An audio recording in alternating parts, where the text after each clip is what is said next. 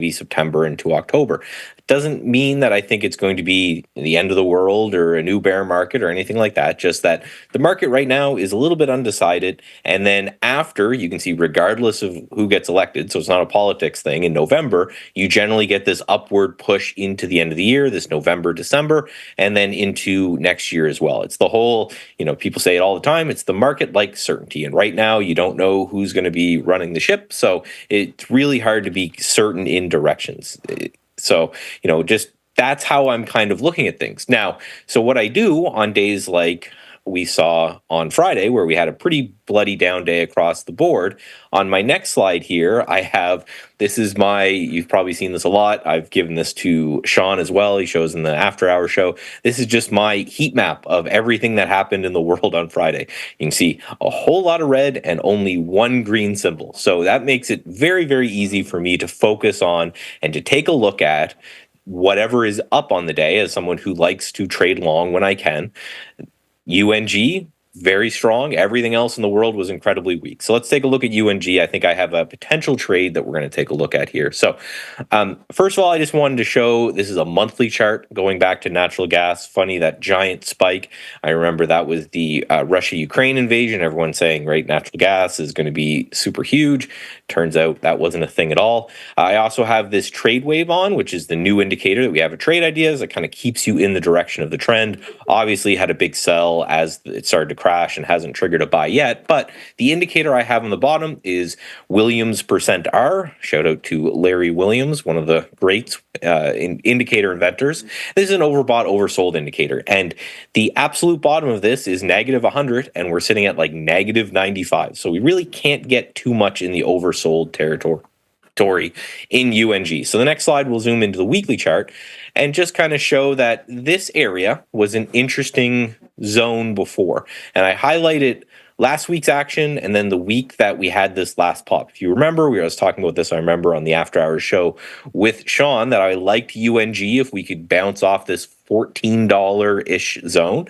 Got that bounce. I took that trade. That was a very great trade.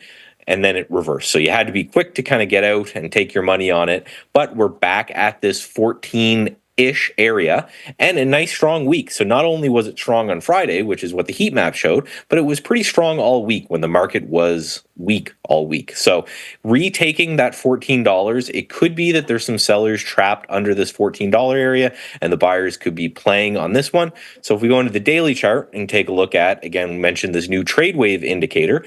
So this is a moving average based indicator that generates buy and sell signals and says, hey, we're above all your moving averages and those moving averages are pointing up. If you're a trend trader, you should look to take along here and then get involved until this one switches. That triggered on Friday as well. So more of a potential evidence that this $14 area is going to be very important. Now, there's two ways to take this trade. One, if you're just a purely daily chart only person, would be, you look for some continuation. I looked in the pre-market, we were down a little bit on natural gas, but if it breaks Friday's high, that could be an interesting trade with your stop just below wherever this pullback was in the low 13s. But myself, just the final chart here, I'm going to zoom into the 30-minute chart. I took this one this morning. You can see a sell signal was triggered, so it's kind of telling me to stay away. And we're selling off a little bit in the pre-market session. So I'm just going to wait. I'm going to watch every 30 minutes or so. And if we get a buy signal on that, I think that's going to be my opportunity to take a trade. I'm going to put my stop well below that swing low in the daily chart, see if we get another move on natural gas. Now, I just want to preface, it feels like it's funny. I always give this warning when it's a biotech or natural gas, right? They call this thing the widowmaker for a reason. So if you're going to participate in trading this thing, just understand I always take like a third of my normal size. I would rather trade Bitcoin bigger than I'd trade natural gas. So just be careful there. That's saying a lot. And again, we have to kind of go back to the initial thought here in that if this is the chop in the overall market going into November and going into the election before we get some sort of clarity, just a trade doesn't mean anyone has to, jump into it. Just an idea to throw out there to get us from now to then. Yeah, and exactly. You notice most of the trades I do these are things that I think are going to continue for a bit of a long run. This is more of I think this may have found some support and we might get a couple weeks of a bounce. And that's the play that I'm doing more in this environment because if based off that first chart we're going to have this downward choppy violent action, I just want to be buying support, selling resistance, just staying involved until after this election mess is over and then hopefully we get that seasonality of November, December being a pretty nice bull market. One of those times drilling down to specifically just technicals kind of provides clarity and gives you, a better vision of what overall is driving the market. So great stuff as always. Michael Moss back on the recap after the close tonight. We'll see you then. Talk to you then. Yes, sir. Michael, we'll see you for sure. The Widowmaker, what's interesting about that is we were talking about that on Friday with Ryan Faluna aftermarket because there was a question about Boyle in the aftermarket chat. Right. I'm only chuckling because that is exactly what he said. He's like, understand it's the Widowmaker and it can get you into some trouble with its volatility and you got to bank your wins because when it's in a downtrend, it takes a lot for that downward trend to break. But thank you very much, Michael, for that look. We'll definitely look forward to you in the aftermarket show. I was going through some things, let's just say, and one of them that I actually noticed was, Bitcoin's up slightly. It's just hanging on the 55,000 level, basically barely on the 55,000 level. I'm not pretending it's making a huge move. But I was looking at that Boeing and then the fact that it held onto a bottom, and I remembered, oh yeah, Coinbase hasn't had an update in forever. If we're going to hold 55,000, I was looking at this coin trying to hold $150 here as another name that just couldn't catch a bid on Friday. It was all red candles here on a 15-minute chart. I think you had like 3 or 4 the entirety of the session that were even able to hold green. But actually, if you're going to get a rebound kind of day, the 150 was resistance in the afternoon at about 1 o'clock. That looks like a nice little over-under. And then the other one that usually like a little bit more, you've got Mara hanging on dearly to this 13 level. Pretty much that August bottom at $13.50 has come right back into play. It was afternoon resistance. And that looks like a nice little interesting go zone that I might add to my list. If we're going to get a bounce relief day, if Bitcoin can hold at 55,000, Mara that 13.5, Coinbase that 150. I'm thinking Mara maybe a little bit more here. But should be watching some crypto as well. A relief rally when these haven't even had up days in the last 2 weeks should bode pretty well for them. Yeah, I have Mara written on the sticky note here today. So I'm going to, if Bitcoin can hold 55,000, we've seen it rally quite nicely, and we've seen this name come off the bottom a few times as well. 8 straight down days, finally trying to get back upside. Holding that 1350 would be fantastic. I look at possibly a break here. I wrote down 1420 just into this area. We poked our head above it early on Friday. I think if we could just take this area out right into here, that's 1420. That to me. So if we could take that out in and around this area, I like it. You got to watch out for that 1430. If you really want to be super conservative, that's probably a play.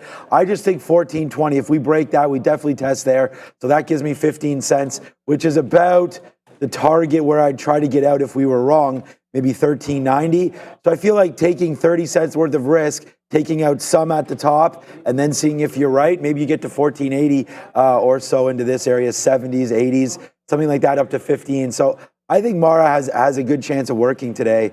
And I think I want to be there for that long. Let's see if it holds. Up 2.5% right now, looking to take this out. I'll be here for that. There's 1420. I'm fine with that. I will have that as a long. So that's one trade. And yeah, Coinbase. Ooh, boy. I remember Adam mentioned to me, he's like, oh man, why didn't you short that 178? What is even, it's only at 150 now, but he got as low as 146. So you're going to have to watch out for that bottom coming through. That was a pretty crazy day. I even said to Neil, I was like, what in the world? This was a money-making opportunity if you had that short instinct there on Friday. Boom, Tesla dropped $20. So many things. Straight down. This move rate breaking right through here, taking this low right there on Friday, 227, really early, not 937, 935 in the morning.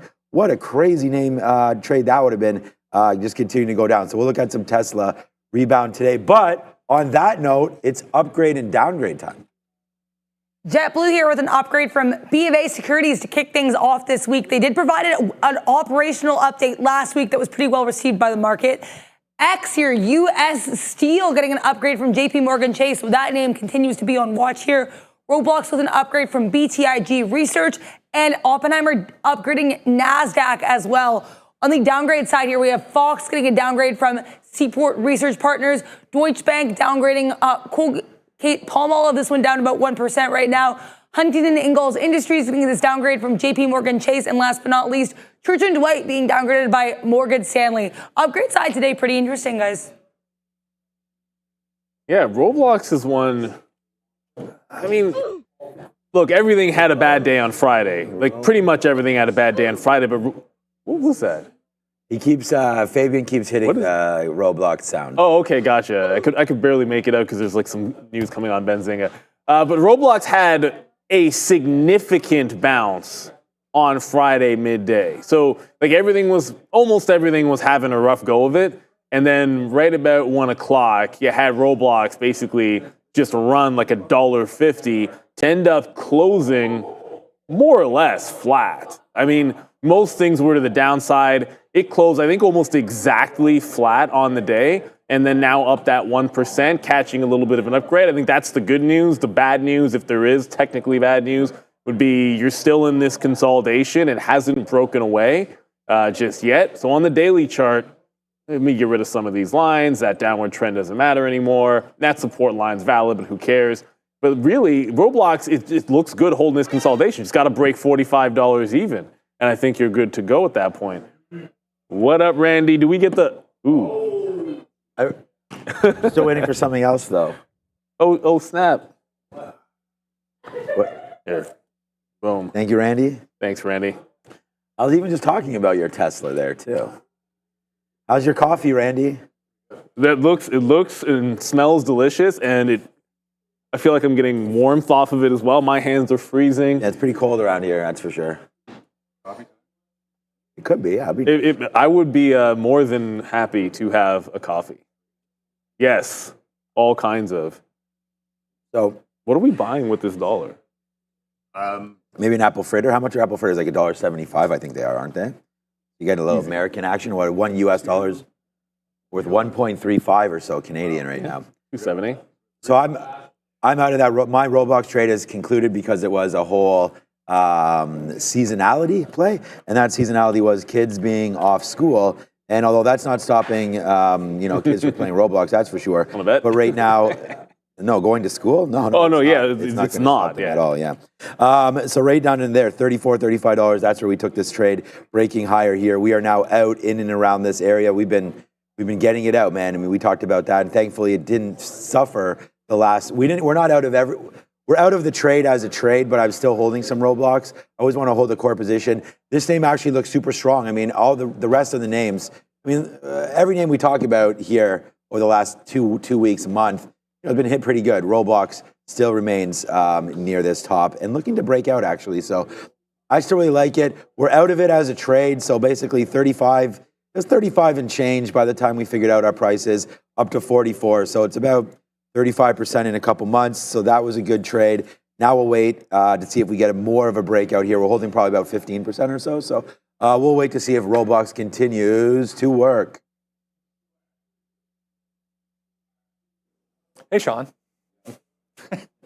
Let's get into the overall market here to kick things off at 9 o'clock. We're going to look at 54.18 as the closing print, guys, from Friday, that big down day. We were able to defend 5400, but we're well above it right now, 54.18, the closing print. But you can see here, back in July, double bottom right at the area where we're at now, 5450, acting as that level of resistance. If we do clear 5450, then we're looking at 5500 as support. If we don't clear it, we're looking back at 5500 as resistance, 5400 as support. All right, if you are joining for the...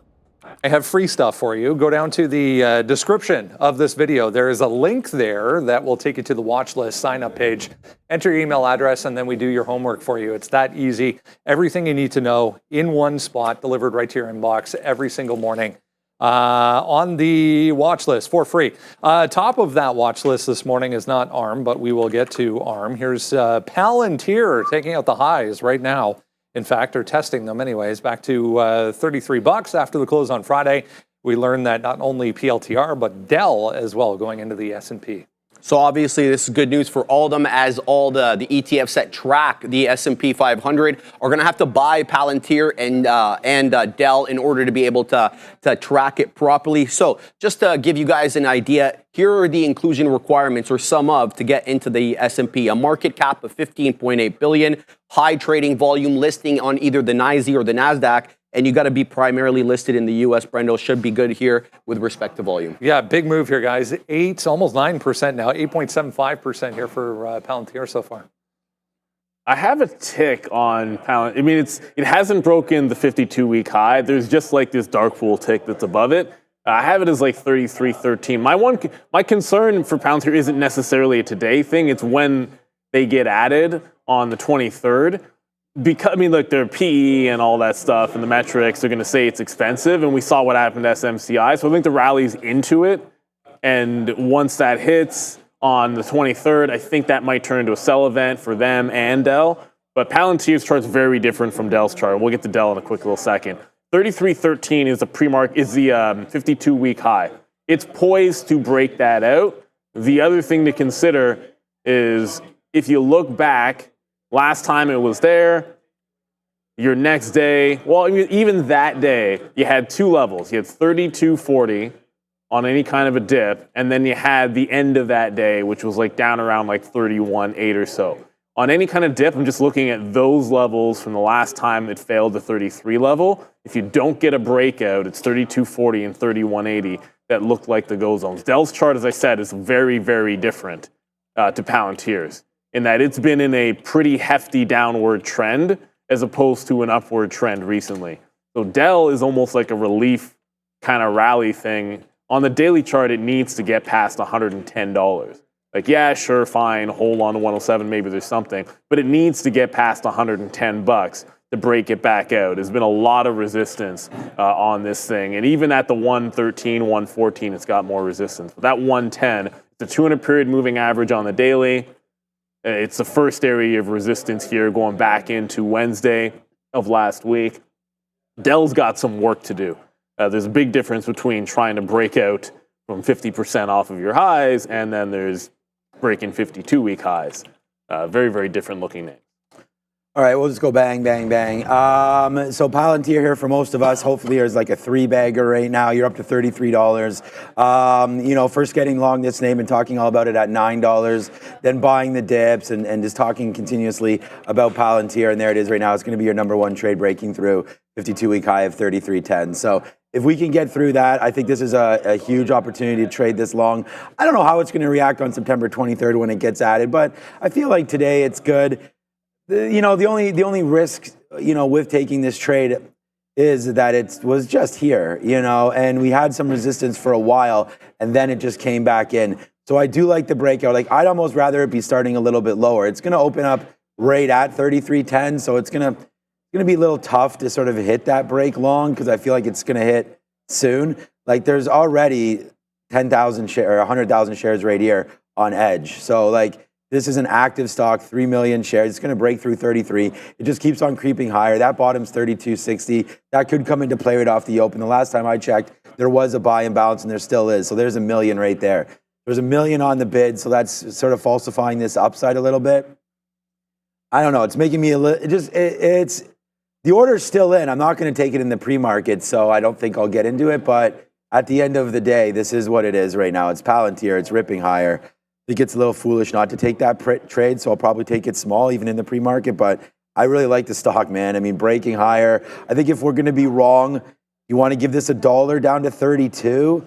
I mean, that could be a level there. But again, it's air up there. Like from 30 to 33, where we are right now, it's the gap. So you may fill it back a little bit and test back into $32. So that's the risky spot there on Palantir. You don't want to lose $500. Don't trade 500 shares. But if you're here to trade, then I think it's a great opportunity. All right, salute. How was Friday, by the way? Was it any good? You had to capture some shorts. Let's put it this way. There was a lot of bamboozlement on the long side because everything was breaking out. Bamboozlement. Early. I know. I've been using it. Oh my God. On purpose. I said this last week. I'm stealing stuff from Sharif, and that's the new one. I don't say weasel as much, but I'm using bamboozlement a little bit more. No, on Friday you had some longs early that were really breaking out when we got the update on unemployment. And the reversals were hefty, and if you were able to grab something great, I was able to get enough to get it back to flat. But believe me, that was one heck of a psych out. Like if you were watching Tesla was like one of the strongest stocks for about 40 minutes, and then just a big dump off that 235 zone. And we're going to talk Tesla actually right now because I'm not sure I care about the China sales. The price action on Friday is telling me what to do. Rundown this morning brought to you by our friends at Moomoo. They're shaking up the investing game with its cash sweep program, offering an incredible 8.1% APY on uninvested cash, far surpassing typical stock returns. This all-in-one app backed by the NASDAQ and SEC ensures your funds are safe with FDIC insurance up to $500,000. Your cash earns interest 24/7, and you can access it any time to reinvest when the market turns. Plus, sign up now. Snag 15 free stocks and bonuses up to $2,300 in Canada. Don't let your money sit idle. Make it work for you. Yeah, let's talk Tesla here. We get the monthly sales report, or was it the registration report from China? Anyway, pretty ugly day regardless on Friday for Tesla. Goes out on the lows along with the overall market. We give back the prior 2 and change days going into the weekend there for Tesla, but up 2.5 here this morning. So Elon, looking to contradict some of the main reporting here, basically saying that the Shanghai factory is operating at full capacity, and Tesla was able to sell almost 87,000 China-made EVs in August, which is a 17% increase from July and a 3% increase year over year. There was a different little Tesla headline, though, here over the weekend. It had to do with XAI, which is his AI company. So apparently Elon wants some of the artificial intelligence technology from XAI to be paid for by Tesla, funneling revenue from one company that he runs to another, kind of creating a little bit of controversy here, but obviously a good look for Tesla. I'm sure they're going to use a lot of the technology across both platforms, so it makes some sense. Session highs here, guys, definitely stronger than the market so far for Tesla. Well, I mean, no question about it. Like, of course they're going to use that technology at Tesla. I mean, I don't know that people are going to always love that kind of like commingling, but as said, there was a big rejection of 235 on Tesla. If you saw that level on Friday, the way that it screamed down, unless you were like it looks like this is the open, but believe me, this was a few minutes before the open when it started fading the 235, and the first candle of the day was a 233 half on a 3-minute chart to a 228. So it was a quick $5 move to the downside off of that level. I got 222. The problem with Tesla is it's basically diddling in the middle right now for me. 50 period and all that good stuff, forget that. 222 and then 210 where it broke out Wednesday and where it settled on Friday. You're too much diddling in the middle. I think that sets up 15 for like an over-under. Hey, if we're trending above 215, then it's longs into 225. If we're trending underneath 215, then play it into 210. But yeah, this is too much diddling in the middle for me here on Tesla. One name that I always talk about this every single time we go into the EV names is going to be Rivian. It's a little bit closer to, if you're going to have a relief day, it's closer to its 13 support than Tesla is to its. Like I look at Rivian on the daily chart and you just see the only place that anybody's been buying this thing is in front of $13, and it's at 13 1/3. I think this sets up a little bit better to give you some of the longs off the 13 level where it bounced on Friday once again. Clearly, there's somebody buying the stock down here at $13 on Rivian. Until they stop doing that, that's pretty much the only safe place to go long that EV. I had to reload the software because I'm testing another piece of software today. But I'll show you quickly here for what I thought about Tesla, and then Neil just talked about the chart, so you can have a quick look back here. It's going to be on the sticky note again today as a stock number 2. I like a 218 break. I think break into that close from Thursday is really nice with the China data. So I really like Tesla, and here comes My software is starting to load up right now. Here it is. So we can show you just real quick. So Tesla, again, you're already at 217. My only problem here, as we think about what the market's going to do, is what is the market going to do? This could be just sort of some window dressing before we slap this thing right back down to the downside, in which case you don't want to be stuck long anything. We just talked about Tesla being down $20 there on Friday. Pretty disastrous day, right? Right off the open. That just means we can make it back. That's 217. This little clogged up area right into here. This is this 218 area that we're sort of talking about. So I was thinking about this take. Like, let's let it sort of get upside there. If we could take this out, that's 218. That top right there is 220. So yeah, I think you have $2 before you have to make a decision. That's 220. So 218 long break. I like that trade. I think it could continue to work right there. And if you go back over to Thursday, this is what I'm talking about. This is where we were closing there on Thursday at 218. So we actually made a nice little run up at the end, pulled back in this area, some support from Thursday. So I think Tesla has a chance to work today. If we could take down that 218, might happen early and you might have an absolute monster. If the market continues to move today, like upside, then Tesla's going to be huge. So do you want to be in it or not? Let's wait to see what happens with Tesla. All right, let's go on to Apple here, coming up with their Glow Time event today. We'll get the iPhone 16. We'll also get more details on Apple Intelligence going to be released down the road a little bit. But iPhone 16 coming, ARM apparently going to be the chosen platform for new iPhones going forward. Yeah, interesting look here. That V9 processor, Brendo, that's their new processor, and that's already being used in the M4 MacBook. So already some experience there. First time going to be used in the iPhone.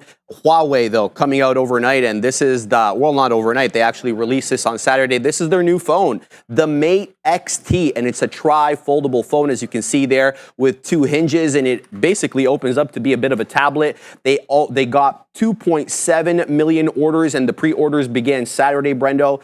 Scheduled shipping starting on September 20th. Separately, though, with respect to Apple's event today, very interesting here, coming out of Wedbush, basically saying that his data, well, Danny Ives is what I'm referring to here, basically saying that his data is that the expected shipments are higher for the iPhone 16, about 90 million units, and then expecting about 240 million units to sell by the end of fiscal 2025. We'll have to wait and see. Big numbers here and big projections. Typically a sell the news type of event when we get these launches from Apple, but already selling off a little bit here, guys. Just back to Friday's lows.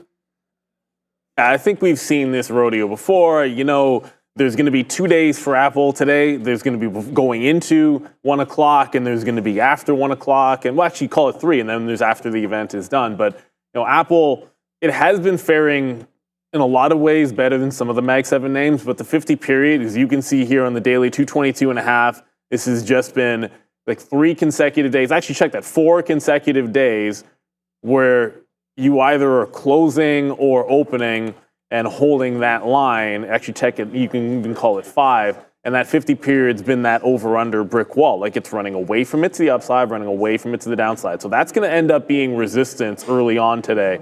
That 225 zone. Anybody can sit there and look at 222.5. Anybody can look at 225 and see the resistance. If I think Apple is the stock that has an inside day till 1 o'clock, then to me that means you want to play off the obvious support that's here just underneath the 220. If it gets to 225 before we get to 1 o'clock, that's a fade. I just don't see it breaking out before the event. We'll see what happens. I don't even know if it can get there today, but the market looks pretty strong. The market started off pretty strong, almost a full percent to the upside. So I think there's a possibility that it can get there before the event. If that's the case, I would fade it at $225 on Apple. And then you have to sort of play it by ear at 1 o'clock. Once the event starts, you want to be with the trend. And I look for reversals of whatever the move is when they finish. All right. I sort of talked about this when we talked about the ARM situation that we had. Oh, I forgot about I don't think that we're going to be super exciting here today with Apple. Down, flat on the day, basically. This 219 area could be supported. That's 220, actually.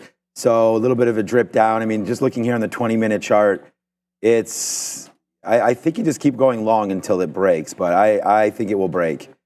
It's going to be a relatively non-event. I mean, I think we already know what's happening. Everyone's waiting to hear about how many units they'll sell. Is this going to be a super cycle or not? Is the consumer strong or not? Do they have $1,300, $1,400, $1,500 for these new phones? I mean, Huawei seems to be putting the deals through. Let's see if Apple can do the same thing. I don't know if there's any early release numbers on what the Pixel's been doing, but I just feel like there are so many. Look, Apple, did you know that the Apple iPhone, if it was its own standalone business, would be the 12th largest business? So it's just like one of those things, or 12th largest company. So take that for what it's worth, man. This is going to be something special. It's just a matter of, do they sell the phones? And everyone thinks they will. That leads me to believe it's a crowded trade. So I've been selling some. I mean, we talked about, I got some out there at 225, and I'm pretty happy doing that. I think you just settle down. It probably runs into the next quarter, but I think this is a sell the event rather than buy. It's no. I mean, Sharif and I were just saying, like, the telecoms are even saying, like, there's not enough, or not. No one's doing it yet. They're all waiting for the new one. I mean, there's differing opinions here. There was a note from Jefferies this morning saying double-digit iPhone growth on the 16 may be quote unquote too aggressive. So, I mean, there's a lot of mixed opinions, I think, on. And you got to agree with that type of analysis because the consumer's a bit squeezed. I mean, we've seen retail sales drop off, so you're absolutely right. All right, Boeing giving back a lot here. We did get a nice gap higher with the overall market here for BA, but right back down to essentially almost where we started, 162.5, 163.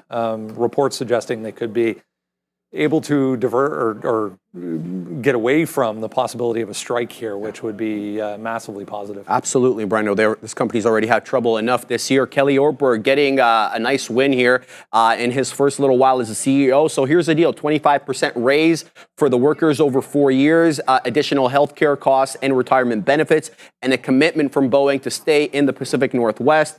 The tentative agreement must be approved still by the workers, and they're going to vote on it hopefully on the 12th. Yeah, I was saying I was just reading there, by the 13th. So we should know definitively, guys, by the 13th here for Boeing.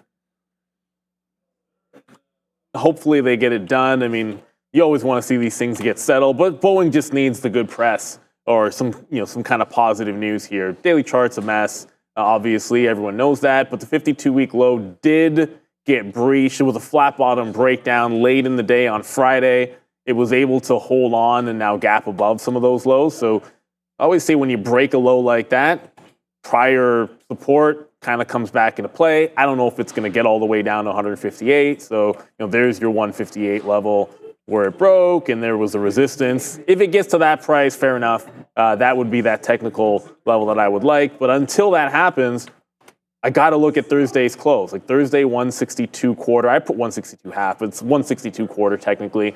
And right in that zone is where it failed on Friday, right at the open. It needs to bounce off this level. That's going to be a big key. If you can't hold on to Thursday's close, then to me you get that retest of the 158. So that's a wide gap. It has to hold this at the open, and then it looks good for some longs back in. Boeing, decent volume. It's not through the roof right now, but solid volume. This is usually a stock that you want to let it play out at 9:30 in the first few minutes, not just sort of sit out there in the ether, because the spread's going to be big and you can get wiped out, stopped out quickly. You just want to see it hold a level and then try to break higher on Boeing. But I'm looking for longs as long as it can be above 62. And if you lose that, you wait for the 158. So again, last week we talked about raising some capital. We did that. We sold some Starbucks up there at 94.95 off that 98 top. We sold some Nike as well. I think it was 84.85. I'll have to double check where that price is, what that's looking at. But Starbucks right there. And again, we were not here Friday, but look what it did. It broke that little support area there. So you're falling off $92 right now for Starbucks. This name probably retraces back up. This was way too big of a move for Brian Nichol. I thought it was anyways, $21 billion. To the top side and actually added close to 23, 24 billion when we got into $98, $99. Nice fade off of that. We actually zoomed this back out and showed you that there was a $100 top multiple times on this name. So I feel pretty good about this one heading to the downside here again, maybe today. So if you don't want to look somewhere tech, this 92 right there, a pretty good level to consider, right? We held it forever. Made that move back for some reason to 99, And then there's the drop down. Now you've had a couple bad days in a row here. We'll see if Starbucks can hold $92. So that would be a level there to look at in case you were wondering about other names. And then, yeah, so Nike must have been 84, 85 or something last week. Yeah, so that makes sense. So this name again as well, getting very, very close to breaking a key level of 80. So I think you got to watch out for that. Fill the gap, right? Failed that, got halfway back. Now you're starting to turn around there on Nike. So I've been pretty bearish on some of these names just because of the moves that they've had. And I think that if someone's going to sell something other than tech, they probably start to do this, sell some of these big winners out of nowhere. Especially like, you know, we're not in the Christmas season yet. The back to school season's over.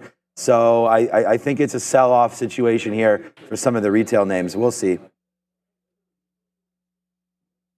We'll wrap things up here with crypto trying to bounce once again off 55, 56,000. We're heading higher here for the past couple of days, but not a huge range. You and I were just discussing the matter that maybe this is a little bit of front running ahead of an anticipated Fed rate cut coming up next week. I was reading another note this morning that was pointing towards 50 basis points versus 25.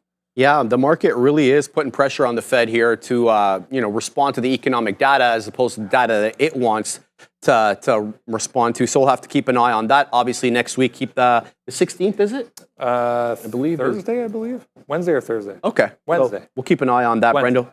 Yeah. Wednesday. Yeah. All right. So here's the deal with the outflows, because there was significant outflows out of these spot ETFs for Bitcoin, and they experienced their longest daily streak of outflows since inception.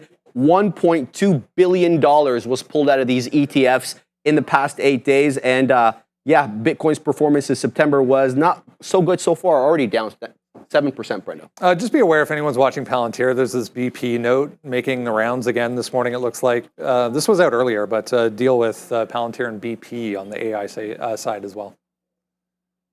Keep making some deals. So look, Bitcoin, it got as low as 52.8 or a little bit lower than that over the weekend, and you've had a bit of a bottoming pattern happening here for the last couple of days. Over the weekend, like I said, you're back above 55,000, so it looks like we're in a nice little upward trend. There has not been a green day on Mara and Coin. Like I'm not going to bother counting, but you guys can sort of see you've had a couple of weeks of straight down. And now you get a bit of a bottoming pattern. There was a 52-week low break. The August 5th bottom there was $13.50. It's just been held on Mara. It was resistance in the afternoon.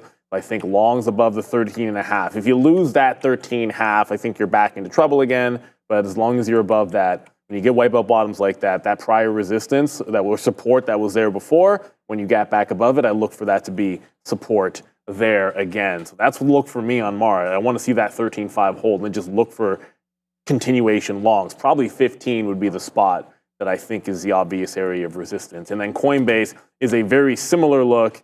And then the 150 level, if you like Coinbase better, the only difference is Coinbase busted through the August 5th low and is well underneath it. Whereas Mara is holding a previous support level where there were buyers before, as opposed to Coinbase's, which the 150 kind of didn't matter for a long time.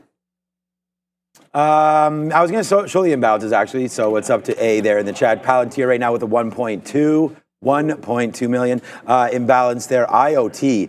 This was Mr. Andrew Rader's call, which has gone completely the other way. We'll talk to him about that when we can. But Dell right there with a nice buy as well. The two names that are being added, XPEV there, TSM as well, NIO $5, wowie.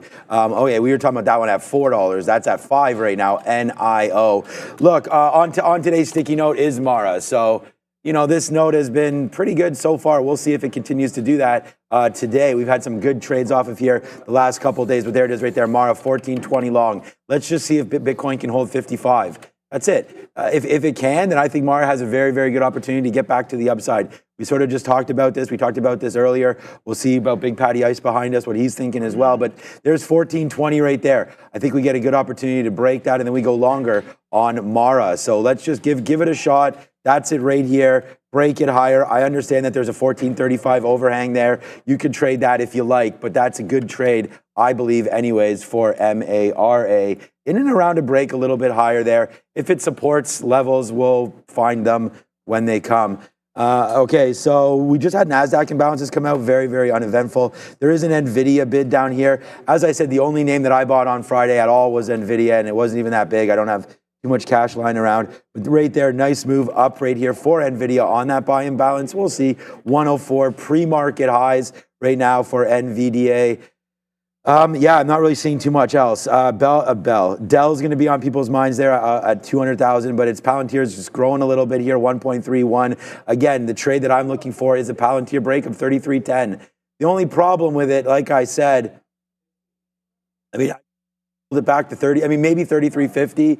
I'll probably have. I mean, I will have shares on it, so 50-cent hit is probably going to be good enough if we wind up losing on that. So 32.50, the bottom of the pre-market. That's probably something else. So, yeah, I'm not going under the mattress quite yet. Sharif? All right, guys, we're continuing the trend talk on how to trade today. Specifically, we'll get into channel lines as explained by John J. Murphy in his book, Fundamental Analysis or Technical Analysis of the Financial Markets. If you're into that kind of thing, check it out there, Darren and I, on How to Trade at 11. Sharif, your Polestar is making some moves, by the way. There was a 1 million buy imbalance on Polestar. That is continuing its trend to the upside. So good for Polestar. Supposing you want to take some profit on that one. Anybody that's in that thing, who knows? Big Lots is going bankrupt. So it's a sell imbalance, but it's halted. So that's actually not going to matter today. I didn't see whether they're going to open that thing, and I was kind of hoping maybe they'd open it up, we get a chance to trade it and maybe fade, but did not see a resume time there where you might not get to see that stock until it goes to the OTC. NVIDIA's up a point. You mentioned that 101 level that did hold successfully on Friday. I mean, you obviously can see the resistance in the afternoon. It was just over and over again at 103.5. That seems like a good dip zone for NVIDIA. It is ARM because of the Apple thing and the way that it held up that I have my eyeballs on. I don't know if you're going to get a dip into 120 for that long, but I'm going to be on there at the open looking for that potential break. The only difference I have in Palantir is I like the actual 33.13 level, which is the 52-week high. If it does start to fill in the gap, there's 32.40 on the 15-minute, and then you got to go all the way to like 31.8 into the downside. If it gets to like either of those two levels, then you're really filling in the gap. But those are the two places that I would look for that dip. We still have a couple of minutes in there. There is one name that we did not talk about. I saw the question in the chat about it. Google isn't part of my trade plan, but they do start that antitrust investigation, or I guess it's hearing today. They took it on the chin like everything else did on Friday. Worth noting, it was a big breakdown at 155 on Alphabet. Even if they get a rally with the market, the 200 period sits right there at about 156. If we do get a nice little relief rally, I'd be looking fade at the 200 period moving average the way Google is, but it's going to take quite an effort for it to get there. So that would be the look for me on Alphabet. Maybe you get a chance to trade off 150 again. That was a nasty, nasty looking move to the downside. It very rarely caught any bids on Friday for Alphabet, and I think if it gets a relief rally, you want to look to that 200 period moving average as a resistance spot. Yeah, so many huge breaks there on Friday. You picked the best days to miss, but right there, 156. Yeah, if we can get back up to there. I wrote down watch out for 152. We're already over that level. So it looks like Google might have that chance to work out one more time here today. So I'm pretty sure this first trade I'll be into will be Palantir. Again, I like that 32.40 area as the bottom. Come on, chart, switch over. Or that top break, right, of 33.10. So we're going to take that trade as well. We've got Mara on our mind, so that one will happen through 14.25. We've got Tesla on our mind through 2.18. Now, whether or not that hits or not, already up 3%. NASDAQ trying to have a day here already, up 1. So let's see if that can take 2.18. If we do, we'll have to regroup and see where we get in and out. What should be a very, very good day today is upon us. So Palantir right here with a little bit of a fall down. Remember, we do have those imbalances here right now. So Palantir with growing now 1.6 on PLTR. So we'll wait to see where that one can go. A little bit of a dip down into 32.50 right now for Palantir. Here we go with only 10 seconds now to go. That's a little fast. We'll get going anyways. You can ring it when it's ready. 3, 2, 1. Let's go. All right, market is now open. We'll wait to see what Tesla's doing. We've got Mara trying to bounce around. We've got Palantir doing these dances as well, down to 32.50. Here comes Palantir. A little bit of a sell-off early. I'm going to take a little bit of a long now. NVIDIA to the upside already. That did not take very long, breaking out that 105 zone. I'm waiting for 32.4 on PLTR. I want to see what happens when we get there. But wow, good move by NVIDIA through that 105. I'm checking ARM is not really doing much of anything. All right, now you're holding a bit of a bid. Let's see if I can get something at that 50 level. The other name we got off the open and we're looking at is that Boeing. Want the over-under, but it just broke 162. So it needs to be above 162 for me to like it. I'm in a Palantir now, but wow, NVIDIA. NVIDIA making some power moves here. Now you got a couple of dollars to the upside already off of the lows there for NVIDIA. Get those quarters, Palantir. Yeah, man, Palantir, we've got a big trade again, man. We are back in this building one more time. Let's see if we can get it. We are also long, of course, on Tesla as that's falling down, and we got to watch out for that one. But there goes Palantir, Neil. It's doing it one more time right there. That's a good trade, man. We sat in there and bought that one, so heads up on PLTR. We'll see. We'll see if we can get some out, right? We want this thing to go a little bit higher than where we are now, obviously, on a little bit of a position, not an upsized one, but definitely a good position here for PLTR. Here comes Tesla, just held 214. I'm going to get a piece out here as it held 214. That was going to be our out. So we'll have to wait to see where that's going. But it's Palantir to the rescue one more time, man. Again, your trade of the day, hopefully happening now on PLTR. Yeah, what a move there. And NVIDIA continues to go. Palantir might take out that high. Remember, it's a breakout. 52-week high is 33.13. So we still like that for a break when it gets there. I should say if it gets there. Don't want to speak in certainties. Mara almost got to 13.50 on a dip there. Only got to 13.65. Still want to look for the relief rally long with the market looking strong. Maybe plays back into VWAP here, 13.75. If it can make higher lows, we want this one trending to the upside. Oh, baby. You want to talk about a trade. We got one on right now, baby. This is a good one here for Palantir. Let's start getting some out. We were now, I mean, we just punched more long at that high, but that was a big mover there for Palantir. We're already like 70 cents in the money off that bottom take. So let's see now what gets going as that buy imbalance is now sort of gone by the wayside. Let's see what happens with Palantir. We're back into Tesla. Palantir had a problem there at 25s or so, or 20s maybe. We did get some out there, of course, on our punch long through 13s there on PLTR. So we'll still hold on. That's where we have the long right now. Trying to fade back here is Palantir. But hey, man, that was a good trade while it lasted. Let's see if it can still last as the market try and take out highs. Yeah, the market is at the highs of the day as we speak. We're going to have to join somewhere else on Mr. Mara here. This does not want to go back into the dip. But I got to show you NVIDIA. NVIDIA's now at 106 and climbing. ARM just broke the high of the day. Let's go. Let's see if we can. Okay, ARM just broke the high of the day, but the story for the chip names is it probably should have been NVIDIA instead of. How many times do I have to hit enter? Come on, chart. All right, my chart is not going. I want to show you guys. There we go. NVIDIA is now at 106 and just breaking higher and higher and higher. PLTR, as Sean already mentioned, it's now back at the quarters. It was an ad through that 52-week high break. I think it's got pretty much blue sky setups at this point, but NVIDIA is the one. I went into ARM on a breakout, and NVIDIA is continuing to go higher. So ARM, we just got into it on a 123. Going to give it back into 123.40, which is this local high in here. But that should have been NVIDIA today. That one's absolutely flying around. I haven't gotten into Tesla.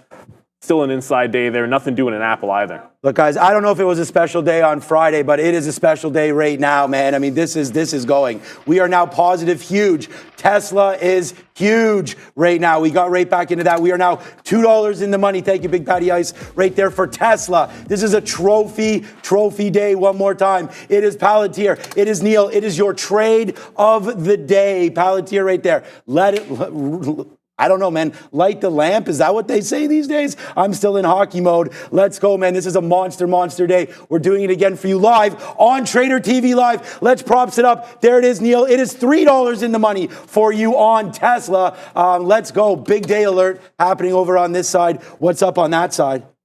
We have a small cap runner here to be aware of. It's Syntex Technologies, SINT. This went up more than 120% right now, announcing it's received a U.S. patent with regards to its silicon-related treatment. Market cap of just over $2 million here. So small market cap, lots of volume here on SINT, guys. Oh my, it is now $4 in the money over here. Let's go. $4 now on Tesla. We bought that dip, man. We got stopped out one time, not twice. This is a monster day here for me. This might be my biggest day of the week, of the month, because we're just getting started. This is another one here, guys. I know we say that, but 100K offer. we are actually telling you what's happening right here. These are big trades. These are what you guys want, man. Come in here every single day. It's the big trades. We're taking that suggestion to heart. Give us winners, Neil. Give us winners. Let's go. Yeah, Palantir obviously number one on all boards. The first thing we sat down over the weekend, we're talking about this thing. I'm going to get to Dell in a quick second, but there was a 100,000 offer at 33.55 just now on Palantir. So when it got back underneath 50, that's an easy take profit out. I'm now holding on to the last piece of Palantir. Remember, it was a dip. 32.4, and then a breakout. The breakout is set almost exactly where VWAP is going to come back in. So 33 even. That's the dip buy that I want to see it hold. Let's form a trend, because if we're going to go up today, you have all day to continue going. It wasn't the only one getting added to the index. Dell as well. But remember, we said Dell is a distinctly different chart. Dell can't even seem to break out the high. Up 5%. It's just not going with everything else. So not a very good look in there for Dell at all, unfortunately. I would like to say, I said 110 would be the level it needs to break. It can't even break 108. Boeing just held 162 and is now trending higher. All right, Palantir is at 20s. I want to get back in at 33. 33 is where VWAP is. If we bounce off that, that's a target zone. But Boeing is breaking higher off the 162. I want to see some higher lows. I said over under at that 162. It's over. But I need to see it either hold VWAP or give me an entry at said 62 level. All right, good trading over there. All right, here we go, man. Tesla's now $4 in, but the trophy's already being, like Neil mentioned, man, we're already raising it up here on Palantir today. So that's going to be a big trade for me. All right, so we'll just wait on that. We already wrote down Tesla. Let's take the 218 break, but we got a gift of all gifts. We're long at 214. So right now, I'm not even going to take that break. We will take some out there at 218, but now is the running spot. So let's see if we can do that right now. We've got my running mate right beside me here, and Mr. Neil Roberts. There is going to be a debate over the next couple days, and that is tomorrow night, where DJT will be in focus one more time. This stock going to $10, but for now, nice little move up, 17.50 up to 18.20. For me, that's a puff pass, and we'll wait on that one for next time, because right now, man, the Diamond Hand Man is here. Like I said, I wasn't able to watch the show on Friday, but this is a monster right now here, back inside, man. We play the momentum. That's exactly what we do. And the number one trade today, P&L wise, is not even funny, is Palantir right here. It's your number one trade idea on this sticky note. The number two trade idea, Neil, you want to guess what it is? It's Tesla. And Tesla right now is $450 in the money. So far, so good right now as we continue to climb higher and higher and higher. So I don't know, man, 2 for 2 today, and we may not get into anything else, but let's double check what Google's doing. This is going to beleaguered and battered name in the Katina household. All right, 33.50. I'm going to get more out now as Palantir, baby. It's going to fill that guy. Yeah, man, we still got a good piece on this one right now. Bye-bye, Palantir. Bye-bye. You guys know that we are long this name. This has been a very profitable name, both day trading, hello, and investing. Right now, Palantir, monster move. Oh boy, we've got it, and we've got it good one more time here today. I hope you're enjoying the show. Miss A? ADMA Biologics on watch here. Nice upward move here from the open with strong volume. This one was announced to be adding to the S&P Small Cap 600. So this was an S&P Small Cap 600 edition announced on Friday evening. Currently about 16% market cap of around $3.8 billion for ADMA, guys. ADMA, we can make some jokes about that, but I won't. We'll get to that one a little bit later. Small caps, definitely in play, but you got to look to what your plan of action was. The only small name that we're looking at was Mara, relatively speaking. Oh, yeah, it couldn't get down to 13.50. I said over under 13.5. That was afternoon resistance, all that good stuff. But it just bounced off of VWAP. So if it cannot break down, then you got to think it's going to look to go up. I don't think we're going to have an inside day when the market's up 1%. We just got 73s. Going to place them out in the 80s. Look to dip buys into 13.70, this higher low. If it breaks out the top, look dip buys into VWAP. We're trying to keep it relatively simple. They chewed through that dude at 33.55 100,000 shares on Palantir isn't a lot, but the first time that it held, it gave you a dip. It just couldn't quite get into VWAP. There wasn't really that good of a VWAP dip. It might just be allergic to VWAP today, and then we're looking at the 34 level. Might be the only place to get into this bad boy. Apple's bleeding. Despite the fact that the market is up, they're selling the you-know-what out of Apple right now. It just broke the low of the day. I'm not trying to chase this move. I thought it would be a pop and fade going into the event. Obviously, it's not going to get to $225. Market's taking out the highs and Apple's taking out the lows. Can't really ignore it. But I don't have a trade plan of action that was to sit on a falling knife of Apple. All right, we're going to tweet out some Palantir trades here. We just got some more outs near $34. So we talk about it, and I know Adara's been doing this more recently, and I know Sharif has. And that is like, you know, when you get a stock and you think you got it, you kind of got to stick with it and you kind of got to go for it, right? I mean, and that's the whole thing. Like, I've spent so many years looking back and saying, like, wow, we had that level. Like, why didn't we sort of layer into it, or why didn't we believe in it, right? And I mean, today that's paid off in spades. Where Palantir came back in, we bought the dips. We talked about the levels that we like down here at 32.40, right? And then all of a sudden it breaks the 52-week high, which is right here, our trade of the day.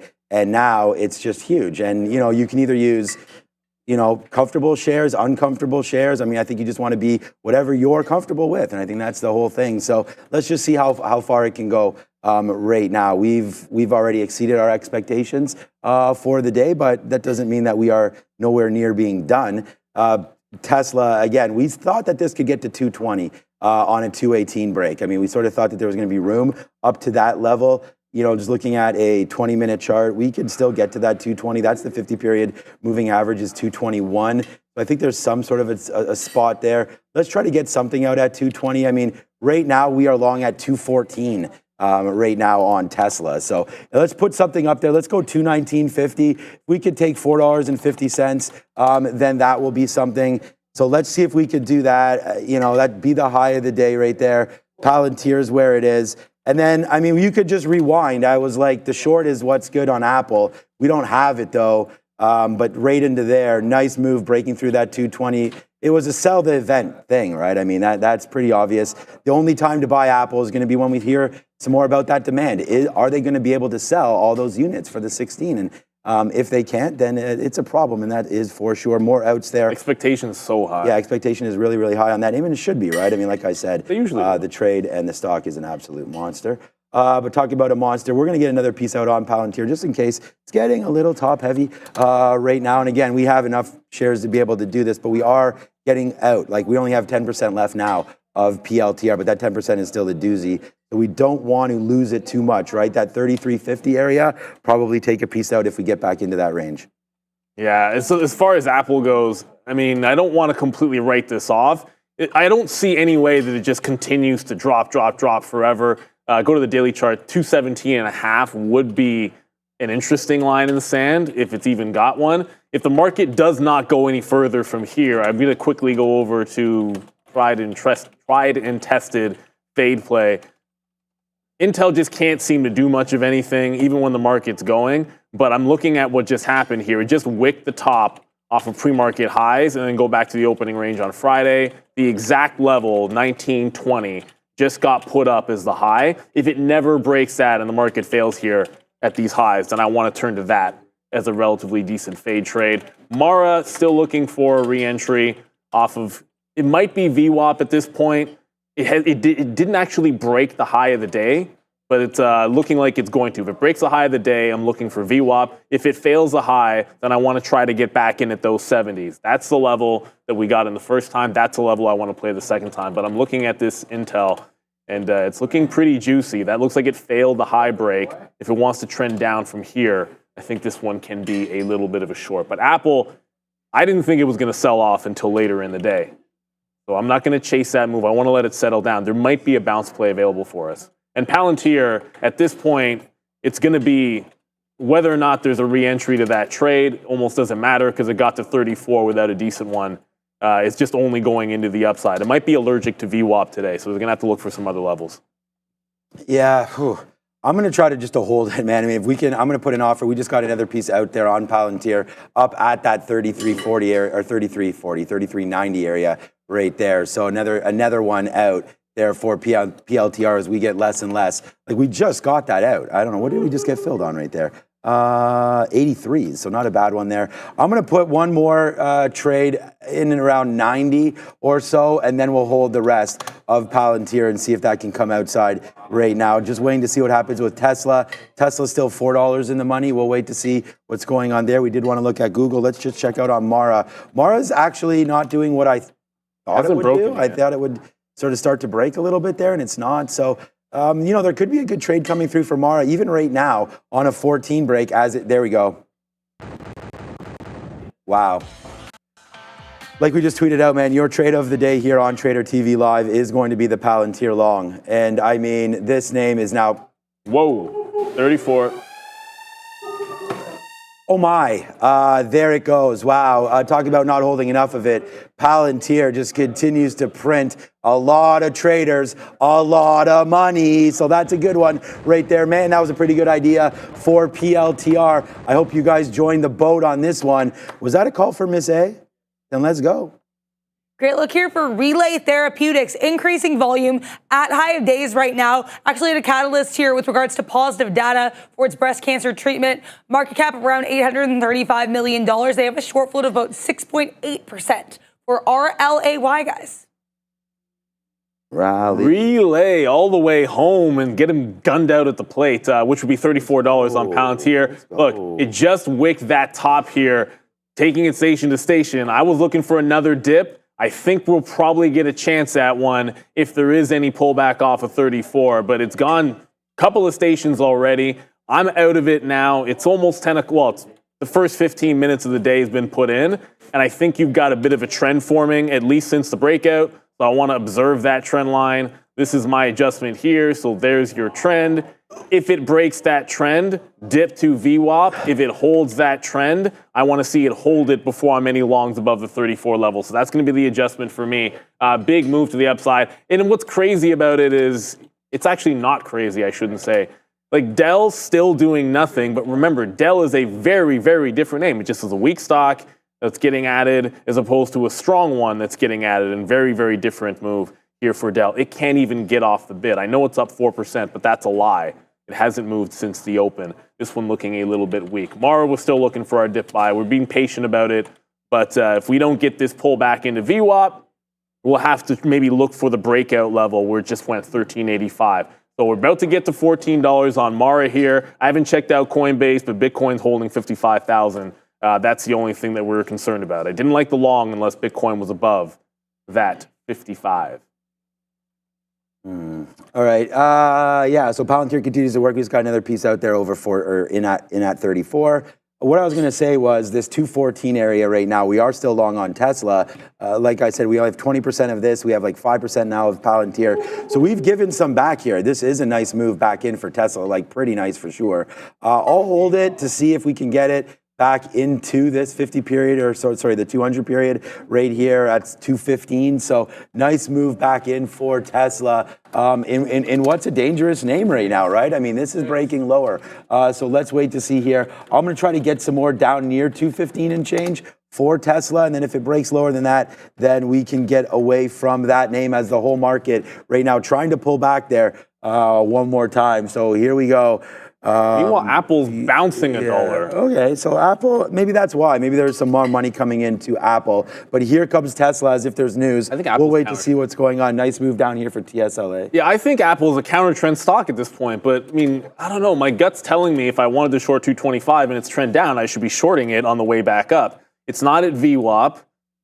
That's always the place we look to join, VWAP, or maybe the even dollar at 219. So I'm going to let it get there and see what happens. But I did like Intel to the south side. This is now holding trend down. If you break 1920, okay, all bets are off. But this has been a short till it's not. So I'm going to try and grab some here at 9s. If I can, maybe get an average price of 10.11. If 1920 breaks, then we just get the you-know-what out of Dodge. All right, we'll see what happens over there. Boeing's not really giving me much of anything. But Rivian is about to test $13. right quick. So technically the low on Friday was 13.07. I know I said $13, but the 13 generally has been support. Rivian seems like it wants to retest that to the downside. This is not a very strong stock. The market's starting to come back in. Let it get to your price for sure. I'm going to throw Boeing almost out the window. It's not really moving the way I would like to see. It's held 62, but there's been zero hold of VWAP. So got to be able to adjust plans. Like, look at the line of resistance at 164. No long unless this breaks out. It has to break that top, or I want no part of it. All right. Yeah, like I said, Palantir today for the office and for many traders and for many of you, I'm pretty sure, is going to be a top stock. Let's see if we can do that again here for Tesla. There's another 70-cent winner right there for Tesla. So we just took it. We took it there at 215.80. We just got it at 216.40. So 60 cents there. We'll see if it can get a little bit higher as we're getting near the top of our net here today, because we just got a nice little reload right there again for Tesla. So let's see if it goes. Again, nice dip down. The market's now trying to retrace back. We gave it a shot. That was good. Right in there to 18.6. So good trading there for sure for us on Tesla. Mars getting pretty close to that level. Palantir still upside. Google was the one that we were going to look at shorts for. It just bounced off 152.50. So, yeah, so far so good. Come on, man. 14 broke. Yeah, there it is right now. Yeah, 14 on Mara broke. So Tesla right now, guys, just as an update, we are now $1 in the money on that reload. But this again, I don't know why it just dripped off like that. Let's see if it wants to go back to the upside. Mara breaking 14 and Adair over at the desk. This part of the show is brought to you by Benzinga Pro. Tired of being late to the trade? Always playing catch up in the market? Missing out on the big moves because you're too slow to the news? Benzinga Pro is your unfair advantage. Get breaking news alerts up to 30 minutes before everyone else. Pinpoint exactly why stocks are moving and join a thriving community of traders who share their strategies in real time. Ready to see how Benzinga Pro can transform your trading? Visit benzinga.com/pro and get a free 14-day trial. Also here, worth noting, RILY on Wall Street, a big move up, now trying to hold on to that $6 level, still up about 10%.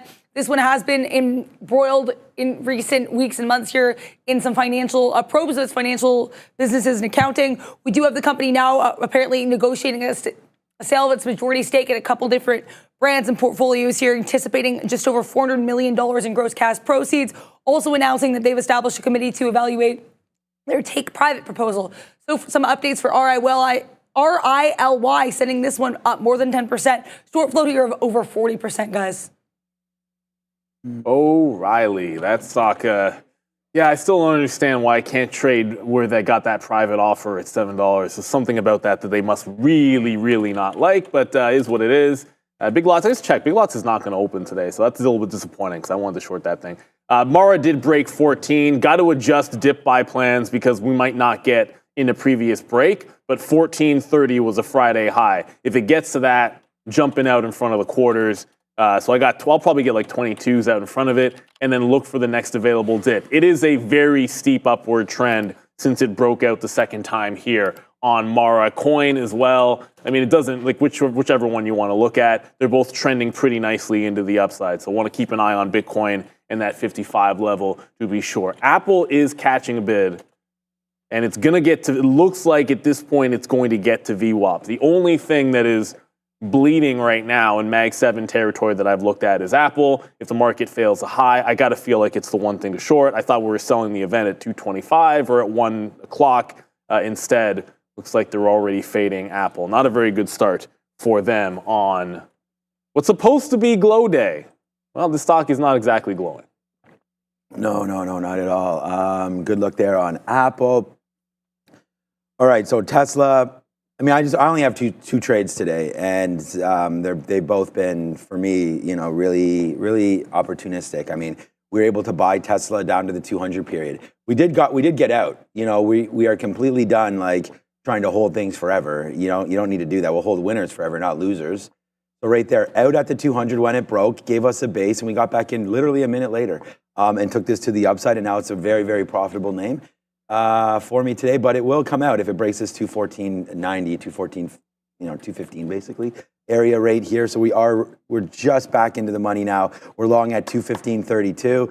So a good trade there. We did mark down 218 on our sheet, so we're able to get a bunch out there at 218. I like to break long through 218. That stopped at 219, so it didn't get to that 220 area, which is a little problematic. And then even the market holding up near highs for Tesla to be basically at lows again is disturbing. So not really in love too much with this name anymore, hence why we will be dropping it and not giving it sort of the room that I think it deserves. I think it deserves at least $1, but we're not going to give it to it, not when we get these feels about it.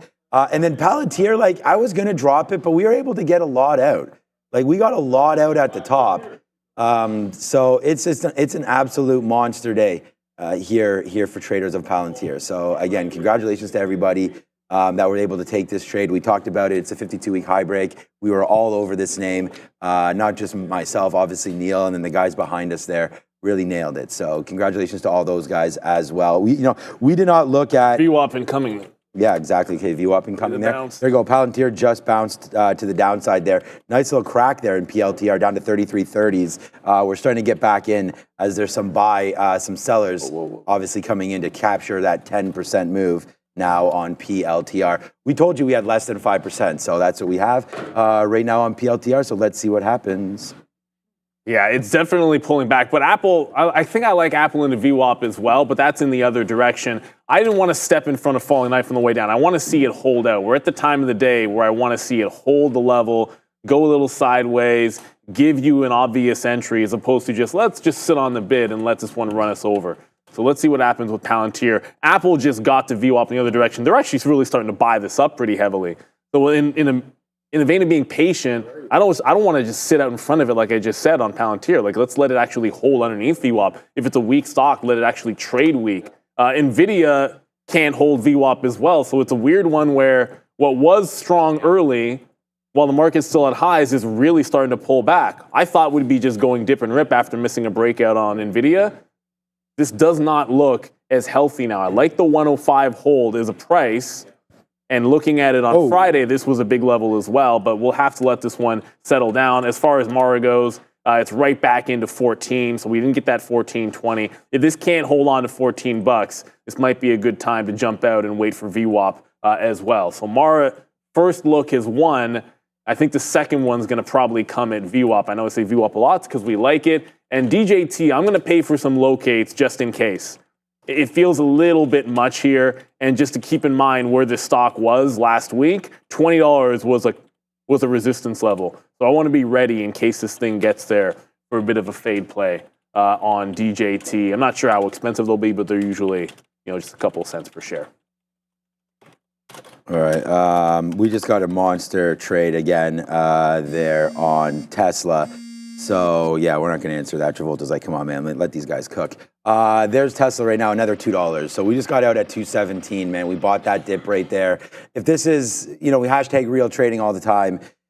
Like there it is, man. I mean, that's the trade. We bought some strength. We talked about not really loving it. We had our target right there. If we're going to buy 215.80s, you know what I mean? And our target's going to be out at 215 or so. That's 80 cents worth of a move. So right now you're in the money. $3, or sorry, off that move, that's 216, so $2.50, against 80 cents, it's another 3-to-1 risk to reward right there on Tesla. So yeah, man, I mean, there's that 218 level that we talked about, and all we did was just get, and that's it, right? So 2 for 2 today, man. Tesla and Palantir both really, really cooking. Tesla's cooking not a lot more right now. Palantir is for me is a no-fly zone right now. You're coming back into these levels. I'm not going to reload right now. I don't see really any reason to do that. We are making all the money right now on Tesla because we still have pretty much all of this reload and some still from down here, which is why we have that average. Well, now our average price is 95. So we actually have that reloaded position now. We're out of all of these, but there it goes, man. So this is really almost a $5 move off that bottom that we had. So $5 in the money now, plus another 2 and change from that reload for Tesla. All is well over here. So I'll just wait to see what's going on with Palantir. The other trade that we wanted to look at was the TQQs, of course, was the NASDAQ today.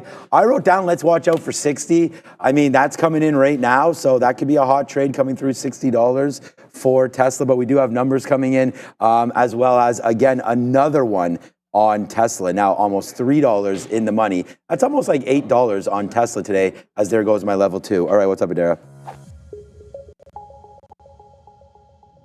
Couple seconds away from getting the wholesale inventories month-over-month number here for the month of July. Previous print of 0.1%, consensus of forecast here of 0.3. This coming in higher than expected, so 0.2% revised number coming in here at 1.1%. So let's see what. Not much of a market reaction here for the S&P 500 on this. Both the SPY and the NASDAQ recovering very nicely from pretty sharp weakness during Friday's session. A lot of these Mag 7 and tech names particularly strong. Some other names to be aware of today as well, including Boeing holding on to some nice support here just above that 162 level, up almost 4% here. Hearing some reports that there's a tentative deal between their workers unit and the company that could avert a strike initially planned here for September 13th. We also have ARM on watch here, ARM ahead of the Apple iPhone 16 event. ARM's chips are reportedly powering these iPhones, so keep an eye on ARM here as well, guys. 52-week high is Palantir. Bang. It looks like. So, like, I mean, obviously, the most simple thing in trading is support turning into resistance and vice versa. So if 33.13 was the 52-week high, if it's not going to bounce at VWAP, I think look right to that level. I don't see any other reason to look anywhere else. So Palantir is trying to level back off and go again. Once you broke the high on INTC, I'm not reversing, but I'm out at a 19.20. If this wants to trend up from 19.20, it's got till $20 to do so. Apple's trying to get through VWAP as we speak, but I'd rather look for a long instead of a short. And to me, that's going to lead me over to NVIDIA, which is finally holding above VWAP. It bounced 05. Now it's going to try to make a bounce off of VWAP on NVIDIA. If you can't have you can have a relief rally day without NVIDIA, but it'll be a lot more fun if NVIDIA decides to join the party. There's clearly was no trade-off $100 today on NVIDIA, but now it's trying to bounce off of VWAP as we speak. That wholesale inventories number doesn't really spook, but I didn't have any orders while it was out.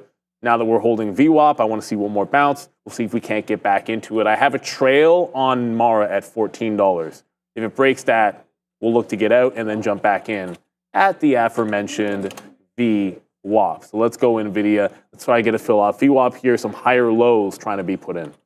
All right. Good trading there with NVIDIA. We'll have to wait to see if it can hit or not. All right, so we got a little bit of reloaded here. We've hit that button a little bit too much. We'll figure out what's for lunch later. But right now, we'll fire off the hot dog cannon because our reload on Palantir was 33.23s and 33.29s. So right now, here it goes, a nice little... Neil, what kind of a day are we even having? Again, there's the reload on Palantir, and there it goes right up to the upside there. So, yeah, buddy, this is a monster trade there. One more time for Palantir. And then our Tesla trade is still $3 in the money, and we just reloaded that 10 minutes ago. So we'll see where that can go. We are long on Tesla at 216. It's breaking day's high now at 219. That's a little silly not to get something out, I would think. It's hard enough to find 50 cents around here, let alone $3. So there it goes. Thank you very much for that one. One more time there on Tesla. And it's not like these trading ideas are coming out of nowhere. It's right here on the sticky note. There goes 220. We said 218 to 220. Tesla's a good trade there. It's the number one. Well, the number one P&L name was Palantir, but the number two, obviously, here will be Tesla. So, yeah, there it goes. We are at our day's high. It's 10 o'clock. I can't feel my hands. But, you know, right now, this market, don't need to. Let's sit back and relax. Watch the money here kind of pile in on these longs. Really surprised. The market up 1.26% today. And the funny thing is, even Neil's up. My number, yeah, I know. My number one stock since as split has been NVIDIA. We haven't even looked at it today. Go PLTR, man. It's a good day to be long that stock. That is. Oh, yeah. Well, it's been a great 3.5 years. But all right, over there, Dara, what's up? This part of the show is brought to you by Firefly Neuroscience. Firefly Neuroscience is revolutionizing brain health. Our groundbreaking brain network analytics technology is transforming care for patients with depression, dementia, anxiety, concussions, and ADHD. With 15 years of research and a wealth of brainwave data, we're set to illuminate the future of diagnostics and treatment. Pharmaceutical companies and medical practitioners, get ready. FDA 510K cleared BNA technology is here to supercharge your clinical trials and enhance patient care. Join us at Firefly Neuroscience, traded on NASDAQ as AIFF, and to be a part of the next big leap in neuroscience. Ignite hope, one brain at a time. Thank you very much. That would be good news. I mean, sure the NFL would like that. I mean, anything for brain health, man. Like, that's the most important thing for sure. And every time I watch those big collisions on Sunday, I think, yeah, if you can figure out a way to get past that CTE and some of that stuff, that'd be fantastic. But I don't know if we're going to be looking at that reload just yet. Oh, never mind. NVIDIA just came in. NVIDIA just lost VWAP. Slap a fail on NVIDIA at VWAP. It's looking like it's trying to hold, but I need this one to settle down a little bit. We put it on the other side of the number, and maybe that was a mistake because obviously it did bounce a little bit, but it needs to start holding out to VWAP. If it can do that, I like it a little bit better. It's formed a bit of a trend. Now I want to see it connect in the second time here. So VWAP's just a line on a chart. I still have that trail, which might get triggered on Mara. Yeah, it's about to break that 14. It just hasn't really printed beneath 99s just yet. If it doesn't bounce VWAP, then there's a breakout price at 1385 that I want to respect. So you are getting a nice move today, but it's not like you're flying around in crypto. Coin's at the high, Mara's already pulling back, Bitcoin's still pretty much at 55. Like, it hasn't really broken away from that level just yet. I still think it's got time. Apple's still looking relatively weak, although it's 220, not VWAP, that was resistance. Essentially, aftermarket lows here on Apple. It's going to have to do that if it wants to join the party. But for now, that still looks like it's a bit of a short. All right, Mara, you don't seem to want to print. Now you do. I'm going to jump out there underneath that 14, look for the next available dip. I don't know if VWAP will be it. It might just be back at the 13.8, 13.85, where we were able to consolidate last time through. 4. Okay. Yeah, just looking there. So right now, it's been a good day. People, we always get questions about in the back. It's 4-4 right now, red and green. So 50% of the traders here are green and 50% are red. So that is a great ratio there. So let's see if we can hold that and make it even better for that. Look, we got out of Tesla there at what we thought was the highs, right? Our first out was 219 there. Then we got out at 219.50. So that's where we're out now of Tesla. And again, right there, we'll save ourselves a little bit of money as it flushes down. We are no longer in Tesla. And Mara did not break our level, so I'm going to cancel that. We're going to cancel everything now on the way back, and we've done damage now. So it's 10:07. Biggest day of the month here already just on these two trades. And a lot of it is just, a lot of it is Tesla, but Palantir really gave that confidence early, right? You got to have confidence in a trade, and that's what it is. And yeah, I mean, we can hit that, but that is the thing. And we can, there's been some big trades there, and a lot of them were that one, right? You just got to believe in that. And then there's the reload there. Not as many shares. Like on the reload, I took like 15% maybe at most of what we had on this break. So not a big position on the reload, but again, falls right back into a spot that we know we like. So we're doing that, man. We're doing it and doing it well. LL Cool J. All right, so that's it. So we'll wait for a little bit of a higher break to the upside right there on Palantir. I mean, real sees real, guys, and you can see right now that these trades so far so good. We did write down Google at 152, and someone in the chat, and I missed who your name was, or don't remember, or I don't know. There's a couple of people that were mentioning Google was back to 152. So in a name that this is the only short name that we had written down today was going to be Google, and let's go Palantir. Oh my, Neil, that reload down there at VWAP, what a trade to do down there. I know me and you always talk about that. VWAP comes right to VWAP and screams at it and just is like, buy me. Good trade down there, VWAP, Palantir, 33.25. Yeah, it definitely got to that 25. I was kind of looking at I said supply and support and resistance, supply zones, it's the same thing, but it did not get to where I liked it. Unfortunately, it got really, really close, but no wick. I can look at VWAP now because it's putting in higher lows. So when I see this, the next plan of action will be, okay, well, now you've got 2 points. You got the dip at the open. You've got the dip into essentially VWAP and that previous 52-week high. Now, if it can hold that line, you're now going to be holding VWAP once again. So you go into a bit of a scalp mode as well. Apparently, Moderna is going crazy. I see a few people in the chat, Big A, Chef Joe, Big Asian and Chef Joe both mentioning this. So when I say going crazy, this is a 3-minute chart of Moderna. There is not a red candle on it. It is it almost looks like program buying on Moderna.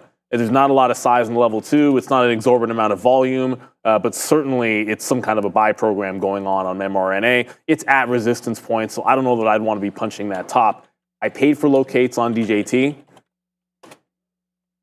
I thought it was going to get to $20. DJT got to 19 and pulled back. So there's not going to be an entry for me that's setting up very well on DJT. I wanted it to get to that resistance at 20 for a trade. Mara doesn't seem to want VWAP. So we'll look for that 14 level to start to hold.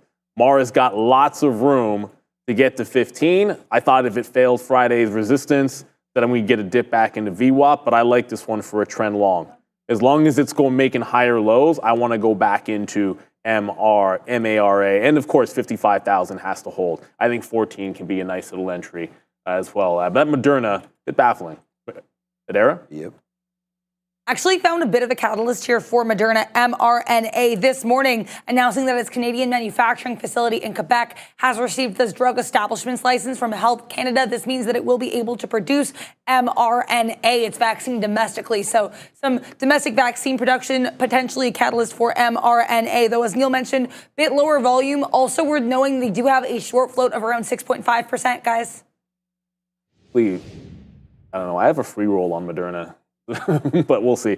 It's bizarre. There is not a lot of liquidity on Moderna right now, yet it's just bleeding to the upside is the only way to describe it. I don't know a better way to say it other than the fact that it's bleeding higher and higher and higher. That's a weird one, man. That's a weird one. We'll see if we can figure out what's going on there. But the market is breaking out past those highs again. Man, my hands are absolutely freezing. My hands are freezing. I just asked for a reload. Yeah, I might need a reload as well. All right, guys, you want to talk about a reload? Oh, Canada. Just felt like doing it. There it goes, man. Palantir's at 34 chicken dinner dollars. This is just an absolute monster. I just tagged Brian Shannon there on the tweet. Like, back into VWAP, it doesn't get much better than that, honestly. Tesla dips down in. We could have just got Tesla again. We're waiting for the same trade on Tesla. We told you we canceled all of our bids. Like, I'm very specific on what we want right now. If we take 220, I will give that a little bit of a taste, breaking through 220 again. That was a level that we had talked about again on the note. That was possibly as the high for that break right here. And this is what we're talking about. This is the sticky note trade there. Take Palantir at 33.10. That's $1 now in the money. We have it lower. Take Tesla 218 break. We have Tesla lower as well. Watch out for Google 152 short. So we can have a quick look at that. So that's right here, right now. And then we said, leave Mara alone until 14.20. And that's the high to the penny today, 14.20. So, I mean, so far, so good on all of the names here today as we just continue to watch out for just more and more profits coming through on people took profits on Palantir. Will they let it run now? I mean, I hope so. This is going to be a big position for me just in swing and in the long term. I feel like you might want to take something out now that we have the announcement. But, hey, man, this is just day one. So we're already up 12% here. Palantir, again, we told you it could go meme crazy. Let's see if it can. Breaking through 34 could spark a nice little move higher. I'm going to wait at 34, like 15s. Let's go to 14s. Take a piece out right there. I mean, that would be $1, obviously, on the reload. Multiple dollars on this name all day long. PLTR, good play. I mean, I wish I could talk about others. Microsoft has dripped almost into that August 5th level again, back through $400 and back again. We'll see if it can hold those levels, but we saw Google lose it. So the August, I mean, I don't think it went down to 370, but it's this like 290, maybe it did. It's this 290, it probably did. It's this 295 area sort of was what I was trying to reference about that August 5th low. So we'll see if that could hold. So that's another name that's on the verge, right? Meta's been really strong. Wow, there goes Palantir, guys. Like, you want to...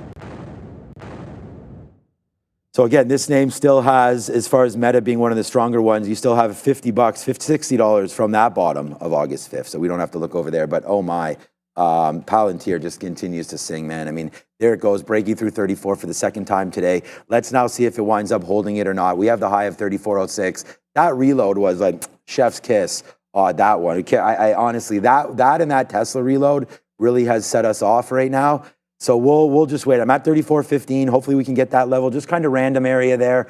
You know, trying to play a break, and then we'll see if we can hold on to a little bit more after that. But yeah, we are definitely not able to feel our hands, and we've been drinking the water, so all of that is good. It feels like it's freezing. Mr. Westermeyer in the chat, I can't conceive a way DJT has any kind of future. I mean, I don't necessarily understand, based on the revenues that they're making and all that kind of good stuff, how things will go well. Do remember, it's like 11 days from now that Donald Trump can sell. But before we get to that, I like DJT for a short, but I liked it at 20. There's whatever is going on in Moderna. It's a similar look on NEO, where it's just very steadily upward green here. It's about to break a tight and steep trend line in here. So when I'm looking for a mean reversion trade, it's usually something going a little bit parabolic. It's trying to break underneath that trend, which could happen any second now through like 21s and 20s. And then if it gets a view upward chase, that's $5. Halfway would be $5.10. But if it breaks this trend, I want to look for a revert. I just like this a little bit better than Moderna. When Moderna is really going, I feel like controlling it, if you get the wrong side, is a little bit more tricky. Like Moderna has a very similar setup, but without trying to understand exactly what's going on there, that's one that you don't want to fight if it's squeezing, whereas NEO is a little bit more controlled. So if it breaks back up above the high, to me, it's an easy out, as it's trying to break the trend line in here. You can either you can give it to the top of the trend line again, which would be risking a 23, or you can give it to 25 when there's a mean reversion on. And again, it's just the way that this was parabolic to the upside. I like it a little bit better than I do mRNA, which is, again, a very similar setup. It's almost identical here, but Moderna, when it squeezes, yeah, Moderna might end up being better, but I'm choosing this one a little bit more. I just like that setup a little bit better on NIO. Right, Mara's starting to come back in.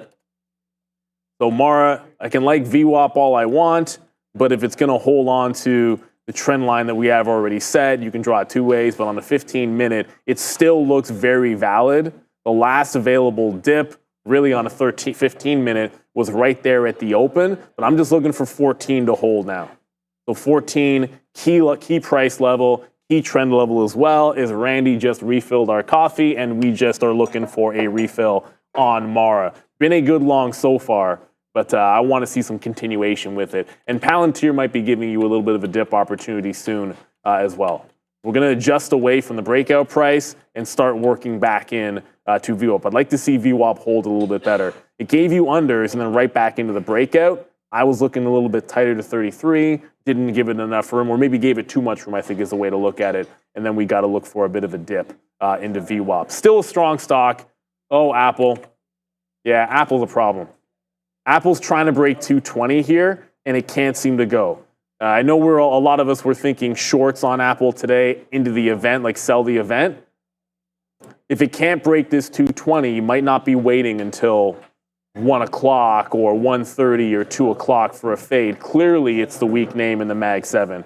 Got to try to respect it to the other side here. I just want to see if we can get underneath VWAP or maybe retest this 220 level on AAPL. We're probably early on NVIDIA. Like I gave it into VWAP there and caught it on the other side of the trade, but it's looking a little bit better. Now it's actually setting up what I like to see at this time of day, which is give me a trend that I can play off of, and it seems to have one now. I got in before it was established, and then it made it like 2 seconds later, but as I say that, it's trying to test that trend line to the downside. I want to see it hold, and then look for a bit of a bounce that you can give back into the prior high. Westermeyer, would you be in danger in 2K DJT short and wait? What would be the danger? Thank you for the super chat, Mr. Westermeyer. What would be the danger of buying or going 2,000 DJT short and waiting? Waiting for what is till the debate, I suppose? I mean, the danger would be that it squeezes, obviously. You have to have an out to every single trade. I don't think you could just say I'm going long or going short and I'm holding it till Tuesday. That would seem a little bit dangerous to me because anything can happen on a squeeze name. I don't think it's going to do very well, but it's still very capable of ripping faces off. All right. Yeah, well, I'm just watching. So Palantir does get up basically to our level again of we're going to go to small cap recap in a second. He got to 34.14. We're waiting at 34.14. So we were just on the wrong gateway there for that. So I you know what? I feel like now if we can, like maybe that's like an omen or something. Like we were right there and we were just, it came to us. I thought we were going to get printed. We did not. I told you we're at 34.14. So it comes right up into that level and stops on a dime. We're going to go to, oh, here we go. If we can get back up right now, we'll get out a piece just before $34 right now. We'll do that. And then for Tesla, I'm going to take a 220 break if that does come through. Look at the futures right now. Nice move down. You know what? I'm going to take out some Palantir right there at 93, sorry, 92. Right there, and that's that. So right now we have one small piece left on PLTR, nothing else. That's it, man. It's the Palantir show, and we're proud to be a part of that one today. Thank you, Alex Karp and company. All right, Adara, it's 10:20.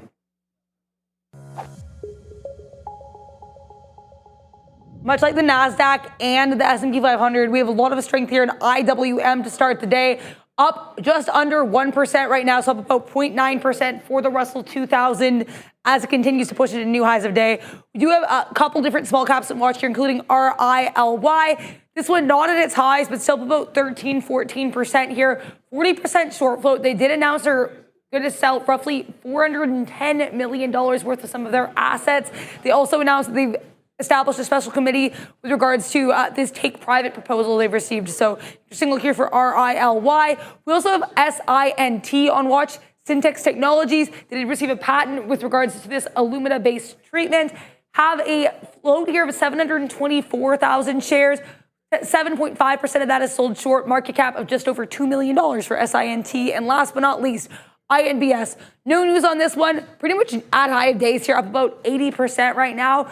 Intelligent Biosolutions is the name of the company. They do have a float of just over 3 million shares, a market cap of just under $5 million for INBS. All right. So good out there, obviously, on Palantir. As you can see that one breaking back down through now. So we just took that fill at 92. You saw me punch it. So good out there. Nothing going on Tesla. Yeah, thank you so much again for Jay Hampel and everybody out there. You know, it's like a thankless game, you know, here. All we could do is sort of give some ideas. That Google 152 short, I mean, again, I'm glad that you guys have it. Like, you know, we should have taken it ourselves. We just weren't really thinking about shorts at that time. And yeah, that was a great one there at 152. So shout out to Jay Hampel. Shout out to, oh, look, I mean, here it is, Neil. I mean, this is what we're talking about. You know, thank you, Coffee Trader and everybody else out there that, you know, was at least looking for that trade. And for me, it was just, knew we wanted the short. It's $1.30 now in the money. And congratulations, you guys took it, man. I mean, the Nasdaq's up 1%. That is a little bit of a tough game to play, which is why we chose not to play that right there. But definitely a mistake, but good for you out there, Coffee and Jay and everybody out there. Congrats one more time for that one. I had to run to the bathroom, and honestly, I had to like run some hot water in my hands. I feel way better now. Like they're really freezing. I didn't even check I actually meant to check the thermostat. The worst is I'm like in shorts for some. Well, yeah, I was wondering. I was like, you're wearing shorts, but you know what? The day's actually not like we were playing baseball yesterday at 10. Our game was 9 a.m., but we were there like 8, 8:30, and it was like. It was cold in the morning. It was like 10, 15 degrees less. Now it feels like 13 degrees here. Of course, Celsius. So I don't know. I got to start wearing jogging pants. 60 degrees. Like I don't know. It's pretty cold in and around here. It's not like anyone knows that I'm. Obviously, because I still have an air cast, so I have to wear shorts every single day. But come to LA. I could easily just wear track pants and no one would be the wiser. Although then I couldn't show off my walking, which we're doing this week, Fabian. I told Fabian the second I can do real steps that I'm gonna show you guys live. And I don't know. I'm feeling pretty good about it. We'll see. But yesterday I was able to do like a little bit. No, but Neo, we took that first opportunity for the mean reversion trade, got 20 short. It broke out that local top there. It was like 2.5 cents worth of risk. And it's still going to the upside. Like, look how this thing is going. I want to play mean revert because I didn't get that long. And I'll show you the other one. So the other one that we looked at, which was exactly the same setup, was Moderna. Moderna probably better for that same kind of trade. It gave you a nice little dip. 78.5 would have been like the entry, and it comes all the way into 77.2.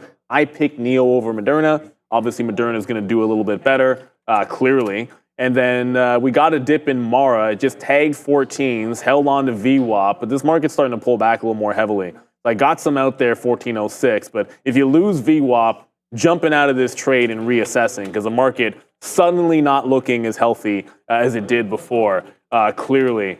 Guap 10, I didn't break my leg. I tore my Achilles. I'm just like 7.5 weeks out post-surgery.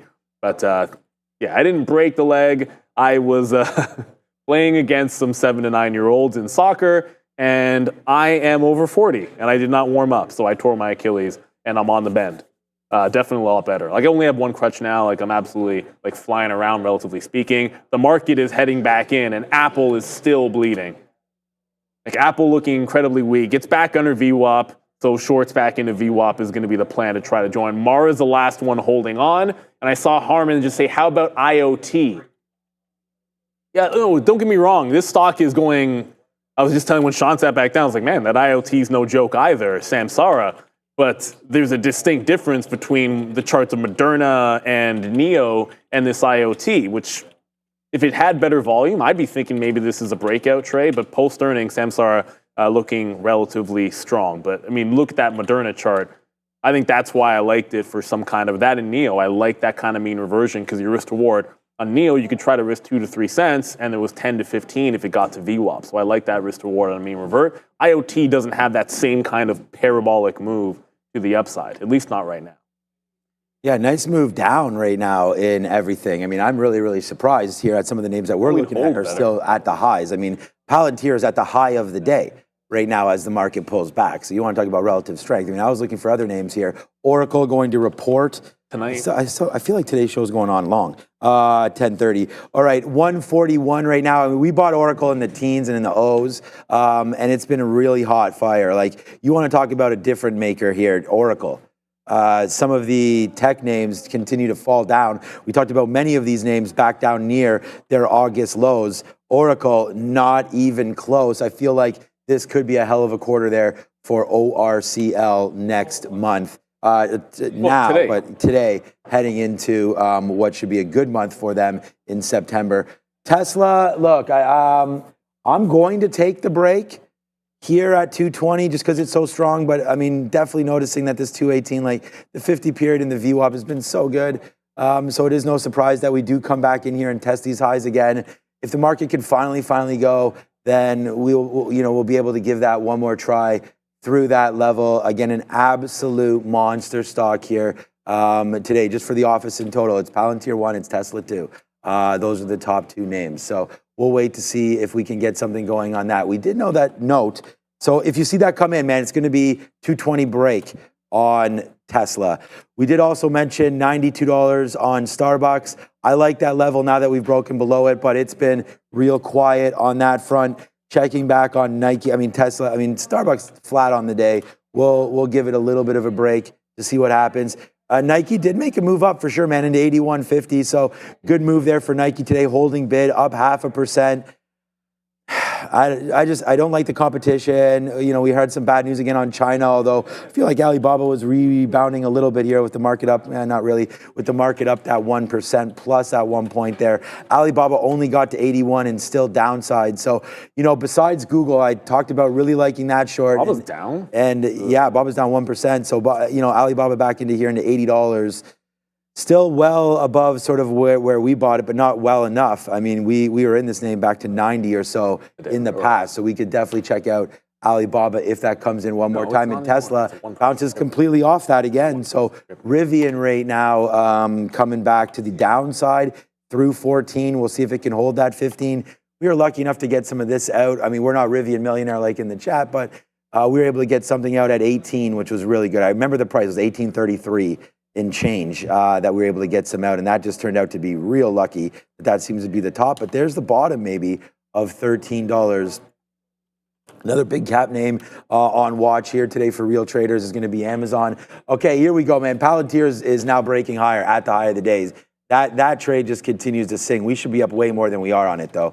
Okay, so Rivian, Amazon. Why didn't my chart change? All right, so Amazon's still up that 1.6. This pulling back into the 200. Giving me a little bit of interest there in Amazon, a stock that's up on the day and pulling back in. We'll try the long here on Amazon. And this segment of the show and the Palantir trade and the Tesla trade and everything here brought to you by Trade the Pool. Becoming a funded trader means trading with a firm's money. instead of your own. At Trade the Pool, you first complete an evaluation by hitting profit targets while managing risk. Once you pass, you get access to up to $260,000 in buying power. You keep up to 80% of your profits while the firm covers the risk. It's the perfect way to trade big without risking your own funds. Ready to become a funded trader? Join Trade the Pool and scan that QR code below if you are interested. Definitely thank those sponsors in there. And trading is a game of momentum, right? So you want to put those hits on when things are going up, but if they start coming back, you got to be a little bit wary of it. So let's jump back over into trading here. Thank you to our sponsor. We just lost VWAP on Mara. So Mara, initial break, dipped back into 14, got 05s, got back in at 13.98, and it just lost VWAP. So what goes up doesn't have to come down, but it is coming down right now. Starting to come into the downside is MARA. I don't know if we get to the 13.5 again, but I do look at that opening range, 13.70. That's where I try to pick it up. Apple is now all right, it's not going to necessarily give a consolidation under VWAP the way that things are falling on Apple. So going to have to look to short the next available pop as the downward trend stays with them. At 1 o'clock, everything can change, obviously, but we have a long time till you get to 1 o'clock. And the glow event. They call it something else. Let's go over to the desk with the Dare and a crypto update. No, it's not the glow event. It's like the...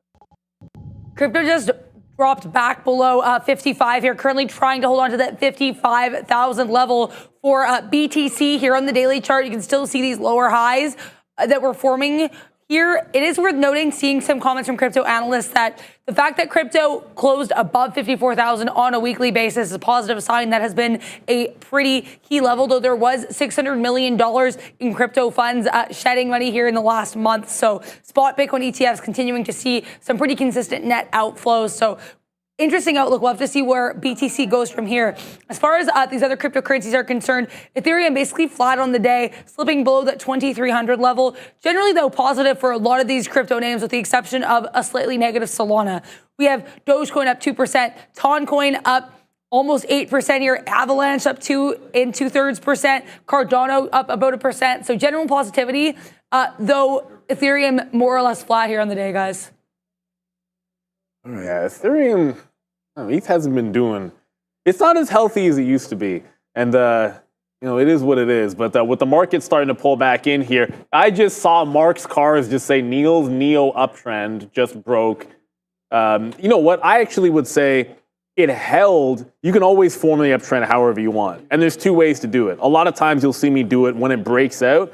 I'll put the trend in here along the lines of this, which if you actually ignore the opening move or include the opening move, I think you end up with essentially the same thing, which is around where I was looking for the trend reversal. It then goes even higher. I didn't even see it breaking this 530 to the downside, but it's the first time it's looked relatively, I shouldn't say relatively weak. It's the first time it's done a real dip outside of my entry point. I don't want to chase it, but if it's going to get down into VWAP, I think you've got a couple of ways it can do it. Like you can bounce off prior highs, retest the high, put in a lower high, and then go. But let's be patient about it. It's a strong stock. I would much rather, after missing the trend break, look towards something like, okay, well, Apple's weak. Let's short a pop on Apple.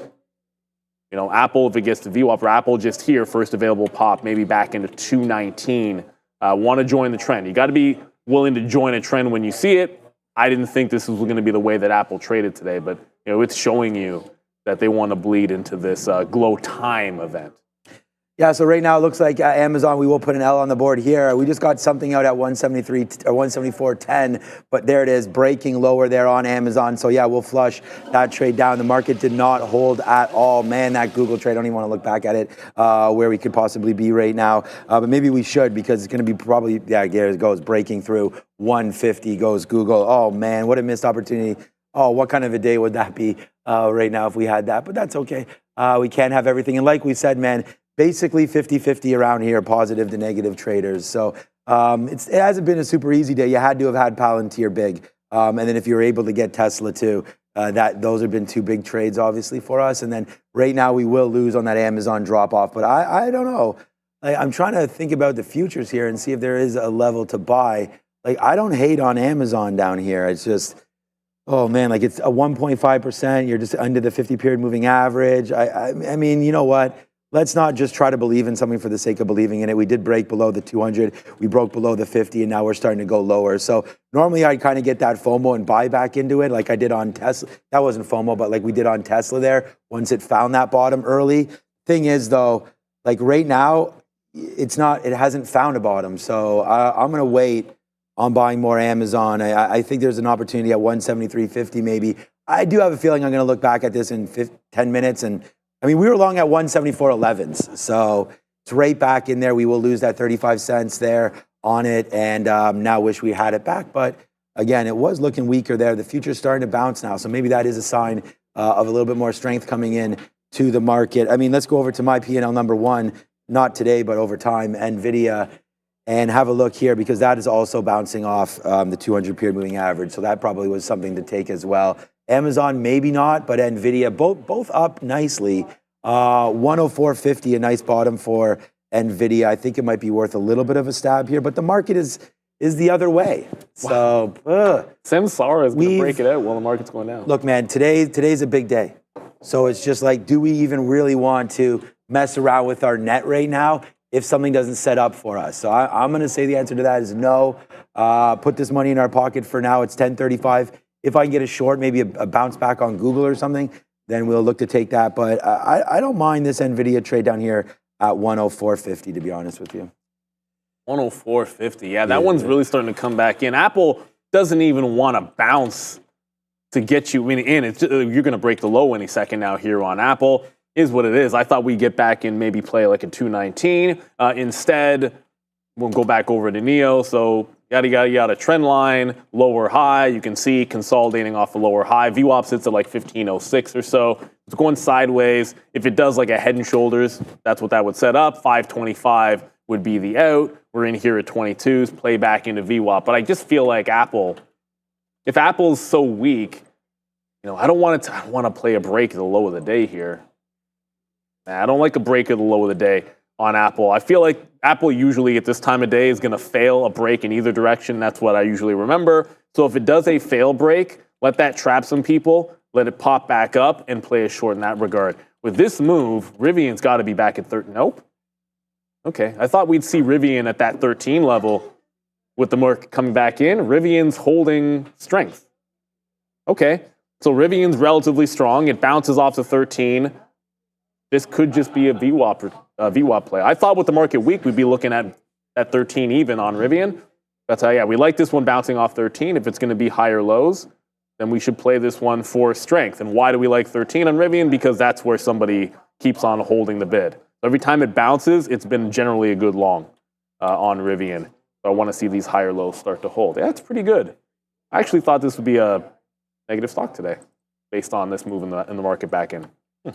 Yeah, Rivian holding out there. Yeah, I think it's a pretty good strength there in Tesla, and we'll see. We did have NEO trying to go higher as well. Let's double check on NEO right now. So, okay, we're only going to be in this a couple more pennies, man. I mean, here comes NVIDIA screaming to the downside. We said being long, and we'll give back probably like 10% now, 15% maybe of our day, which is not great, but it's only 10:30, so I'm completely fine with rolling the dice in and around this time. But we had mentioned maybe flipping over to the short now that the market seems like it wants to bleed out. So I said we give this a shot. There it is. We'll drop that out. We were long at 56 out on a break of 30, so another 25 cent flush down the toilet right there. But again, 15% gone on my account for the day. And as Neil said in his little ad read there, if you're going to trade with other people's money, this is when you want to, be able to take some risk, put on some trades that you believe in. And we tried it right there. It's a good thing we got out of the way of Amazon as that's breaking a little bit lower now as well as this market continues to go. So flip it over, man. I mean, now we just got to flip. We had mentioned this Google short. We really liked it. We don't have it. That's 152. I'm going to keep going back to names because, again, I don't want to look back and be like, oh, man, we talked about that short. We don't have it. But Google right there was a good one. Weak name. We talked about why we wanted to short this one. I mean, look how bad this looks. That 156 break was so cash money there on Friday. Came in, boom, boom, boom. Expected, just like we took Palantir break This break short was monstrous. So right there, 156 on a negative print. Wow, huge move down for Google, now down 0.81. Again, another 1% on the most profitable of the Mag 7 names. Google, nice downside hit right there. 149.50, where to pick it up? Nowhere, in my opinion, right now. We're going to wait to see how far this name wants to drop in. I'd love to short this name back to 150. So maybe if we do get a pull into that area, that could be a short. Yeah, man, Palantir is holding, and Palantir is your number one name here. It's not even close how big Palantir is here for this office. So again, congratulations to everybody who has that one. It's Palantir. It's great, fantastic. PLTR, Alex Karp, celebrating today for sure. Shopify, $68. Where is it? There it is. Downside move for Shopify right now, trying to break through the 200 period. That could be happening immediately. That's sort of the pre-market levels, although no volume. Palantir down almost straight a buck and change right now for PLTR. As the market gives it back, man, they gave back everything to today already. So there it is. We've already broken through the day low. We might be able to take this, but if we can, that's 18,550 possible level to buy some Qs. But I don't know. I'm kind of thinking pretty short right now. We've had such a good little run here. I don't really want it to end. So we'll wait. Nice pullback here in the market. Let's figure out if we can get a bottom, maybe around 18,500. Just bounced off there. That could be a spot. We'll get Neil's thoughts when we get back from the desk and Adara. One notably weaker sector here, that being health services, but generally lots of strength in the markets today. A lot of these Mag 7 names leading the way with the exception of Apple and Google. Apple has its event coming up here at 1 p.m. where it's expected to unveil the iPhone 16. Google having the start of its antitrust trial here. Lots of strength in consumer durables, energy minerals, retail trade, finance, commercial services notably strong here. Health technology pretty strong as well. Transportation, and of course, with regards to these tech sectors, NVIDIA leading a rebound for a lot of these chip names, with notable exceptions being Broadcom and Micron here. Also a lot of strength in the technology services sector here. Google to the downside with its antitrust trial here, as mentioned, but worth noting, keeping an eye on ORCL, Oracle, reporting earnings tonight after the close. Yes, sir. I mean, you don't have any gigantic companies reporting, but Oracle, a big one still left on the docket for earnings. Daniel asked in the chat, because I had mentioned Google the last couple of weeks, or Alphabet the last couple of weeks, and go over it again just because someone's like, did you buy it? I'm like, absolutely not.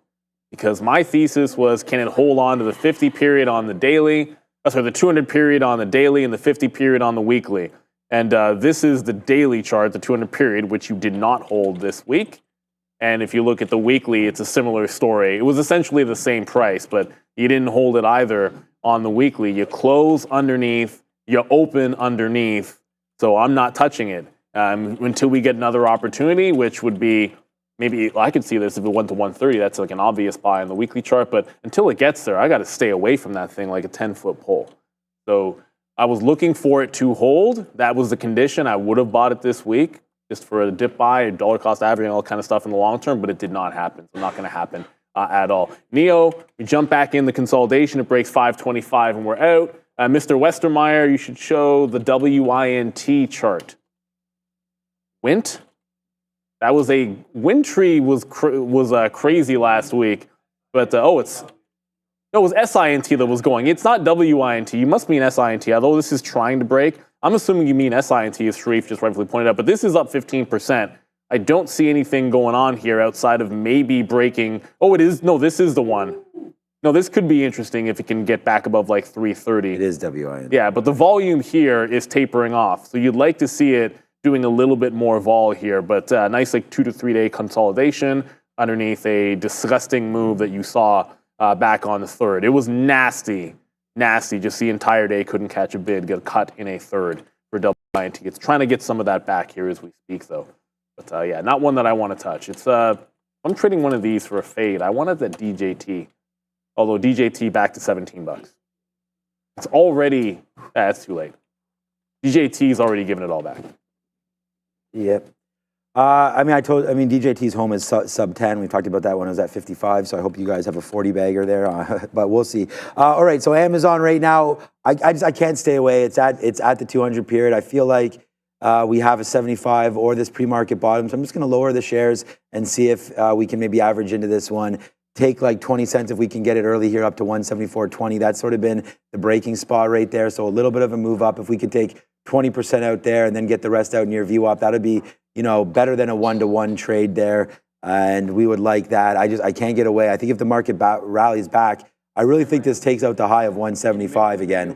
So that would be a really, really great opportunity to get that through 175.20 or so there for Amazon. Just trying to less and less shares, man. We'll average it in near that drop, but the market's coming back in. So this is not a name that we want to be like layering into. The strongest name of the bunch here, and again, something that we had called earlier, is going to be Palantir. Palantir one more time at this level. Still not even breaking lower. We have such a small piece now. I'm just holding this to see what happens. I'd love to get a 33.50 spot right there for Palantir. Obviously, noticing this high of 34.05 has been holding. So we'll look at that. NVIDIA 04s, pre-market level, looks like it wants to break. This is not a name that I'm going to chase anymore. If the market gives it up, I'm pretty sure they'll fight to NVIDIA again. NVIDIA had pretty obvious as a top there. If you're looking for short, you should be short already. 106 and change as this one drops back in. Like I said, we nailed the Google play, but we don't have it. That was one of them. I'm looking at my charts here. Bitcoin now losing 54. I know you were about I don't like there.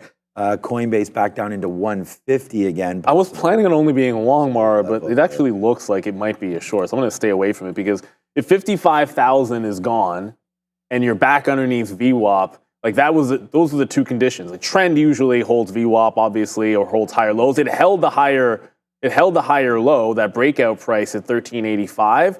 But with 55,000 being battled literally right now, you're at 55, you're under by a couple of dollars, you're back at 55 as we speak. I want to see that resolve itself before jumping back in. It's still an upward trending stock for now. I want to give it some time to hold on to this bid. Adara, what do you have?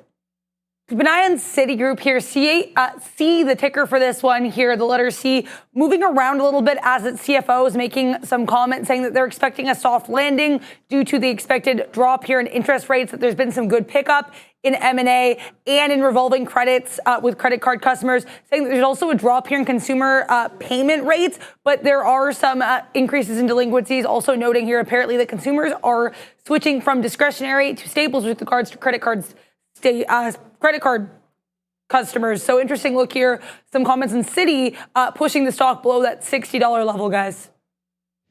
Dun, dun, dun. Not good. We haven't looked at. I like the fact that TD's trying to break out, though. Anyways, TD's been like a beleaguered Canadian bank. Big U.S. presidents, they've had some issues with some lawsuits in there. But if it can break out 62, that looks a little bit good. I think the one that you guys look at, when I say you guys, I mean our community, right? Like mostly our trading community, here we go, is interested in JP Morgan, which when the Brecher ledge fell, this was actually the stock. When Chris Brecher was on last week, he said if we lost a 50 period on the SPY, it was JP Morgan specifically that he liked to the south side. Well, it's getting a little bit back today, but if the market is going to lose this bid, when I look at this, goes right back in to Thursday support. It's trying to hold a consolidation, makes a top. If we lose this 216 again, that doesn't look necessarily great. You're seeing the support get held. This loses VWAP. I would think this could be a continuation short. Apple just continues to bleed. I didn't think I'd want to be short Mara, but chart would suggest to me that we're now underneath 55,000 again. You're now not holding VWAP. It was upward trending.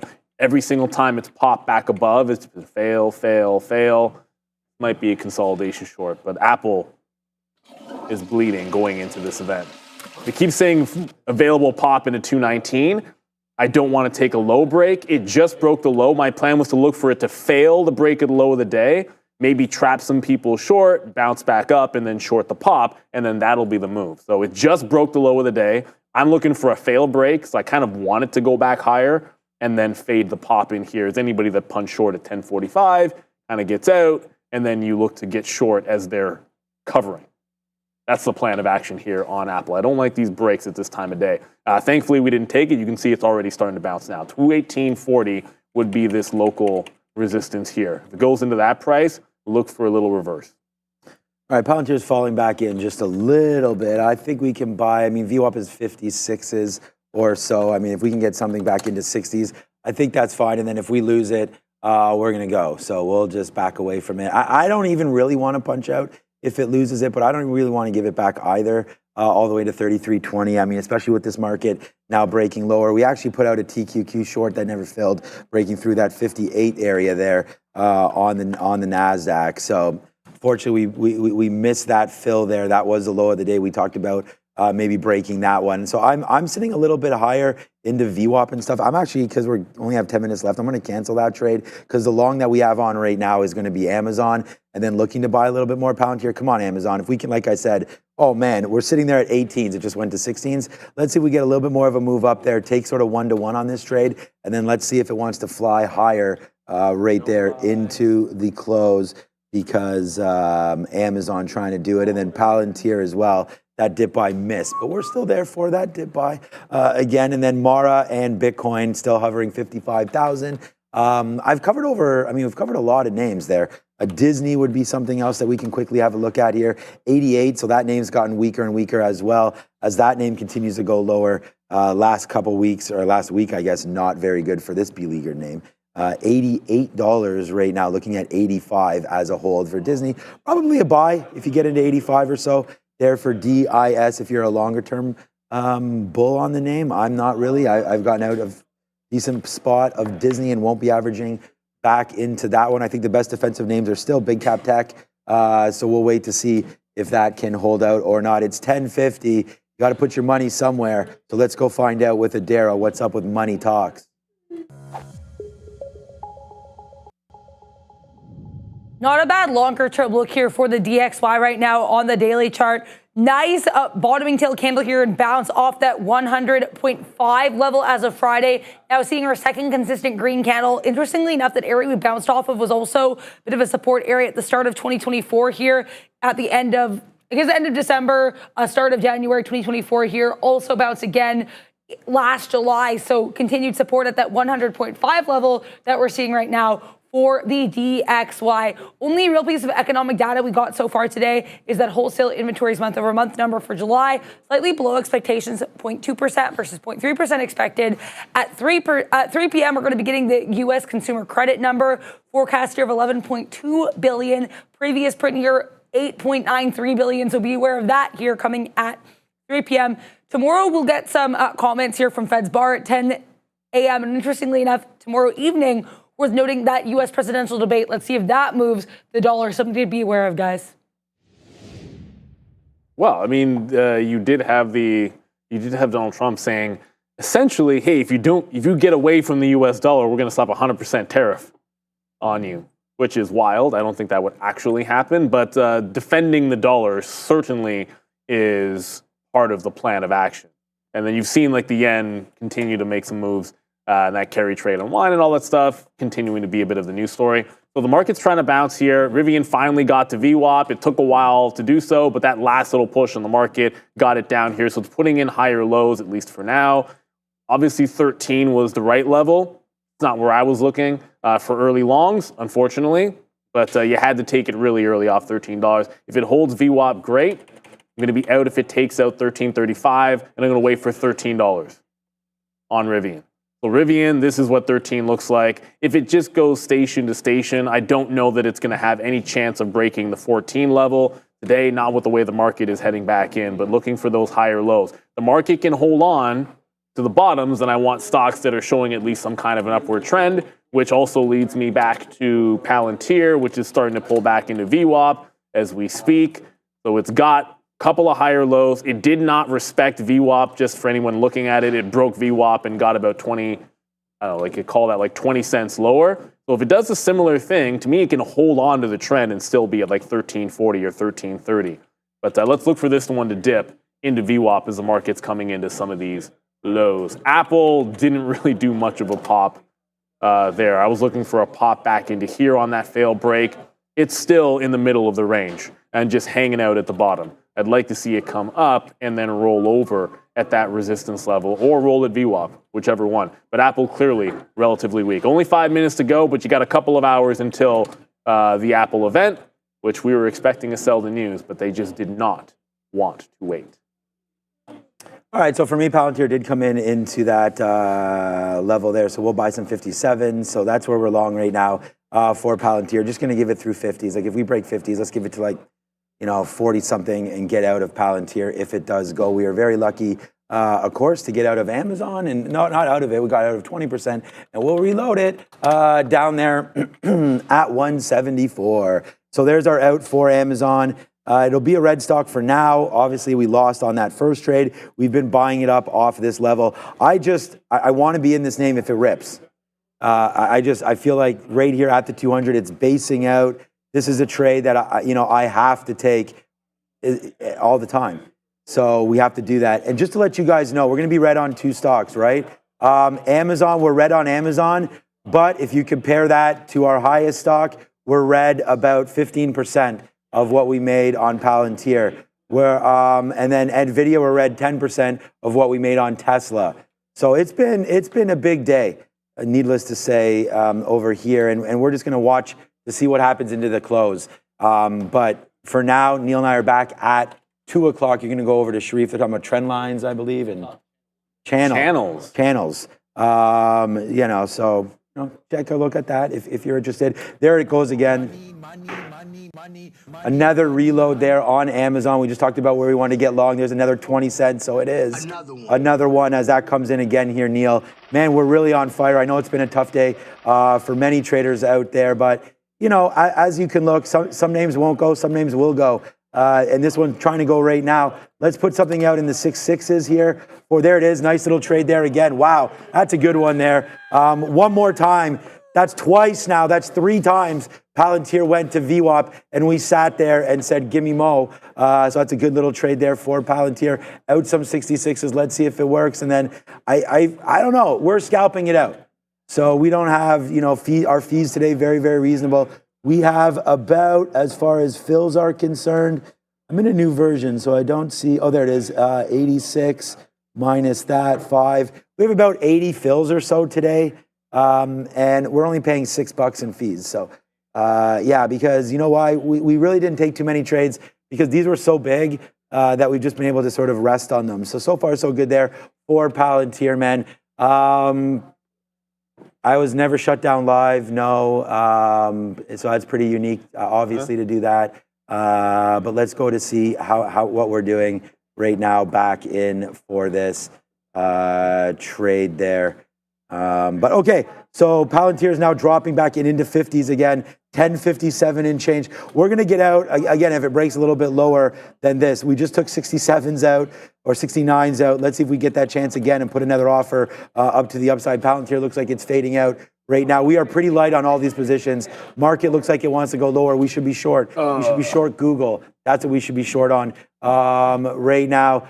Yeah. I should be short Apple. What's up, Jay Lee? As I told you, I'm green today. You can ask any of us at any time. But right now, short Apple, I like that. And I like the short Google for sure. We never got Apple. Like Apple did a really quick wick up there to that 218.40 level and then slammed back down. Like Apple doesn't want to hold up there. Like before, it held 15 minutes at that same level. This time, it just wicked it and came back underneath. So if we get a pop back in, and we'll all leave the order in there, see if we can get picked up. I have a stop through that 44 level. It's just above that 40. Rivian at VWAP, it might hold on. It's going sideways, which is good, but sideways is not what you want for a stock.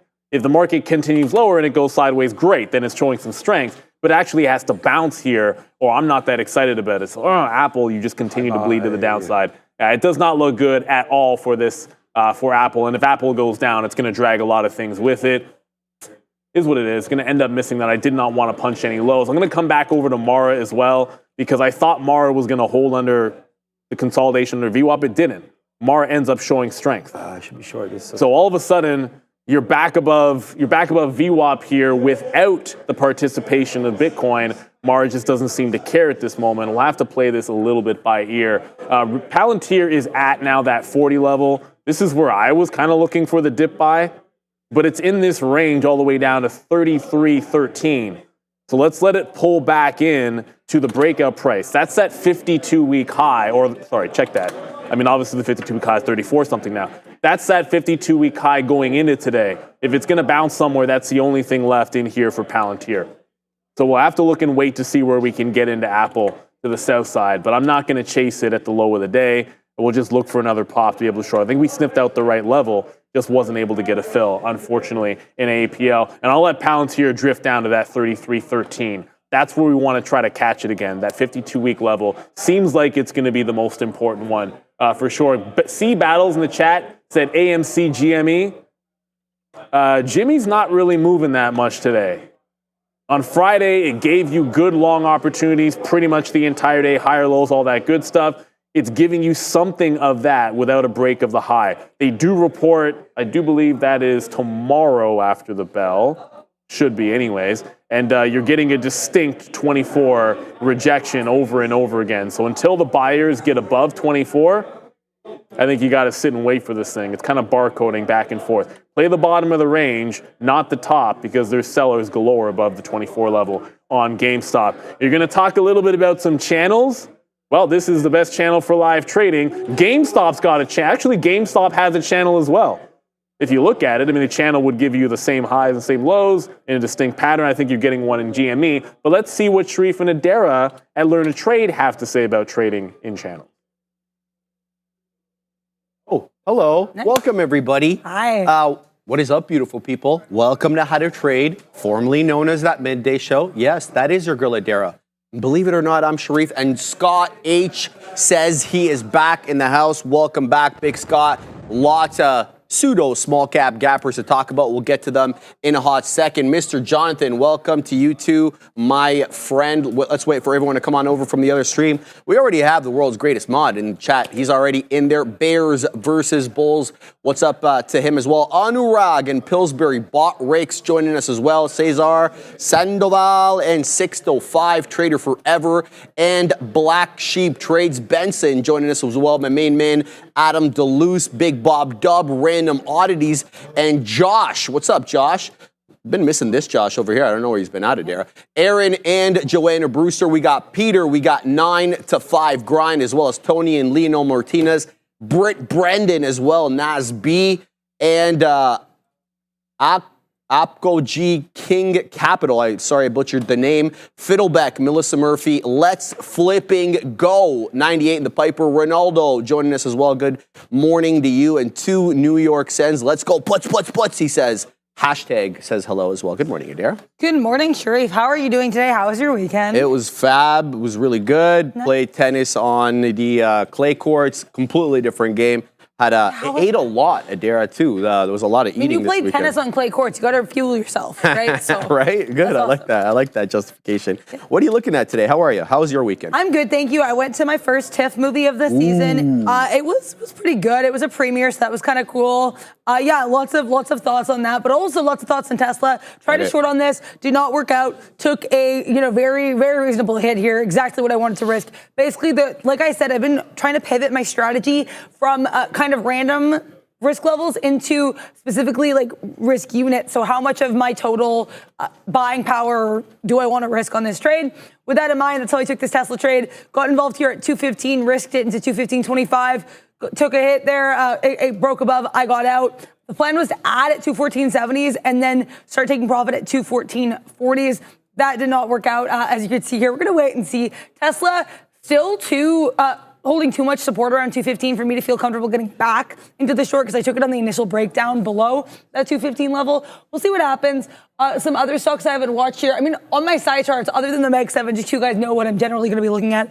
IWM, AMD, Dell, SPY, ARM, Broadcom, Boeing, and Palantir. Those are going to be the looks. Palantir, peeking its little head back into VWAP actually is a pretty interesting look. I had 2 levels on Palantir that I liked, 33.80 and 32.65. We're not really near either of them as of right now, but if I see anything else set up on the chart, I'll have to be pretty interested. This is a little bit cheaper than some of the stocks I trade, but I have traded Palantir before recently. I do like trading it when it pops up, but yeah, some of these Dell's, ARMs, and Boeing's, the spreadier individuals are probably going to be more on watch for me today. We'll also be providing you with all the updates on that Apple event as Apple comes into a bit of a previous interesting area, that 218. What about you, Sharif? I'm looking at a lot of small cap gappers today. Well, they don't have to be market cap exactly small cap gappers, because Summit doesn't really fit that narrative there. But this is the 8 that I'm looking at. You'll notice the 2 on the side, Palantir and Dell, are obviously not small cap gappers. The reason I have these bad boys on there is obviously they've been added to the S&P 500 and we're looking for possible volatility. We're getting good moves on them already. No disrespect there. But yeah, Summit, keeping an eye on this one. Really interested with that 19 area. Bit of a bamboozler. It's like widening. It's almost like a megaphone pattern where the expansion of the highs and lows keeps getting wider and wider and wider. Not a pattern you often see too often at all. To be honest with you, I see them in the textbooks, but not a lot in real life. So we'll keep a look here at SMMT.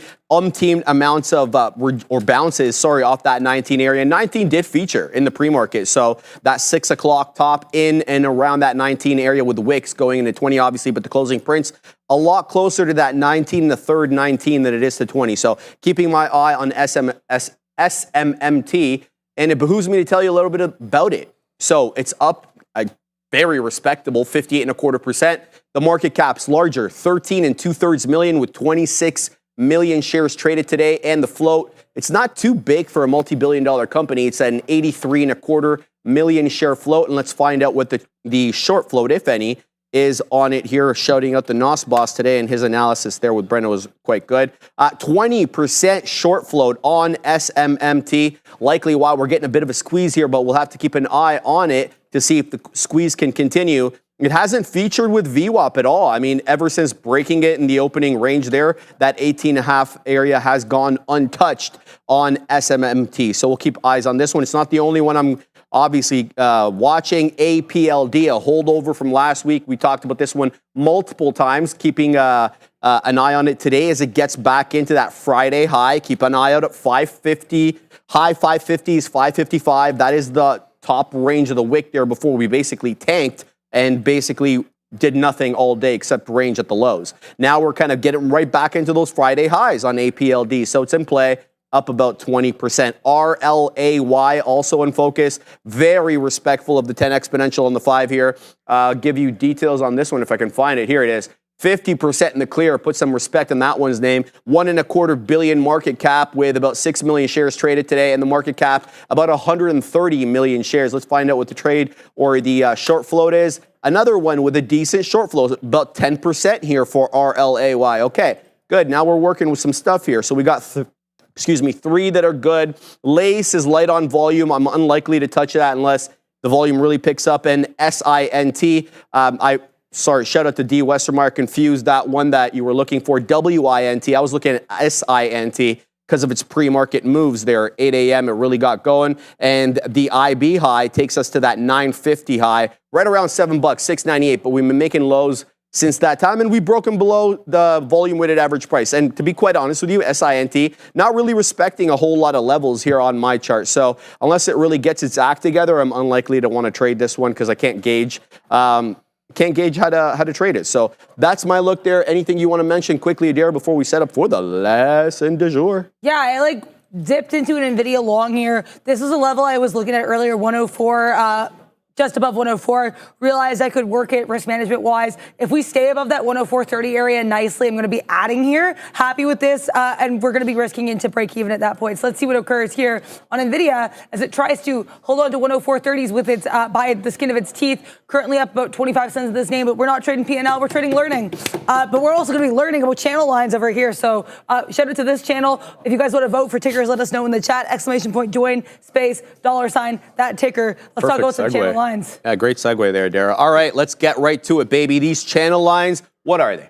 So we're going to be talking about one of the fundamental concepts in technical analysis. You guessed it, it's channel lines, baby. These lines don't only help us identify trends, but also provide us insights into the potential market reversals as well as continuation. So we'll break down the concept in 3 key areas. Those 3 key areas are as follows. First and foremost, understanding channel lines and their application in both uptrends and downtrends, and the importance of channel breaks. Once one of those boundaries gets breached, what's the move? And third and finally, early warning of weakening trends and adjustments to your trend lines. We'll talk about those 3 concepts within under the umbrella of channel lines. So let's get right to it. As we always do, define these concepts in case you haven't encountered them before. Here is what they are. channel lines, which are also called, so it's a bit of a synonym here, also called return lines, right? They're basically parallel lines drawn along the primary trend. And I'm going to give you umpteen amount of visuals here, so just bear with me for a moment. They contain price movement within a clear boundary during a trend, offering additional level of insight into market behavior. There's two components to the channel line. The first one is the basic trend line. The basic trend line here connects the lows in an uptrend or the highs in a downtrend. That's what you would consider your regular trend line. We talked about that last week. We talked about the basics and the fundamentals of drawing these trend lines. So that's what the first line here is, the trend line. You're connecting the lows in an uptrend and the highs in a downtrend. But there comes the channel line. This is drawn parallel to the trend line from a prominent peak in an uptrend or a significant low in a downtrend. So it's basically on the opposite side of the channel of your actual trend line. This is kind of what I'll show you in a second here, what it looks like. I don't know what's taking so long. So in an uptrend, this is how you draw it. So in an uptrend, you draw the trend line through the lows and then draw a parallel line through the first significant peak. In a downtrend, it's kind of the opposite. So the trend line connects the highs. The parallel line in this case will run through the most significant lows. So the prices often fluctuate between these boundaries as seen in the next example right here. So there was our trend line because these are higher lows. So the trend line here is the solid line, and then the channel line is the parallel line moving and touching the highs. Basically, very simple there. Your key takeaway is identifying channels helps traders essentially predict where the price might reverse or consolidate within these ranges. And it basically works the exact same way for a downtrend. In the downtrend, you're connecting the highs as your trend line, and then your channel line is going to be the dotted line over here where you're going to be connecting the lows. Basically, that's all it really comes down to. Obviously, it gets more nuanced, but a very rudimentary explanation. That's all we really need to do. So what are the importance of the channel breaks? We're drawing these lines for a reason. We're obviously demarcating a boundary. What happens when those boundaries get breached, though? That's what we're going to talk about here. So the breaking of a channel line has significant implications. The first of which is breaking the basic trend line. That's the lows in an uptrend or the highs in a downtrend. This essentially what it'll signal to you is a potential reversal. There's really no two ways about it. So if you have a long, well-established trend line that connects the lows and you have a decided breach, you should be on the lookout for reversal. Same thing goes for the break of the channel line, typically meaning basically here it's extending or accelerating the trend. So if you're connecting the highs in an uptrend, your channel line gets breached. That means the trend is going to accelerate to the high side as opposed to stay within the same kind of range that it had been putting in before. So for instance, in an uptrend, when the price clears the upper boundary, which we know is called the channel line, it's often a signal of strength. Traders might use this as an opportunity to either add to their position basically you're looking to add to your position there. Conversely, a break below the trend line, which is the lower line in an uptrend, this signals a possible reversal, and you may want to lessen your position or basically liquidate it altogether. And here's an example. So this is a long-term channel, right? In this long-term channel for the Dow utilities, which I'll show you in a second, prices repeatedly found resistance near the upper boundary in years 1987, 89, 93, which I'll show you in a second, and it found support near the lower boundary, which happened in 94. The traders could have used this boundary, this channel line, for both long-term entries and exits. And this is kind of what I'm talking about here. Here's a look at the Dow utilities as it's traded from 1971 to 1994. Talk about a long-term trend over here. And you got a couple of touches initially there in mid-74, again in mid-82, and then you got a couple of touches to the high side in 87 and again in 94. So this is kind of what we're talking about here. This is the trend line as we speak. Or this is the trend line because it's an uptrend, and this is the channel line which connects the highs. So how can you use channel lines to spot weakness? So we've talked about the breaches of the boundaries of the channel line, but using channel lines not for breaches, but for spotting weakness. Let's talk about that. So channel lines also help traders identify when a trend is weakening. one of the early signs of a possible reversal when the prices fail to reach the upper end of the channel or the lower end, depending if you're going long or short here. So what I mean by that is if you have an upward channel that's been established for a period of time, but all of a sudden, as of late, you're not able to get up to the upper channel, but you seem to be having a whole bunch of touches on the trend line, the lower channel line, well then the trend may be weakening and you could get a breach of that lower trend line in short order. And this is kind of what I'm talking about here. The failure to reach the upper band is a signal that the trend is weakening. We get one touch, two touch, one touch, two. This time, can't do it. So we get a lower high or a double top. Look how points 5 and points 3 are basically equidistant. And then you get the break through point 4. That's the confirmation. We know that from looking at chart patterns and analyzing double tops. We know that the double top completes the pattern once it breaks through the middle part of the M. So that's what I'm talking about there. So spotting weakness in the trend when you can't reach the upper or lower bands, whether it's an uptrend or a downtrend. Kind of want to make that point there.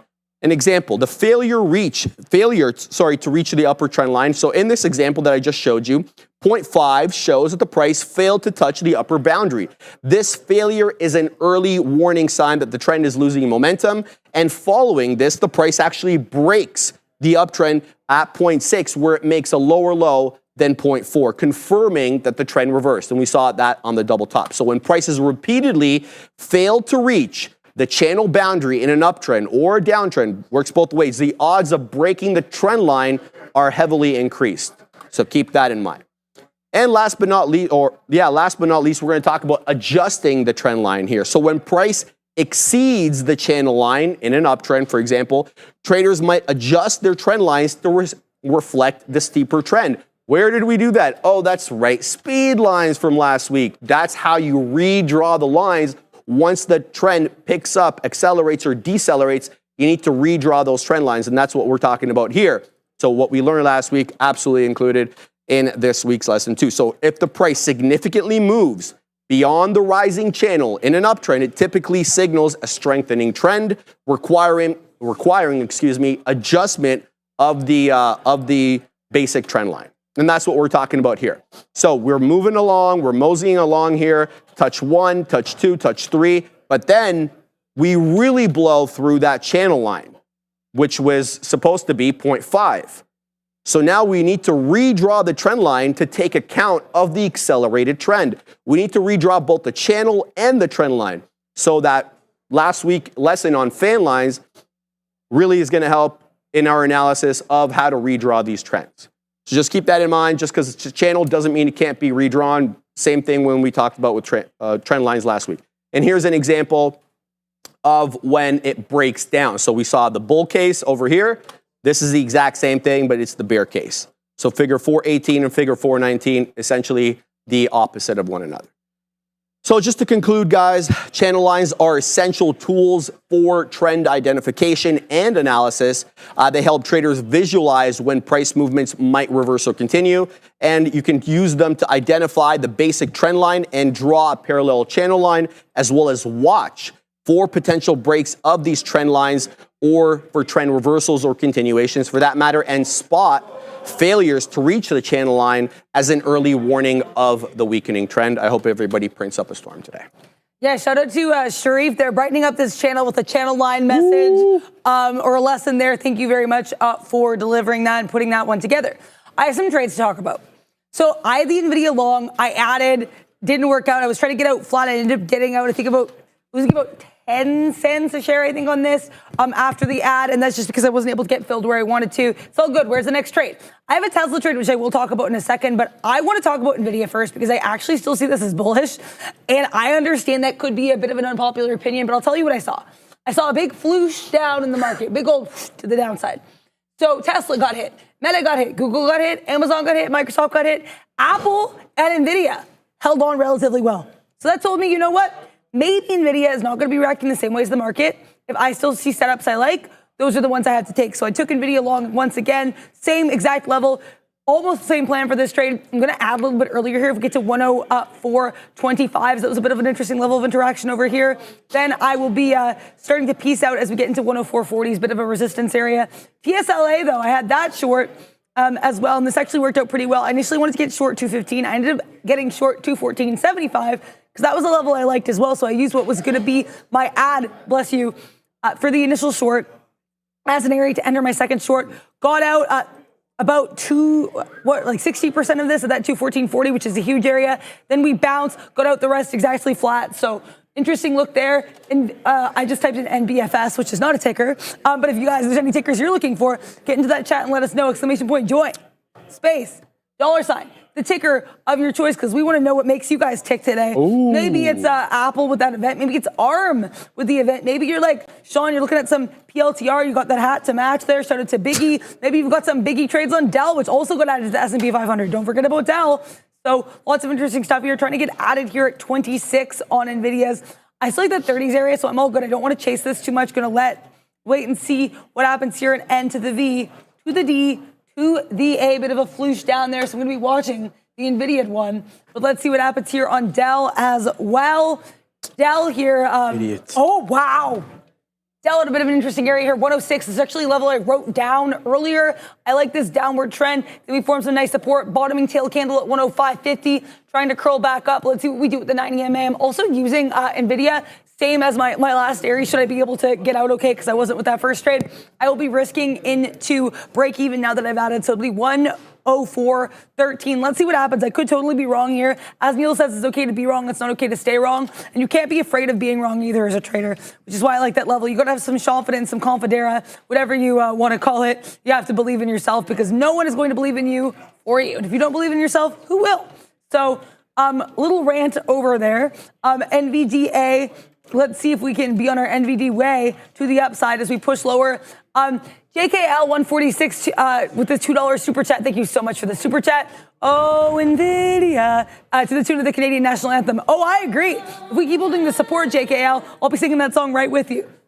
Right now, I want to know what tickers are singing to Sharif. I see you have SMT. Yeah, I fat-fingered here. Adara, I took 20 pennies on this one, but I didn't actually mean to take out the other amount. I was trying to put in my stop. And then we took it out over here, but did well on this one. This one's doing a rounded bottom, so I'm not gonna let this one off the hook. We're gonna continue to trade this one. Let's see what it does at 20. Did find great amount of support at 19. Held really well there, and this is where I started watching it. I was on the lookout for a head and shoulders essentially. So I was looking to see there's a left shoulder, there's the bulbous head, and then there's the right shoulder over here. But it didn't break, and you could gauge its intentions by the double bottom that put in at 19. So I was able to weasel my way in right after the lesson. Again, made a bit of a mistake here, but that doesn't mean it's the end of the trade. Still definitely going to keep my eye on this one. Trading really well is SMMT, excuse me. But keep in mind, this one's around for a good time, not a long time. So the bottom could drop off anytime. And that happened to me twice last week. Thankfully, I was in smaller positions on some of these small cap gappers, but the point is, having stops and giving your stops room to breathe. You got to give them room to breathe. Otherwise, your stop is going to be meaningless, right? Because it's going to blow through there and not trigger. So we'll keep tabs on that. We have the read? Yes. Okay, I can do it. All right, guys. Here we go. All right, we all know who Benzinga is, baby. And are you tired of being late to the trade? Are you always playing catch up in the market? Are you missing out on the big moves because you're too slow to the news?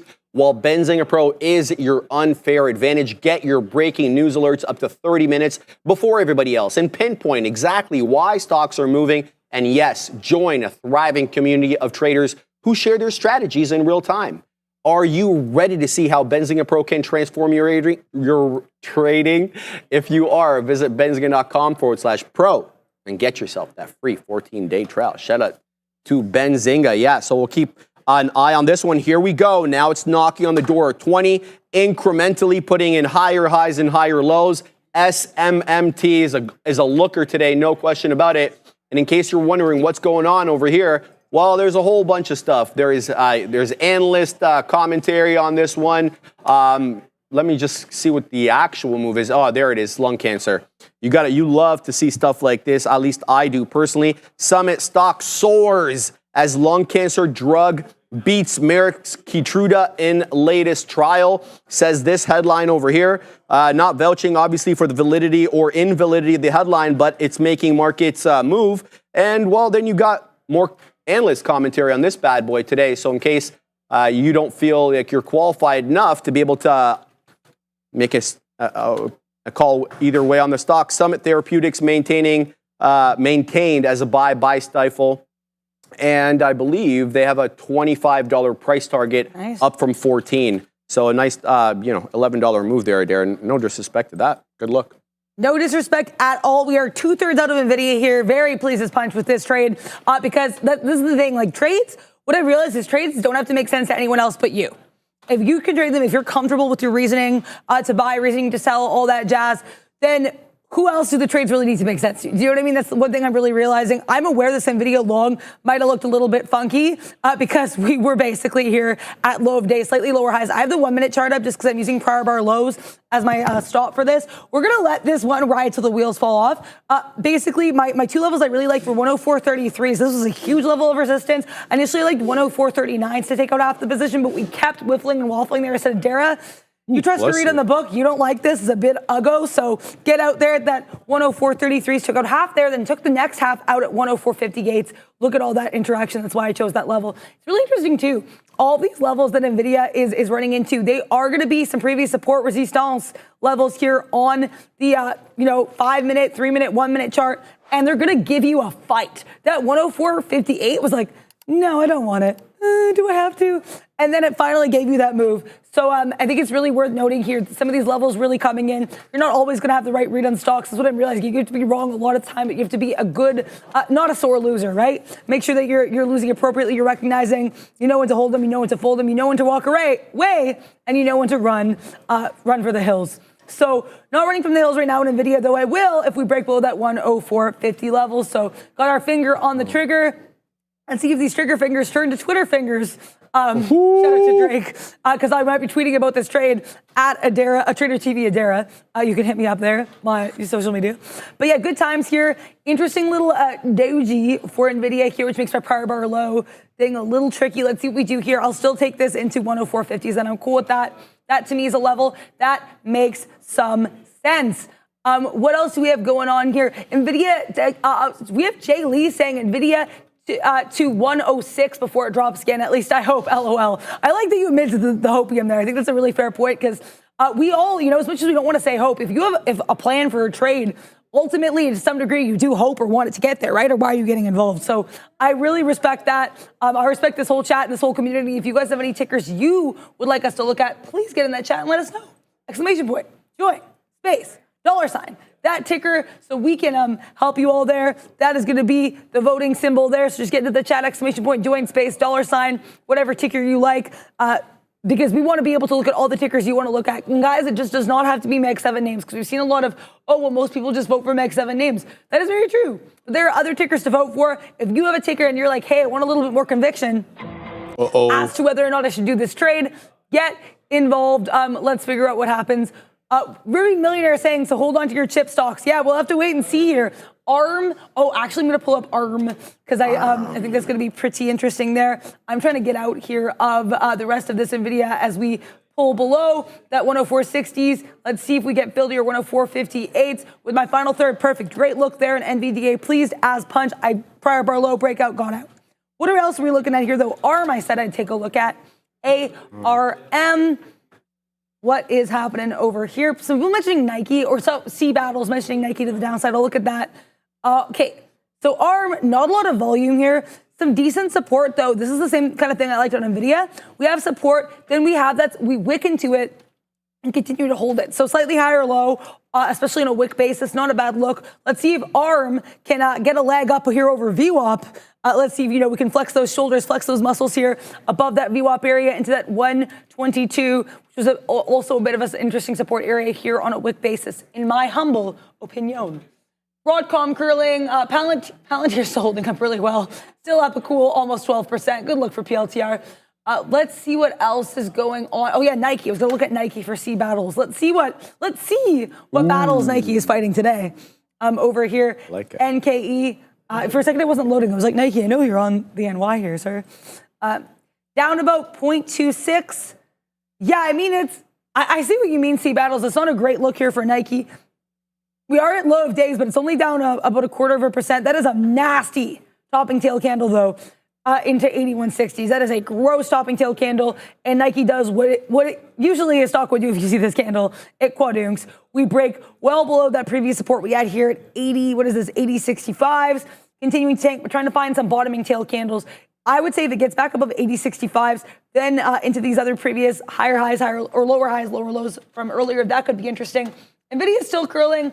Tesla's still curling. I have some things I'm keeping my eye on. I've only traded those two today, but if other things set up, I am more than willing to take those opportunities. Broadcom, particularly if it comes back into those 137, 138 areas I liked from last Friday, I'm going to be hopping in and getting involved. How are you doing over here? Good. All right. I want to talk about APLD because it's really getting going here. I'm in my position on SMMT. I'm back in that one to defend the 10 exponential. Looking at wetting my beak possibly at the $0.25. Then we're going to hold if it holds. So it's going to have to hold 1950 for me to stay involved. Otherwise, I'm gonzino. APLD though just did day's high, and it did break that Friday IB high there. Shout out to Dan, the dang man Emmons.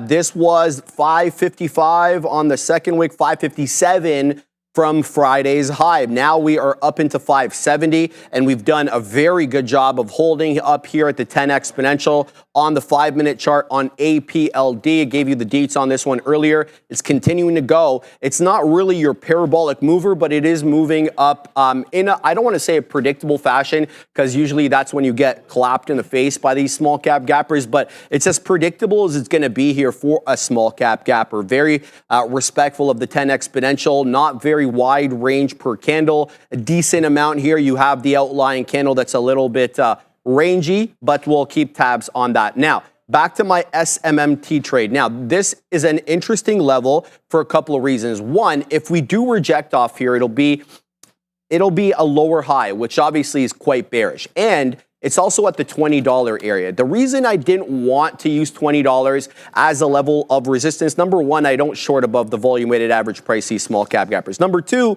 it got a bit above 20. It's not like it got into 20 and a quarter or anything like that. It got to 21.50 with a double top. So I'm looking for a 10 exponential hold here on SMMT. Ultimately, though, it's going to have to hold that 950 area because of the umpteen amount of topping tail candles that we had through 950. It's shown you that that's an actual real resistance level on it, despite the fact that the wicks did go into 19 2/3. All the closing prints were south of 1950, so I feel that there is a bit of a buyer that could be a buyer there. There certainly was a seller when it was doing the dance at that $0.50 area. So we'll keep an eye on those.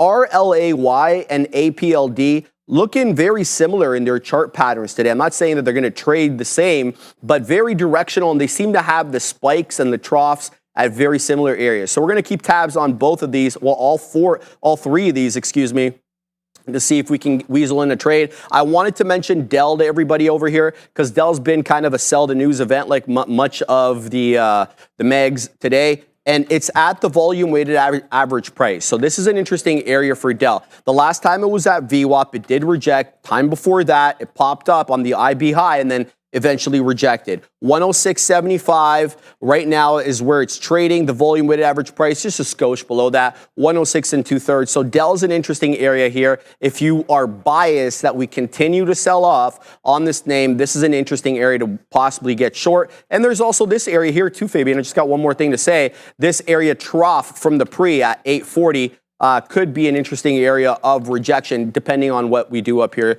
So I'm all eyes on Delaware. Yeah, in this part of the show, we have all of our eyes here and our brains on Firefly Neuroscience. Thank you so much for sponsoring us there. Firefly Neuroscience is revolutionizing brain health. Our groundbreaking brain network analytics technology is transforming care for patients with depression, dementia, anxiety, concussions, and ADHD. With 15 years of research and a wealth of brainwave data, we're set to illuminate the future of diagnostics and treatment. Pharmaceutical companies and medical practitioners, get ready. FDA 510K cleared DNA technology is here to supercharge your clinical trials and enhance patient care. Join us at Firefly Neuroscience, traded on the NASDAQ as AIFF. That's AIFF. And be a part of the next big leap in neuroscience. Ignite hope, one brain at a time.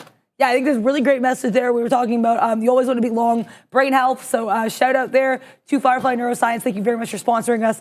Also Tesla, thank you very much for doing your little thing, 21. So TSLA, much like NVIDIA, I liked how it held support here. I had one L short, one W short on TSLA, basically kind of playing off the same levels. I flipped long because I liked that push into 216. We have waffled above 216. 216 to me was a pretty key level for TSLA last Friday. I'll show you what I mean by that. So yeah, here's 216. We kind of come into that support, reject, pop up, pop down, reject. So interesting level. I'm going to add some here at 216 if we stay. I just wanted to wait and see what we did there.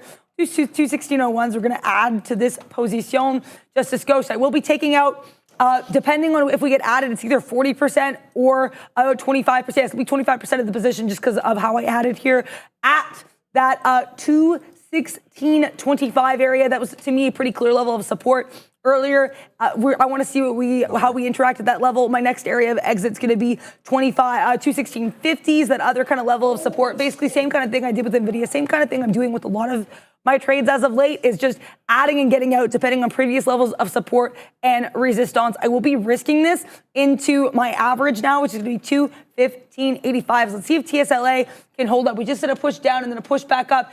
Q's trying to push higher right now. We'll have to wait and see because, as I said, Tesla and the futures, not always besties. Sometimes they get into a little bit of a spat. Sometimes Tesla's like, I'm an individual. I don't need to listen to you, Mom. Like, I don't need to do what you and, my Mag 7 siblings are doing. Who cares? So Tesla can be a little bit rebellious. So with that in mind, I don't want to put too much stock into what the futures are doing as of right now with regards to Tesla, but it is worth being aware of that, of course, as well. Given that it is still a Mag 7 name, whether or not it is a saucy little sibling, which I find it kind of is. So we've got Q's fall 458 doable either today or tomorrow if the short-term uptrend continues, says Trader Forever. Yeah, let's see what we've got going on here, Trader Forever. I feel like it might not take forever for the Qs to reach that level. Yeah, it's about $6 move up here. Kind of an interesting level here. Look at that previous support we had yesterday or Friday. So we're at 452.20s, coming into that 452.10s right now in the Qs. Let's see if it pushes up. Tesla's still hanging around 216, just watching what these Mag 7s are doing. NVIDIA's still really strong. I had to follow my risk management principles, so I got out of the long, okay, made money on it, so no regrets or complaints from me on that. But nice bit of a curl up here for a lot of these futures names. Someone was mentioning Amazon, relatively strong here, on its ways out to the upside. I don't disagree. Around 175 here, just about 174.50s. Trev, I'm curious, do you think we'll ever decisively break that Amazon 200 block? Do you think someday the yacht will move? And they'll be able to get past that Amazon. I like that. I like that, Adara. Thank you. Well, I think we do. But I'm a little bearish on the market, as you know, until subsequent to the election. And that's, the NOS boss kind of echoed that sentiment. The data seems to echo that sentiment. So we'll see. No two events are alike. I think we do get the 200 breach on Amazon. That's if the government doesn't get involved. Obviously, we know that the government now has a propensity to want to break up these companies and punish success. So that's kind of the way that it is there, and that's okay. But obviously, if there's no government intervention and they let things go as they are, well, then I think we do. But if there is other exterior factors, I don't think we do. So here's a look right now. I'm long on Summit. There was a huge seller at 20. It did get taken out. It was rejecting off there over and over and over and over. Now let's see if we hold 20. I don't want to wet my beak anywhere around here. I'm looking at the $0.25. So it's either I get stopped out or I print at the $0.25. That's the look. Now, I'm also short Dell at this level as well for possible VWAP rejection. A bit of a riskier trade, I'm going to tell you the truth, because I'm not putting a whole lot there's really no other than VWAP that's propelling me to get short into this trade. I'm looking for a continuation of the downtrend and a rejection of VWAP. We'll see. We're break even at the moment. It's printing 68. I'm short 65. So we'll see what we get there. And we will not get upset no matter what. I'm looking at wetting my beak at the $0.50, and we're moving down aggressively here. But, you know, Dell is a spready one, like its other cousin Meta there, which is we call spreada. And this one not filling me despite the fact that we were at the $0.50. So we're going to have to breach the $0.50 by some distance for me to get filled there, and that's all right. So we'll pack our patience there. SMMT, excuse me for mispronouncing this multiple times already today or missaying this.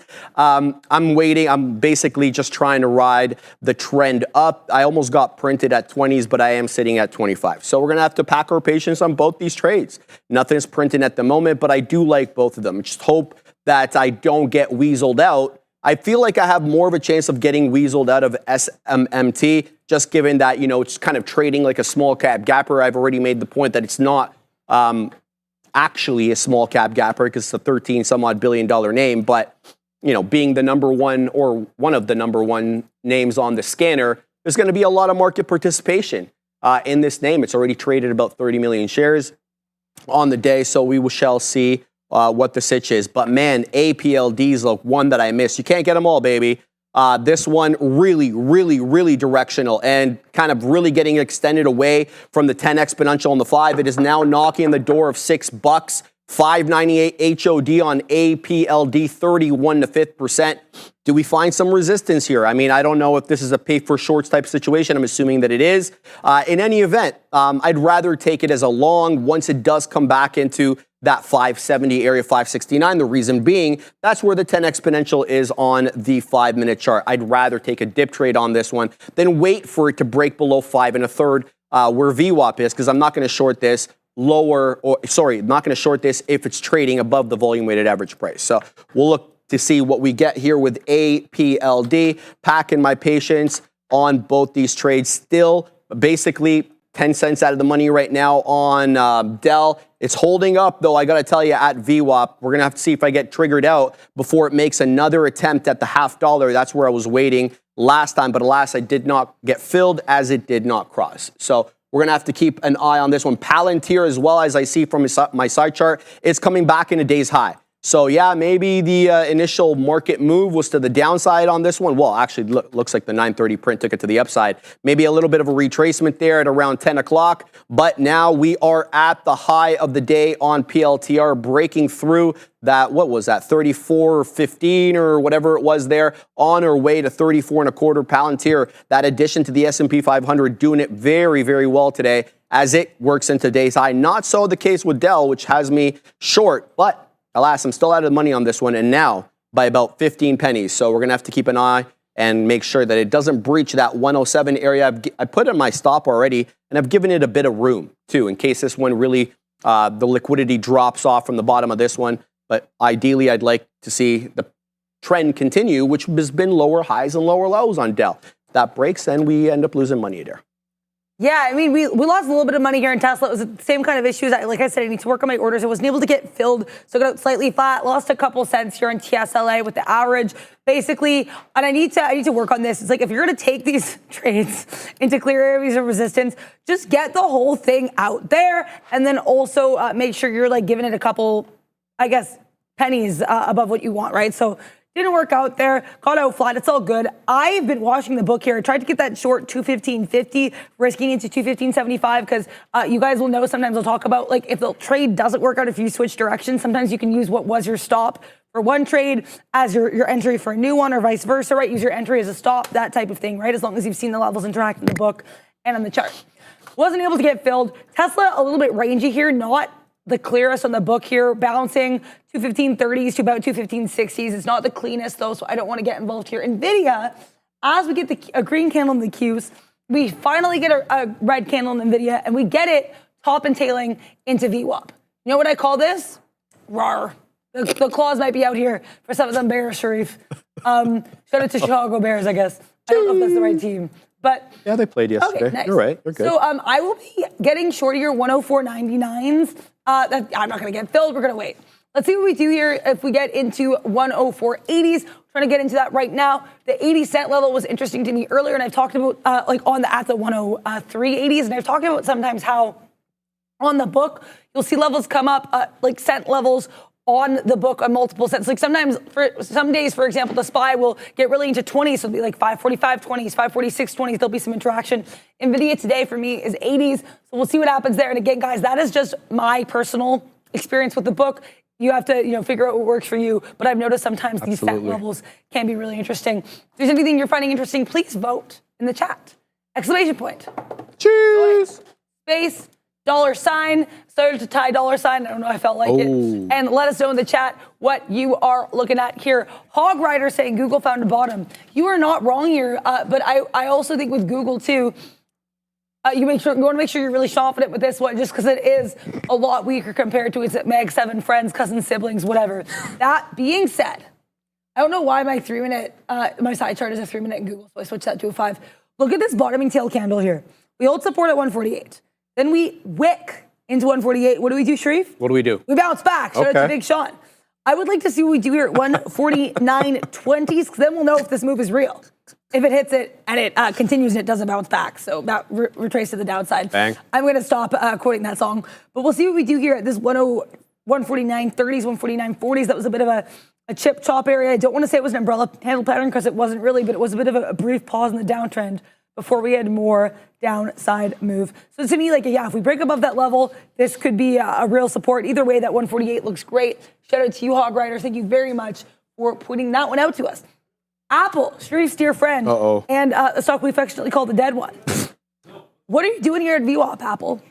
VWAPple. Look at this. We push above VWAP here. What? We have a bit of a bounce here at 219s, right? Bottoming tail candle. Then form a bit of a topping tail candle, rejecting into that previous area of resistance at 219.80s. I don't want to say Apple's a short here, but Apple might be a short here to me. We have that event coming up at 1 p.m. I'm going to find a way to stream that so I can cover that info for you all, because I do love watching these company events and Fed speak. Is it recorded? It brings me a great amount of joy. I will find out. Usually you can watch them live, I believe, but I'll find out here. Apple. No, are they doing like a live thing, or is it they record it and then they're kind of broadcasting it? You know what I mean? I'm not sure. Apparently, you can watch it on their YouTube channel. Okay. So it looks like it could be live here. Okay. Well, I'll have it open so I'll let you guys know. It's not like I want to short or trade every single Mag 7 name today, like what up NVIDIA and Tesla. But if levels set up, I actually don't mind trading, shorting Apple here. We just tried to break above that 219.50. We couldn't. I'd risk it into 219.75. That actually makes sense to me. So I think I might take a bite out of this apple before we get Tim cooking with that event. Like it. How is your climbing of your summit? How is that climbing? Good, Adara, good. We wet our beak at the fifth of a dollar, the quarter of a dollar. I'm now waiting at a little bit higher than the third. I'm waiting at 40s. The higher low situation is still intact. The respect for the 10 exponential, for now, is still intact. We're gonna have to see if it does or not. But I gotta tell you, there is somebody shorting it up here at around the fifth of a dollar. Okay, because it does work its way through 20. We're long 95s. It does work its way through 20, and then it's either met, at 22, 23, and here it goes. Drop. Now let's see what it does to 1950, because that's where my out is. So this just breached 20. So now it's actually gonna break what seems to be the 10 exponential on the 5 for the first time of the day, but it keeps getting bought up. Every time it dipped in, so got dipped into the 80s there, getting bought right back up into the 10s. So SMMT is strong, but it's a zigzagger. It's trading like a small cap gapper. So again, it's not market cap wise, a small cap gapper, but it's in its actions is trading like one. Trade it like one is what I would say, my suggestion.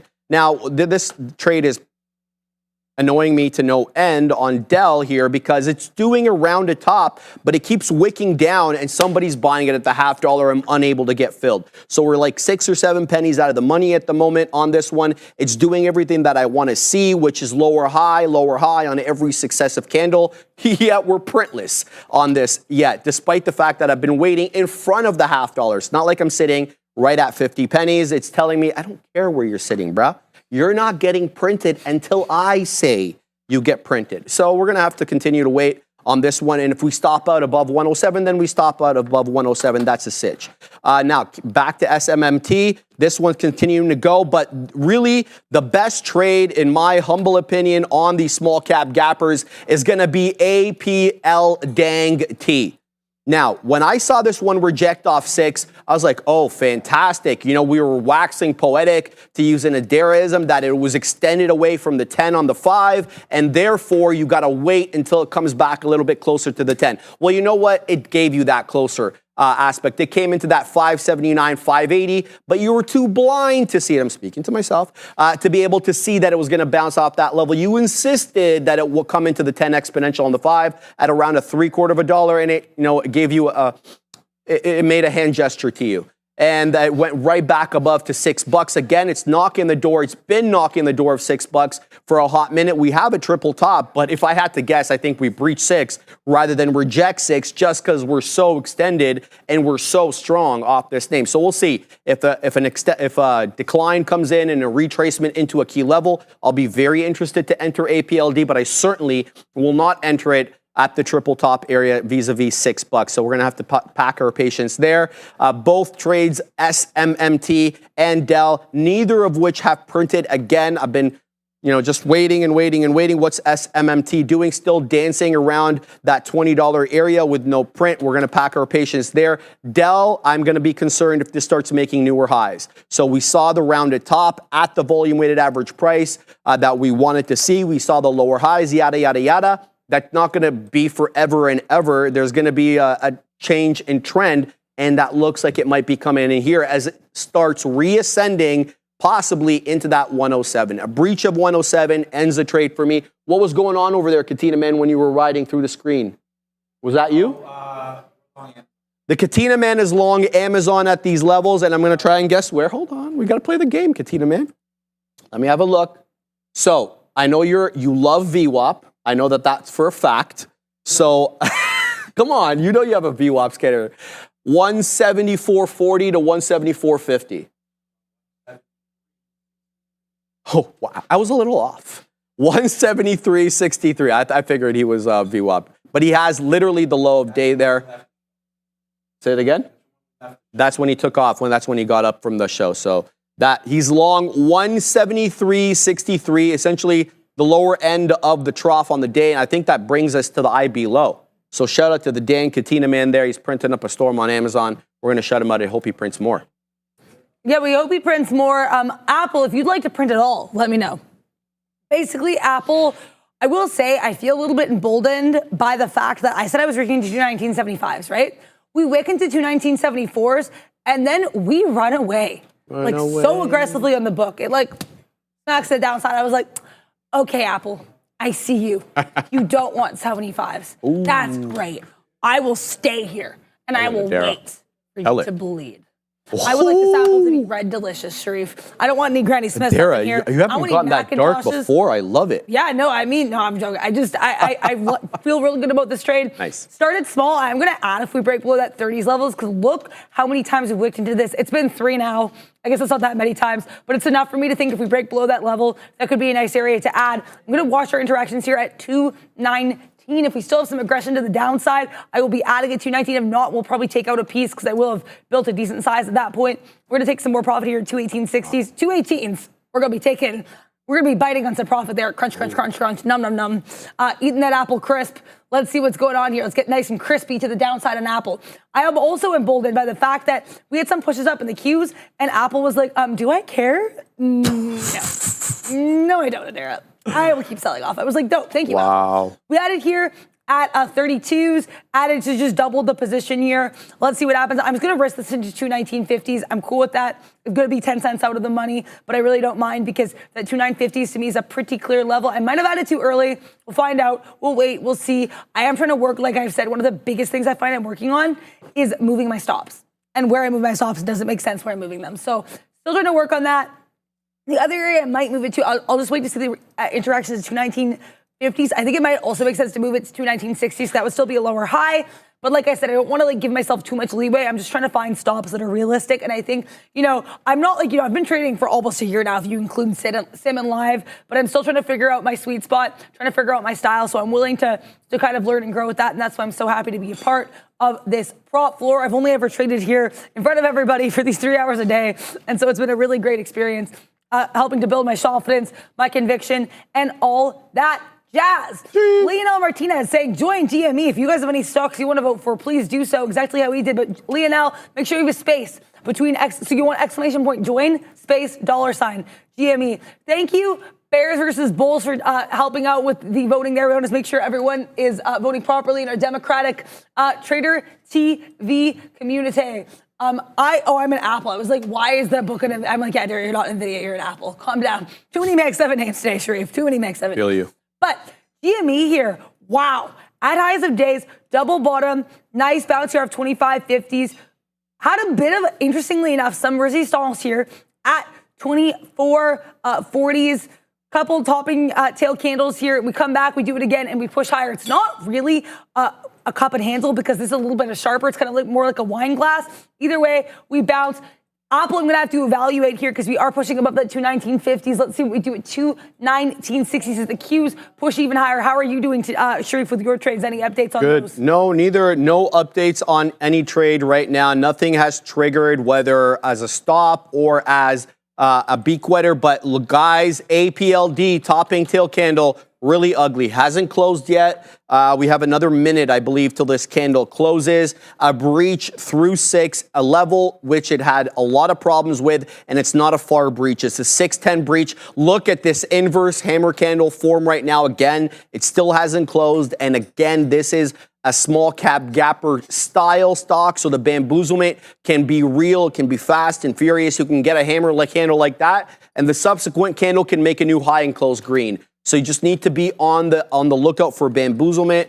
And just personally, I don't like shorting these very strong momentum names above VWAP, and this one is well above VWAP, about 50 pennies or so above that. And relative to the move on the day, 50 pennies is quite a bit. So we'll see what this candle does. We're still above the 10 on the 5. Maybe if you're long this stock, wet your beak here in front of 6, but I'm certainly not going to short it in and around here. That is until it breaches that 545 or wherever VWAP's hanging out at the time. So SMMT, we're still in the money. This one did a nice little 20 period bounce, then got bought up. The one, not the only, I'm concerned about both trades, but the trade I'm most concerned about is Dell. Knowing that people have to buy up this name, right? Because it's being added to the S&P 500, and if you're an ETF that tracks the S&P, then you gotta buy it to put it in your portfolio in order to reflect it accurately. I got all that, but it had issues with the level. So price action wise, I liked it, but if it breaches that 107, that's going to be the end of that trade. And it's been hanging out at this 107 area for a hot minute. So I'm a little concerned with respect to this trade. And I'm keeping an eye on the levels where it seems to find a bid and incrementally higher every time. So not looking good for me here. We'll see. Jay Lee, I've been seeing you tag me in the chat. Sorry, I've just been involved in these trades, so I've had to monitor them. I saw you talking about Boyle earlier. I see you talking about RLAY up almost $10. Shout out to Jay Lee, man. Jay Lee knows what he's doing. He likes these names that are commodity based, especially these ETFs. If you've been following the channel for a long time and you've been, participating in the chat, you know that Jay has his levels down pat, especially with UNG Boyle, and he trades those often. So shout out to him. It looks like the NOS boss has the same idea as you today, Jay, but he's not going to give it that much room, and he's taking it with smaller size, seeing that, it's the Widowmaker and all. And, I think it was a bit of a statement on his part saying that he'd take a bigger position in Bitcoin, seeing his feelings on Bitcoin than he would in UNG Adira. So, or nat gas in general. Don't mean to disrespect UNG as an ETF, but that's the sitch. All right, Dell is going to stop me out. Looks like any moment here, unless we really get a flush at this 107 level. It's the first time we've been printing consistently on both the bid and the ask above 107. I'm really close to getting stopped out. If we get stopped out, that's the sitch. All right, back to SMMT. We're back above 20 pennies again. I'm not interested in wetting my beak here. In fact, I'm quite disappointed that I didn't get my dollar cost average at 65. In fact, I wanted to get it at 60, and I front ran it thinking that, 5 pennies was enough. Shows how much I know. which is not a lot. So didn't get filled there on that little descent that we had to the 20 exponential moving average on the 5. We're working back up to 20. I'm waiting in the high 30s, I believe low 40s there for the look. And Dell on the verge of getting stopped out. I hate the suspense. Stop me out already, or just, do something. So shout out to what's going on over there, Katina, man? Sorry, there. $1.60 in the dang money on AMZN. He wet his beak, which is, normal. I'm out. I've just been stopped out of Dell as it did break that 107.10. So now we're negatory on Dellski, and that's going to be the situation. So we'll go for one so far, but probably negative on the day, given that this was a bit of a bigger move up than the beak wetters on SMMT. We'll see. We'll see as the day goes on. You're saying it finally took you out of your limbo and sent you straight to Dell. Oh, I like that. I was pretty proud of that one. Thank you. Oh, it's so funny on the weekend. Oh my God. Oh my God. I have because you said Dell, which obviously meant hell, and so that got me thinking. The implication was, I have a friend, Adara. Okay. He's not the best at English, so I don't want to disrespect him, but I almost fell over when he called Satan Satan. I kind of like that. Satan. I'm calling him Satan from now on. He's red satin Satan. Red satin Satan. Yeah, but he had me die, and he's like, Satan never leaves me alone. I'm like, who? Do you have a friend named Satan? He's like, no, Satan. I'm like, well, who's Satan? Like, I don't know who Satan is. Really? Well, he's not of that heritage. Remember, and not said that way. Phonetically spoken. All right, Fabian, we're having a little joke. You don't have to you have to explain the whole thing, but shout out to my buddy. He knows who he is. How's it going there, Dara? Yeah, shout out also to Devil in a Red Dress by Kanye West, because that song is underrated and it features the iconic Rick Ross as well. Shout out to Florida. But either way, AVGO is right now a Devil in a Green Dress. I'm kicking myself a little bit for missing that long at 137. I had this pulled up too. It looked very bull flaggish. It was trying to break above that VWAP and that previous support level. We call that confluence over here on Trader TV Live. And basically, I didn't take the long, because I was like, but that wasn't one of your levels from Friday. Your levels from Friday were like 138 and 137 70s and 138 40s. So I didn't take this obvious level because I was like, it wasn't one of yesterday's levels. It's the biggest thing too. Sometimes your levels do not matter. The market doesn't care. That being said, 138.40 level I liked from Friday is actually becoming some resistance here. So I'm going to take that. I'll risk it into 138.70s, which, as I said, another level I liked. So I'm definitely cool with that. Risk it into like 35. So take a smaller position here. We'll do that. And we'll do that. And let's go and see what occurs here on this here market, Sharif. I'm going to try to get involved at 40s. I like that topping tail candle, and I like that we got it at a level I was previously interested in. I'll add if we break below into that 138s here. We'll be adding some. I want to see what we do around 137s, but like I said, 137.70s, another level I found interesting from yesterday. That's going to be the trade. Sometimes you're not, okay, wow, Broadcom, you want to break down? Let's have go, Sharif. Get it, Adara. Let's have go. We're not getting anything yet. We're staying patient. We're staying poised. Oh, as poised as I am usually, which is usually a little wild and herky-jerky and all over the place. Let's see what this market gives us, because I do think there's some downside opportunities. To be fair, the Q's still in an uptrend. Broadcom very much in an uptrend, but I find the level at which we broke down really interesting. We wick into one of the levels I like yesterday and then break down from the other one I found interesting. Again, they're just my levels. They don't mean anything to anyone but me, but they did consistently interact during Friday's session, so I do think I know I want some of that smoke. Maybe we'll get rinsed.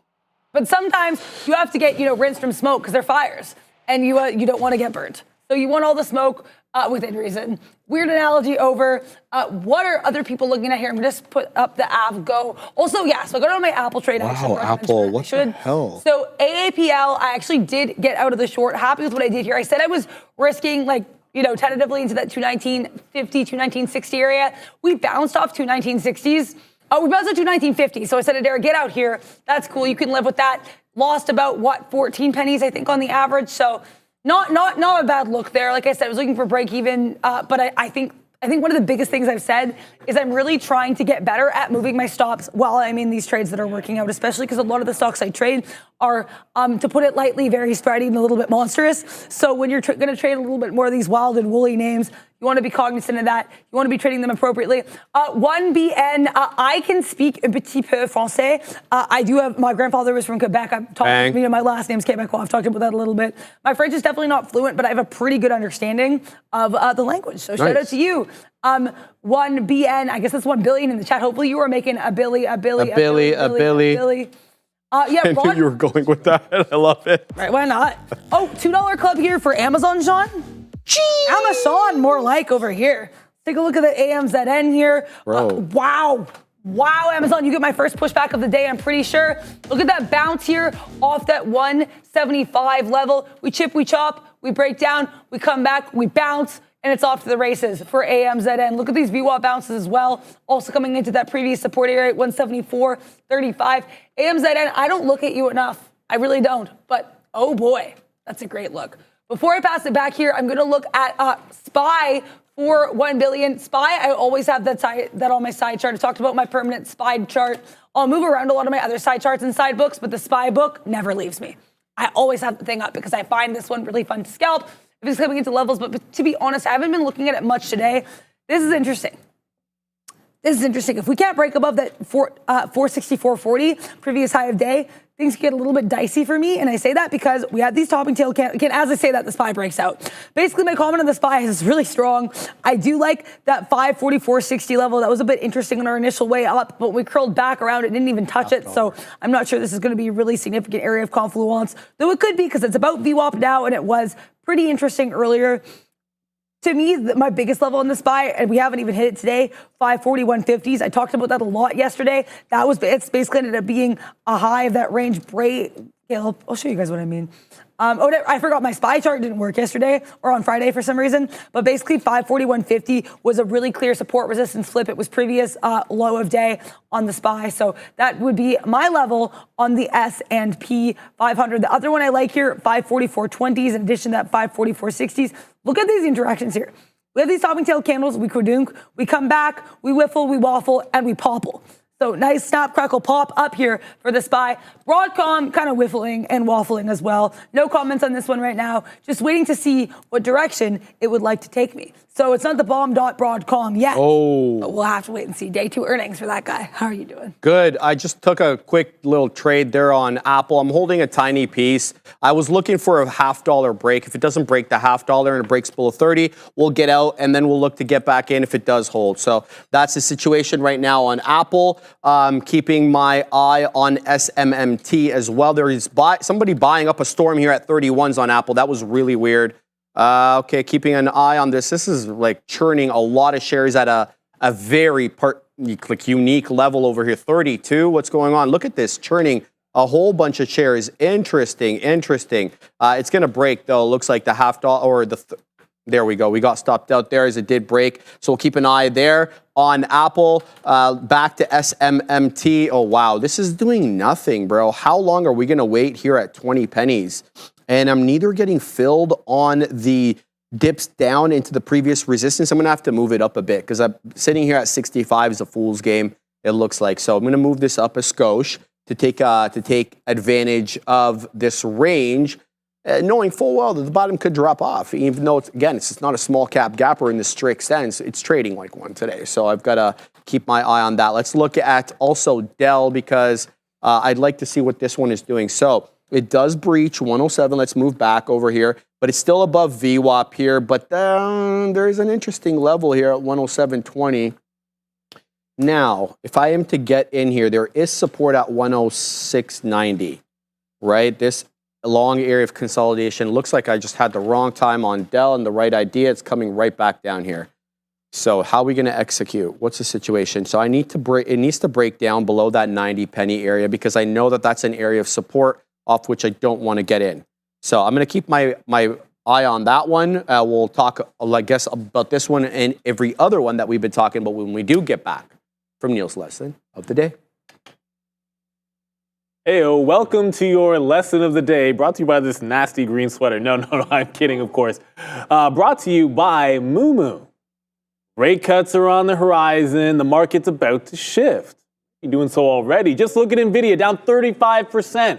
One moment, then bouncing back the next. To protect your gains, you need Moomoo's trailing stop orders. Partnered with NASDAQ, Moomoo is your top investing app. And unlike typical stop orders, ours move up as your stock rises, locking in profits before a drop. And it works for options too. Plus, enjoy zero commission, zero contract fees, 8.1 APY on uninvested cash, and 15 free stocks. Don't miss out. Check the link in the description or scan the QR code below. Shout out to Moomoo, and thank you so much for that. And speaking of market shifts, well, the market shifts up and down, but the indexes shift what's in and out of them, which is all the rage today. So look, anyone, you had to be, okay, well, it's possible you just weren't looking at the markets today, and in which case, I should tell you that Dell and Palantir are going to be going into the S&P 500, and Etsy and American Airlines are coming out. There's a couple of other things. There's a bunch of other stuff that happens, but if you missed that story, then you would have missed one of the biggest catalysts. Now, you're going to ask yourself, why is it, oh, Dell's doing nothing and slightly trending down? Palantir is basically breaking out and trending higher. American Airlines, which is coming out, okay, that's, I mean, look, nice trend down, but it's up on the day, and it actually went up initially at the open. And then Etsy, the other name that we're concerned with here, they're coming out of the S&P 500. Wait a minute, kind of like American Airlines, they're up on the day, and they were up at the open. So it's not about always trying to, this is why this happened, but let's try to understand the story a little bit more to see what differentiates them. Now, it's pretty straightforward in addition to for the 2S. You know, Dell is going straight in, Palantir is going straight in as well. But when we're talking about Dell in the pre-market, we're sort of looking at this as very, very different sentiment-wise than Palantir. And I think that should be obvious. Look at Dell's chart, which has been a screaming sell with the exception of the Black Monday area bottoms, which it managed to hold on to in the high 80s and the 90 levels. But since then, it's like every single pop, of which there have been some decent ones, every single pop has been a shorting opportunity. So all it did today was try to go, not break out resistance, and pull back in. So you can understand why the two ones going in, the other one was Palantir trending up, breaking out. Why was this better? I think it's pretty self-explanatory. Palantir was on an upward trend. You wanted to see were there buyers breaking it in that fresh high? The answer was yes. Dell was in a downward trend. Were there buyers to break it out of the downward trend? There were not. And so you get a little bit of a sell the news event as opposed to some exuberance for PLTR. Now, where it gets a little more complicated is American Airlines and Etsy. Now, could you have sniffed out that these were going to go to the upside? Maybe, maybe not. But the difference between these and Palantir are American Airlines is going from the S&P 500, so I believe that's the mid-cap 400, and Etsy is going from the 500 to the 600 small cap. So both of these are going from one index to another. They're not just getting completely dumped like they're not going to be tracked in anything, and oftentimes that doesn't make it as clear. And whenever that's the catalyst, whether it's the day of on the close or the day of the announcement, usually expecting a bit of a mixed bag, as there's going to be some traders that think it's an automatic short when it's not just a bunch of people dumping it the way they were buying Palantir at the open. You get some, let's just say probably some stops run at an obvious resistance level, or anybody thinking it's going to be an easy short. Well, there's enough equilibrium to stop them out a couple of times before it happens. Now, ultimately, it does trend back into the downside, but one that's not so automatic here in the opposite direction. You had to be a little bit patient with it. And I think the similar thing happened over on Etsy. Like, yeah, there was a short available, but this is a more extreme example. At the open, they just start buying and buying and buying it and buying it and buying it. Eventually, it rolls over. So there's a few things that you want to consider when you get a catalyst like this. One, if something is going out of an index, is it being deleted for good out of the indexes and it's not going to be tracked anywhere? Is it going into another? If that's the case, then if you're just going to sit there and sell it, you better make sure it's rejecting key price levels or you have yourself a good entry. It's not obvious. And if something is going into an index, then I wouldn't just blindly buy it either. When something's going into the index, you want to see how the news is being taken. In Dell's case, there was an expectation. You were getting all kinds of rumors about this before, and it couldn't even gap past the day before, the Friday before the announcement. It couldn't gap past the highs. It couldn't go past any of the old resistance levels. So clearly the market was giving you an indication that they didn't like this as much as Palantir, where you're gapping through everything and breaking. I mean, you were already testing 52-week highs going into it. So a distinctly different reaction. You can't just look at news and say, this is good news, this is bad news. You've got to line a few other things up better. You've got to understand, what does this actually mean for the stocks and the indexes? And then the second thing you've got to see is, well, what's the market telling you by way of reaction? And in this particular case, it showed you for the two ads which one was better than the other. And I'm going to do one more here when I end it off, because I think we're all going to want to watch the cautionary tale of SMCI or Uber. It doesn't really matter which one. Those are probably the two last prominent to go into the S&P. Generally speaking, you'll rally into the addition, and then there will be like a sell the news type of event. So when the 23rd comes around and these index changes end up happening, don't forget that historically, a lot of times you will rally into it the 2 weeks before, but then there is a little bit of selling coming into it after. SMCI is a much, much more extreme example of that. But if you ever want to understand why sometimes the reaction is vastly different from what you're expecting on additions and deletions and all that good stuff for indexes, try to understand, is something getting added from nothing to in the index? Is it going from one to another, which isn't as big of a deal? Is it getting deleted from the big and going into the small? It's not good, but it's not as big of a deal as if it was being dropped altogether. So knowing which one to pick for your trading vehicle is absolutely everything, because there were 4 or 5 you could have picked today, and there was only one that truly set up perfectly. Palantir, clean ad. Palantir breaking and testing new highs, confirming that the buying was in on that name. So there are all kinds of reasons why that was number one, but you also have to consider why you might not have been excited about Etsy and AAPL and Dell. All three of them were disappointments, but there were reasons why you shouldn't have been as excited about them going into this morning. That's your lesson of the day. Good luck, everybody trading. Man, SMCI's chart looks ugly. Thank you very much, Neil. Dropping hot lines as always. Neil Roberts every day, everybody, every day around that noon hour. He drops Neilage, aka hot lines. He's a hotline dropper. Thank you very much, Neil. Eloquent, awesome, and informative as always. All right, did well here on SMMT. I'll talk about that one before I talk about the bad trade on Apple in a hot second. So this is stair-stepping up, and I'm still holding. We're long 92s. Now we're printing 40s. Let's see if we can get up a little bit more. Its cousins APLD, RLAY, and LASE are all moving pretty parabolically. Let's go, SMMT. Where are you at in this parabolic movement in the scanner list today? So we'll keep an eye on this one. Obviously, looking at that $21 level as an area of stronger resistance. We did have a breach at that level earlier, but it was short-lived. Getting into that 21.50 double top, we only spent like a few minutes there, if that, above 21 bucks. So that's a look there. It's been very, very respectful. I mean, you love to see this on these kind of trades. Very respectful of the 10 exponential ever since really reclaiming, that 19 3/4. So we talked about that 19.5 being an operative level, with the wicks obviously coming into 19 2/3, 19 3/4. We were using that obviously as resistance since basically 1040 till when we broke through at 1115. Since that break at 1115, that 1950, 19 2/3, that general area has acted as support. And then, with the exception of these two red candles over here, every print, wick or otherwise, has been above the 10. And we did break through this 20 1/4. So there was a seller. I've been watching this for a hot minute. We've been selling at around the $1/5 of a dollar to $1/4. I don't know if it was the same seller.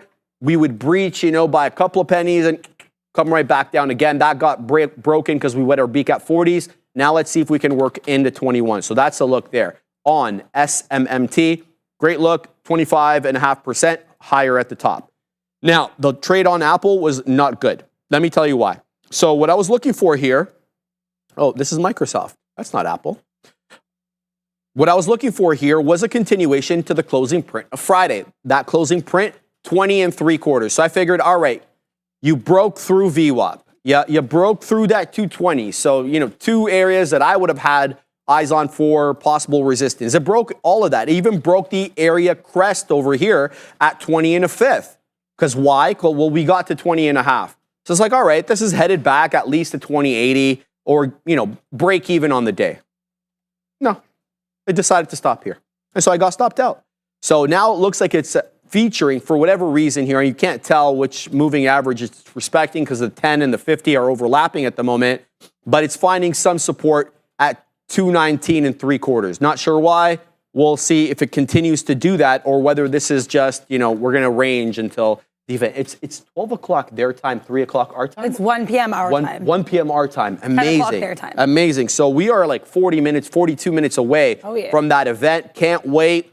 But I think this is all priced in. I don't know how many things are still unknowns. So much has leaked out so far, whether it's respect to the color, the camera bump, what to expect on the actual phone, the chip that's going to be included. We already know most of this information through leaks. Let's see how much of it is unpriced or unfactored or not discounted, to use a proper term, into the market. So we'll see. 220 again for Apple now, knocking on the door again. I don't have any trades on Apple until it sets up a little bit differently here. Let's look at some of these small cap gappers. Yeah, man. All right. So we're going on all of them. RLAY, APLD, LASE, SMMT, they're all doing quite well. Look at Palantir as well, man. Palantir trading like a dang small cap gapper. So directional. Look at that move on Friday. We didn't give back any of the move. Remember we were talking about $30 being that like hardline level on Palantir? That feels like a long time ago, whether it was Black Monday, Adara, that printed, and we couldn't break that $30 after a solid earnings report in early August, or what the deal is, but this thing is on the way up. And sadly, let's call a spade, man. Belligerencies across the world are increasing rapidly. Countries that never armed are rearming. And so it's just going to be like this kind of type of stock, you know, that you feel is going to do well. It's just going to be a stock picker's market. Adair, what's your look? I actually did have a trade on Apple here. So I sized this actually pretty aggressively to start because I felt really good about that 220 breakdown. I saw it break down. I took the retest of the breakdown, which I know is something I don't normally love doing.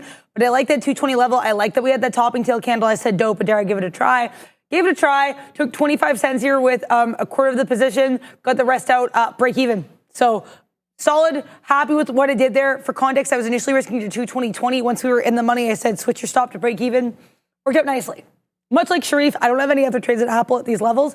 However, if we break below 219.75, which was an area that I was using as a stop for my short and a profit taker for my second short, that 220.75 to me, 219.75, huge. We break below that, Sharif, guess how much smoke I want? If you said all of it, you'd be correct. Okay. I'm willing to size into it pretty aggressively, willing to risk pretty aggressively, not like within reason.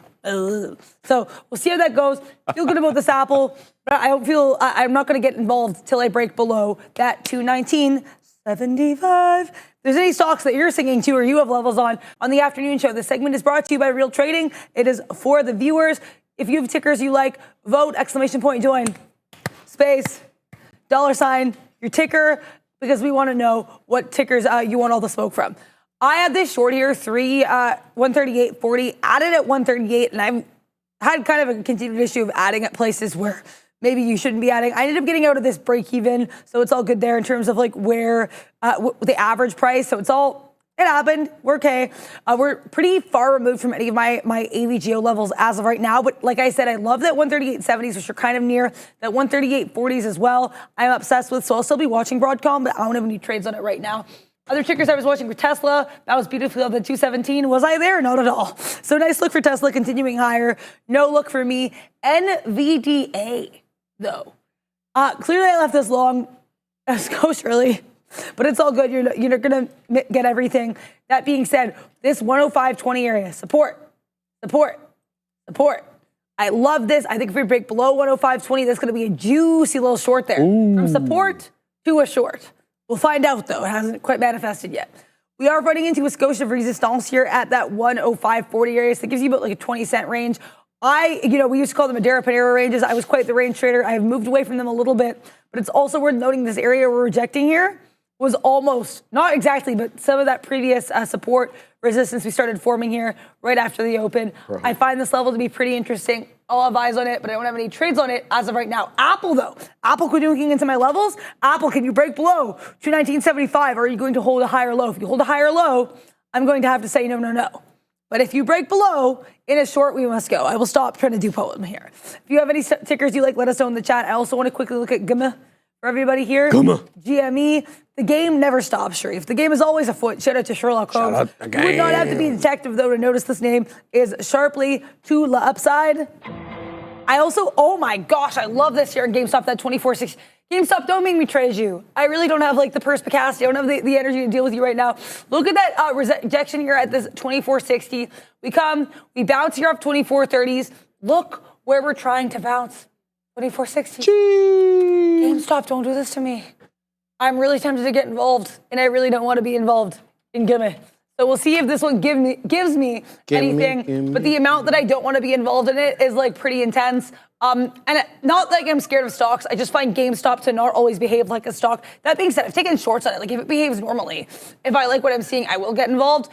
This is my type of playbook in that it's support resistance flips. So I don't want to say no to it, but I like my Apple setup better. So that's where I'm going to be putting all of my Apple barrel as of right now. You are also involved in Apple, Sharif, I see. I did. I like this area, Derek, because it acted as a bit of a resistance level earlier at let's say 219 and it's just it's hard to see 75-ish area. So we'll give this one the old community college try and see if we can work our way back above the $0.50. The whole dollar, about 220. We'll see what we get there. I set up also a bit of a dip trade here on APLD. Look, this could go unfilled. It just doesn't want to have any weakness here. It showed a little bit of weakness in front of 6, but the buyers were just too dang strong to keep this one below 6, and up above we go. We almost got into the $0.25. So I'm looking, I was like, where is the resistance, previous area of resistance should be acting as support. That 610 looked good. As good as area as any other. So I'm giving this a try here. Maybe we'll get long at 610-ish and then ride this one up a little bit, but we may not get filled on this one. SMMT just absolutely flush to the downside. We're long at 92s. It's printing 83s, but I've got like negligible shares because we already wet our beak like 3 or 4 times on this one. I want to see if it holds up here. If it does, I'm going to add. Because this is an interesting area. 1970 right here. It did dip into this area and then it found support right up again. All right, so we missed that one. All right, Apple, we're printing on an Apple nicely over here, about 30 pennies in the money now. Let's go, Apple. So we wet our beak already. Now it's moving above into 220, into 220.10s. Let's see if we can get up into the $0.25. What is life without dang whimsy? So we're going to put the out there at the $0.25, knowing that that's just a random area and that the better area likely is 50 pennies. But I'm not a good trader, so that's the situation there. Here comes. On APLD, sorry, I got to manage these positions. So sorry, guys, I got to flip from Apple to APLD. That's the look. It's coming off that 6.25. I want to get in right where I have it. Okay, now, you kidding me, bro? It literally came down to my level, then popped up 10 pennies. Let's see if it breaches my level. We're going to have to breach the level to get crossed. That's the sitch. Now, I'm not going to give this just to 6. I think that's too obvious of an area. So we're on the verge of getting printed over here. We're printing 12s, which is where I'm waiting, but it hasn't crossed. Somebody's buying it up there. Now I'm filled. So now we've got to get the situation ready to get both the beak wetter and the stop. So we're going to have to go ahead and basically say, 6 is as good as we're going to do on this one. We can't give it more than that. So we're going to give it to about there. So that's the sitch on that. We're already in the money on it. Already popping up. Where are we long? 12. Now it's printing 17s. Let's see if we can move up a bit more. It's nothing to write home about. All right. So that's a look there. All right. Apple's coming into that $0.25. Just printed 20s. I'm waiting at 25s, and then right back down we go into the 20 penny again. So Apple, we used to make fun of this one called the dead one. This is moving, a little bit un-Apple-like. But then for some people who probably trading this in the mid 2010s. They're like, what are you talking about, bro? There has been umpteen amount of algos that trade this, and it was a volatile name. Yeah, sure, Apple was the volatile one before Tesla. Tesla was the volatile one before NVIDIA, and each one takes its turn. So we'll see over here. When I started trading, when I got invested in it, I should say, in late summer last year, I've been holding this for a year. Jeez. Wow. Yeah, no, it's the longest I've ever held anything, Adara, to be honest with you. So yeah, this one used to do nothing. So that was kind of my thoughts about it. All right, APLD coming right back down again. So I'm going to keep my eye on this one. We already gave it to 6, and that's the situation. We're not going to give it any more than that. SMMT. We're only holding a tiny bit here. We're 2 pennies out of the money on this one. Sad I didn't add. I should have been alive more to this area, and I was. I just didn't put a dip trade there. And that area I'm talking about is 1960. Look at this area and the umpteen amount of rejections we had at 1960 until we broke through on a closing basis, and then the buyers started buying up a storm at that 1960-ish area, making that local high of 2040. So that's my look there. Nothing to write home about, Adara, but we're going to continue to watch and see what we get. Apple back into that 20 penny area. I'm just flattening out here. I don't want to wait anymore. What's your look? Yeah, nice look on Apple there. Thank Like you. I'm happy I didn't get to the short till that area, that 219.75, because I totally agree with Sharif. That is definitely the area of support. Really pleased as punch for you. Thank you, in Adara. that long Appreciate you. there. Appreciate you. AVGO, we are short here, and I'm very willing to understand if this is kind of a weird area to short. I stand by it. I know I usually say I have no qualms. There are some qualms, but to me, the balance of the evidence supports a short. And I want to explain why. So that 138.70 area was an area I liked yesterday. I saw it in the book. I was like, right today, or not yesterday, sorry, Friday. And I was like, this looks pretty weak here. So what am I doing? I am shorting it here into 138.40s. I'll be taking out 60% of the position. Why am I doing that? Because that to me is a huge area of resistance and support. It certainly formed as some resistance earlier today. It was a resistance support level from Friday that I want to play off of. So we're going to be taking out some here. I'll be saving a piece for the dream. But if we come, let's say we have our piece of the dream, we break lower, we come back and reject again off 138.40, I am adding there. I'm risking 20 cents in this, looking to make minimum 30.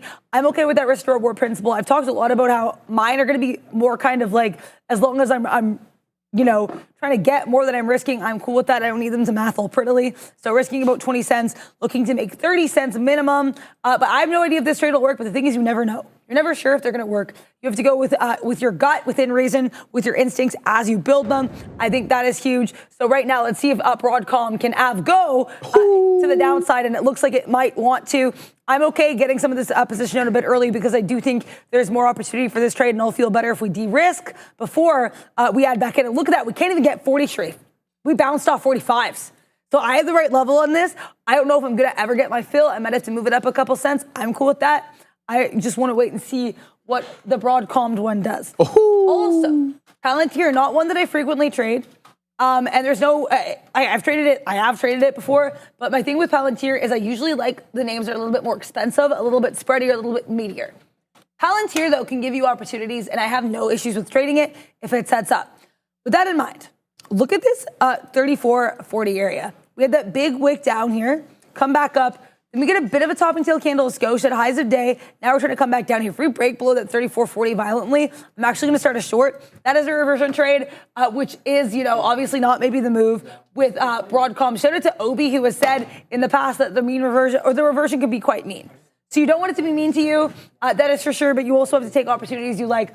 Shorts going to get wrecked here, says John. Yeah, you might be right. As someone who's in a short, you never know. You may be right. I may be crazy, but it just might be a lunatic who's looking short. I don't know. Shout out to Billy Joel. Shout out to Broadcom as well. What song is that from? You May Be Right by Billy Joel. Nice, I like it. Get it, Adara. Right. I don't know. Shout out to him, noted pianist. I am very much a fan, and I want to hear about how your summit climb is going over here, Sharif. As I wait for Broadcom to do something for me. 21. We're an entire 11 pennies in the money. No, I'm kidding. We're holding the same level. We're having trouble with 20 now. I gotta do the lesson coming up. I don't wanna nurse this stock while I'm doing the lesson. So I don't have that many shares left on this. So I'm thinking about flattening out or just putting in a a very spready stop so that even a bottom drop could get me filled. And what I'm talking about that, you guys really need to understand this, and I really want to drive home this point. Your stop, if it's a limit order, which those are the stops that I use, there's two components to that stop. There's your trigger, which tells the computer, get me out, and there's the limit that says, get me out until this point. If the spread, well, let's call that the spread between the trigger and the limit. If that spread is too tight, let's say 5 pennies, and the stock drops lower than your limit, you won't get filled, right? Unless you have a market order. Then the market order, with the problem with that is you can get filled anywhere, right? Depending on where, or how illiquid or how volatile the market is. Look at Summit. Good thing I didn't flatten out here, Adair. Look at this thing ascend.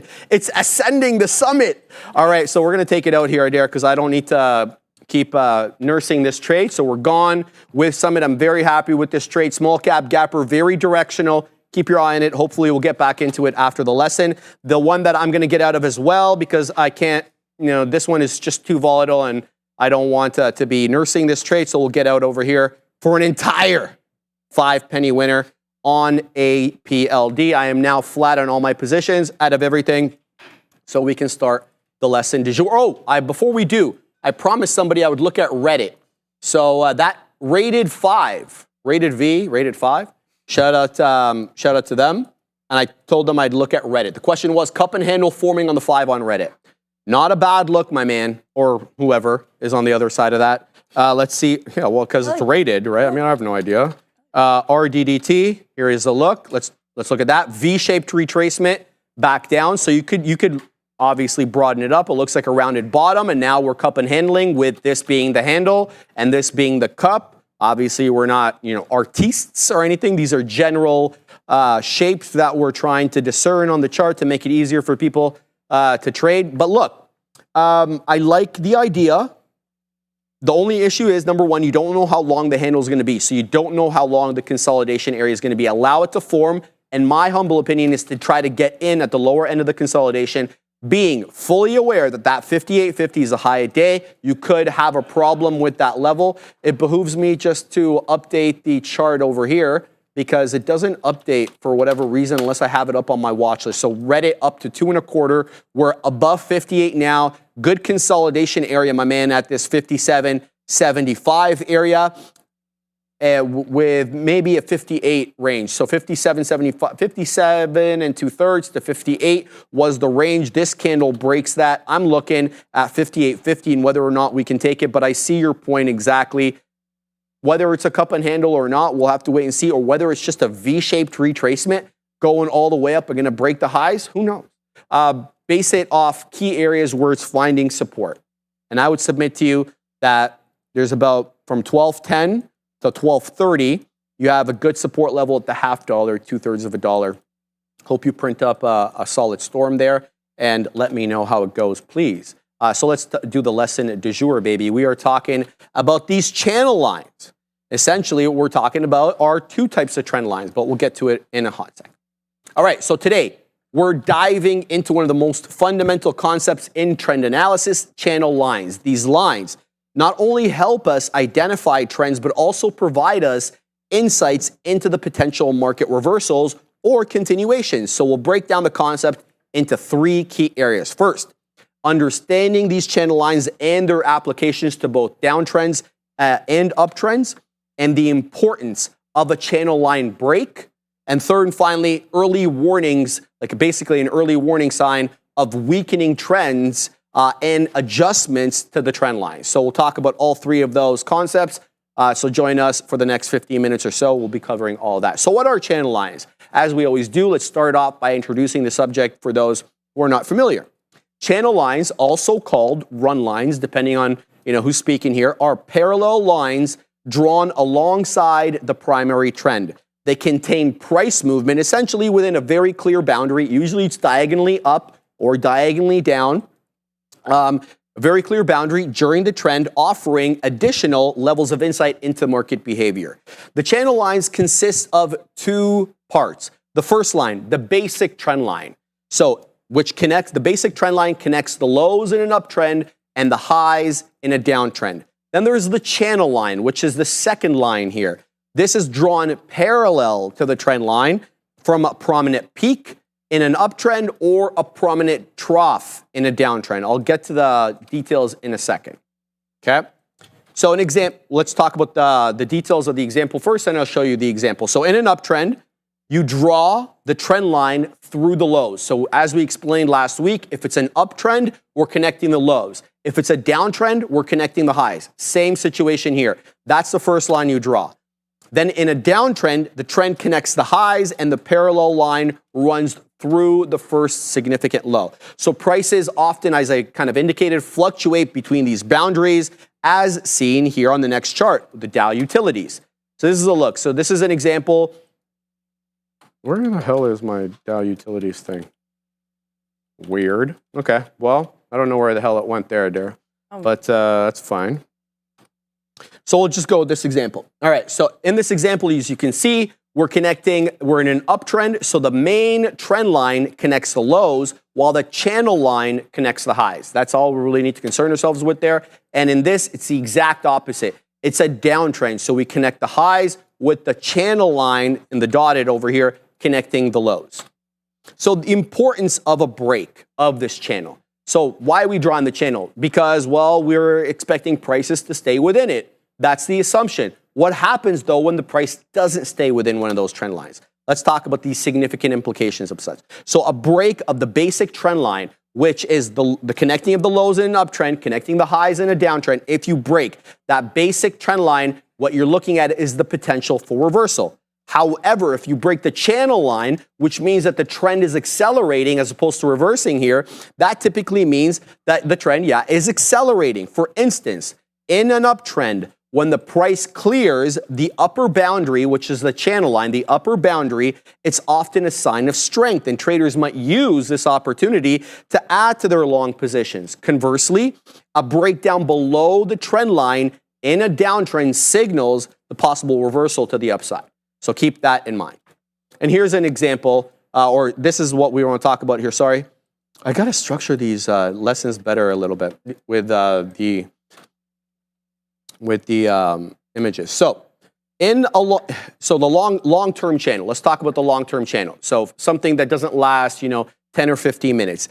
In a long-term channel, which I'll show you in a second for the Dow Utilities, price repeatedly found resistance at that upper trend line, but also found support near the lower trend line, near that lower boundaries. Traders could have used that specific opportunity for both long-term entries and exits. And this is what I'm talking about over here. This is the Dow Utilities, and this chart takes us all the way from 1970 all the way to 1995. So it's one hell of a long trend there. And as you can see, the channel line was always seemed to be respected at the extremes, whether over here where you got 4 touches to the channel line or 3 touches to the trend line. That's not the only thing that we can use these channels for. We can also use them to spot weakness in the trend. So channel lines also help traders identify when the trend is weakening. One of the early signs of a possible reversal is when the price fails to reach the upper end of the channel or the lower end, depending where the channel line is. And here's an example. So we're chugging along. The trend looks like it's intact. 1 and 3 both get up to the channel line, but 0.5 too weak. Couldn't make it all the way back up into that channel. The fact that we created a crest below the channel line should put us on the warning for a trend line break. We know because this is an uptrend, the trend line is going to be connecting the lows. And look what happens over here. You get 0.6 and it's a break of that trend line. So we could have also been on the lookout for a possible double top and looking for the break of 0.4 to confirm the break of that double top. Failure to reach. And this is, failure to reach the upper, what's going on here, man? Sorry, guys, give me a second here. Adjusting the trend line. Can you take over? Yeah, I was going to say, I can take over. Yeah, for sure. I am still looking at Apple, still looking at NVIDIA. I got out of Broadcom because it broke above my level. Good exit, happy with that. Not a winning trade here. We did have some earlier. I am, though, also looking at GME. I know I said I was trying to avoid looking at GME, And honestly, that definitely just came from a place of fear. I want to short GME here if it gets to 2460s, and like I like what I see. Try to see if I can get some shorts on this. I want to clarify as well. I'll go either direction. I just like the fact that we held this. We pop above. We can't really hold it. I think you have at least until 2430s. I think if you take that with size, it's not bad at all, and you risk appropriately. Bless you. I would probably be risking, as of right now, risking 10 cents, trying to make minimum 30. We'll have to see what happens, though. It is GameStop. You do want to give it a little bit of room to play, but we also want to give a little bit of room to reach that upper trend line. Thank you for that, Adair. So in the example we just showed, which was this one over here, yeah, so this is what the example we want to talk about, the failure to reach the upper trend line. So in the example that we just showed, 0.5 right there couldn't fail to touch the upper boundary. This failure is often an early warning, essentially, that the trend is losing momentum. The failure for 5 to come up over here following this, as you can see, the price breaks the trend line, which we know is the solid line on the chart, confirming the trend reversal. When the price repeatedly fails to reach the channel boundary, in this case, it's this dotted line over here, the odds of breaking this trend line to the downside are greatly increased. So that's what I kind of wanted to talk about there, and that's what this slide was about. Now let's talk about adjusting the trend line. That's what we talked about, adjusting the trend line last week. We also introduced the concept of speed lines, which are essentially adjustments of the trend line. So when the price exceeds the channel line, so we get a break of that dotted line in an uptrend, traders might adjust their trend lines to reflect the steeper trend. If the price significantly moves above that rising channel line, it typically signals to you the strengthening trend, requiring obviously adjustment of that trend line. And here's what it looks like. So we're chugging along. 0.1 makes the proper touch. 0.3 makes the proper touch. But all of a sudden, at 0.4, the trend really gets going here, and we break decidedly through that dotted line right there. That's the channel line. So now we need to redraw the trend both for the lows and the highs. There's no point of sticking with that same trend. You don't need to delete the old trend lines, but you need to redraw the new ones to fit or to reflect the current price action. Don't actually remove the old trend lines because you don't know when those are going to come back in and play either a support or resistance level. So my suggestion to you is to always keep those trend lines there. So that's the look of how it looks in an uptrend. This is the exact look of what it does in a downtrend. So we're moving along. Uh-oh. Now we can't get all the way back up into the trend line. Now we got to break down. We're breaking down, below the lower line. We need to redraw the highs and the lows for both the trend line and the channel line. And just to conclude, guys, channel lines are essential tools for trend identification and analysis. They help traders visualize where the price movements might reverse or continue, and traders can use them to do things like identify the basic trend line and draw a parallel channel line so you have that channel, and then watch for potential breaks of the channel, whether to the top side or the downside, and spot failures to reach the channel line as a possible indication of when the trend might reverse. I hope everybody obviously prints up a storm, as we always do about that trade the pool. Is that me or is that you? I can do it. No, I can do it. Here it is. All right, guys. Ready to go, Ram? All right. Becoming a funded trader means trading with a firm's money instead of your own. At Trade the Pool, you first complete an evaluation by hitting profit targets while managing risk. Once you pass, you get access to up to $260,000 in buying power. You keep up to 80% of your profits while the firm covers the risk.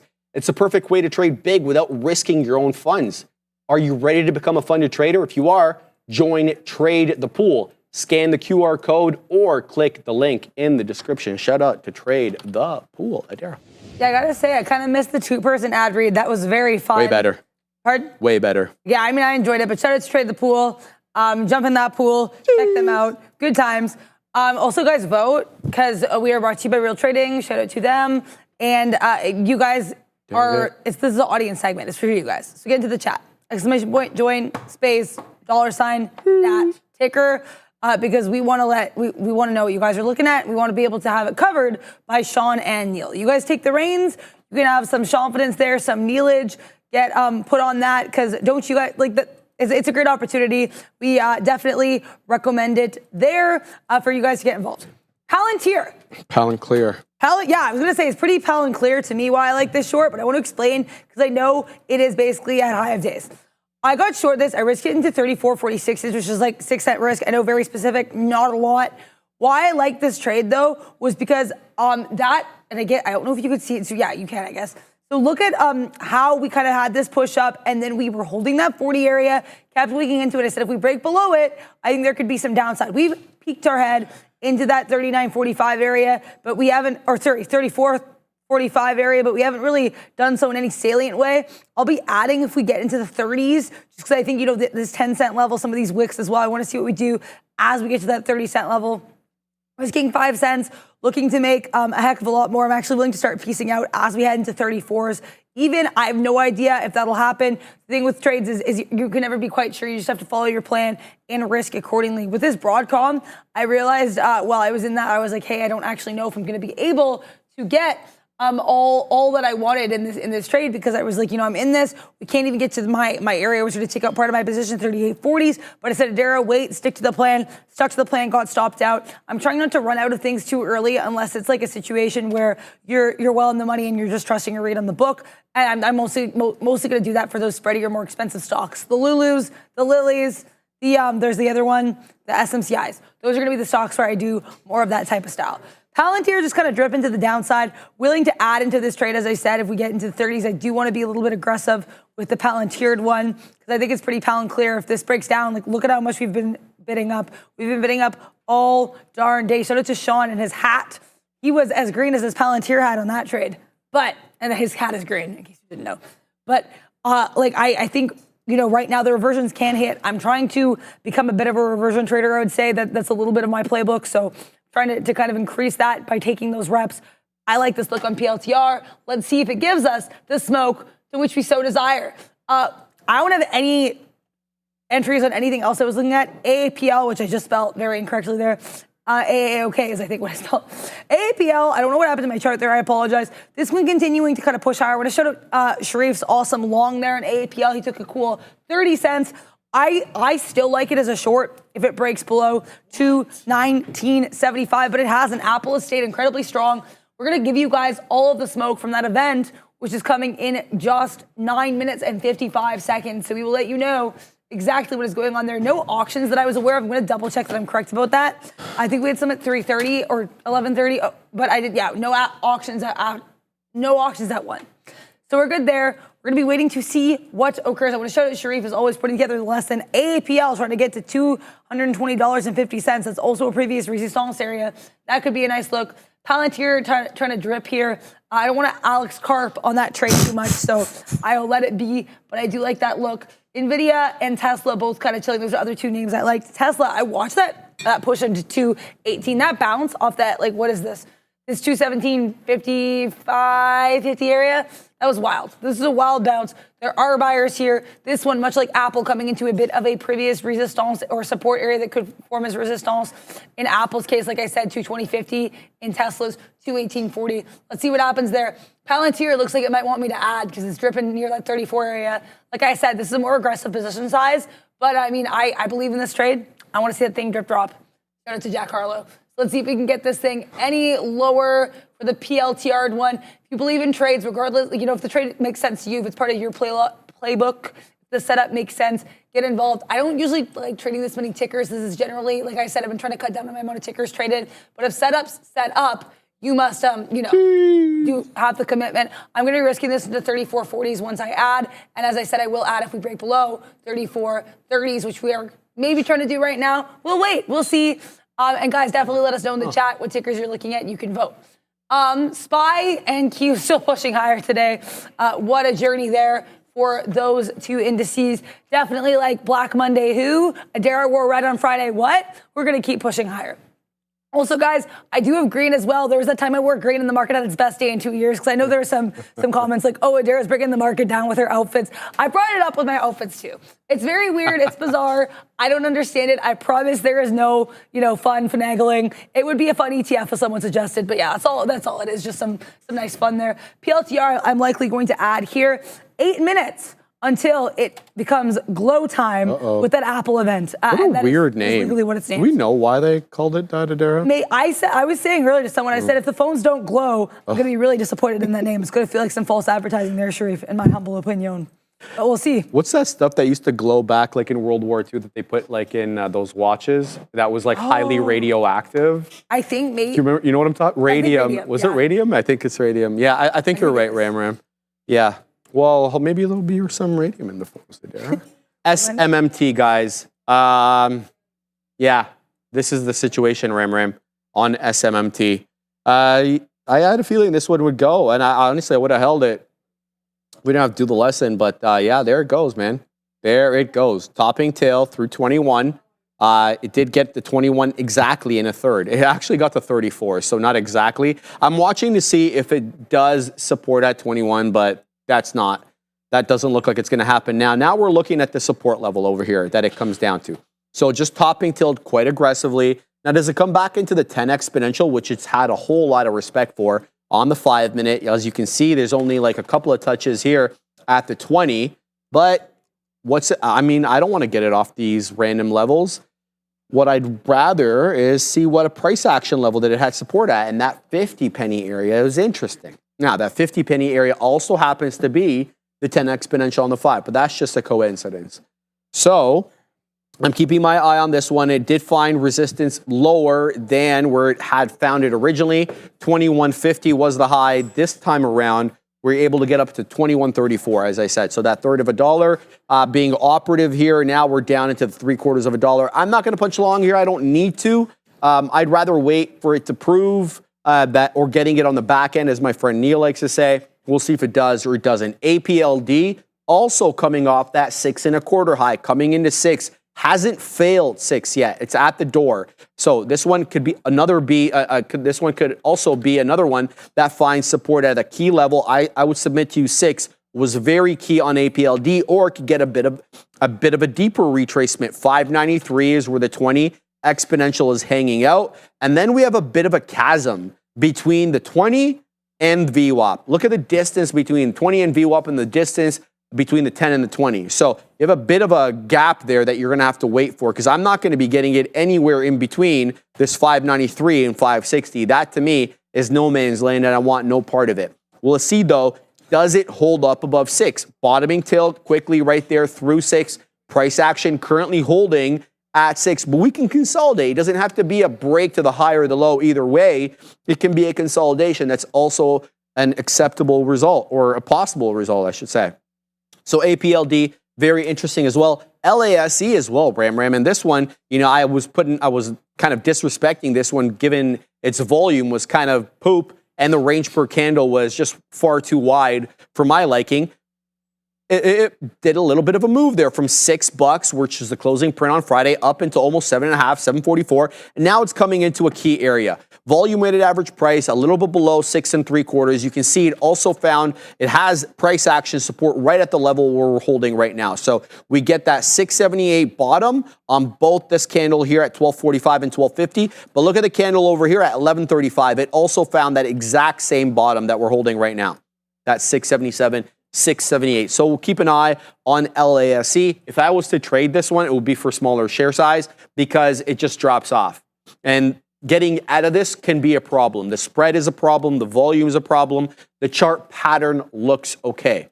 But that's the only thing really keeping it on my side chart over here. LASE, decent look. PLTR, bruh.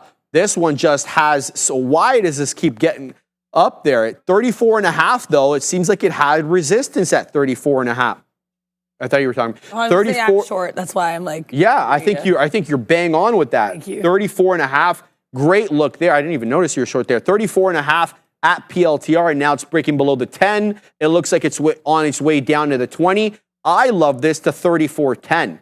So I think we'll see. I don't know where you're looking to hold on. I don't want to say any levels that may not conflate with your levels, but I see basically this area crest at around 1030 that found its area of resistance at 34.10, a skosh above 34.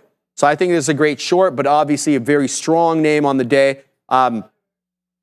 Yeah, we'll see if this one maybe can even work down to VWAP, man, 33.70. So we'll have to give this one a look a little bit later on.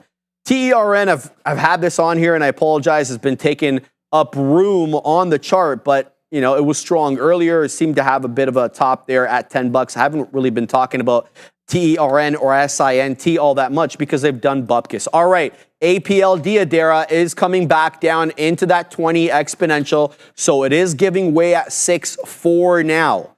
I'm all eyes and ears, baby. If you want to hold up at the 20 exponential and put some respect on that moving average, I'll go long for another 6.25 touch, but I will not touch this stock between where it's trading now if it doesn't hold up here, and then all the way down into 5, almost in 2/3, a little bit ahead of that, where the volume weighted average price hanging out. It's a bit of a chasm there on my chart there. Yeah, I mean, shout out to that. I know you're all up in the small cap gappers. There are quite a lot of them, so nice look there. Shout out to you, Sharif. Also, yeah, it's funny. You were mentioning that 2034.10. I had already actually set an order here to get out about a fifth of the position at 34.11. So we were definitely thinking the same thing. That order has been sitting there. This is the largest position I've ever taken live. I feel really good about this trade. I would feel a lot better about this trade should we break below 34.24. This line I drew. Why? Because this was definitely, I mean, I have the 1 minute open because that's generally how I do my like stops. But if you see it on the 5 minute here, on the 1 minute, I think you would see it as well. Resistance, support, support. You know what? Actually, I'm going to take out a fifth of the position here as well because I just don't necessarily love this level. We're going to take out some there. We're going to save. We're still going to have enough. Like I definitely stacked into this trade, so I'm really pleased this punch. To be clear, I took this with size because I believed in it. I'm risking it appropriately, so I'm cool with that. That's one thing I've learned, and I also want to shout out, the whole risk unit system because when you do this, it really helps you realize, like, you don't think about, you can take more size when you're like, oh, it's just a portion of my risk. You'll take more size because you're realizing you're not risking that much. You're thinking things more in terms of their value and overall, and I'm going to stop waxing poetic on that. Okay. But yeah, that's what you do there. Let's see what happens here. I want to see what we do as we get into 34, 35s. I will get out flat. I'm cool with that. At this point, but I think it's obvious there is some support there at the this level, that thing, the 34.24. Obviously some support. Probably should have gotten out ahead of that. Look, we wick into 34.35 and we come right back down. I'm watching the interactions at this level because Sharif, yes, Adara. This will be a key level for me. It is my average, but it's also a bit of a prior bar level here on the 3 minute, forming some support. I'm watching the book. I'm waiting. I'm scheming. I'm plotting. I'm scheming. And I'm hoping to get some money here. Shout out to Drake's for this thing. Look at that. We're glowing. Are we glowing? We'll find out here. Shout out to Glow Time. It will be go time for Glow Time very soon. But it'll also be go time for me in this Palantir trade. It happened. We tried it. It was fun while it lasted. Like I said, happy. I'm getting comfortable taking more share size for trades I believe in when I'm risking appropriately. Wish I had taken some out, but woulda, coulda, shoulda. Ready for new opportunities in these market every single day. Dan, the dang man, Emmons letting me know that the Apple event is starting. Oh, baby, it's already jamming up in my ear over here. It's a party up at... Hold on, how come you have ahead of mine? Oh, man, this thing sucks, bro. I don't understand. You have to watch it on apple.com, otherwise you're a schmuck like me. Yeah, I know. I'm watching it on YouTube. It was a bit delayed. There we go. Now we have a lovely young lady that's tying her shoe. Oh, and it's the feature hand or the fingerless or finger gestures on the Apple Watch, which we already know was a gimmick from last time as well. So shout out to that. I think they're talking about some accessibility stuff now. We'll have to see exactly what's going on. But the Apple event has now started. So obviously, I mean, we haven't announced anything on Apple, but I know how these algos work, baby. As soon as that Apple event starts, they're going to be in high gear. Let's keep an eye on AAPL here, Ram, as we're going to keep an eye on the price action. Obviously, nothing has happened quite yet. Nobody's speaking, but we'll keep an eye, obviously, on the Apple event. For anybody who's, just wondering what these events do to the stock price, most of the time, there is no hard and fast rules that says this has to happen every time.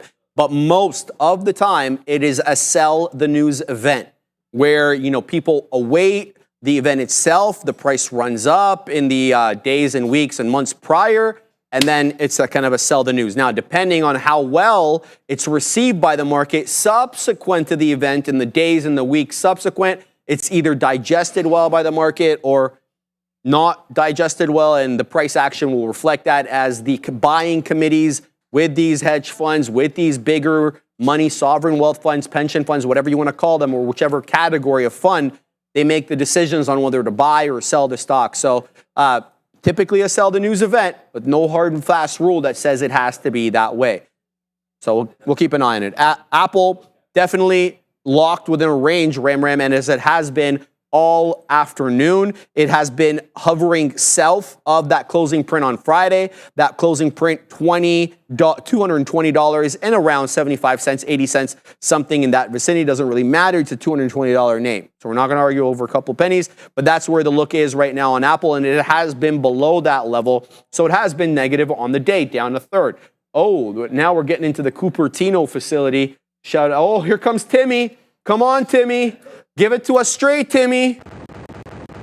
I can't hear, obviously, anything he's saying. He's talking. I'm hearing him. You got him on the Apple event, eh? Yeah. All right, so Adara will cover that for you guys. I will. He's just talking. It's clearly pre-filmed. He's under a rainbow. He's saying, talking about what they're going to do. It's nice. Also, I love how they panned the camera through the Apple facility. Those Apple camera people are dope. So good job for them. Also, we're just waiting for that. I will be giving you guys the lesson in a little bit while I'm also giving you guys this Selling Apple off. event. Apple's dropping though. Yep. He's not really saying much. He's just talking about Apple Intelligence. It seems like right so far a recap, a rehashing, if you will, of what was said at that Apple AI event way back when. When I say way back when, I mean like WWDC. So Apple reclaiming that 220 level just as quickly as it gave it up. Also, I am back in the Palantir short here as we continue to have some issues at 34th. This was that level, 34.40. I'm risking to 34.50. So we'll see how that goes. Apple on watch here for sure. Sorry, guys, I know I speak a little bit quickly, but these markets move fast. I got Tim Cook in my ear. I got charts on my radar, so trying to keep everything involved. Apologies for that. Let's see what happens here on PLTR. Let's see what happens in Apple. And what else are we looking at? This market, but also whatever tickers you guys are looking at. Exclamation point, joint, base, $, whatever ticker. Bruce and Base saying, Tim will just mention AI 16 times. That's pretty funny, like Apple AI, iPhone 16. That reminds me of that event where Sundar Pichai was like, we used Gemini to count how many times we said AI during this presentation. And it was some obscene number. So, shout out to Gemini. Shout out to Sharice there. Now the Gemini, that face. it's fallen out of favor with me, Adara. Look, I've given it many opportunities, Adara. Gemini is what I'm talking about, the Google AI there. And I got to tell you, the more I use it as of late, the more I don't like it. I've been switching a lot more to ChatGPT. That's not an endorsement one way or another. I'm just letting you know, honestly, the situation. I'm long again in somebody here. Eric, can I send it to you while I put my stocks? Absolutely, yeah. I just wanted to talk about that. Appreciate that. Yeah, so Palantir here, we're watching, we're waiting. I don't know if this trade's gonna work out, you never know. But I like that breakdown below here. Risking, again, with the risk unit, an appropriate amount for me. So I'm cool with that. That is for sure. What else is for sure is Tesla actually curling down a little bit. I said that 218.30. I said that area could be kind of interesting. Look where we rejected. If we break below 218, that could maybe not be a bad idea. I don't want to trade too many things, though, especially because we do have that lesson coming up, and I'm going to be delivering those hotlines for you. That is for sure. We're going to probably get into Palantir here as we push above into that 34.50 area, because I do not want to be involved in Apple or Palantir. I don't even know what stock I'm in now. Great times. I want to be involved in Palantir as it makes a new day's high. That is not the vibe. We got out there as it pushed near into 50s. Maybe that was premature. I managed the trade. It's all good there, baby. What else is going on? Apple moving. People saying, honestly, if Apple pushes above that $220.50 level, that to me will be huge. Like I said, that level was definitely some resistance earlier, and then we kind of resisted it again, support earlier. Flip to resistance. Let's see what happens here if we're able to pop up above that level. Q still strong. SPY, though. A little bit of a rounded top, which is also why I like the Palantir short where I did with that rounded top on the S&P 500. Let's see what's going on here if I can pull that up. Yeah, okay, so as you can see, top and tail candle, like 5 or 6 top and tail candles straight. Racks. on that SPY. So let's see SPY curls to the downside. That being said, we did just have a bit of a push down to support as well. Do you remember that song, Adair? Racks on racks on racks. Racks on racks on racks on racks. Rack City too. Yes, There's a lot of Adair. I love that. Thank you. I love that trade. Would you like to talk about that trade? Yes, I would. Thank you, Adair, for giving me the opportunity. This is the level that we were talking about, this $20.40 area, $20.50 area on SMMT. It was a long period of resistance there. So I said, look, man, if we come back into that area, I'm going long. I did that. I got in. Where did I get in? 53s. We just printed 80s. I'd love a 2090 touch. The reason, kind of a random area to want to wet my beak, but that's a look. There was a lot of, resistance. Let's call it that. A lot of chop. That's the better word at 2090 because we were breaking through 2090 on our way to 21, but the closing prints all held up at 90 or in the low 90s. So if we weasel up into there, I'm going to look to wet my beak and get out of the remaining amount. I'm seeing 78 show up here on the ask. Good look for SMMT. I don't want to say it's been predictable because the second I say that, it's going to flush. But it's given you levels off which you could try to base trades. Whether those trades ended up manifesting or not is really going to come down to a little bit of luck. But you can put the odds on your side by getting in at key levels. I guess really that's what I'm trying to say. And so we're going to wait to see if we can get a breach of that 2090 area. We're showing 75 now on the ask, as we were showing 80s on the ask prior to that. So a bit of resistance right now on SMMT. I'm keeping my eye right now on Apple. They're still talking about the Apple Watch. It's the Series 10. They're talking about deep gloss. They're talking about new colors. That ain't going to move. That ain't going to move the needle for me. But I'm very excited. Look, I like the Apple Watch. I have beef with the Apple Watch. I know Adara likes it as well. She's got one on. She wouldn't have one on if she didn't like it. My beef with the Apple Watch is it drops my heart rate constantly when I'm in strenuous physical activity. Bang on SMMT. Very happy with this trade. Now, if it's going to drop my heart rate, that means the data coming in is bogus, right? And so, say that again, Adara. Raymer? Get a Garmin, but it doesn't work with the ecosystem, right? That's the thing. But yeah, Brendo's told me the same thing too. Shout out to Ram. I'd like to see some improvements in some of the basic features. Stop telling me about all this new stuff you want to add. Get the stuff you already have in the watch right. And this is the 6. It's not like it's exactly ancient. It's from 2022. And, by then you should have been able to get the heart rate thing done, and they haven't. And people that have watches after that, even the Apple Watch Pro does the same nonsense with certain people. So if you're going to tell people that they can monitor or exercise on it, you got to do it better. So we'll see whether or not that's addressed, or they even talk about that. Look at SMMT, man. I suck as a dang trader. This thing is on the way up. I wet my beak at 80, and now it just broke into 2110. This thing is on the way up 70 some odd %. It has a high short float. It is not a small cap gapper. It's a $13 billion some odd dollar company, but it's moving like a dang small cap gapper, and it's given me lots of opportunities to get into it. I'm happy with this trade. I'm very happy for you. Please just punch with that trade. I had a brief Tesla short here, like that 218 level. I talked about this. Tried the short, didn't work out, got stopped out. Would have got another 50 pennies against me. So happy with the management. Whereas the next trade, I have no idea, Sharif, but what I do know is we're going to talk about channel lines. I have the Apple man yapping, and he's yapping in my ear, so I'll let you guys know if there's anything of note being said there. I will hit you up. So let's talk here about, though, channel lines. Shout out to John J. Murphy, JJM, long JJM, no, I'm joking. But so we're going to be diving into one of the fundamental concepts in trend analysis, which is called channel lines. And these lines don't only help us identify trends, but they also help us provide insight into the potential market reversals or continuation. So we're going to talk about this concept through 3 key areas. One of them is going to be understanding channel lines and how to apply them in uptrends and downtrends. Also, we'll talk about the importance of channel breaks and also the early warnings of weakening trends and the adjustment to the trend lines. What are channel lines? They're also called return lines, and they're basically parallel lines drawn alongside the primary trend line. They contain price movement within a clear boundary during a trend, which gives you another level of insight into the market behavior. They consist of the basic trend line, which connects the lows in an uptrend and the highs in a downtrend, and the channel line, which would draw parallel to the trend line from a prominent peak for an uptrend or a significant low or a downtrend. So here's some examples here. So in an uptrend, you're going to draw the trend line through the lows.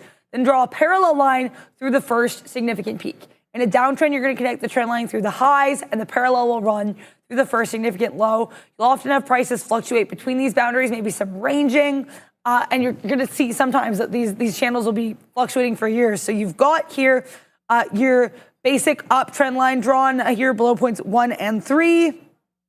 Channel or return line, and the dotted line can be projected here from the first peak. So you've got kind of here all of your little trend channels in between your lines. So I think that's a pretty interesting look there. You can kind of see how this trend necessarily manifests.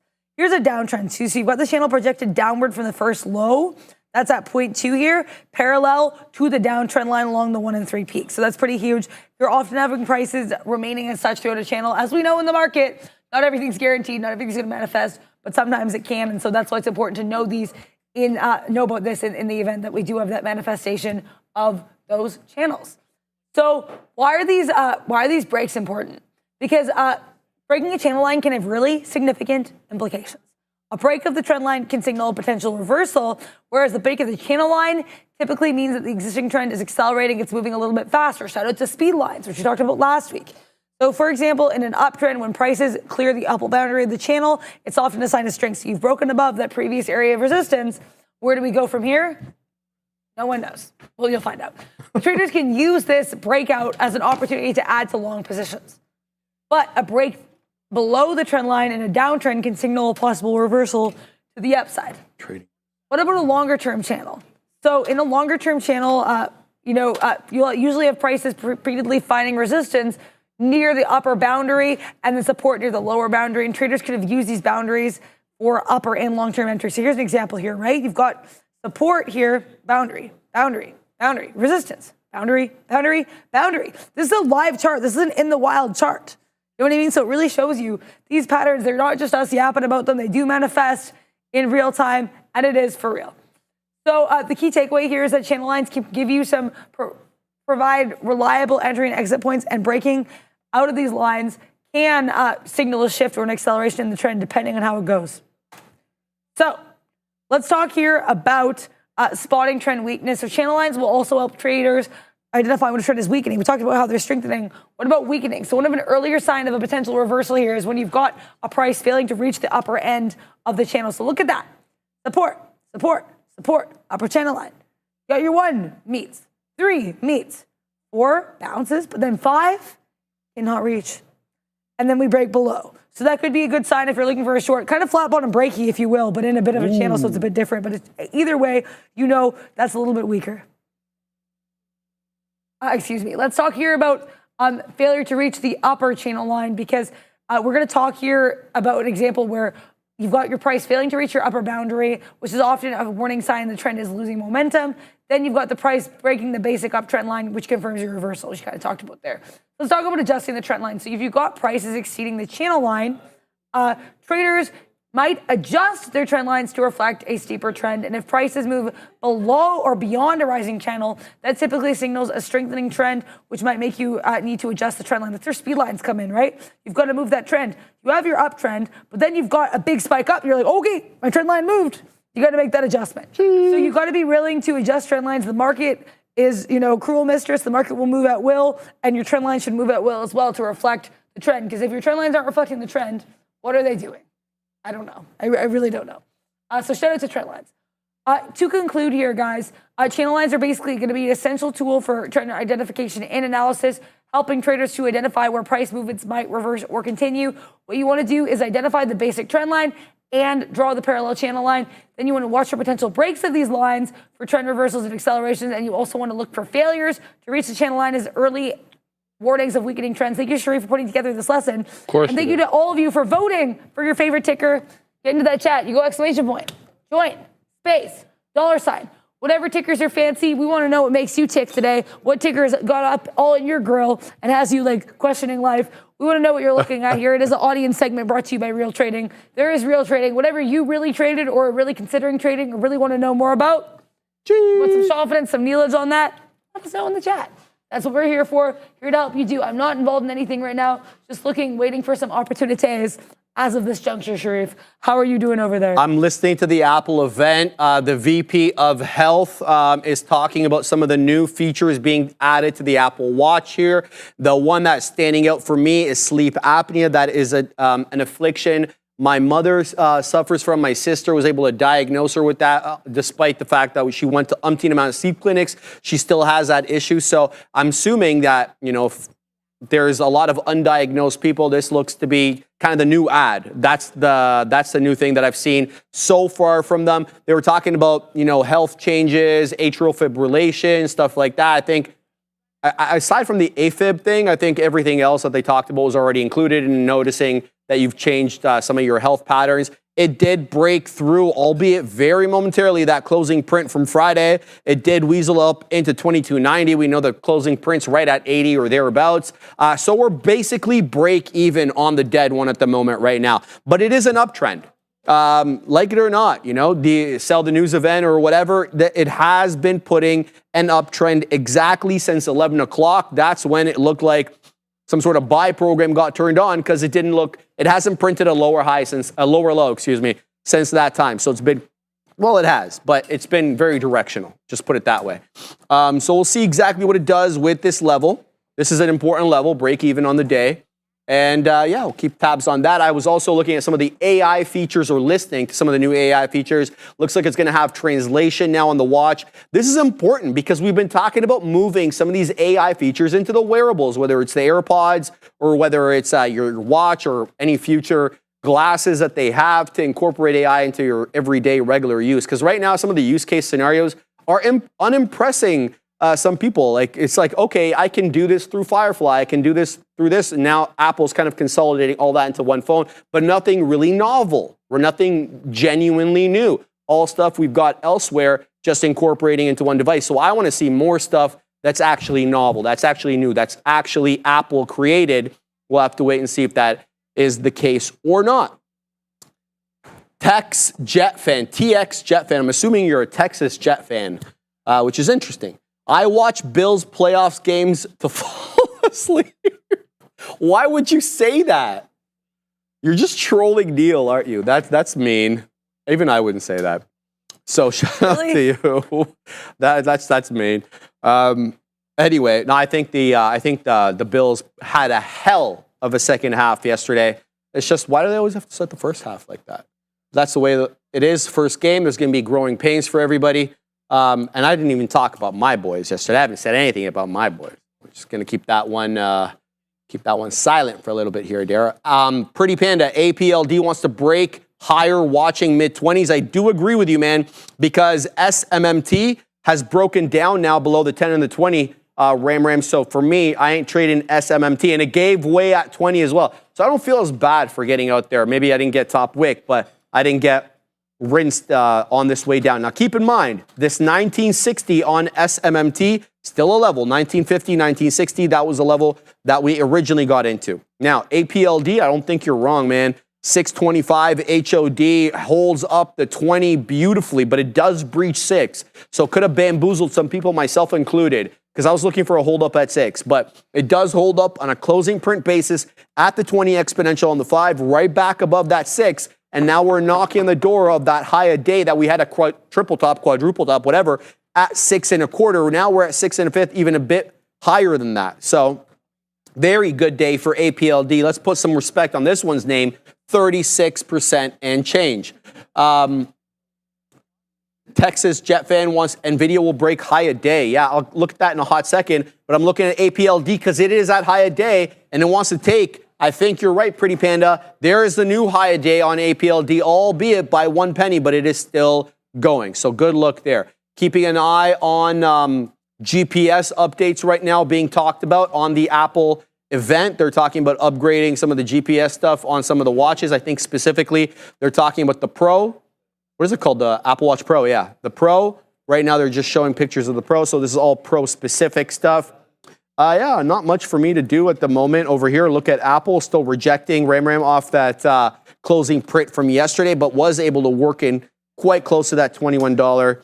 We'll have to, I'm not going to trade Apple, I got to tell you. I'm leaving it unless it really gets parabolic because I don't know what to expect here. It can breach any sort of lines or whatever.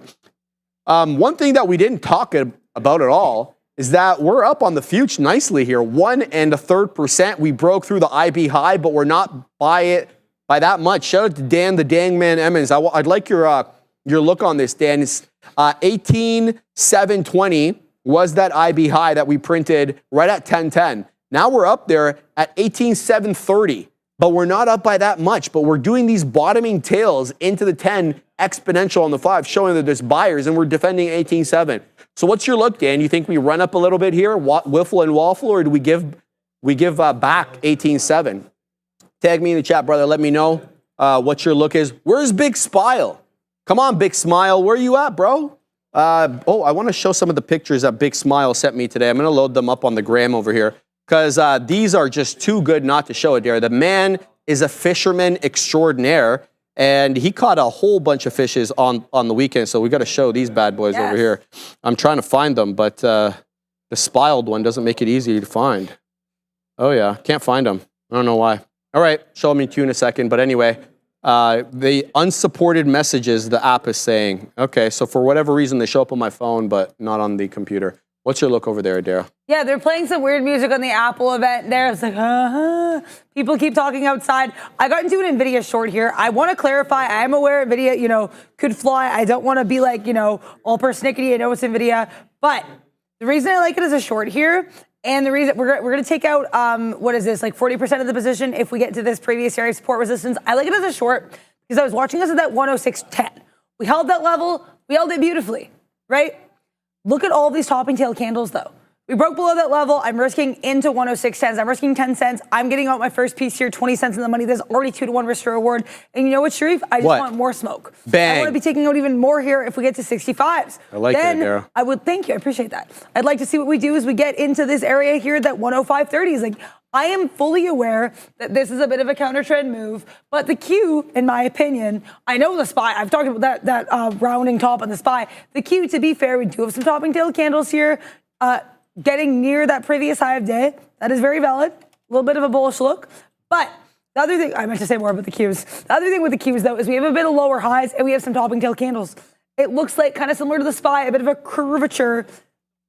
curvilinear. Shout out to John J. Murphy to the downside. So I do want to be involved in this name. If you look, again, I keep saying this, but you have to take trades that make sense to you. You have to have the confidence, the confidera. Shout out to Darwin in the chat, whatever you want to call it. You have to have that belief in your trades because no one will believe in them for you. I was looking at Palantir as well, around 34.40, but I did not believe in that enough to try a third pop of that name. Again, not like we horribly lost out. We managed them appropriately, but it doesn't make sense to keep going after a trade that isn't really setting up when there are opportunities that are. That 106, the other thing that I like about as well, about that 106.10 level in NVIDIA is look at that previous area of rejection. We closed there. We never close there once we come back, Sharif. We only wick. In my opinion, as much as we have that beautiful move back up, that is a lower high. So we'll see what happens here on N to the V to the D to the A. Hopefully we're saying that in the trade right now. We're just kind of waiting. Holding 105.90s. If we break below that, I'll feel even better about this trade.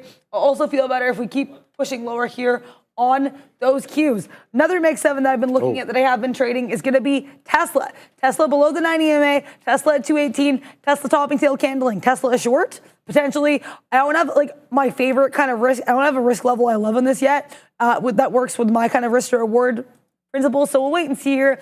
Potentially starting a small position and risking into 25, so 218.25s. That would probably be the way I did it. Should I do it? But right now, I'm a little bit focused on my N to the V to the D to the A. What other tickers are people looking at here? NEO might lag again. Someone's saying here. Let's take a look at NEO.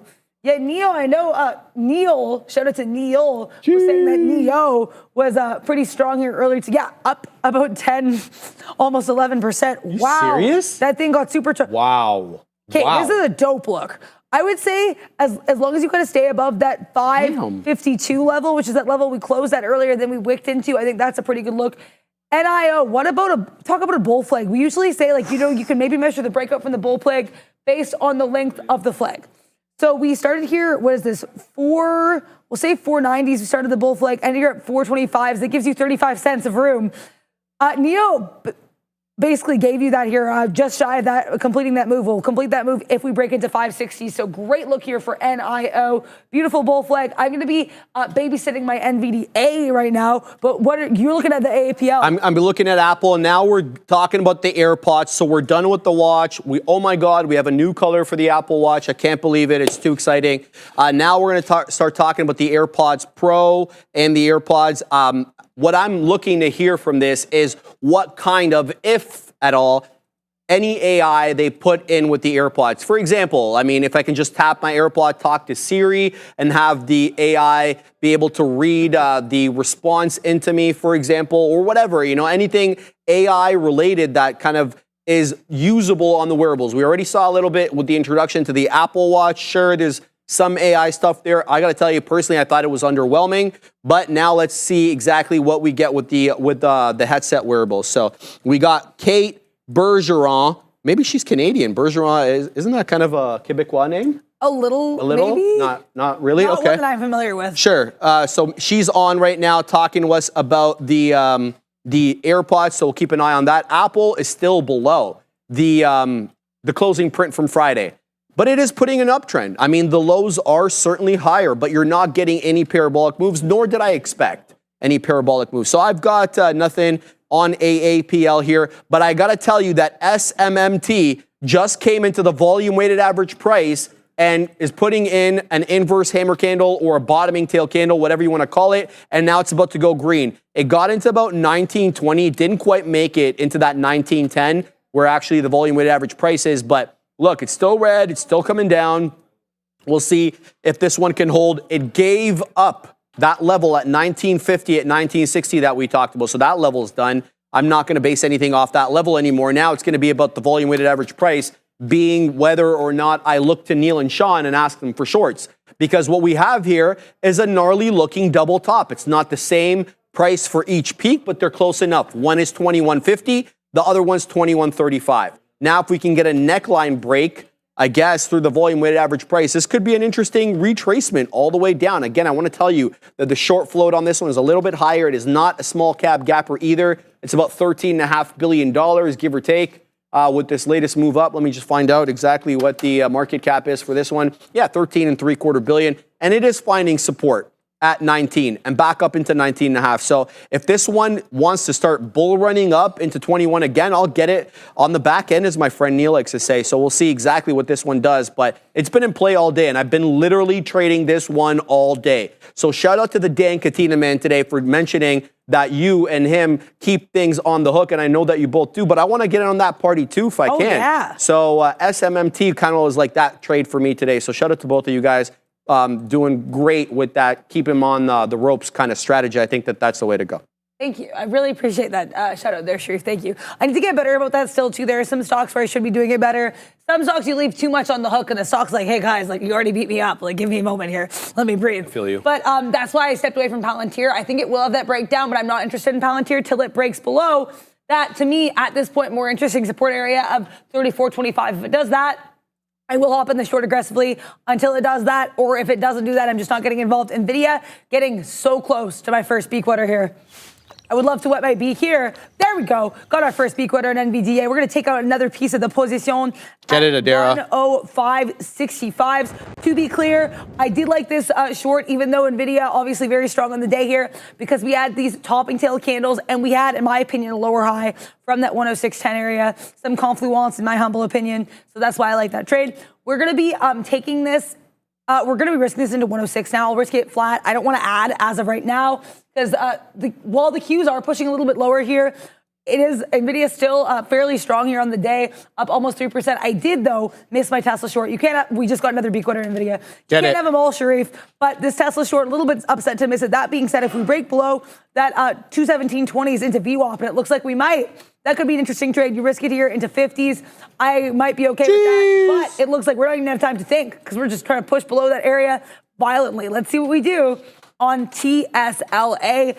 But like I said, my focus remains here with N to the V to the D to the A. Tesla's trying to bounce off VWAP. I don't want any of that smoke till it settles out a little bit. Palantir getting close to my level, but no cigar.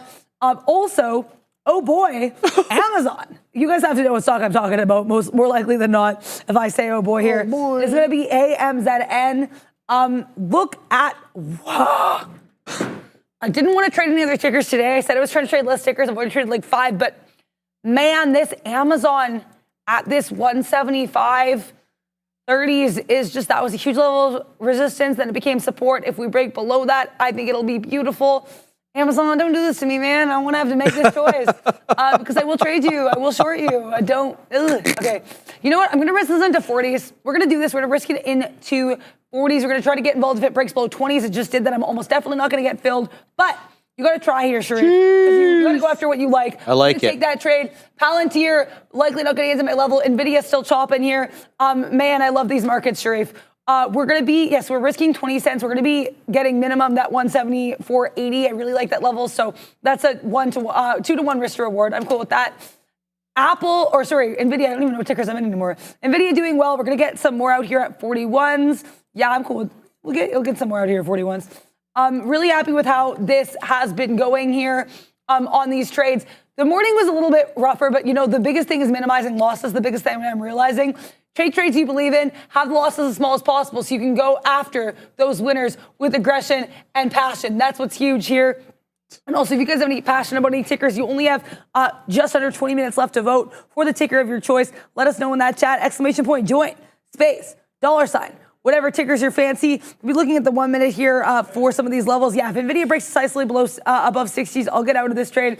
I'm cool with that. Amazon's still shopping. Nvidia's still shopping. What a market today, Sharif. Hopefully you guys have all had as much fun as we have. I'm in 2 Mag 7 shorts, and I feel mostly fine, honestly, all things considered. What are you looking at getting involved in? I'm looking at... Everyone's still talking, guys, by the way. Yes, that Bergeron woman is still talking right now, and she gave some prices for some of the AirPods. Now we're going to talk about the AirPods Pro coming up right now. Some of the things that I saw were 2 channels. You can have a better listening experience even when the audio is down, so you don't necessarily hurt your hearing. I know that thing pops up on my phone all the time, telling me that I've listened too much at an elevated decibel level, so I gotta put it down, which I like because I want to be able to hold on to my hearing. And so just some stuff like that, nothing to blow me out of the water. Now we're back with the doctor woman. I think she's the VP of health or whatever at Apple. So we'll see what she has to say with respect to the AirPod Pro. It's probably obviously going to be health related, probably hearing related here. Yeah, I'm interested in this. Yeah, that's important. And so we'll keep an eye on that as she talks up a storm. But what I'm looking at chart wise, I'm not going to trade Apple. I've made that clear during the event here. But what I do like is SMMT comes down into 19. And now we've got a bottoming tail candle, doji candle, followed by a solid candle here. So now what we need to see is this just a quick dip into VWAP and a bamboozling candle only to bring us down below 19. I don't want to give back anything on this trade. I know for certain that there's plenty of resistance right here where we are between 1970 and into that $20 area. There was a lot of consolidation, a lot of chip and chop right now or today on this level. So we'll see exactly what we get with this level. And if we break above it, I'll take it. If we break below it, then we'll look at a different trade. But I'm keeping my eye on SMMT and see exactly what we get there. Let's look at the overall market in general and see what's afoot. So I was talking to Dan, the dang man Emmons in the chat, and I was asking what his bias was with respect to the future. Now, look, we're right back below 18.7, but we're not that far. That's the thing. We're at the 20 exponential. I'm not going to, I don't want to make a prediction either way what we do, but we're below 18.7. Let's see if we hold up at this 18.675, not an area that I charted as any level of support, but we are holding up 2 candles at that level. Let's see if we work our way back up. Apple also dipped in aggressively off that closing print from Friday at that 220.80, 220 high 70s, coming back down into the 20 exponential moving average. We're at that 220 area, and it's been holding that level every single time that we basically took it since 11:15. So the better part now of over 2 hours and change. Let's see if we can get something here on Apple to the high side. I won't be trading it, but I want to shout out your Amazon short, Adara, because I see that is on the way down into 175. Great short there. I think a lot of people were pounding the table there in the chat for you. They like that as well. That big candle, that big red candle breaching the 10, breaching the 20, and no man's land here above 175. Good look there. Not much for me to talk about because I'm not in any trades at the moment, but I should let you know that Tesla is back at the volume weighted average price with 2 candles that both breach VWAP, but looking to work its way back above that 217 area. So we'll see how the Cybertruck ends up acting. By the way, I went to Yorkdale on the weekend, Adara, and the Cybertruck was gone. Really? No more Cybertruck. That is such a brief time for it to be there, Sharif. I tried, Adara. Now that I know that they're opening up the Cyber doors on the Cybertruck, I tried to weasel my way in, and it was gone. So I'm going to have to either find another mall or Shoreway Gardens maybe I got to go to. Yeah. But is that Shoreway? I was there. You were there because my buddy took a picture with it as well, and he was inside of it, Katina Man. So I just didn't want to wait in line. The Katina Man didn't want to wait in line, but he said that it was basically open at that. Yeah, so shout out to him. We're going to have to weasel our way down to Shoreway, closer to you than it is for me to get there. But yeah, that's a look there. I still haven't sat in the Cybertruck. All right, keeping an eye still on the event. It's still the VP of Health. She's still talking about the AirPods Pro. She's talking about hearing studies. A staggering 75% of people are diagnosed with hearing loss. They haven't received assistive support. Need to go. What's going on? It's going to have a clinical quality hearing aid feature in the AirPods Pro. This is huge. That's amazing. That actually, honestly, like I don't know if I mentioned this in the show. I wear a hearing aid. I actually think this is really dope. That's cool, man. And honestly, like I've never been able to wear AirPods for that reason. So I actually find this really cool. That's I'm gonna have to look more into this. I'm not going to lie. That's why I didn't mean to gasp there. But no, that's important. Thank you for letting me know she's that. She's still talking. Yeah. That to me, that's huge. I don't know if the market's going to care, but I find that to be really, really fascinating. And I wanted to share that update there. Yeah, thank you for that, Adara, because like we need to hear it from the people who actually need the product. How about that? Instead of me yapping about it when I have no idea what's needed and what's not. Keeping an eye here on SMMT, it is finding resistance at the area that we talked about. Look at this area over here, 1980. We're going to keep an eye on this one between $19.80 to $20. I'm looking possibly short as it did breach that level and has not been able to reclaim it. So all eyes and ears on this level. I should also let you know that Tesla is holding VWAP. So Tesla now on the way to $0.0002. It held 217 double bottom on TSLA. TSLA is holding VWAP. And shout out to Dan, the dang man Emmons, because we are above 19.7 again. My man had a bias and he's sticking with it. We're going to shout out Dan the man Emmons. We are going to shout him out. I got it on Amazon flat. I know, a little bit anticlimactic, but it's all good. I didn't want to give up any of the move there. If we break below 175, we'll get back in and we'll risk it into 175.20. You guys have seen me with these trades. I'm very comfortable risking into previous support resistance areas. I like those flips. Cool with that. Also, apparently they're anticipating FDA approval for their hearing aid feature. So I thought that was really cool there. Now they're back to Kate.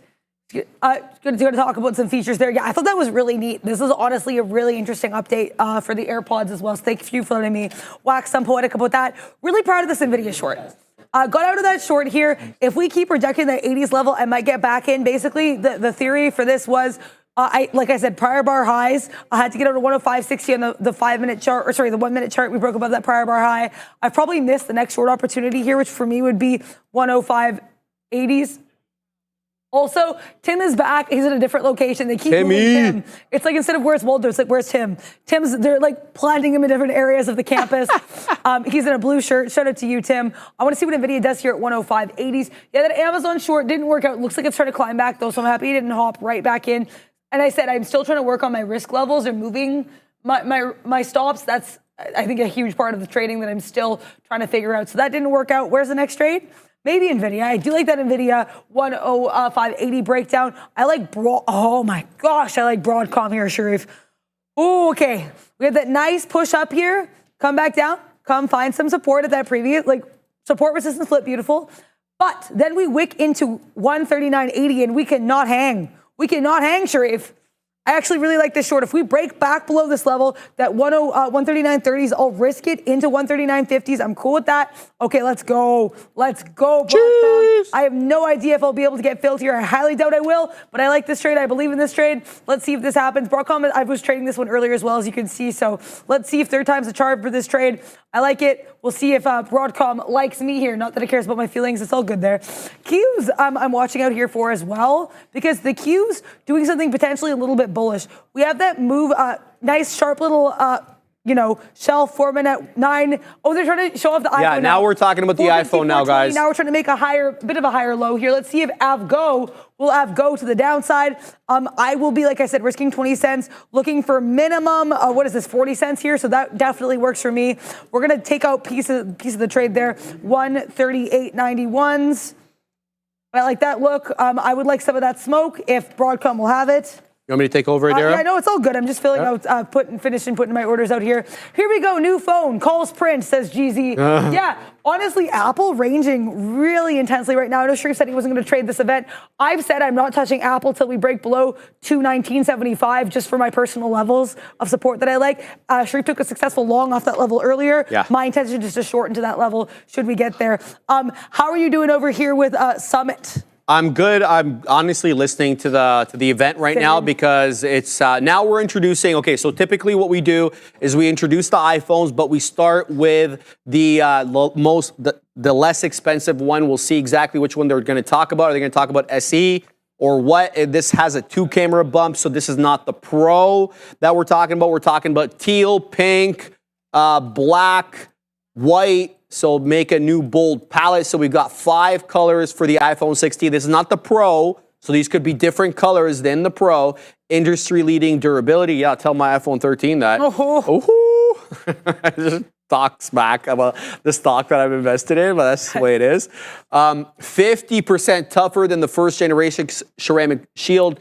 Tougher than any other smartphone, 2 times tougher than any other smartphone glass, says this lovely woman in the pink suit. We'll keep tabs on that under all conditions, 2,000 nits. We know that they are going now to OLED from LCD for all of their phones, Pro, Max, or otherwise. They are moving, and that is kicking out LG, or Sharp, sorry, in favor of LG. So they're discontinuing their deal, their business relationship with certain providers, and now basically expanding their providers with LG. And so some of the people that provide them with OLED, I think Samsung also provides them with OLED. Funny enough, a competitor does provide them with the screens. So we're keeping an eye on that, guys. No question about it. Apple is now down below 220, so it is a sell the news kind of sitch here. Here's the look on AAPL. We are down to 219.80. This is a consolidation area that we were holding on APL. So watch out here, guys. If we break here, we could really flush. It's not VWAP, but we did hold up here earlier on from 11:30 all the way until we broke that around 12 o'clock. Couple of bottoming tail candles right now on the 1-minute chart at 29.80. This area, this is where I got long initially. The same area is coming back into play, but it's coming this time with much, much more volume, Adara. This 5-minute candle has over, let me just double check, I think it's over 2 million shares printed so far on this 5-minute candle, and I would be right. No, I'm not right. Why is it telling? No, about 1 million shares printed on this 5-minute candle right now. That's taking us into this 29.80 level. I ain't touching Apple, and there it goes down into 29.60s. So there's the bleeding is coming, guys. It is a sell the news type event. As we mentioned, here comes VWAP, 219.50. Does it hold up there, or do we flush even more? The Fuge got a bit of a flush as well. We just gave up 50 points just like that, 19.7 into down. Actually, more than 50 points. I think we got into 18.640, but popping up again. Yeah, I ain't trading this. This is just too wild for me. This is like trading the open, which I don't do. So let's keep an eye on these stocks. Apple down 0.5%, but holding at the volume-weighted average price. Very similar look, Adara, to at VWAP right now for Amazon and Apple. They're both at VWAP, and both are holding up. Obviously, a different look for both names, but very interesting as well. NVIDIA, kind of the same look. Also at VWAP, but it's below. It's trying to hold that 105 area. So lots of zig and zag on these here markets. Yeah, so Apple here, I said I was waiting for 1975. That level broke way too violently for me to be able to get in, unfortunately. Took it on the retest. Going to be getting out. I'm risking here into 220. I'm taking out half the position at 219.50s. I have a feeling this is going to go against me. I did get, like I said, I'm okay taking a bit more size within reason if I'm following my risk management principles here. So we did have a little bit of fun with this trade. Let's see what occurs here. And by fun, I just mean like, trying to size it appropriately using risk units. It's all good here. As we break above 220, we get out here. So got out right at 220 flat. Now we're trying to break back down below. That's cool. Happy I attempted this trade. What else happening? Palantir still above 34.25. Wow. Broadcom, I got out of that short as we got above 139. Took out half the position at 138.80. Took the other half out at 139. Cool with that. That continues to dip. That could be some other opportunities there. Happy I tried the Apple short. A little disappointed I didn't take it on the first break because sometimes the retest is not going to give you that move, but I managed it appropriately. Took it during a bit of a volatile moment, so you got to do what you got to do. I will say though, the real heartbreak for me was getting heartbreak. I'm joking, it's no feelings, but this Amazon short. I honestly, like I said, I probably was a little too conservative with the risk here. I moved my stop to break even. We broke even. I got out. Then it continues right to the level I wanted. It's all good. We come back to reject 175. I'll risk it back into that 175.20 level, and I'll start trying to get out here around VWAP. I think there's some levels being respected here on Amazon, and I would like to join those levels in that respect. Dan Emmons long the queue here. Great look over here. We have Vince Shane saying colorful charts nice. I don't know if this is, yeah, I have my book like kind of coded. So you've got lighter colors, then darker colors in terms of the intensity of the orders there. I find it to be pretty helpful. Also, it's kind of pretty. It's like a sunset. So that's what I did there with my book. Sharif has his colored as well in the blue. So everybody does their own thing a little bit differently. That is for sure. We're all doing our thing, 21 on that. Let's see what Amazon does here around that 175. I want to see that chop and that churn. Okay, can't really hold 175. We're going to take, yeah, we're going to do this here. We're going to risk into 175.20s. We're going to see what happens here at 1K. We got filled. Let's see what's happening. Q's, to me, still in a downtrend. Look at that. We did bounce off VWAP, to be fair. As right now, we're below that 454.50-ish area. So let's see, or 30, I guess. Let's see if that continues. If it doesn't, I might get pushed out of Amazon. That's cool. We're basically flat on it right now. Like I said, I have no problem like moving my areas of interest around based on what the stop was, based on what the entry was. Let's figure out what is going on this Amazon, but also, what are you doing? 2 minutes left to vote, guys. Get those votes in. I can't believe the midday passes so quickly. Yeah, that was ridiculous. I think because we were so focused on this event and trying to cover it, obviously, while trading at the same time. I'm looking at Apple. What a hold up at the volume weighted average price here on the dead one Apple. It was exactly, let's not say exactly, but it did dip into 219 and a third. The volume weighted average price was on 40 on my chart. It really rocketed up off that 219 and a third. It moved $1. It moved $1 in 1 5-minute candle. It's zigging and zagging though. It's still above 220, but I think I agree with Adara.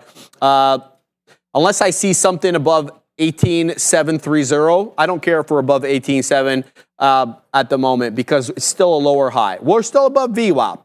We're still above VWAP, but it's just your bias comes into play, and my bias is this is a sell news event. Down it goes again below 220, so we'll keep tabs on that. Let's back to our friend Summit and see what our friend Summit is up to.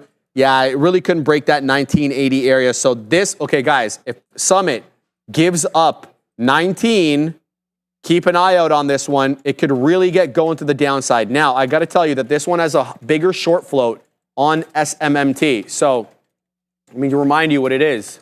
SMMT, this one, 20.1% of the float is shorted here.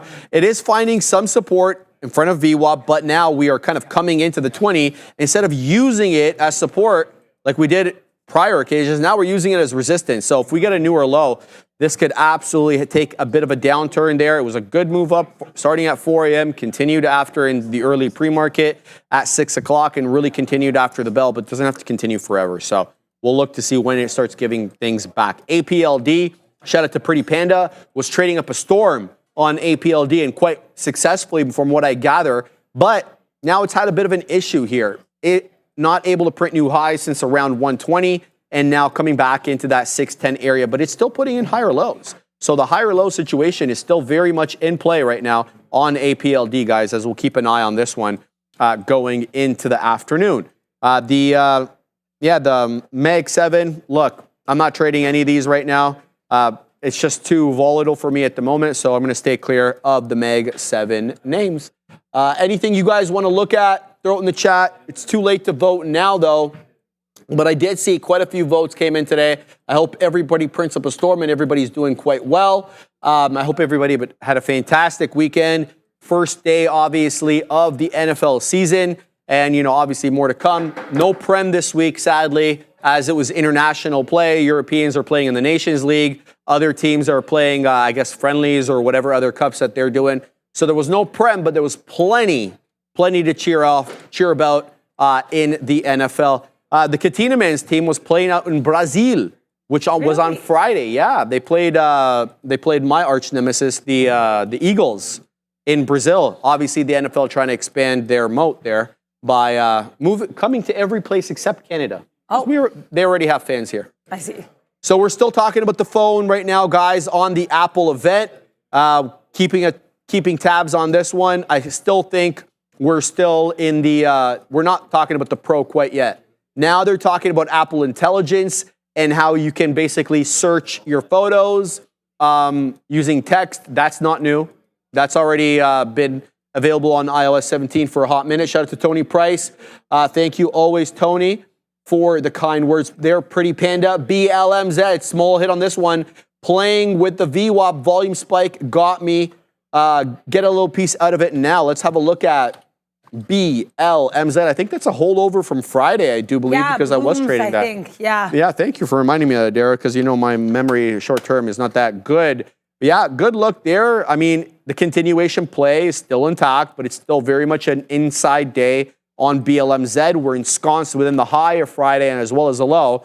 So definitely trading within the range. Below VWAP right now, but there does seem to be a whole lot of buying, Pretty Panda, at that $2 level, Adair. Yeah, and I mean, definitely shout out the Philadelphia Eagles flying, soaring over there to Brazil. The Green Bay Packers packing their bags. I just thought of that pun. I had to make it. Apologize for the pun. That's actually pretty good. Thank you. Both teams, I could do it, so I was like, why not? Amazon also has me saying, why not? I like this short. As we have Tesla and NVIDIA trying to push up a little bit here, AMZN a little bit weaker. I like this short. Like I said, risking it into 175.20. I'm looking to see what we do here at VWAP. I only trade during the midday, so we'll see what this trade does as the midday ends. The most I'll hold things out into the midday is like, couple minutes, just see what the momentum is. Because sometimes you'll notice as the midday ends, things will change. You can get that opportunity. So that's certainly something I want to do. I've been trying to experiment with, not getting rid of these trades right away, waiting a couple minutes. So we'll see what occurs there in AMZN. I like that we wicked, though, into that previous area of resistance at 175.16. I really like that. I am not OB. I am not as observant about Amazon, but I will say, oh boy, to the fact that this had that VWAP bounce, we're still kind of rejecting. Let's see what happens. I'm a little bit upset though that while I was in this Amazon, I didn't decide to add this NVIDIA long. I like that 105.40 area. That was a level that I was holding on to a piece for the dream for in my previous short. That being said, the reason I decided not to go this long, and I do stand by this, lower highs, lower lows. So see what happens there. Tesla looking very, wow, Tesla. Looking very similar, lower highs, lower lows, now rejecting the 9 EMA and that previous level of 217.50. That is fascinating to me on TSLA. That is not Amazon. I just typed AKZJ. So someone is living their best life over here, Sharif. That is not English. No. But it is all good there. Yeah, how long is the Prem on vacation for? The week, you said? Or? Just until next week, Adair. Yeah. Okay. Oh, Apple's wow, big flush here on Apple. Come to my screen. Apple's flushing, guys. Big boy flush into 219, breaching VWAP over here. My main man there on the screen is talking about Apple Intelligence right now, so I think this is where it's going to get super volatile.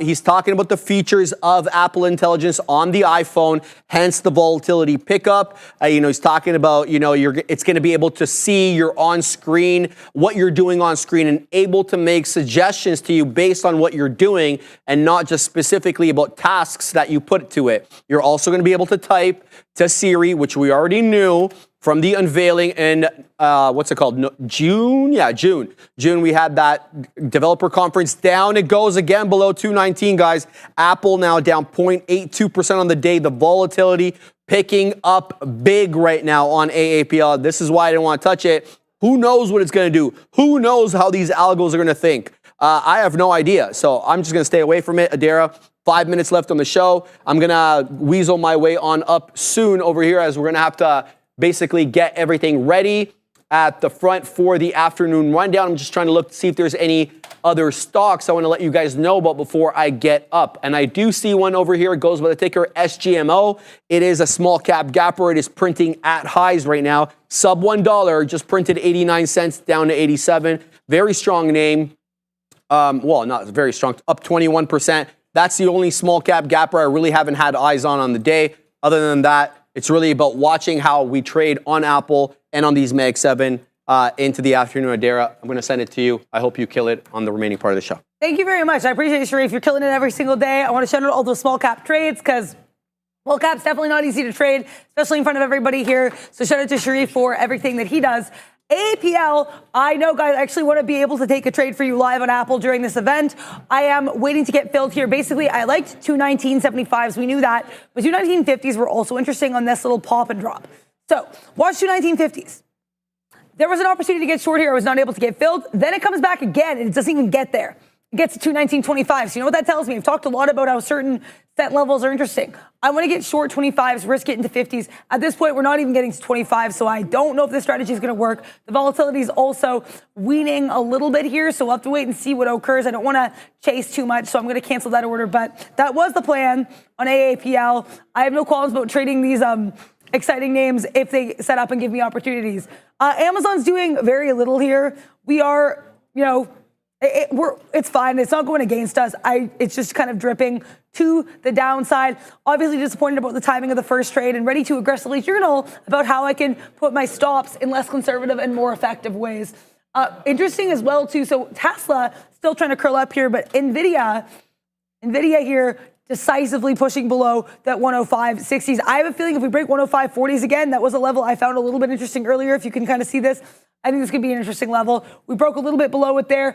Amazon, join your Mag 7 friends. Crack lower, Amazon.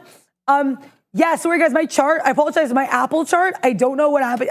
It basically kind of closed on me. I was not able to fix it. I tried logging out, logging back in. I apologize for the look of that chart there. I can see if my other chart for Apple is working better. There we go.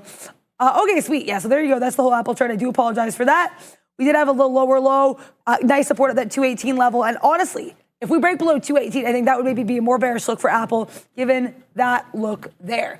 Amazon bouncing a little bit off that 174.80 level. Let's see what happens here.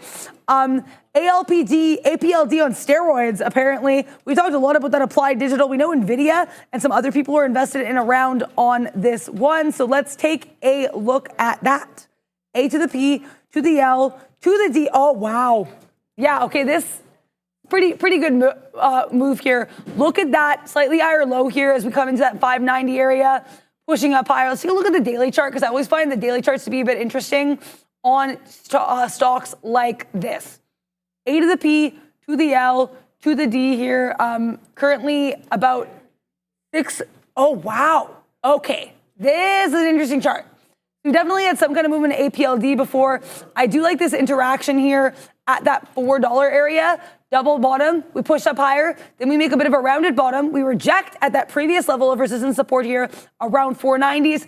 Push lower, climb right back up. APLD, I would like to see if we get to that 680 level. But right now, we're going to have to see you guys on the flip side tomorrow. We quickly got a super chat from Adam DeLuce, €2 super chat, or £2, I guess. Thank you, Apple Event. Thank you, Sharif and Adara. Thank you, Adam. Thank you, everyone in this community. Thank you, Amazon, dropping into that 174.60. We'll see you guys tomorrow. Same bat time, same bat channel. For now, though, we have Sean and Neil at the desk. We got Sharif at the green screen. See you soon.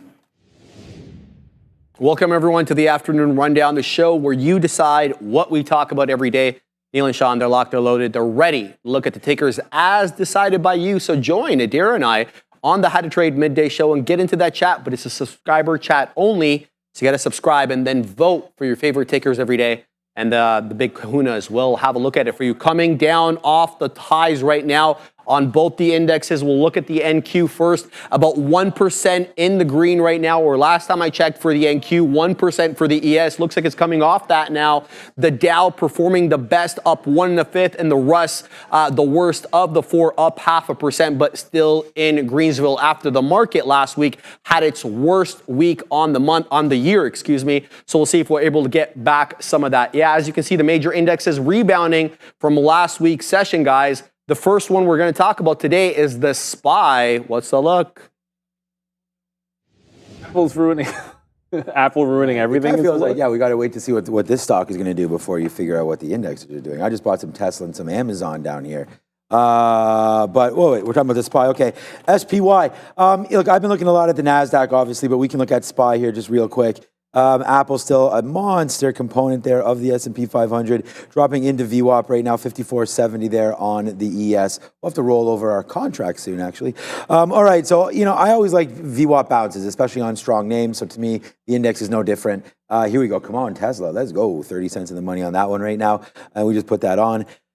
All right, I mean, a drip down into VWAP, I like it. The 200 period, we've just broke it right now. If you're looking at a longer time frame, I'm still relatively positive. I mean, I'd like to have this event end before we really see if the market wants to roll over on Apple news. I mean, I think that's a little bit premature to think that, but 545.50 has been the top. But if you break that little ledge there, then potentially we get back into 544. So yeah, we're close. We're close. That's VWAP right now. So you lose it, and I think you lose the market here. So yeah, I'd watch out. This 543 is in danger if we can't hold. And we just go down on randomness here. So, yeah, for me, a little bit disturbing at where we're going. We looked at banks earlier. Citigroup was up, but some of the other banks had retraced a little bit. So, we'll have to look at that whenever you're looking at the spiders and then, of course, energy. So, yeah, some of them had come back. At least the last I checked, JP Morgan had made a little bit of a bounce. But overall, something we talked about on Friday with Ryan Faluna after market was, just because you had the dump and the loss of the 50 period on the daily for the SPY, doesn't mean it's all over. Like any pullback in, you want to see how we react back into that 50 period moving average. So we're halfway, a little better than halfway there actually, because that it's like 549, not 550. So you're a little better than halfway there. That said, it didn't quite want to get back into that 49 for a test. Would have liked to have seen that happen. I feel like we're going to talk about Apple next. Like Apple could be the reason why we're not going to get a chance to make that test, to be honest with you. The way it looks like it's going here. But yeah, still running into, I think that 50 period from support to resistance now on the daily for the SPY is going to be the problem for the markets going into this week. So you had that bad week last week, and any rally is going to run into that 550 level or now 49 as a bit of a brick wall in the SPY. And if you're wondering why we're headed down now, I think you can pretty much blame Apple. I mean, we'll talk about Apple next in the event. And it's not like I don't think they're saying anything that is causing it, but sometimes it's a sell the news type of event, and we were cruising just fine, the overall market, until they started talking about the AI features. Let's get into Apple and their Glow event. Yeah, here's some of the headlines coming out of Apple. Obviously, they're looking to introduce the new AI features, the Apple Intelligence, slated to be released in October, not with the new 16. They're also adding a new button for the camera, giving users faster, more efficient touch, 48 megapixel camera. And then the AirPod 4 get wireless charging along with new variants. Adair was saying it's going to be hearing aid compliant, so that's going to be interesting as well. To keep an eye on what the iPhones actually look like, these are some of the new colors. That's not for the Pro. Still haven't seen the colors that are going to come out for the Pro. And that's that new camera button. They're calling it the action button, so you can program it to do whatever you want. The guys, still more information rolling out. Oh, I didn't see the action button. There's a graphic there? I missed it. I didn't get a chance to. Oh, okay. Well, then it look anything different. Okay, never mind. It doesn't. No, I mean, yeah, I think it's supposed to be a little bit of a new form factor. All right, is that different? I think it's supposed to be. Oh, okay. All right, so coming back in right there, 217 coming in. I mean, Apple off about $3 from its high here. We just made that. Again, it just came into where we were at the beginning of the day. You already had that drop into this area, but the market's losing, so. Yeah, here we go. Losing VWAP. Apple starting to come back in right now. I mean, I don't know what NVIDIA is doing, but I already said this. It was nowhere near the sticky note. We talked about this earlier today. I didn't want anything to do with this name, especially on a day like this. I mean, I remember trading Meta went on its Oculus day or whatever that day was not great. And then Apple right there as well here today. I mean, if you had gone long because you like the AI ideas, then this is what happens, right? I mean, and if you go short, I don't know, because you don't like them. It just seems like so crazy to lose billions and billions of dollars on these things. But here we go, nice move downside. I don't have it in my ear, obviously, listening to the show, but we'll see. Right now, it's back down to day's low. So I would say you go short if it breaks, man. I mean, 217. There's nothing stopping this move. I could keep going down. It kind of sucks when you see this, but we had gotten out of some Apple. And we said earlier that it's going to sell off on this, and the only thing that I think is a catalyst to be buying back Apple shares is the buyback that they have underneath them, of course, the largest in history, $110 billion. And then you also have the actual sales data of the iPhone 16. So we'll see what that is when that comes through. But for right now, Apple in a little bit of free for all. Needless to say, still getting worse, it looks like. Yeah. Like, I actually thought there was going to be a pop and fade kind of notion, and I don't know, it just couldn't really get going on the event. Like, it never got to the 50 on the daily, which is, see how every single open or close the last few days, at least the open or the close has been the 50 pre-moving average on the daily for Apple, 222.5. I thought that was going to be it, and we'd be looking for a pop into that. Well, it was cruising and looking like you were going to get a push right into that 222 area. Now we're just dumping. So I guess now that the event is on and we can look forward to, I guess, post-event trading, I'm just going to look to short some pops here on Apple. As long as it's underneath that 50 period, let's use that for resistance. But for this afternoon, you can't really wait around for that. I think VWAP, when things accelerated, they accelerated underneath VWAP in 219. So maybe just look for that, only because it's adjacent and we're not going to get another chance to talk about it. Alphabet did a weird barcode from 12:36 all the way till for an hour or so, right in here at 149.5, and now it's trend down from that with another retest. I think taking the stairs down on Alphabet, starting with that level just above 149.30 or so. Next available pop, want to short that. I don't think it has anything to do with Apple going down. This was going kind of down before. All right, GameStop reports after the bell tomorrow, and it was already moving last week. As a result of this headline, Roaring Kitty posted last week, dropping what looked like to be a dog, maybe kind of implying that he's dropping his position on Chewy. We're really unsure, but this had GameStop moving again. We kind of covered it during the midday. Not really much to talk about other than the fact that they've got earnings coming up tomorrow after the bell, guys. So first things first, Imad Ullah Khan in the chat. I am not buying an iPhone 16 in a green color.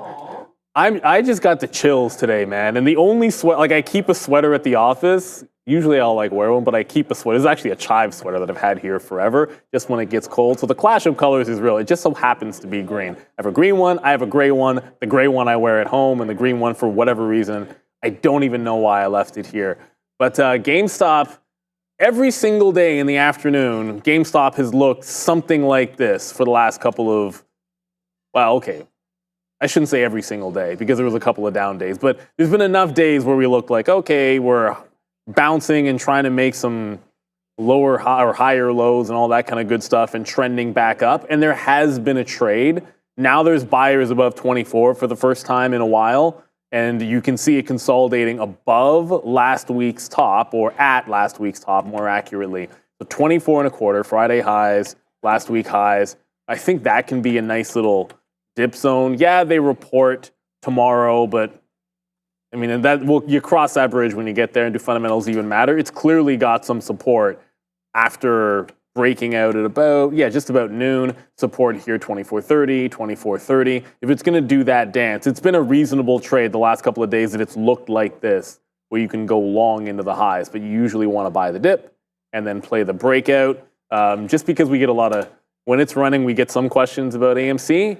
Spoiler alert, AMC is not joining any kind of a party. It is still underneath $5, although it's basically at $5. Still waiting for this breakout on AMC. Ridiculously tight range. I mean, it can't stay there forever. It's going to break up or down. You almost don't care as a trader which way. We're going to look. We don't have Tesla on that board right there, but right now we are into Tesla. Tesla's 70-cent winner right now, back up to that area as we've just been buying some of these dips there. New position alert. We just got more into Palantir. Palantir's, it's going to come there last. We'll get to all these soon, but just right now, buying some more off the 200 period is PLTR. All right, let's go back over stock number 4. Celsius Holdings here next, guys. No real catalyst that I saw today other than this headline here. Truist Securities maintaining their hold on Celsius and actually lowering the price target to $30. That's despite being up 6 1/3. There was this headline from last week, though, that the Celsius management was going to give a fireside chat at the Barclays 17th Annual Global Consumer Staples Conference. I guess something good was said there because it's been a nice little move up since then. They're not on fire anymore. Celsius is converting to Fahrenheit. I don't know. I got nothing. I mean, that would be nice if it did. You get a nice little upside bump right here.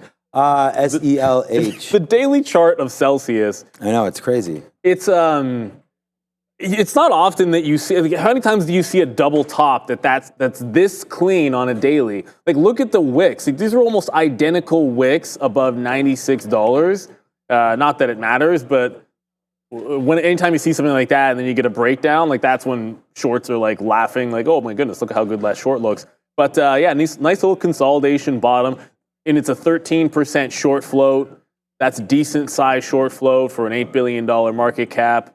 You know, do your math there. That's a pretty decent chunk that is short and probably looking for places to cover. It starts bouncing off the bottom here. It's a decent upward trend, but today anyways, but you have not really broken any kind of a trend to the downside. Like if I were to just do it from here, like there's your big dump down and kind of connect the dots in here, like something along this, like you're still in a very clean downward trend. It probably needs to get above like 36, 37 before it cleans that one up to the upside. So Celsius, great look so far today, but I think on the higher time frame, to clear out the bottom, it's got to be above 36, 37 or so to break this hefty downward trend. Right, pricing coming out right now. We'll go bang right now. Drop down some cash because we're starting to print a little bit now. As Palantir, we just bought it down there at 20s, or sorry, where are we long? 22s. Out at 30 right here, just for a third. Let's see if it wants to continue to work. We're now 70 cents in the money on Tesla as Real Trading continues here with our number one sponsor, Real Trading. Make sure you check them out, realtrading.com, your number one prop floor availability. Apple, yeah, right now, so they just dropped it. It's only the iPhone. It was $7 and change for $7.99. $7.99 for one of them, and then we'll see. I mean, $8.99 for the 16 plus. $8.99 for the 16 plus. Okay, so they haven't talked about the Pro yet. No. But just up and down there for pricing right here on Apple. So we'll watch out. Amazon's is the one that's not working. This one's coming back in. We're going to wait a couple more pennies before we drip out of this. But Amazon's the one that's not holding right now. Market below VWAP and starting to get lower. Maybe we'll get out of some Tesla as it's holding upside right here. We only have about like 35% left of this trade, and it's been a good one. Let's wait to see what happens with Tesla. But for right now, market falling back in. Palantir time. Oh yeah, big time Palantir time, Sean. Almost at day's highs. Obviously, the catalyst today is its inclusion in the S&P 500. It was included with Dell. They removed Etsy and they removed American Airlines in favor for the two preceding ones. Yeah, so great look there. It reported obviously in early August, and they did quite well. So shout out to the OG. I mean, look, we've been talking about Palantir since the minute it came public. It's been a big stock, and then we finally get what we needed. We tweeted it out on Friday when it was released into the S&P 500, announced that it was always going to be the biggest trade today, and that's exactly what it was. It's the biggest trade by the guys behind us. It's the biggest trade here on the floor by far.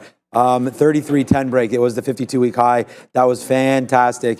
So we're just waiting for that, and we loaded into it when it did happen. We're long right now as it's pulling back here on market weakness, but that's not the trade. It dropped off early, and we were able to buy. Like, we have lows of the day here of 32.50s on Palantir, 32.50. In, boom, get a little bit out on the way back up there, 32.90. That's just a ho-hum 40 cents.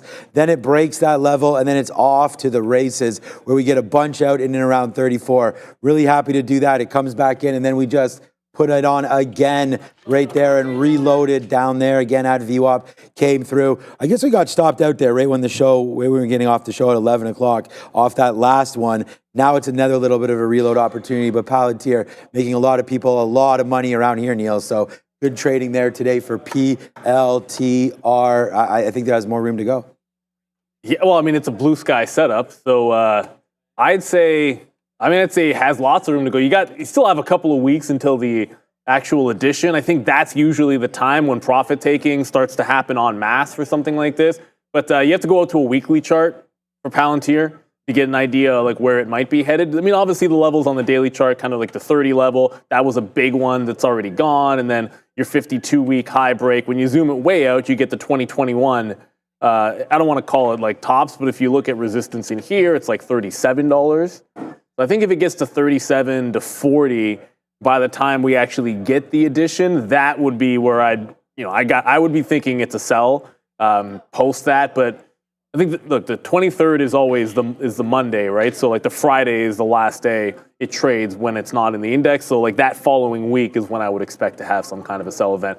Not really. I mean, the trade itself speaks for itself, like 52-week high break. And then the dip area for me was this 3240 level, which it gave you the dip as well. So if you go back to $34, it's actually still in a bit of an upward trend where prior support is turning into resistance, or prior resistance is turning into support at the 34 level. And then VWAP sits at 3380 if you're into that on PLTR. Just to go back over to Alphabet, which I said going to look for a short and the next available pop. It instead decided it wanted to break a flat bottom at 49, 149 that is. So Alphabet's still working to the downside. Its low of the day is 148. Next key support level is 148.5, and then 148.25 this morning. Alphabet did a flat bottom break on Friday. You'll remember this is it. It couldn't hold the 200 period moving average on the daily, and it did a flat bottom break. It's still searching for that bottom. Looks on the daily chart like 145. Seems like a reasonable like next potential stop here for Alphabet. I mean, the fact that this is even under the 200 period moving average, it's like, it's not a good look here for Alphabet. You're searching for a bottom, and I know this is a name that I'm going to be buying the dip on somewhere. But with that 200 period gone, going to have to look for something else. Yeah, we missed. We definitely missed that Google trade. And again, I want to say thank you to everybody there as well, because there's the 152 short sell there on Google, and then you guys even mentioned it right there where it popped right back into that 152 area, and then since then it's been straight downside, man. 148.20 and change. So good little look there on Google. Wish we'd had that, obviously, but it's still well traded. So we'll be happy about that one. All right, Amazon falls through 50s finally. So we get out, man. I mean, it was the same thing that we were looking at right here on Amazon that ripped up. It just did not hold right now. And, you know, the market's below. We shouldn't really be long anything. We just take another big one right there. It's another one. It's a good one there. It's not quite. So Travolta's like, what are you doing? But it was pretty close right there. We just took 67 cents on Tesla right there. Now we only have small piece left on TSLA. We're pretty close to the highest we've been at all day. Amazon just slipped up there, so we will give some back. Palantir's not doing much. And we can have a quick look at NVIDIA, where we're flat on NVIDIA today. We went in and out here at 104, and not much happened. I mean, we're down, but basically flat. We got some great prices there on NVIDIA. If the market's going to rebound, I think it will be led by some of these names, but more likely to be Apple, which now is trying to make its move back up. They still have the pro pricing, but I mean, if it's anything like the other ones, I think it's a couple bucks higher than what it's always been. So I feel like that's per use, per standard there, as they always go up a little bit or stay roughly the same. So, all right, 218.25 coming into play. Good little bottom there, 217.5. Oh man, now I feel like I want to get back into Amazon, but we had that feeling before and it worked, so maybe we will. They're talking about the max now. Yeah, now 70 cents in the money on Tesla, only 5 cents on PLTR. All right, SOX L maybe as a play then, if we're going to get back up now, 27 and change coming on SOX L. PayPal. Yeah, PayPal up. I'm just trying to find names that might be moving a little bit different. So maybe we'll try the SOX L here at some point and get into this Amex name. But yeah, other than that, you know, thoughts on Starbucks? Yeah, we can have a look at that in a minute too. Yeah, certainly. But before we get into that, this segment was brought to you by our friends over at Moomoo, where becoming a funded trader means trading, or trade the pool. Sorry, that's my bad. Becoming a funded trader means trading with a firm's money instead of your own. At Trade the Pool, you first complete an evaluation by hitting profit targets while managing risk. Once you pass, you get access to up to $260,000 in buying power, where you can keep up to 80% of the profits while the firm covers the risk. It's a perfect way to trade big without risking your own funds. ready to become a funded trader, then join Trade the Pool. And maybe you can look as cool as some of the individuals in those shades over there. And when you are trading a firm's capital, the thing about it is it gives you the opportunity to leverage a little bit differently. Your risk to rewards to trade is to trade, but it gives you that sort of confidence to just say, hey, we prop trade. You know, you put your levels in, you put your performance in, and then you get that amount of, you get more risk, but the trades remain the trades. There was a question you were talking about Starbucks, Sean. There was a question a couple people have asked about Nike. See Battles saying Nike shorts are on sale. Well, Nike stock is on sale today, and it's flat bottom-ish breaking down on the daily chart in here. So it's just taking out last week's lows as we speak, not a green candle in sight, I should say, in the last hour and a half on Nike as it breaks down.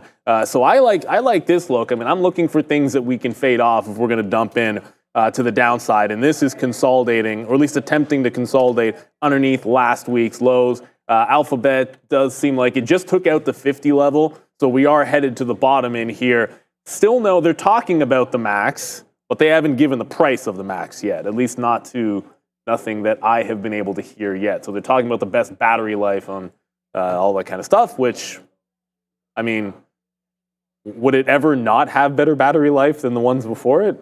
Is that ever a thing? I don't think it would be. So, yeah, not surprised about that. It's the pricing that we want to see. But given how expensive, like when the new Pixel and stuff comes out, like, you know, you're not going to get ticker shock, at least for me, because you're already expecting big prices on the Mac.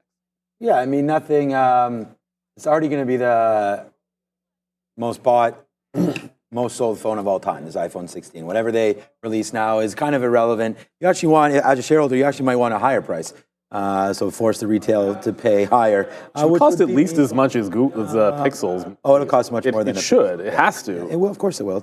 Come on. Okay, so right here, watch out now. So we did get a piece out. I just want to go over to Palantir, sorry. That's what I meant clicking on. We just got up to the 50-period moving average on Palantir, so a good little trade there, man. 200 up to there. We only have a third left. We're trying to get a little light on these trades as we move into sort of still a little bit of a dull spot as the futures are underneath. So we flipped over to try to go some short. SOXL, we said we would do this. This is the chips. So we'll, is it actually, it's double leveraged 3 times. Oh man. Okay, 3 times the bulls. So again, you could go the other way. We'll just short the bullish one here, just like we sometimes do with the TQs. We go that way as well. But here's SOXL right now, $27.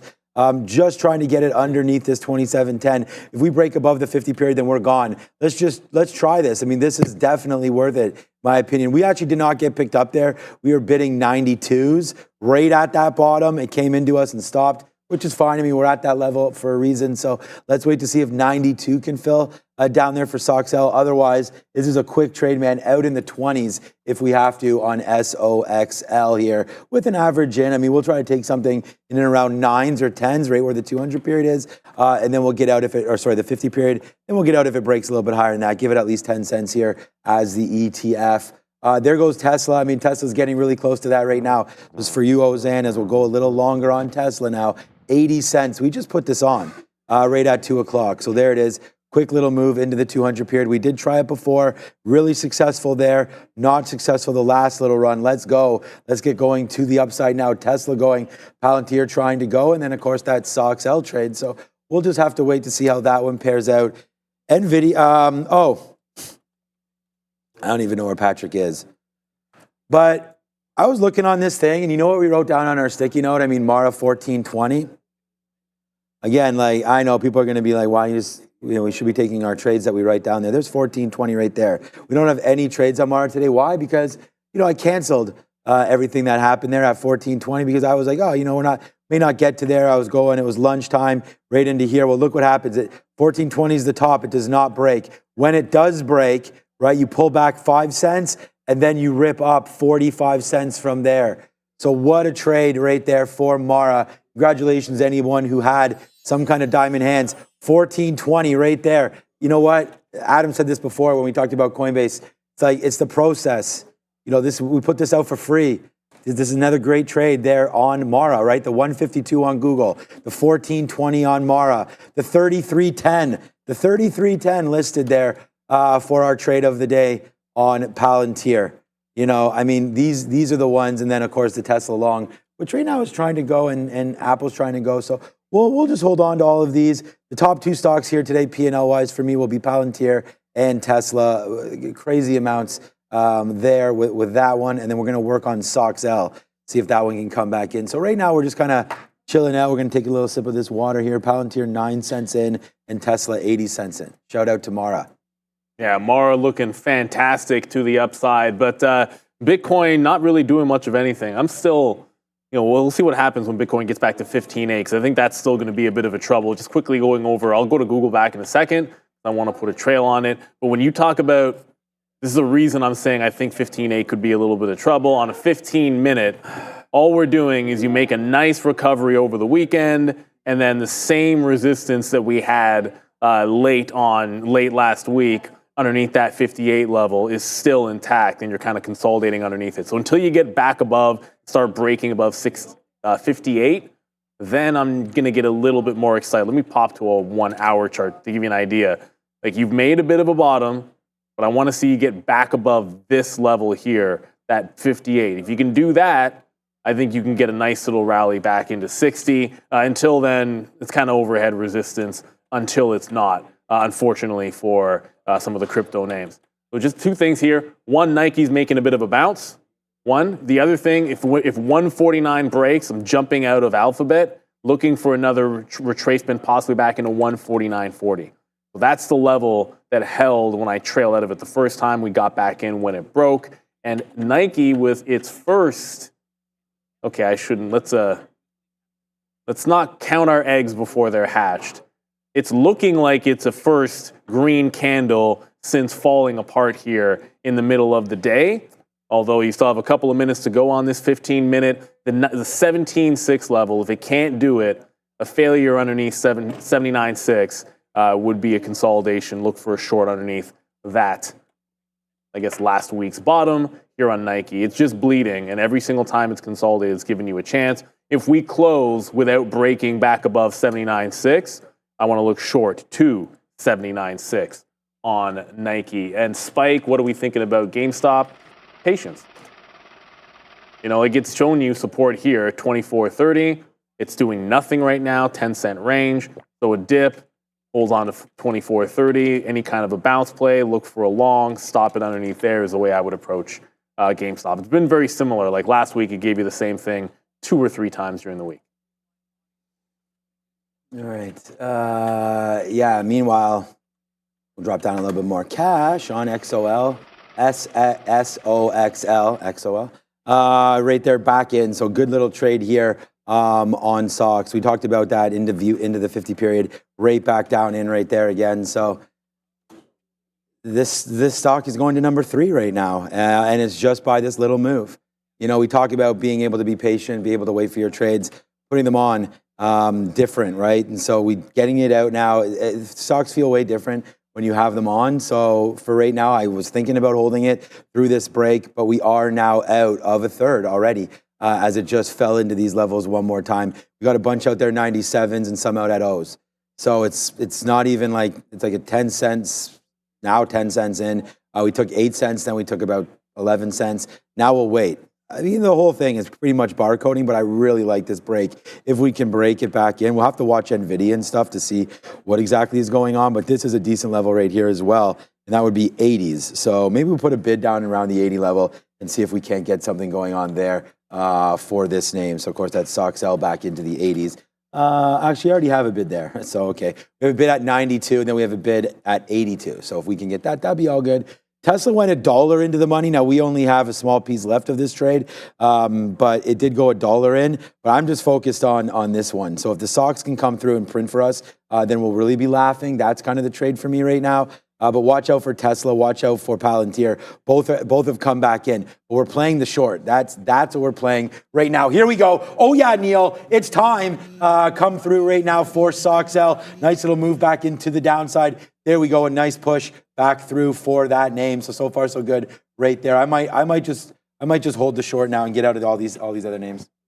Yeah, I think the short's certainly working. Apple just made it to the low of the day. It's bouncing, at least it's attempting to bounce at 217, but I feel like you want to stick with them. Nike obviously just closed at the low as well. I shouldn't say obviously, it did just close at the low. So I'm shorting into 79.6 with that 15-minute bar closing still in the red on Nike. Google, if we don't break a fresh low here, 148.5, then I'm just going to jump out of this one. If Apple's at the low of the day and this is going to make a higher low and the Nasdaq's trying, then I want to jump out, work back into this one. So I'm going to we were short this originally. The price I loved was 149.5. I don't know if we're going to get that again, but to me, the continuation has not been quite as big as the initial move. So I'm going to lock this in at the 3/4. Nike might just end up breaking the low of the day instead of popping.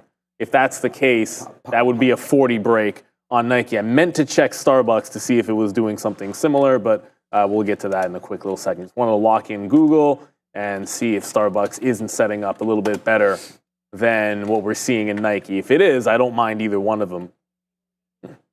Would have expected Starbucks to be doing a little bit different to this. Someone had said, see, when the question came in for Starbucks, I assumed it was doing the same thing as Nike because people were going back to back. Starbucks did not end up losing that support level. It's actually back above it. Starbucks looks like a rebound long. I was thinking we were just continuation through that dump through 91 from Friday. But Starbucks looking very good. So I hope you're long that stock if you were asking about it. So we got out. We got out of Tesla down here at the 60s. I was just like, okay, man, if we're going to break, we're going to break. Let's get out for flat. Well, we still took 10 cents.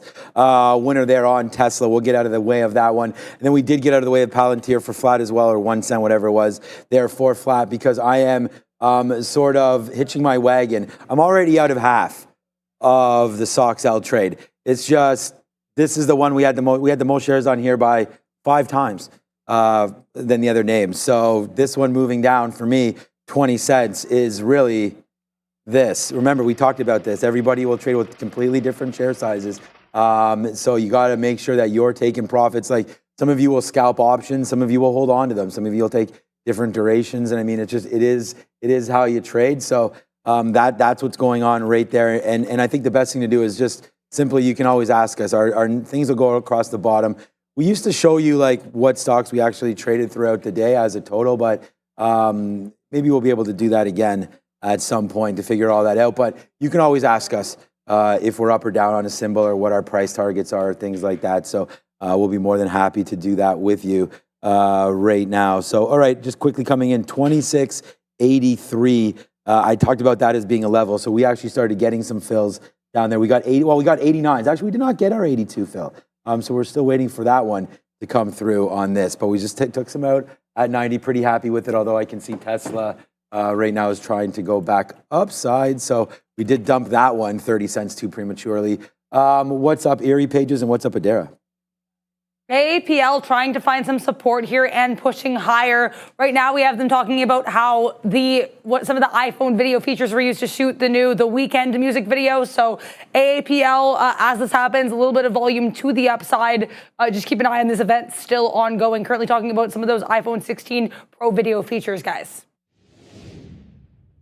Yeah, there's still, I mean, obviously the last thing they usually do is mention the pricing. So, you know, they got to get through all the features and all the cool stuff that's in there. But it did catch a bounce off 217.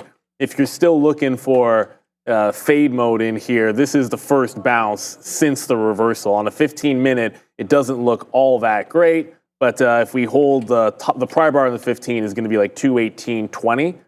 So if it doesn't break that, I got to still be thinking shorts on Apple. If it breaks that out, fair enough. If they, for some reason, decide to buy it up after hearing the price, you know, that's not completely subpar. But just to finish the thought on Starbucks, like the other side of, oh, you can be trend down every single day. Starbucks, that's a flat bottom break from Friday, the recovery back to 91, the hold of 91, and now breaking out above 92.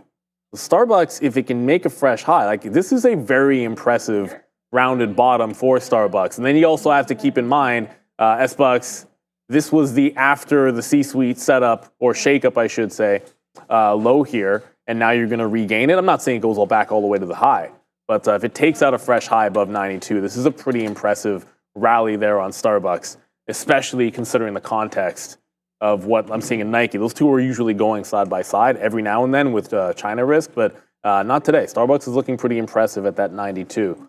Just to complete the thought, $11.99. They just said the Pro Max, the price. Yeah, so I don't know if that was higher or lower than it. Well, it's starting to come down already. Current price. So okay, yeah, here it is, $217.50 right now for Apple. Right now available for pre-order this coming Friday.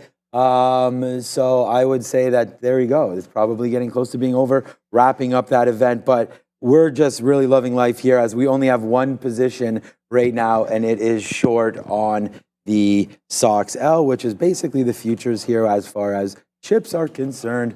All right, Adara, over to you. This part of the show is brought to you by Moomoo.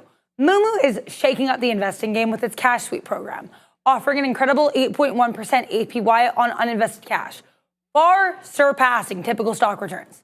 This all-in-one app, backed by NASDAQ and the SEC, ensures your funds are safe with FDIC insurance up to $500,000. Your cash earns interest 24/7, and you can access it anytime to reinvest when the market turns. Plus, sign up now to snag 15 free stocks and bonuses, up to $2,300 in Canada. Don't let your money sit idle. Make it work for you. Also, worth noting here at the Apple, the iPhone event here, they did have an iPhone 16 priced from $799 and iPhone 16 here from $999. There's also some features if you turn in an iPhone 12 or newer. So some pricing updates for that iPhone 16 as this event continues here, guys. iPhone 12. Well, that's good. I have a 12 Pro, so good to see that. And again, just bouncing around into 217, now taking it out. Let's go. We got some 86 fills on SOXL. ARM pulling back in as well. Let's see. Hold on a second. What is the ARM product not mentioned in the iPhone, contrary to reports probably from Bloomberg. Nice move to the downside right here for ARM. But yeah, again, you know, ARM is inside most likely, I would say. So I think that might have been a good little opportunity, but it's just down into 124. Watch out for ARM. And that would be nice if that was not true, because your boy right now is putting on damage over on this side right now with the SOXL. So there it goes, man. I mean, we gave this trade in. It's really starting to pump through now. 30 cents on SOXL. We've really been on one lately, Neil, and one continues right now again on this SOXL trade. So let's get a little lower. Yeah, market making fresh lows. Well, maybe not the market. Oh, sorry, I just had to cough a little there, so I just muted. But the event's not over just yet. When this thing ends, I do want to look at Apple if it takes out that low. But the market made fresh lows. Nike just broke the low of the day for another press to the downside. It looks like 79 could come into play here. Every 15 minutes, I'm checking back on this. If it puts in a green candle, want to make sure we're trailing it. I do want to get back in. Okay, event is over. Why do I still? Oh, he's just wrapping it up. Okay, so we are done. We felt like that could be a bit of a turning spot. I do want to jump back into Alphabet, but now it's breaking lows of the day. So we're going to look for the next available pop to jump back into this trade. Thankfully, we were able to get into Nike, but we did jump out of Alphabet while looking to get back into the trend at some point. So Apple's still hanging out at the low. There was a break of 217 when they finished, but it just immediately regained it. So kind of whipsaw action. They did sell it right through the low of the day, and now it's going to try and press. If you lose 217, again, remember, this is you're pretty much at last week's bottoms as we speak. So if we lose 217 for good, I think you could see a little bit of acceleration to the downside on Apple. That's where it's this, Nike, and Google are the three names that I'm looking at. We're going to make a fresh low on Apple. Okay, we just did. So Apple just broke low of the day. If it holds under 217, short till it's at least above the 10s. I mean, the previous local bottom was 217.10. So we'll see if it can hold on to that. Wow, they're flashing a lot of buyers in this range. So a bit of a battle happening here at the 17 level on AAPL. All right. What's Palantir doing? 34.20. Okay. So far, so good. Over here, Tesla falling. Yeah, good out for us on Tesla as that's starting to fall back in as well here. Continuously going through the downside here goes Tesla, goes the SOXL, goes Palantir. Lots of downside moves right now. I would think that you'd want to buy Palantir on any weakness, so that could be something right there. We've only traded today 5 names now with SOXL. Palantir. So I just stayed to what I've been thinking about mainly. We should have been on Mara, obviously, as we talked about that. But Palantir and Tesla and that Google trade at 152, a good one. And then we go into this as well, into SOX, and we just got some out there. I think did we get a 7? No, we got an 81. We did not get a 76. Oh, we're bidding 66s for this name as it comes back in. And then, yeah, I like that Google trade. I mean, Nike's falling down in again. That's a good one. Shopify, let's check out Boeing. Boeing was a news piece today. I like to stay in the pocket with what we do, and that is just to, check news with catalysts. I mean, it's why Tesla and Palantir are the 2 number 1 stocks. It's pretty simple.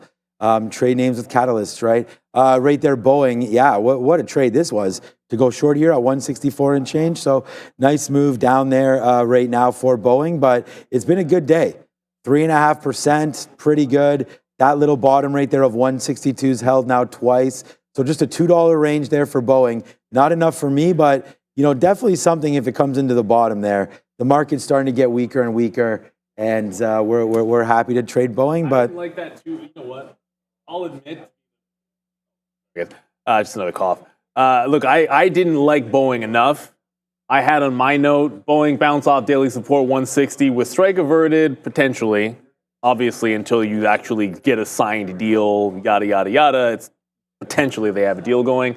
Over under 162.5 was the note that I put in on Twitter this morning. 162.5 at the open, again and again. Now, granted, as Sean mentioned, it really only went a couple of dollars, so the range was very, very tight on Boeing, and it still is a very tight range. But I think it's a good sign for Boeing, at least the first steps, and maybe you need to see like pen to the paper. But if you look at what's going on with Boeing, this 160 has been the floor and a pretty decent one. And you're going to hold on to it, at least it looks like you're going to hold on to it here today with a 4% move. It just never really broke out the top. Like you bounced where you wanted to bounce. And if you're wondering where the level comes from, pretty much when I get a key level, it's going to generally be off a 15-minute chart as opposed to like the 3-minute chart, which will show a lot of trades on. But if you wonder where the level comes from, just look at Thursday's close, and then Friday dumped off at that zone. So you closed 162 change, and then the following day, you essentially found resistance at the 162.50. So that becomes the target area for a dip buy today on what was good news for Boeing. It goes into it a couple of times.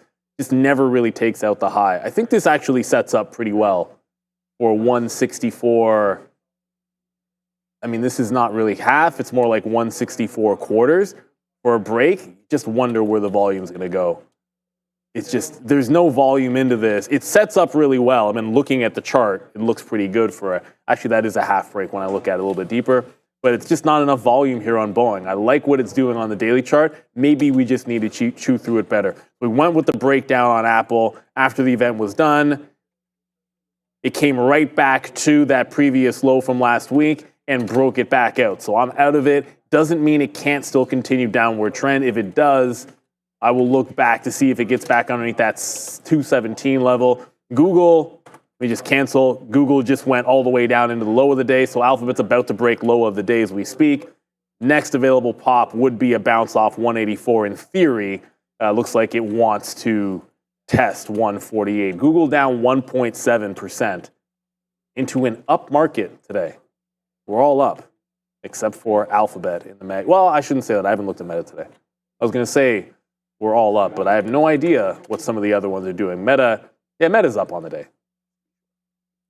Meta's up. Amazon might be. All right. So as we go, just real quickly, we only had 20% left of our SOXL position. We talked about what levels we'd like. We talked about this 80 level that came in, so we took it out. Now we're going to go short one more time against the 200 period, and if it fails that at 12 or 13, then we are out. We're not even really reloading that many shares here. But now that we're up at this level, we might as well put on. I mean, take 10 cents worth of a hit. If that, why am I not? Okay, I was going to say, why did that not fill there? All right, that was a little slow. But all right, so now we're short right there. We got some 01s there in the account, and that's that. So our position now is less than half of what it was up here when we had that first bump.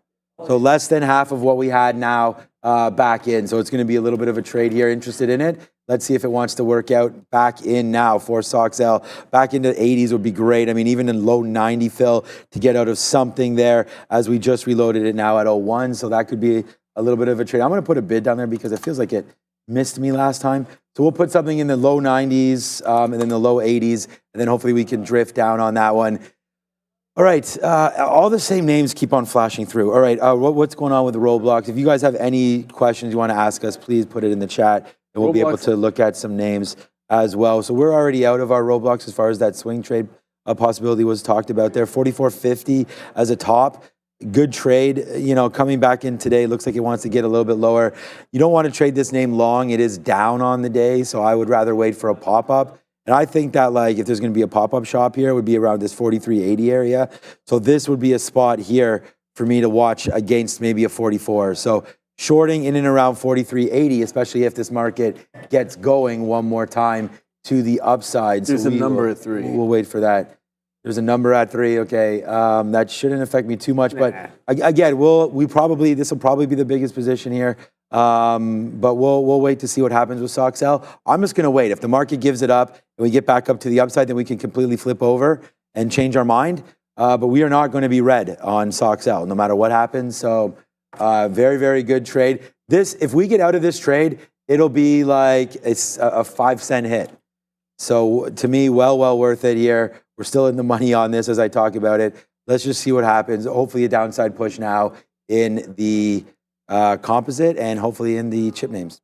Yeah, so it's a consumer credit number. You're out of Amazon now. But the only I don't think it probably doesn't matter to SOXL, but it might matter to some of the retail names in there. So I mean, it's coming out in about 13 minutes. We'll have consumer credit. It could matter to something like a Nike. We'll see. A Nike's headed right back into the low of the day. A bunch of questions I see in the chat there.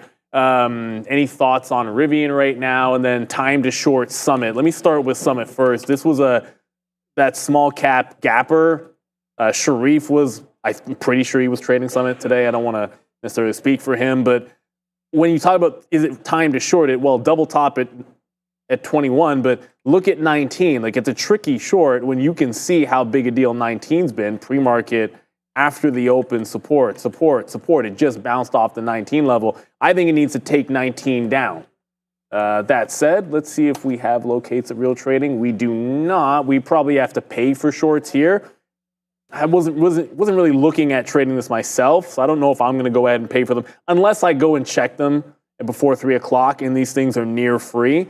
Probably not that interested in paying for locates, but the 19 level, like in and around there for a breakdown, would make some sense to me. A question was about Rivian. Any thoughts on Rivian? Well, I liked Rivian a heck of a lot better when it was above VWAP. I swung 1 for 2 on Rivian today. So like we tried VWAP the first time, no good, but they got stopped out and didn't get back in right away. That was right when the show was ending, so I kind of got up from the desk. But then we were able to get the dip back into 13.5, managed to play into the high, and then lost VWAP ultimately, hanging on to the last 10% of the trade. So I'm pretty bearish on this underneath VWAP, at least until it gets down to that 13 even dollar level again. And it's as simple as this. The reason why we're even looking at Rivian was $13 and the support that it's had in and around there. The actual low recently is 12.80. So if you go back to the August 5th, everyone's blood in the streets and all that kind of nonsense, that was 12.80. But since then, it's been holding on to $13 on Rivian. I think as long as it holds under VWAP, I wouldn't consider longs till it gets to 13, but I think a short under VWAP makes some sense to me. It was a tricky long. Unless you got it really, really early off that $13 level, you really had to be patient with Rivian at VWAP. And sometimes, just as a bit of a learning point, I always look, whenever I'm looking back at the VWAP trade, like sometimes I'll look at it and say, oh, I didn't like this one, like that's too early. But it did consolidate at VWAP and then kind of run some stops here. Like right in here, it made a fresh low right into this level. I'm like, okay, yeah, that's the we broke some people and then go long. But the thing is, this candle in here, like that's where you break better longs. Like I feel like that's like an early look. I don't mind that. You'll take it because it did try to break down. But when it does this, that's the re-entry you want. Like just jump in. For myself, it's like jump in with the same that you would have taken before. Luckily enough, it ends up setting up off the same levels anyways. Like the level that was resistance before turns into support. So that made that in relatively easy long on Rivian. But at the end of the day, like it's this trade that generally you're going to want a little bit more than that one, although it did still set up a little bit. So hopefully that's what you're looking at for on Rivian. Han's been gone all day. What's your take on GameStop? I wish I could say something different to you, but GameStop hasn't moved since the last time we brought it up when we were doing that rundown. It's still right in here, 24.5. Last week's tops, right? Like last week's highs, or at least Friday's highs, I should say. That's still your support level. I mean, if it dips down into there, that's where I would be looking for some longs as we go back over to Dara. This part of the show is brought to you by Benzinga Pro. If you feel lost in the noise of the market, then you need Benzinga Pro. Benzinga Pro cuts through the clutter and gives you the insights you need to make smarter, faster trades. From real-time news to unusual options activity, we'll show you exactly what's moving the market and why. Don't miss out on your chance to trade like a pro. Visit benzinga.com/pro to start your free trial today. Yeah, it's nothing better than free, and especially such a good program as well. I mean, they were having some of the updates in our ear about that pricing and whatnot for the Apple event. So it's a good service, and obviously we vetted it to our own preferences, but give it a shot yourself. And that's the people that we're going to try to affiliate with, right? I mean, we've had Ryan on. We've been having this platform in for a while, so pretty reliable and pretty good. The Benzinga Pro platform, go check it out. All right, so this is not doing anything. I might just have to look elsewhere. I was thinking about just buying Apple here right off the jump. I mean, if we could break this 218, I think there's something there to get back up to the upside. Like I said, this is going to be the largest selling phone of all. Yeah, go ahead. Oh, no, 100% it's going to be. It's just a matter of, what did you want to say? Or what? No, on the Benzinga note, because on Friday, I should have already said this morning. On Friday, we talk about like things coming out on Twitter. When we were discussing GameStop and the Roaring Kitty tweet where he tweeted out a picture of him throwing a doll out, which I guess signified him dumping Chewy and buying GameStop. Okay. But when he did that, so the tweet came in here. It was right about at noon that he did it. But I'm not sitting there following Roaring Kitty. I'll have it up, and if I see something, you guys tell me something's happening, I'll look at it. But Benzinga had this in time for you to get this breaking $26. And the thing about why that mattered was the negative on Chewy was basically it breaking 26 and getting to 25.20. That was it. Because the second they realized, is he really selling? Who knows? And if he's selling Chewy, does it matter? How much does he even? The guy's a GameStop guy. So it seemed like it didn't make that big of a deal. If you didn't get it right away on the news, it just essentially recovered the whole thing within 10 minutes. That's the value of getting the news in Europe. Because if you don't get that break, usually you're looking for a retest of VWAP, which, by the way, ended up working pretty nicely. Like it retested VWAP here, and then that would have given you a 50-cent win. But that initial move was like a 70-cent move down. That was capturable after people started deciphering what the heck that tweet meant. Although I feel like most people got what that tweet meant right away. I figured it out because other people, I didn't figure anything out. People were saying what it meant. And I'm like, okay, well, that's bad for Chewy. Just take the break at 26 even. But that's why you want to be down there. Now, I'm going to answer this poll that we have up here. By the way, hit that like, hit that subscribe. If you want to discuss anything in the chat, ask us questions. I see LEG and C Battles talking about Nike in there or anything. You have to be a subscriber to be in the chat. Gonna get a new iPhone. The answer for me is going to be no. However, pretty much my entire family, sans me, is going to be getting one. My pops is, 100% he's going to get one. My mom's. I'll tell you right now, I forget who I was having this conversation with, the watch. Mm-hmm. There's something to be said about the peace of mind. I mean, certainly, your parents get up in age and whatnot. Just knowing that they've got it, just in case, God forbid. It's the safety features they have on that are absolutely fantastic. A fall, or maybe you're out somewhere. And for people that, if you go hiking and all that stuff, which I guess was into before I got hurt, they've got great safety features. I'm not necessarily against it. I'm just more of an Android guy. But good look for the phone. I think a lot of people are going to get it. But I got to vote no. I got to keep it real. I own the stock, don't own the phone.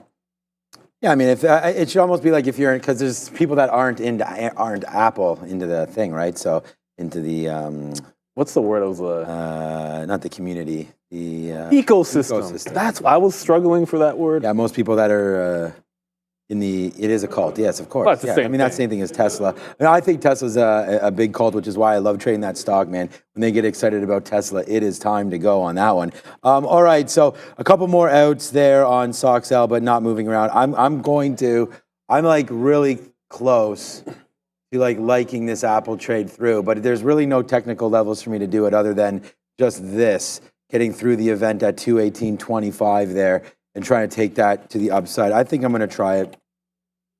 218.25, that kind of a break.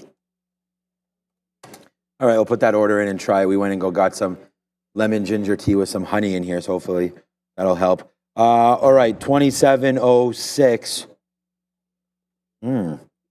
All right, we're 10 cents in the money here on SOXL, and we're just going to see what winds up happening now with this trade. Hopefully, it will come back in for us. Let's just double check on Tesla, another name that we've been looking at. We can look at Oracle, give a shout out to Oracle.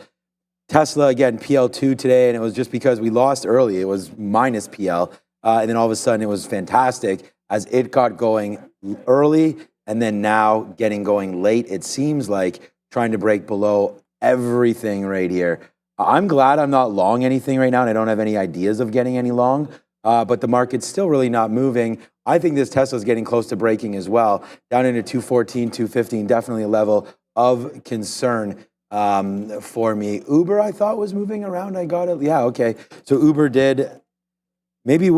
Uber? Yeah, I don't know. Like it has a nice move down, like much stronger than the market, like right there. So I don't know if something had happened from 71 all the way down to 70. And the reason why I'm bringing this up is you could clearly see this could be just one of them breaks again. The day low break of 69.95. Like you're pennies away from that. You know where else it is? If the market wants to give it up, yeah, it's at the 50 period on the daily, I think. If the market gives it up right there, then that's a trade. No, I just decided something. We might be able to get into. Yeah, go. Uber loses the 200 period. I'm selling. And no, because I was saying that I didn't. You sold on the S&P, whatever. But if you look at it, like look at the chart of Uber right here. I got out of Nike. Nike bounced off 79. I'll get there in a quick second. But look at the chart of Uber. There's your top, like the 81. Then look at how distinct you had the support right in here at 75, and then look at the resistance at 75. Now you could lose the 50 and the 200 at the same time. Last time it did that, like it dumped 65 into 55. It's been a pretty good rally. Usually when I see this and it's like, oh, I was thinking about selling some at the top and I don't.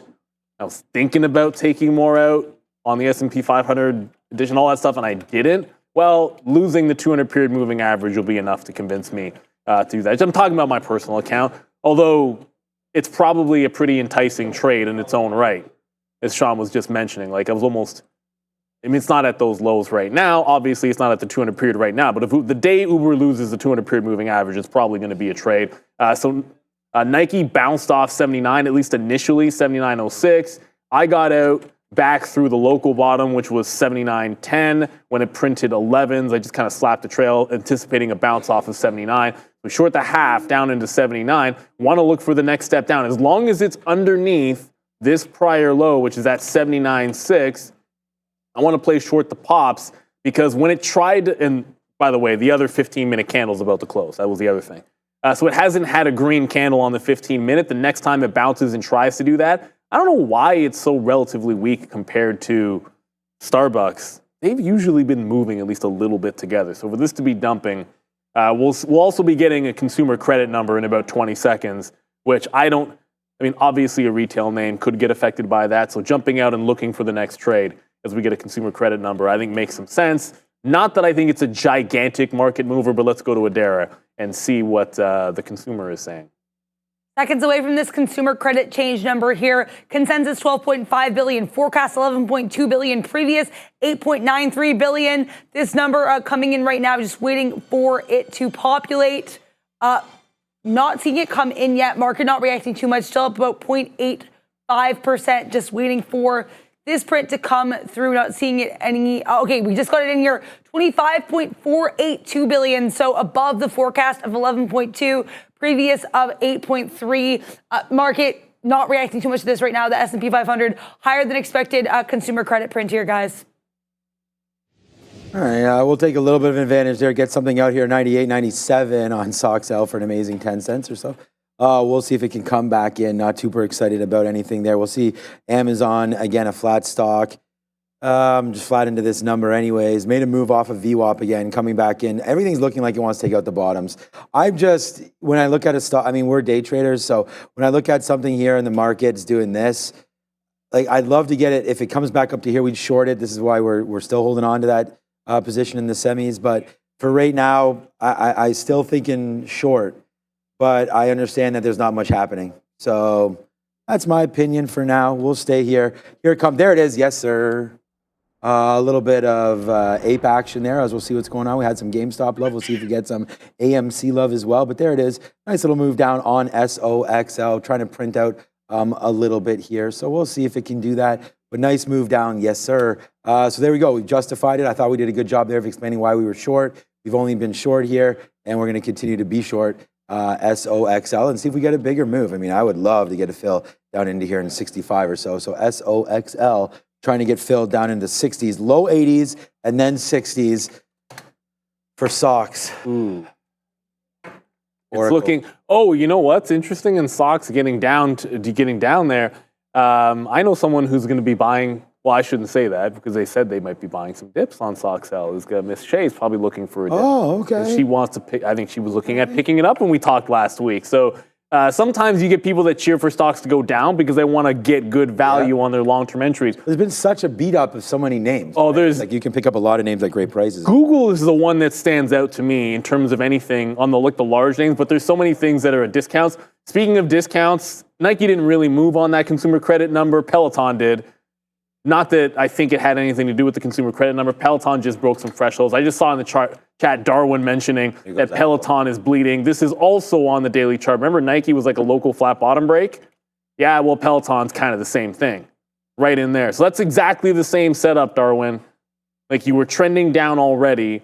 You just break last week's lows, which are this morning's lows, and you get acceleration. Short the pop is usually the way that I would approach it. So just to give you an idea why I think it's not exactly the same. I would make an argument that Nike was much more of a gentle trend down. Well, when Peloton moves, it doesn't always move as gently as Nike might. So this one kind of fell off a cliff while trending down, but down is down. If it gets back to, I guess, the mid-30s, because 40.40 was that break, I want to see how it reacts to some buying coming in. Peloton, man, at some point, someone's got to think they're worth picking up, but I guess why not wait for it to go to zero? Let's go to Adara. This part of the show is brought to you by Firefly Neuroscience. Firefly Neuroscience is revolutionizing brain health. Our groundbreaking brain network and analytics technology is transforming care for patients with depression, dementia, anxiety, concussions, and ADHD. With 15 years of research and a wealth of brain wave data, we're set to illuminate the future of diagnostics and treatment. Pharmaceutical companies and medical practitioners, get ready. FDA 510K cleared BNA technology is here to supercharge your clinical trials and enhance patient care. Join us at Firefly Neuroscience, traded on NASDAQ as AIFF, and be a part of the next big leap in neuroscience. Ignite hope, one brain at a time. I mean, we are igniting the net underneath us right now, one trade at a time, because SOXL is really starting to go now 25 cents in the money to the downside as the futures probably starting to break. We almost got into Apple. I just want to tell everybody that, and I'm not afraid to do it, even though the market's coming down. It was not going to be a big position to begin with. I was just saying there was no real technical reason to do this as far as my lines were concerned, like a VWAP trade or anything. Okay, SOXL. Right here. Oh, right. There it comes in now. Yes, sir. Nice little reload there and then drop back in. So this is everybody. I mean, hashtag real trading right here. This is a good little trade coming through for us there. But all right, Apple, look, it didn't break it. We did have that little shelf that I thought, it's setting up right there. I mean, we definitely picked that level dead on. I wish we would have shorted it there, but we were waiting for the break long. I just thought the event's over, get all that garbage out of here, and let's just extend to the north side. Right now, I'm super happy that we fell to the downside right now because, you know, this is the thing, and I see it sometimes on the chat. It's like, how could we be that happy when this thing only drops 20 cents, right? But this is now the third large, just off these little trades that we just started here at 2:30. It's the third highest P&L name on the show for any host. And it's just this little play right there coming back in, right? And so that's the thing, like it's about share size, it's about getting it on, and then you could also lose, right? I mean, if that goes the other way, you feel like, oh man, why did I put on that much risk? But you have to remember something. This SOXL trade that I put on had 6 cents of risk. Like we just got filled down there at 84s. So like that's 24 cents to that bottom side there, right? So well worth the risk to reward. As long as you keep your stops short, you can do that. The problem is when you get carried away and you start averaging into something, you're getting frustrated. That's why the best thing to do is to be calm, cool, and collected with your trades. I still am taking this Apple long, by the way. So if it breaks it right now, I'll be in this one, 218.25 long. So let's give a shot to see if that one works out here. Yes, sir, and good look. And I actually pulled up Firefly as we were just, as Adara was just talking about this thing. And it's actually up 9 points today. I looked at the 15-minute for this sucker. Like, it's doing a little bit of extra. I mean, it doesn't do a ton of volume, but it's got that setup, the old lit grab underneath, and then the break back out. So when it takes like 410, that looks at least a little bit juicy. It's AAIFF, and the second Adara mentioned, I'm like, okay, let's have a look. Like, how often do we see these, like, low float runners, got a good concept, and is there something technical? Maybe. That's why we have Raheem on. Raheem gives us some in Toronto all the time, right? And that's why we have him on Thursdays. I think, although he was on last Thursday, so we'll have him on next Thursday. Back to Peloton in here for a quick little second. Peloton, previous low, $4.40. Consolidating underneath it, there's the bounce. Oddly enough, not quite off 420, but adjacent to 420.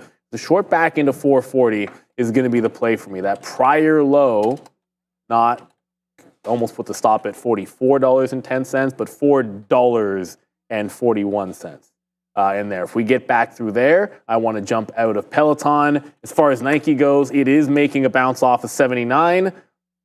Again, it's trying to have a green candle, of which it just does not on the 15-minute, but the last level of resistance was 79.35. The way it's starting to round up, I think you got to let it consolidate and then put in another shelf to the downside. If it's going to trend down, it's given you chances to get in. Like, that's a clear chance to get in. Like, go sideways, break back down, go sideways, break back down, sideways, fail the break up. That's the key. Like, fail the break up here. In this particular case, another, like, fail the bounce back into here and then break down.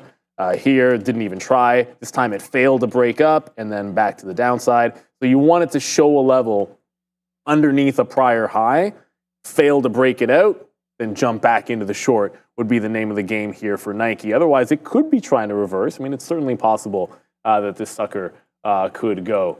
So let us know if there's anything else you guys are looking at. T is up. AT&T is up 47% year over the year. Impressive. I mean, there it is right now. There's 30 cents in the money right now off of another one right there. There goes Apple. And again, like, this was a trade that I went over numerous times. I said, I'm taking this break, and that's the whole thing, right? Like, traders, some will be in this trade, some won't. And it's just a matter of, does it set up nicely enough for you to take it? We didn't love this trade, so we're in this a lot lighter than we would have been normally. But okay, there it is. It's happening again, ladies and gentlemen, as there goes Apple trying to get up to the upside here. It's the hour of power. We'll see what happens. We did empty out basically almost our whole clip here on SOXL because we just simply put, we have more shares now on Apple. And it's funny that I have more shares, obviously, in a $219 name that I do a $27 name, but we've been getting out of SOXL. So here goes Apple. Again, there it goes, man, 35 cents straight up into the money there. So this is what we always get this question about share size, like trade it with whatever you want. There it goes. It's the same trade. Whether or not you took 1,000 shares, 50 shares, 10 shares, there it goes. It's a break of that level. And now you are 50 cents in the money there for Apple. So let's take out a piece there at 70. It just bounced off of that. So we'll take it if it can get back up into there. good little move there on Apple. Thank you, girl. GRL Trader. I don't know if that's a girl trader, but GRL Trader right there for Apple. So hopefully that comes through for you guys as well. Disney moved down. Sure. Intel trying to do something. Intel's trying to do something? I have no idea. I'm just talking here. There goes Apple, man. There it is. Neil, man, this is a great one. I'm glad we discussed this. Glad that's sort of based out there for everybody there for Apple. It's just a one hitter. Boom to the upside. Now we can sort of let it go. We're out of half of this trade as it just continues to climb right in there to VWAP. Yeah, it was a big day to start right at 9:30, and it looks like it might end that way now, 3:10, and the market's still going higher and higher. Despite not feeling 1,000%, the market seems to be giving us the juice that we need. It's 218.75. Nice move. VWAP, though, is just like, what is that? Oh, well, we're a ways away from that, man. Not really, actually. 218.92, sorry. So we're not too far away. Maybe we'll get that fill coming up on V to the WAP right now on Apple. But there it is, man. That's 50 cents straight up in a couple minutes. You just got to be patient for it. Wait for it to get to the level. They're there if you want them out there. And speaking of like the levels, we're waiting patiently for us to get right back in. So here comes Nike. It doesn't mean it has to set up for a short, but the play was go back to prior high, fail it. If you fail back under, show me the wick, and then you've had another entry. This is a 3-minute chart. Like this set up by having a break of this consolidation on a 3 and then right back underneath. So if it goes sideways, there's still plenty of time for it to set up right in here. 79.30, go sideways for a little bit, try to consolidate, and then flush. Piton was the new trade. It just broke the low. It's still hanging out. Here, just give you a Piton here. It's still hanging out underneath that 440 level. So we got some on the way back up. It then showed 435 in front of this prior low as a bit of a resistance as well. So went to add on the way down. Haven't been picked up, but I got bids through the low of the day on Peloton. Just kind of bleeding. There's a volume spike in it, though I didn't see an actual news story. The spike it happened to occur when that retail number came out. So consumer credit, it was a consumer, it wasn't consumer credit. It would have been the consumer credit change for July. There you go. So that caused a spike to the downside for Peloton for whatever reason. That doesn't really matter. Now we're sitting bids in front of 425 and then the backside of 425 as it looks like it is relatively weak. John Van Sowers just said Intel's around 1905. I don't know that necessarily means anything unless 1905 is VWAP. No, 1905 is not VWAP on Intel. I had this one early, but thankfully we got away from it. All of a sudden, Intel it's at local bottoms, but not low of the day. As you can see here, like 19 does seem like this wants to break down. This is a weak name. The market's going nowhere, though. Shorting at the low of the day when the stock is up 1%. I don't know. I'd rather short something much weaker. Like Piton's down 5%. Nike was bleeding for most of the day here today. Those just feel like better short trend opportunities. As Nike's about to do another 15-minute bar close. The last time it was looking like it was going to close green, it closed red, ended up being a short breaking back down and got to the low of the day. If it can do the same thing one more time, we got about 1 minute till this bar closes. So the last time it tried to close green, it ended up being a short. I want to see if it can do the same thing back into the low. Difference between this and Intel, down 1.6%. Intel's actually up on the day. Mm-hmm. Yeah, exactly. Some of these chip names are actually doing quite well today, so we'll see. I mean, the market's up 0.8, so if your stock is not up, then you're really probably not doing the greatest. I mean, here's a little bit of a watch list that I have every single day. We talk about this as we go. Palantir. This stock in this trade will be paying for a lot of chicken dinner winners for a while. Mara, again, I mean, that was another name that we had listed down right on our sticky note as a long, and that's up 10%. ARM up 6 and a bit. So, I mean, that's huge, right? Coinbase up 5 right now. SockSell is what we're in. Just trying to watch it out there. Apple's pulling back a little bit, right? Boeing, XOM, Tesla, huge update today as well. I mean, there's NVIDIA. Obviously, as Neil said, you don't want to be an Intel. You'd rather be an NVIDIA. Obviously, I think that's pretty obvious. AVGO 139, that's another one there. All these names up, and then the Intel will be right there, 1907. So yeah, almost up 1%. So that's nice. Same as Starbucks. Netflix there, 674, up 1.2%. What's red on my watch list today? Nike, Google again there, which again was the only short that we had. Now $4 in the money. Doesn't matter. I don't have it. So that's good. Apple on the event, we're actually long Apple right now. We've talked about that. And then Micron. So if you're going to pick on a name in the chip space, Micron right there, MU. This is not linked up to our charts here, so I'll have to, Micron, of course, is a NASDAQ name, so there it is. Wow, $85. I remember when we talked about that one breaking through 90 there. Again, and not 90, $100 for that name, but that's Micron right now. And as you can see, I need to update it one more time to get that update there. Okay, there it goes. Micron down 0.62 right now. And look at this, trying to break. Wow, Micron's even worse spot than I thought. Right here at this breaking spot. That's bad. This might be sticky note number 1 tomorrow, baby. Micron to the downside. Stay tuned for that. If you're looking for trades of the day, it's every single day. It's at like 8:30 or so. We'll post a sticky note. And today's trades of the day were absolutely huge. Right into here. Someone sent me some messages. All right, right into here. So today's trades of the day here at Trader TV. Palantir long 33.10, the Tesla long as well. There's the Mara and there's the Google. And then a little bit of TQQ action, but make sure you join us all every single day live right here as we will be going over many of these names. And we also have our watch list, .tradertv.live. You guys can go pick that up as well for free with, again, economic events on there. And some various names that we'll be looking at. So, yeah, thanks, everybody. Hit the like, hit the subscribe. Keep the motivation to keep trading and find the best information out there.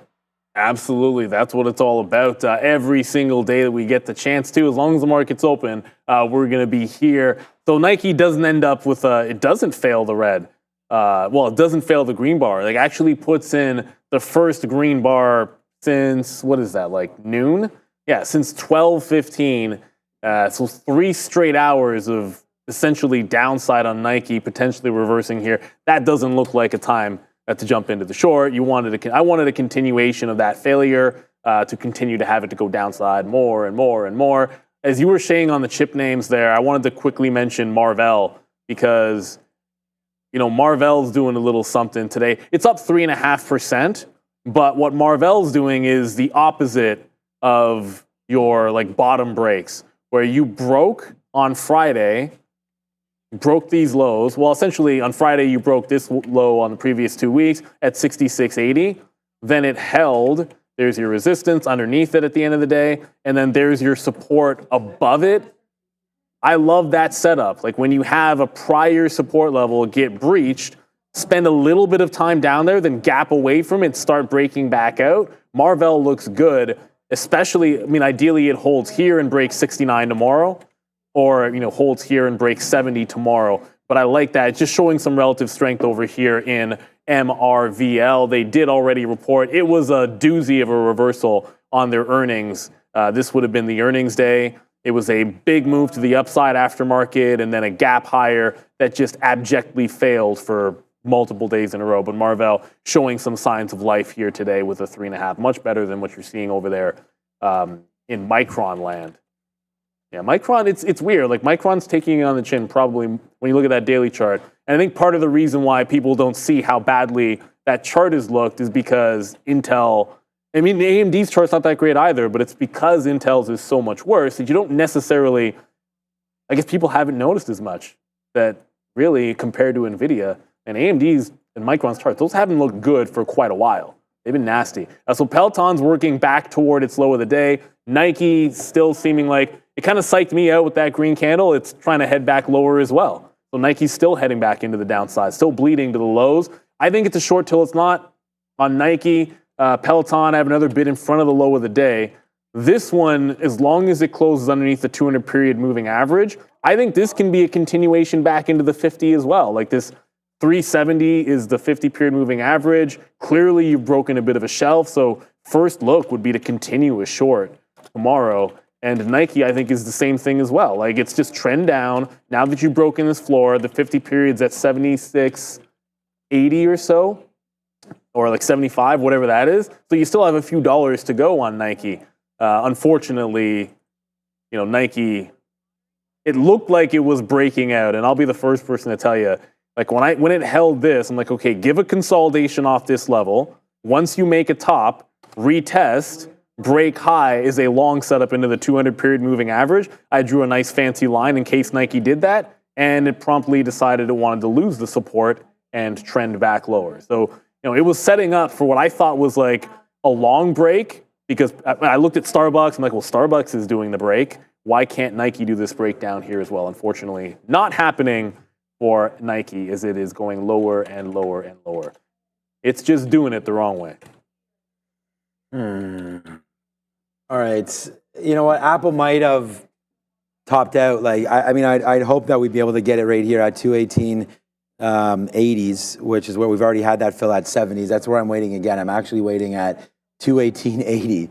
So I was trying to get like even higher than our very last tick. So we actually have an out at 70. We might have to just put it back into there. I might just put one at 60 actually for now. So if it just sort of drifts back up there, we can get that fill. And then we'll worry about that 219 a little bit later. Let's just put a 219 even fill in right now. See if we're able to get that one. Hopefully we do. I'm almost thinking about just drop. Well, it was always going to come out at 217 anyways. So here it comes right back in. A nice fade back in. Let's go Sox L, baby. This is kind of a net game for us right here. But Apple does fall back in. We still have about half of that position on. So not great. But we will try to reload this at the 50 period. I'm very hesitant to do anything on the long side. I really just like this trade because of the setup that we had getting. And I just tweeted it out too. Make sure you go follow at Trader TV, Sean, and all of us. But right there, 218.25. Like, I just like the break higher. We did good on it. We got 40 cents there on the top, and we're only going to give this back into here anyways. A break of 218. So didn't really go. I thought we could go more. But the futures kind of gave us that tell that maybe we didn't want to do anything. So hopefully it does, and we'll get out another piece there if it comes back up into the 60s. But more of a reload coming at 218 flat. So that will be a spot for me to look at, 218 flat coming in on Apple. So that will be a reloaded spot there. Now just looking, a lot of people talk about energy, and a name that I'm in here is XLE. I'm much more, there's a Canadian one as well that I'm in. It tracks the same. It's just in Canadian dollars. There isn't like a CDR for XLE, but there's so many ETFs. So it's very, very similar. Oil services here. This is a select sector spider fund. Look, bouncing off VWAP up 1.2%. It's fallen back in, and if we let this load up here, you are, at a level where I could see some kind of a hold into here for $85, $86. We do get a nice little bounce up. We had 4 or 5 straight down days.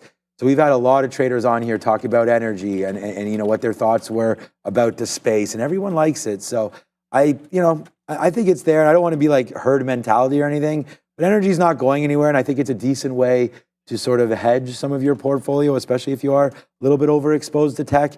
This has come down probably worse than tech over the last couple of days, down $5 off 90. But at the end of the day, these names could be bought up. You have Occidental, you have XOM, you didn't see on Friday? Chevron. No. So for the first time, at least, well, it's not the first time ever, because Oxy's been under $55 before. Right. It's just since I've been taking part in buying it in front of 55 and bouncing, this is the first time I slapped the L on it. I had like 50, I want to say it was like 56 change or something like that was my price, but it lost to 54 level. I was mentioning this in the aftermarket show, at least I think I was in the chat with somebody mentioning it, lost that 54 level. So for the first time I got out of that, which had been a swing trade for me like multiple times for an L, and my intention is to put the capital that was going towards it into like an energy bounce, but just not in this. Not at all. And usually for me, it's CVX, but then I look at Chevron, if you're not familiar. But then I look over at Chevron when this daily chart loads up, load, and Chevron lost its support level at 141 as well. Now it's at 141, but on Friday it lost to 141. There you go. It lost to 141, and now it's trying to regain it. I'm like, well, that's at the bottom. It's like, maybe that's not the one I want. So I might just go, there's a couple of ETFs I have that have a bunch of energy in Canada. It's going to be that, XLE, or XOM is just so much stronger. Like, look at XOM, back at the 50 period, already bouncing. I think that might be the place. I was surprised to see Chevron that far down. Like, it lost that big support. Oxy lost that support. Maybe Buffett's not buying any until it goes much lower. We'll find out. Next quarter, we'll probably find out that he was not buying anymore. Who knows? But he's bought pretty much every single quarter.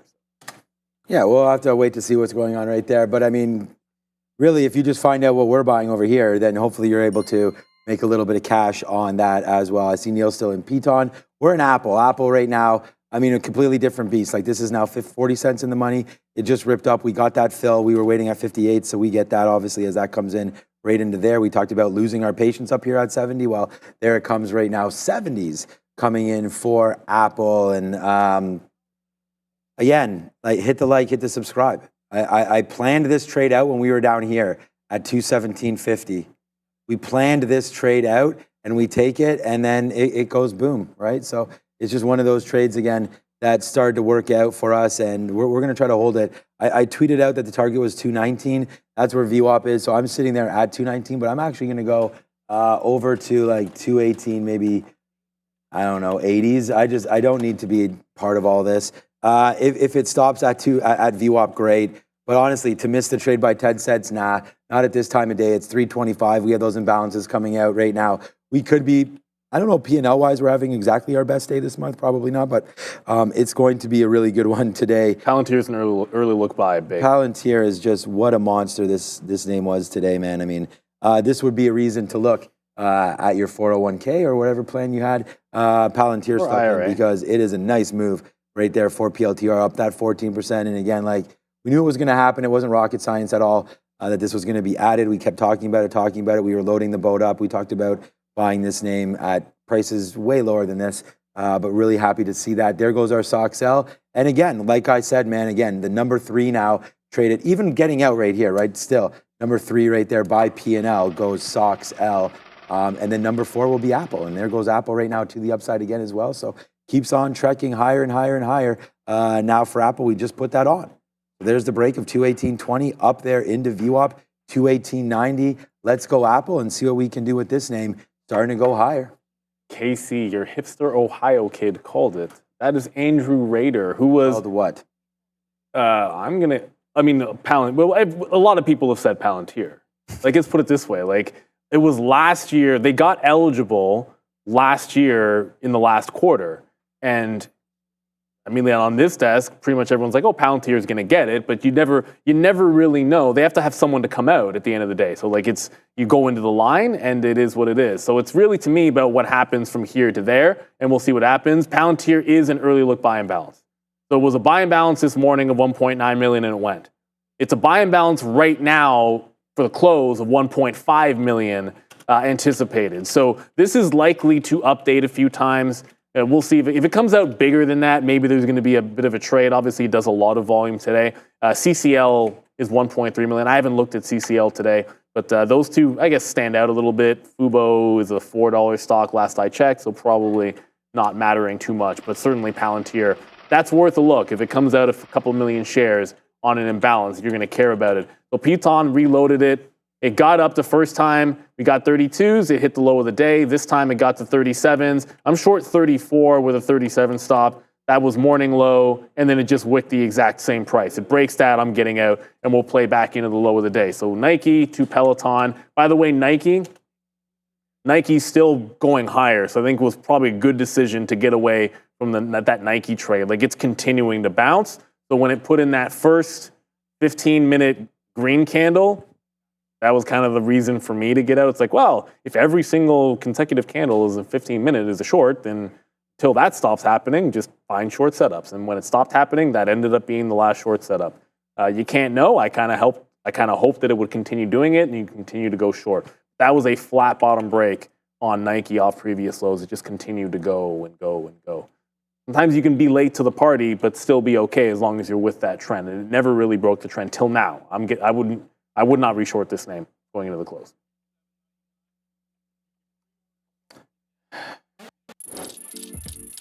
Nah, wrong one. Okay.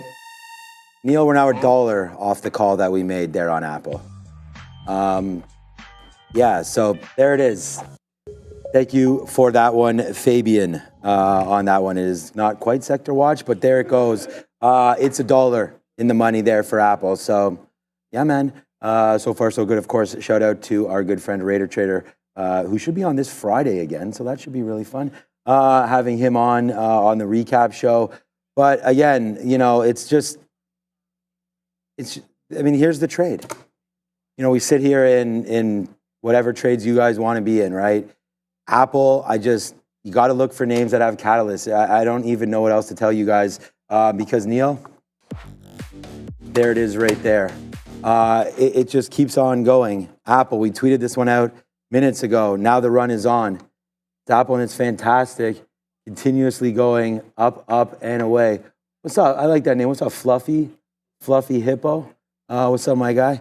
Fluffy was making some moves. Yeah, man. I mean, Neil, we're making respect over here. We're making some moves over here on Apple. So 219.50, there it goes, man. $1.30 now in the money. Yeah, so it just keeps on going, man. We got reloaded. We take that trade. We blasted through right there. And I said Palantir was your trade of the day. It probably is. But this one, I mean, this is much more aggressive than Palantir, man. I mean, this has gone now $1 in 20 minutes there for Apple. So let's go. The market's starting to get heated up. We dumped our shorts. We're in the long, and it's going. So thank you so much, Josh, and everybody else for all the talk in there. We're just trying to keep it real. Real sees real. We always say that, and this is why I'm saying it. Like, this is a real trade, man. 219 long on Apple. There it goes. Now, I'll tell you what's not bouncing, though. I thought everything was making a bounce in there. Everything that looked weak to me was trying to go up, but Alphabet just made another low of the day. Yikes. The stock's in trouble, man.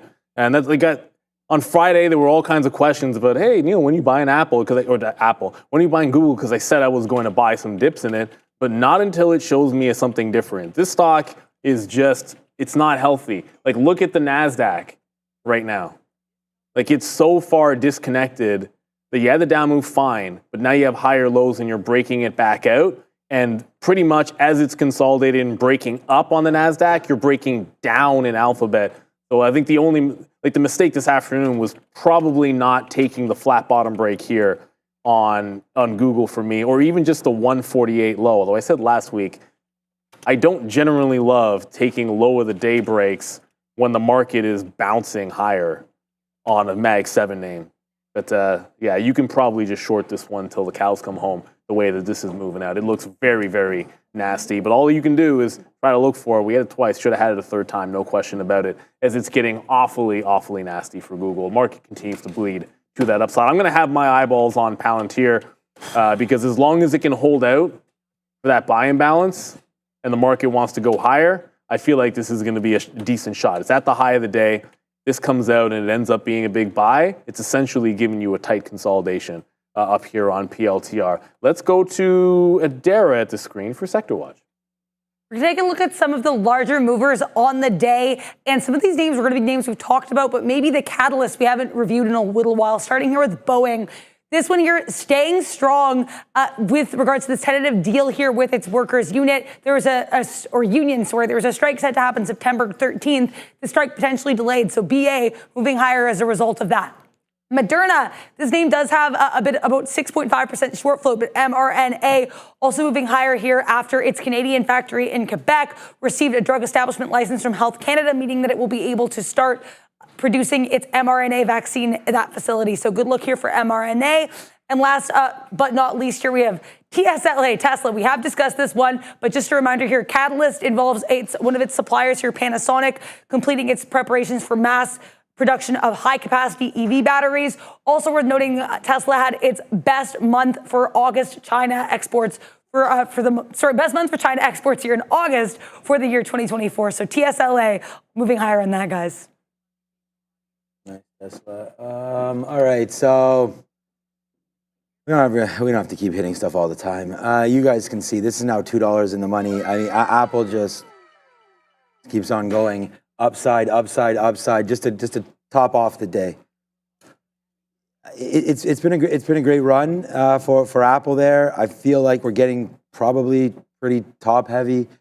We still have, it's too bad that we didn't have the ultimate conviction with this trade. I mean, we didn't think it was going to get carried away like this, but it is. And again, Neil, on a 30-cent stop, we are now $2 in the money. So we put a 7-to-1 right on its head right there. So, I mean, there's one thing to have targets. There's another thing for it to actually come through. It's like, this is the thing. Like, I never, sure, this is great, you know, but that's why I don't use like R to R. Like, I don't say like my target 7-to-1. It's just when it starts going upside, I try to have something on. And this time we're actually, size appropriate. We have about, a little bit more than 10% on probably about 15% on of our trade left. So that would make sense for 7 to 1 there. Divide that up into 100 and you're close enough. So 220, nice move upside right there back into 221.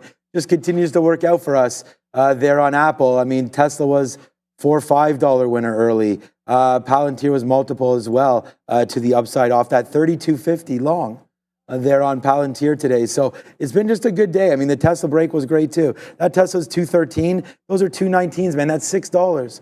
So, you know, have the ability to hold on to things and let them work out for you. And that's really what's, I mean, there goes Apple again. It's not even like, it's not rocket science. We weren't trading this name until this event was over. Once the event was over, we found a level and we nailed it. This is day trading. This is what you're supposed to do. Find opportunities, take them, put them in the bank. And that's what we've been doing there for Apple.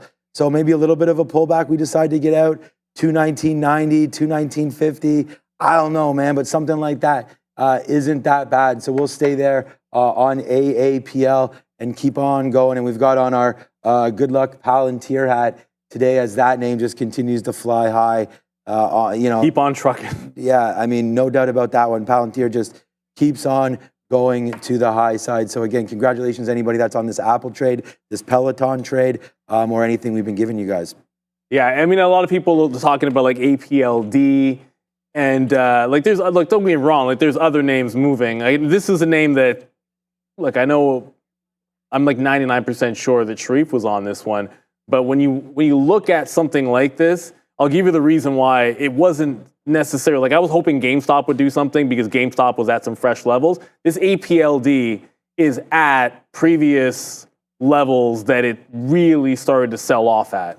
And if you look at this at about $6.80, $7, it needs to clear the next level up. Otherwise, I think you're in a little bit of trouble. So you got to be careful punching highs. I know a lot of people are looking at this stock. Like my approach to it, we got a lot of questions about it, and I haven't really said too much about it. I wanted something that moved fresh, and I'll get to the two things that we're in this afternoon in a second. But you're stair step to the upside in a very nice linear channel. And when you're 20 cents from that resistance at 680, it makes it tricky to look for a top end break. Like double top at 660, yeah, but you're 20 cents from 680. Which puts it in a little bit of trouble if you're trying to get a decent, you know, risk to reward type trade on there. Like I want it to be able to go 720, 725.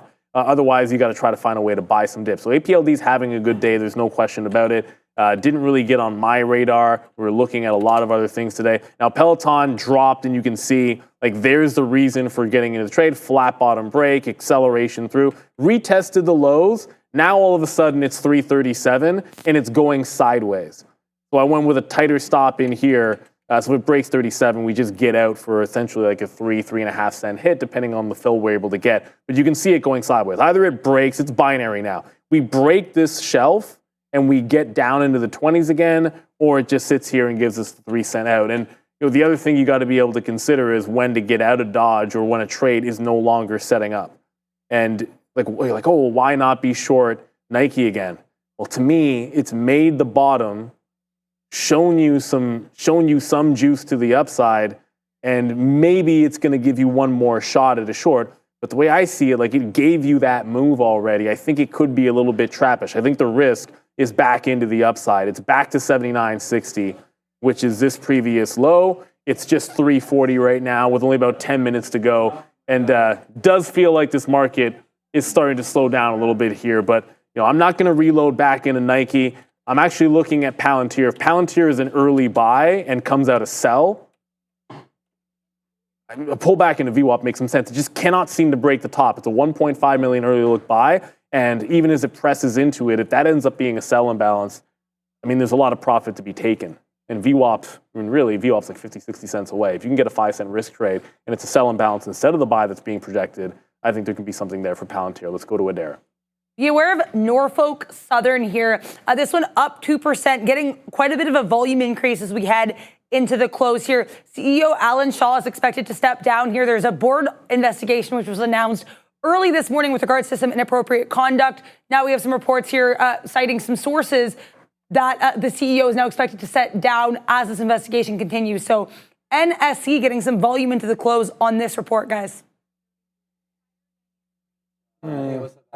Right here, wise words and excited for Toronto. Yeah, let us know in the chat or send me a message when you're in town, and we'll get some things scheduled for that. We've already talked about it, dinner and whatnot. So hopefully that time will be upon us soon. Adam, travel well. And yeah, watch out for those Air Canada delays that we were talking about earlier. I don't think you'll be having any troubles though. 221 there for Apple. I'm just debating maybe getting out. I mean, these $3 trades don't come too quick or too often, I guess. Well, I mean, today they're here, but this is just going to be a level right back into the pre-market highs again for Apple. I mean, that would be really nice. 221 and change.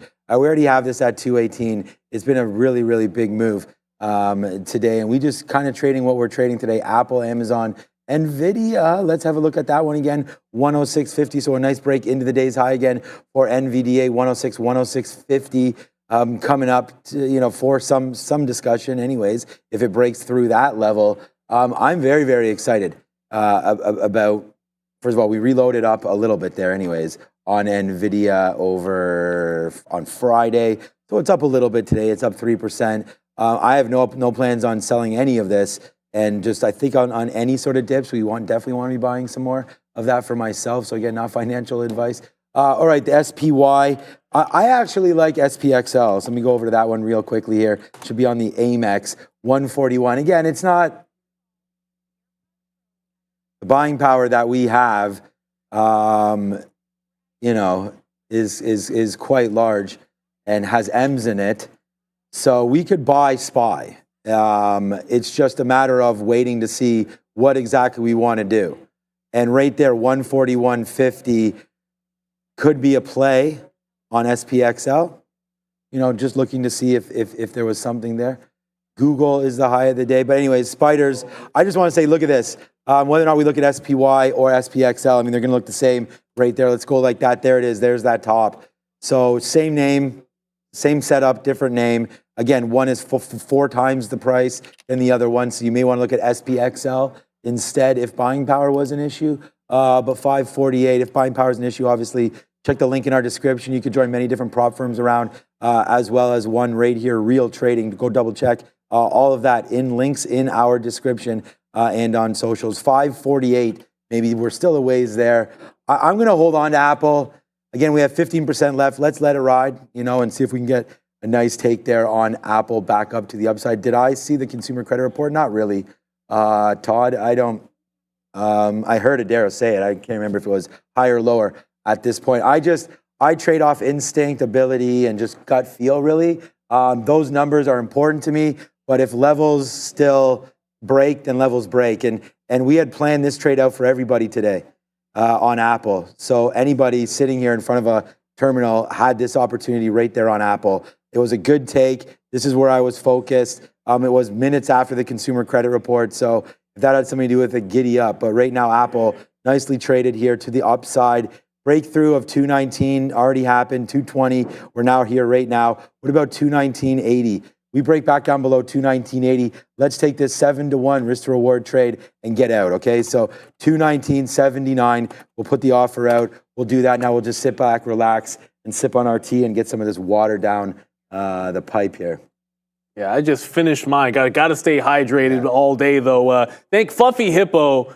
Thank you very much for the super chat. Love the name in there. We appreciate you. No message attached. Just thank you for the super chat there. We appreciate you. But I'm going to go, you know what? There was, when the credit number happened, like you can try to put logic toward it. Like the Apple event was over and it went up. But I could tell you, like Nike it went down and then up. So there's a name that would have respected. Peloton went down and stayed down. So I'm not saying it doesn't matter. It was double the number that was expected. So that's not necessarily going to be a good thing. But maybe you keep an eye on some retail names for some weakness. Like any retail name that showed some weakness today, look for that tomorrow. But if something didn't react the way you expect to an economic number, then you don't necessarily want to be in it. If it goes with your thesis and it just makes you like to trade more, that's all well and good. Tonight after the bell, we're going to have Michael Noss on after the bell. And I said Oracle's the only earnings out there. That's not technically true. Oracle's the only large cap name, obviously a few $100 billion. And it's a 7.5 expected move. There is this rubrics which could move around a bit.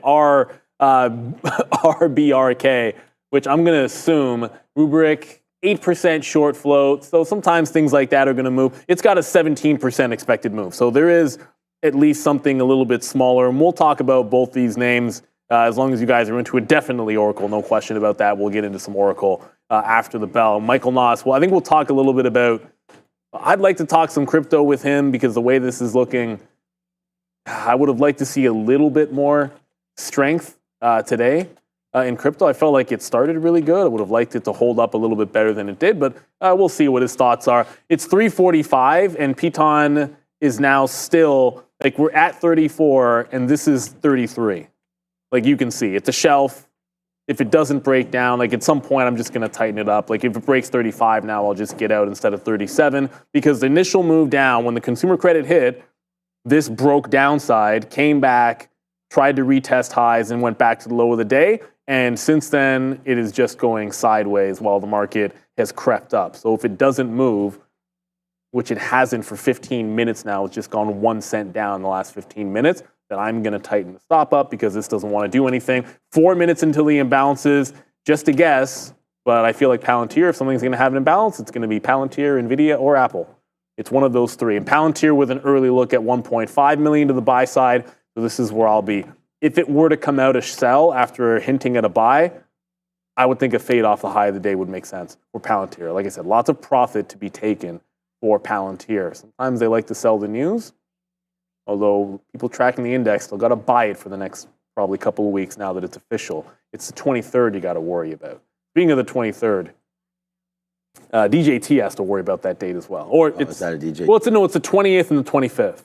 The lockup expires on DJT. It's going to be a really big. You're going to have triple witching. It's September, right? So it's the end of the third quarter for index rebalances. You're going to have Palantir and Dell going into the S&P 500 and Etsy and who else coming out? American Airlines coming out. And you're going to have the lockup expiration on DJT. This is not about the politics of it. It's just about what could happen if Trump decides to sell and other people trying to get out in front of that. I would expect that could be a bit of a move. All right, 3:47, just 3 minutes away right now. That's it. We will end the bull ride on Apple and get out as it does fall right back in. So again, right there, in at 218.30s, roughly it was a 225 break. I think we got 29s. Out right there at 219.75 or 77. As it just dropped in, that's fine. We'll get in and get out there. I don't know what that little drop out there was about. So good trade there to end the day. And we'll be close to, well, we will be at our highest spot when I'm talking about all day. We are now flat. We are getting ready for this imbalance. I probably won't take anything else. 347.40 right now. Just waiting here. We have NYSE again. It's Palantir's on here twice because still left over from the morning. But right now, there's the bid right there for BRKR. That's our broker. So those are all the ones that you're going to try to look for. So Visa right now with a 2 million buy. That's going the other way. Visa is one of those funny ones. It kind of seems to be always on there. Fubo with a sell. Whoa, what the heck? Fubo's $1. Fubo's okay, so bye-bye Fubo. That Fubo is gonzo, I would think soon. Wow, look at that break right there on Fubo. Okay. You might want to write this down on your little iPad there, Neil. Fubo breaking 162 to the downside. That's going to be really good. One of those breaks right there. I mean, I trade support and resistance. There's too many of these That tomorrow. would be a good one there coming through. And then Walmart has been a great long. I mean, ever since that took split and then took that 180, which was $60. Nice upside move right there. I mean, Walmart cannot be stopped. I talked about this with Daniel Shea, of course, on Thursday as well. And wow, what a mover. Whoopsies, there's the split right there. But what a mover from that date. Walmart highs. Can it just keep winning forever? Yes, it can actually keep winning forever. I believe it will. Just like Costco. Costco's won forever, right? It's at all-time highs. All these stocks are at all-time highs. So literally to answer that question, I mean, I think it's yes. Well, but it's just those outside of those two, who else is doing that good in retail? Nobody. It's just those two, I think. I don't know. I mean, I don't know what Target's numbers look like right now, but that is It's good. been on I a mean, run. Amazon. As far as retail, Amazon's such a bigger business than just that. Yeah, Macy's and all that. I mean, some of these guys have huge leverage. I think Nordstrom's, Abercrombie was ripping up for a while there. But yeah, man, Costco continues to work out with Walmart. So Target's actually, see, this is the thing. That's why Walmart and Costco are so good. Target's pulling back into the 200-period moving average when the others are going higher. Target was up 130 to 160, and now you're dipping back in there. I wonder if Mr. Rader wants to reload that one. I think he's, whatever. It worked off the 130 level, but things that are losing that 50 period or 200 period kind of scare me a bit. Oh yeah, I was writing at 162. There's a lot of flat bottom breaks that are set up for this week. It doesn't mean they're all going to go, but like in Target, you could almost throw in there. I saw someone saying Rivian wants that low. You better believe Rivian wants that low. I was tweeting this out, like 1270 for Rivian. It's at $13 right now. This could happen tomorrow. This could happen at 9:30 tomorrow morning. Imbalances just dropped. Okay, so NVIDIA 2.3 to buy. Palantir came out as expected, 1.5 million to buy. Siri, 5 million to the buy side on Siri. And Verizon, 2.7 million. Siri, 5 million to buy. Maybe Warren's doing some more buying into the auction here. He seems to really like that stock. But that's not a huge number on NVIDIA. 2 million is kind of in the under zone. I like it when it's a little bit closer to like 3, 4, 5 million even. But yeah, kind of a nothing burger for the imbalances. I thought Palantir comes out either a shock of a sell or flat or bigger than the 1.5. It's right in the middle. So Siri, that's probably not going to move it too much because it's a $2 stock. So when we look at these imbalances, try to remember the amount of shares can be impressive, but that's 6 million shares times $2.70. It's not notionally, $16 million is not a heck of a lot in terms of moving around a stock, whereas NVIDIA's $2 million into obviously a much more expensive name, and I'm calling it not that big. So unfortunately, I don't think there's anything on the imbalances that I'm going to like. Piton did break consolidation. So the first look good, second look, we got 34s and we're out 36. It just kept going sideways. Now it's coming back into the upside. So you can say whatever you want about the consumer credit number. There was a move down, but all the retail names I looked at, they had an initial move down and then they actually caught their bid after that. So they made the move down and then at 3 o'clock, this is 3 o'clock, and you get a bounce to the upside on most of these consumer names, or at least what you'd call them. Anything related to it, kind of had already made the bottom, and they bought it right back up. You had to take your profit while you could. All right. Just to wrap this thing up, we're out of everything. Apple's trying to go a little bit higher. NVIDIA was failing off the high of the day again. Is that the high of the day even? Yeah, exactly, 106.20. So we made it back on everything. I mean, everything was great. To have bought that bottom. Funny thing is, you look here. The very first thing I saw as a sell was Intel. And you could see right here, Intel continues to go down and just really continue to destroy. There was that funny thing about that one kid that put all of his inheritance into Intel, and then he's just crying. People on the chat would know it's a big story a couple quarters ago. There's some college kid, and he couldn't have picked a worse stock, man. I mean, Intel right now down to $19, $20. She was about the SOXL or something, right? SMH. But there it goes, the downside. Intel, nice move down. Starbucks again. That name that we talked about today, breaking through 92. It's nice that it made that move back up right to 92 again. So I feel like this will be borderline irresponsible. I like that, Bongzilla. That is right there. Just a trade to watch out for tomorrow. $92 on Starbucks. Again, like that level, came right back up to it. Actually missed it there. I know we were talking a little bit about it. Ford, again, another destructor of wealth. Ford down to 1070 right now. You could have been woken up over the last 20 years, woke up now and thought you're in the same time zone, but time zone you would be. Tesla there for sure. Nice sell into the end of the day, but I really like this stock. Big time mover today for Tesla. Great opportunities to buy this 214.50 area. And again, number 2 trade of the day there, Tesla.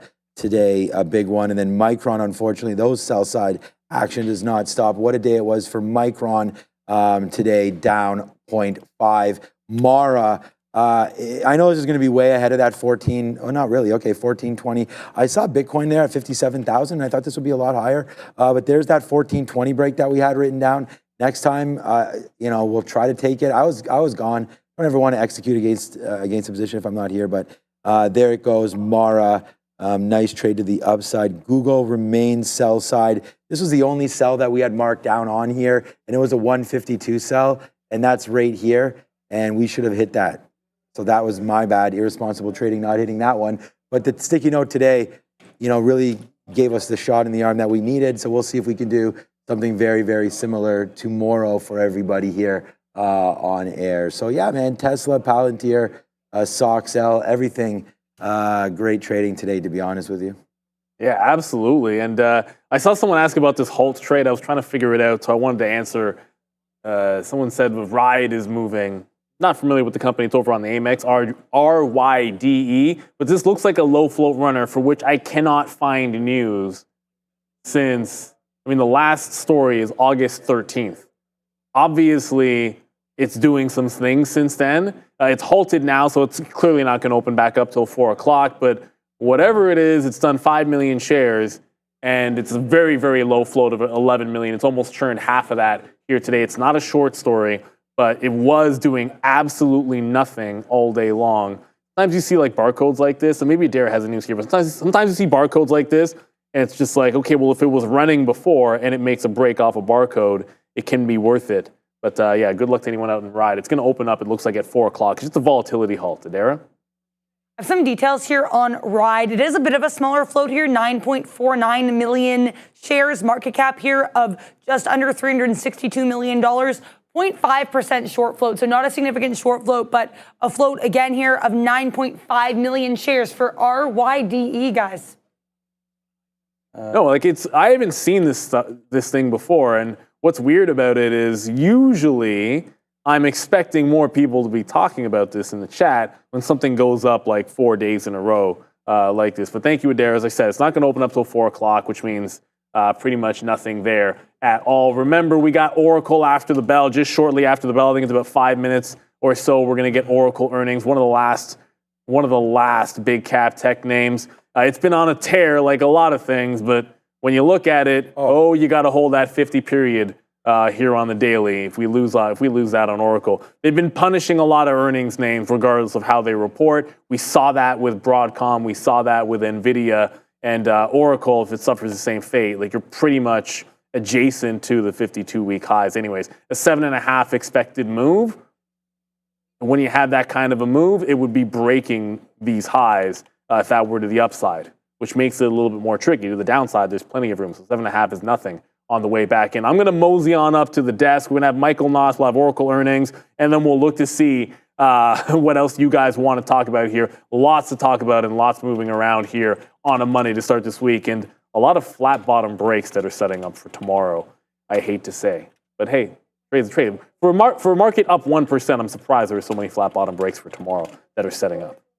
Yeah, well, I was just putting it down here about this Apple trade, and I said, I guess we got out a little too early on Apple, as there it goes, nicely cooking up 250 right there for AAPL as it continues to go. We'll take the $2 and run, but that was a nice move there. Now 220.70, the $1.50. Nice move upside as Apple there closing on the highs. So I hope some of you were able to take that one with only 3 minutes left. We can have a quick look at these imbalances one more time. Just to see what is available and what is not. There's Verizon with a nice bid. We have Visa as well coming in again. Wow, Verizon. I mean, some of these names, Verizon and AT&T, I mean, some of these names are starting to look real good. As I don't think you should ever chase yield. Sometimes people will think that that's a good thing. We talked about TELUS the other day with Raheem Alani from OCI back on the show, and it's just like when I realized that TELUS was like 8% or something dividend. Maybe that's easy, but it wiped out one day. You got to make sure that you like the story there. And for AT&T, it continues to make moves higher and higher. So Palantir, and what was a great trade today. I hope some of you had this long. Oh, and I looked it up, and I'm still in Oracle. I don't have as much as I thought. I have about 4 or 5 grand in this name, but I did look. We're up 30+% on Oracle, and yeah, so we're actually long. We're actually long even low. We're long in like I think it was 107, whatever. My thing said 38% or something on this name all the way to the top side. We could lose it today for sure. I'm not going to get out of it. It was always just to build up some longer term positions, and so we have that small piece on Oracle, obviously, but. Nice move up. Trying to hold that 50 period. We'll see if Oracle can do that. I apologize for my voice. I was yelling at hockey all weekend, yelling at baseball all yesterday, and then just outside and having a great time with family. Went on this huge bike ride last night with my daughter. That was a lot of fun as well. And then just talking all day again. So I feel fine. Just my throat in here today, a little sore. Wow, big time moves here into the close for everything. Nvidia, good buy on Friday. I think any dip buy opportunities are going to come from me and Nvidia. Apple with the nice move. Palantir going to go out on highs, it looks like, right now as well. What a day. It's about to get better as we have the recap show coming out in just a couple minutes with Neil. So now with only 15 seconds left, We'll have Adara on the ones and on the bell over there. Thank you to Ramin and Fabian as well. The countdown is now on with only 10 seconds left. There we go. TAN looks like it's down 2.18%. That might be one of the only sectors that's red today. 3, 2, 1. There we go. The market is now closed. Thank you, Adara. Little early on that one. Okay, then my thing is off on that one there. But there it goes. Thank you to everybody one more time for the show. It's a good one. It's going to be even a better one tomorrow, and it's about to get good right now. One more time with Neil and the recap show. Is he ready to go? All right. Needs more time. Okay, we can stretch it out then. All right. Yeah, we're just waiting here. Oracle, I believe, is now out. So here comes Oracle right now, 141, nice move up to 144. There goes Oracle right now. If I have any news on this one, I'll tell you about it. But right now, Oracle, nice move up. Give us a second and we'll see 144 and change. Talking about some databases and whatnot. I do have the Benzinga Pro platform right here, right now, ready to go. So let me just zoom this back in. I don't have the numbers yet. MindMed right now announcing some stuff. But right now, Oracle, probably not out. That could have been a fat finger. Did seem like a nice move, and I did hear some news in my ear about that. What was that, Fabian? We're good to go. Okay, so soon Oracle out, if not already. Let's go over to Neil and find out more about ORCL. See everybody. Yeah, welcome to the aftermarket show. Oracle, the numbers do not look like they're out yet, but there was a story that dropped on Oracle. So Oracle and AWS launch Oracle Database, enabling access to Oracle's autonomous database with AWS, enhances cloud migration, agility, and security for enterprise workloads while offering unified support and seamless integration with AWS. So that's the move on Oracle. We're expecting earnings at 405, so we weren't expecting to get them right away, but the move appears to be in reaction to this AWS partnership for Oracle. So you see the move, went 140 into 144. Got to be careful trading aftermarket when you're looking at anything that's going to be reporting, because the numbers can drop and then all of a sudden you could be caught a little bit off guard. So we are expecting them at 405, expecting about 13.2 bill in revenue, 1.33 is the EPS. The implied move is 13%. So obviously that move that we just saw, about 3%, 140 into 144, right back on that AWS report, not necessarily moving the needle. Oracle right back in here and finding a little bit of selling coming in. I think it could just be a symptom of, hey, people hit the bid, hit the offer when it started going up, anticipating that the earnings were out, and they are not out just yet. That rubric is out. It's probably going to move around a little bit. It's not a very big name rubric, but my eyeballs are going to be on Oracle. It was a pretty interesting day overall in the market, because you had like a little V-shape action as we wait around for Oracle. You had a little bit of V-shape action off of the open. Like there's your V, and we end up right back at the top. The NASDAQ closing up 1.3 today. Yeah, you had the SPYs up 1.1. SMH does a couple of points into the upside. What took it on the chin, however, before we get to UNH, shout out to MSOS. So good news for all of the cannabis names out there is they are finding a bid, because the anticipation is you're getting some endorsement from the Republican, Trump, and the debate's on Tuesday. I mean, the debate is tomorrow, and you're finally getting a little something. MSOS up 11 points today and looking like it wants to go. We're going to talk about the Widowmaker when Michael Noss comes on, but you can see what happened to UNG, down 5 points today, and TAN, not a very good day either. But it is the Oracle story. They're the big ones. Still no numbers yet, but as we wait for them to come through, do want to respect the fact that, hey, the initial move, and I'm not saying it's going up or down from here, but when they announced the AWS thing, I feel like some people might have taken some longs, and if they were to have anything bad, we saw what happened with AVGO, Broadcom, most recently, we saw what happened with NVIDIA. Like you can have that beat, but then one thing is wrong, like one little kink in the armor, whatever you want to call it, and then suddenly they decide to sell it off. That's been the market that we've been in recently, and with that initial buying on Oracle, I would be at least a little bit worried of that. Just coming through, still nothing on Oracle, but also an announcement here from Oracle saying Oracle and Google have announced the general availability of Oracle database. So an announcement from Amazon and AWS, and then another one here from Google. Still no actual earnings. There's a story about Hims and Hers doing a shelf offering. That doesn't sound very good, but we should be coming out any second now. Now you're starting to head lower. This would have been the fear that a lot of people might have gone long early on, and now it's already starting to come back into the downside. I'm still not seeing anything on Oracle. Just another repeat of that Google story, Oracle and Google Cloud announcing a partnership, but clearly it must have come out because they're the downside. I'm still keeping ear to the ground on Benzinga here as we haven't got the numbers, but it's right down to 136, right back into 142, looking like it's a bit of an inside move. You're expecting 13 points. You've essentially gotten nothing here on Oracle, where it's only to the downside, maybe $2 at the most as we're currently looking at this one. Give it some time. I mean, the numbers are going to churn through, and we'll see what happens with Oracle. Not a heck of a lot going on here. Do want to make sure that we're going back to that other end. We did say that RBRK was reporting. They're starting to move around a little bit, but now Oracle is going to the upside. So 144, I'm still not seeing anything on the numbers. But wow, it just rocketed to the upside. They're liking something. We're now 144 as Oracle is looking like it's trying to take the top off you. You got to keep things into context. So we were talking about this right before we came to the big desk, is you've got 52-week highs right here at 146.5.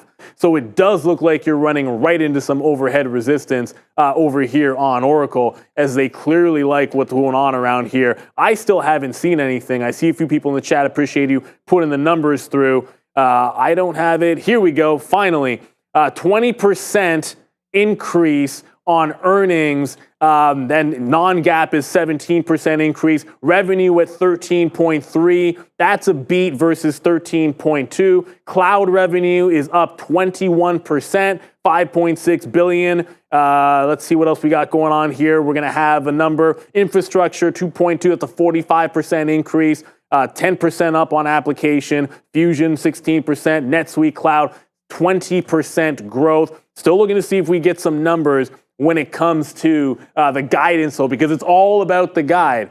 You're only up 3 points here. Like, you're not exactly flying through on Oracle last I checked, and we're still seeing the same overhead resistance on the daily. I think the guide's going to be key when we start to get some of those numbers. The breakdown, it all looks good, but who isn't beating? When 80% of technology companies are beating, it's not enough to just beat. You got to beat big. You got to beat big, and you got to guide big. And if you don't do that, then they're not going to be in love with you. And I want to see how this reacts. We saw Marvell also do a nasty reversal after even holding some highs. So we'd like to see what Oracle can do with that guidance. It's still good numbers. There's no question about it. The top and the bottom look good for Oracle. But without the guidance, I'm not convinced. You're expecting 13% and you get 3? That's some disappointment for me. With Oracle. We'll keep our eyes on it. And as I mentioned, there was the shelf offering on HIMS. And not looking good, farm trader. HIMS did drop. It's not a huge move. They were green into red, but there was news on HIMS with a big shelf offering. And unfortunately, heading into the downside is HIMS. So Oracle, the big one, still want to have some guidance numbers come out here. But I'm disappointed here. I would have thought, if you're going to go, you needed to break 146. That's the 52-week high. To run into that and essentially stop dead, like, it's not going up, it's not going down, we're just going sideways on Oracle, not punching through this 146 level, which is a little bit disappointing when you got a beat like they did. So pretty solid numbers across the board for Oracle. Again, like I said, I'm disappointed. I know we're going to have Michael Noss on there.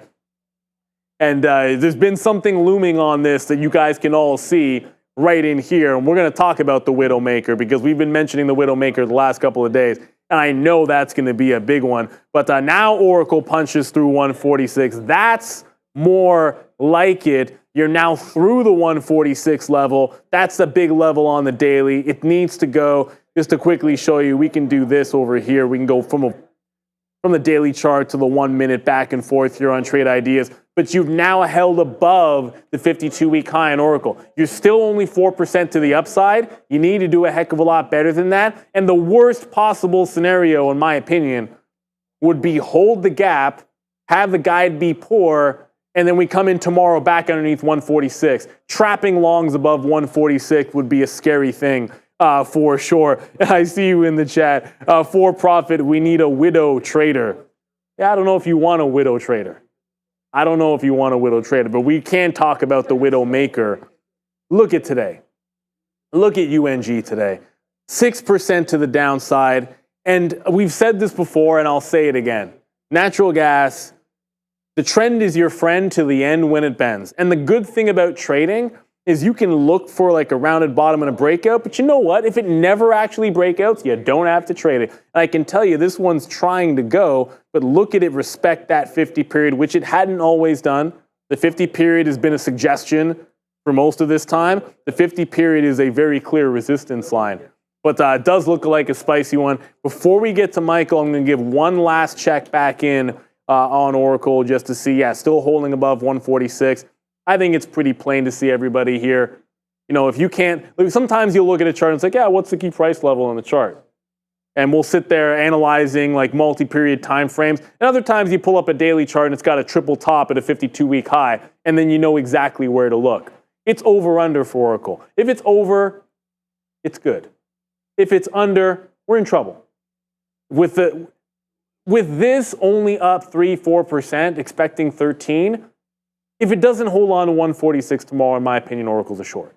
But we'll cross that bridge when we get there. For now, you know what time it is around here. It's time for us to get to Mr. Nas and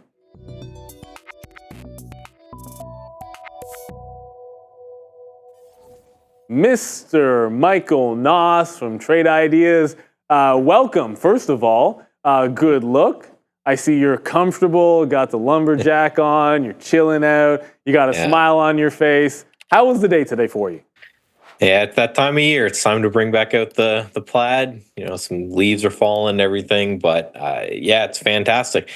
And didn't end up doing anything today, so I think maybe that's why I'm smiling and so relaxed. Is I had no trades on, so I'm just kind of waiting for something to happen tomorrow.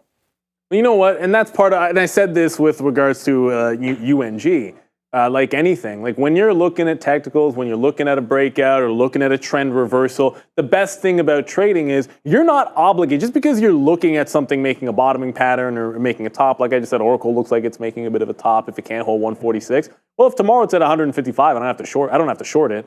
And if UNG is still underneath this 50, can't seem to break out the top. Oh, well, you know, there's no long breakout either. There's nothing that's showing you that trend reversal. But let me ask you a question, because as a day trader, this is a common thing, right? Now, when you're a swing trader, it's all well and good to take a day off. Yeah, you know, nothing sets up, I don't take anything. Now, as a day trader, and depending on your style, every day trader is different. I've known day traders that will not make any trades during a day. It depends on your style. But I can tell you, when you have volatility go and not a lot of things set up for you, it can be frustrating. You get that urge to put a trade on. Now, it's the beginning of a new quarter. Clearly, there's a lot of things at pretty interesting levels. The S&P's breaking down. Like you said, you've been looking at this UNG. How do you deal with, hey, it's the start of a fresh week and there's so much happening. There is volatility today, but I have nothing put on. Like, what's your secret sauce for not getting any FOMO? I am just very systematic. I'm very, very rules-based. So yeah, you see the UNG on the screen. For those who missed it, I was on this morning saying, at this time, I was looking at Friday's candles when I did my analysis kind of up here, showing that, hey, it looks like we were kind of breaking this $14 area. And one thing I love about trading in general, or, trade ideas especially, is that I can build a plan around it. So my synopsis was that we could get this kind of fake out under 14. If we go back on the chart, I had this great trade at 14 back here that, I was 14 to like 20 or 15 to 20. It was a great little trade. So I put on one of my new favorite indicators. We have a Trade Ideas. We call Trade Wave here on the 30-minute chart. And essentially what this will just do is it will just put a buy or a sell ticket when the moving averages are pointing up and price is above the moving average. So I just kind of reserved myself to all of the ideas I had. I was going to use this 30-minute chart and wait for some sort of buy signal to come in. You can see all day this thing just kind of sold off. So I was working on other stuff. Every hour or so, I would look at my screen, see if there was a little buy ticket up there, if we were trending higher.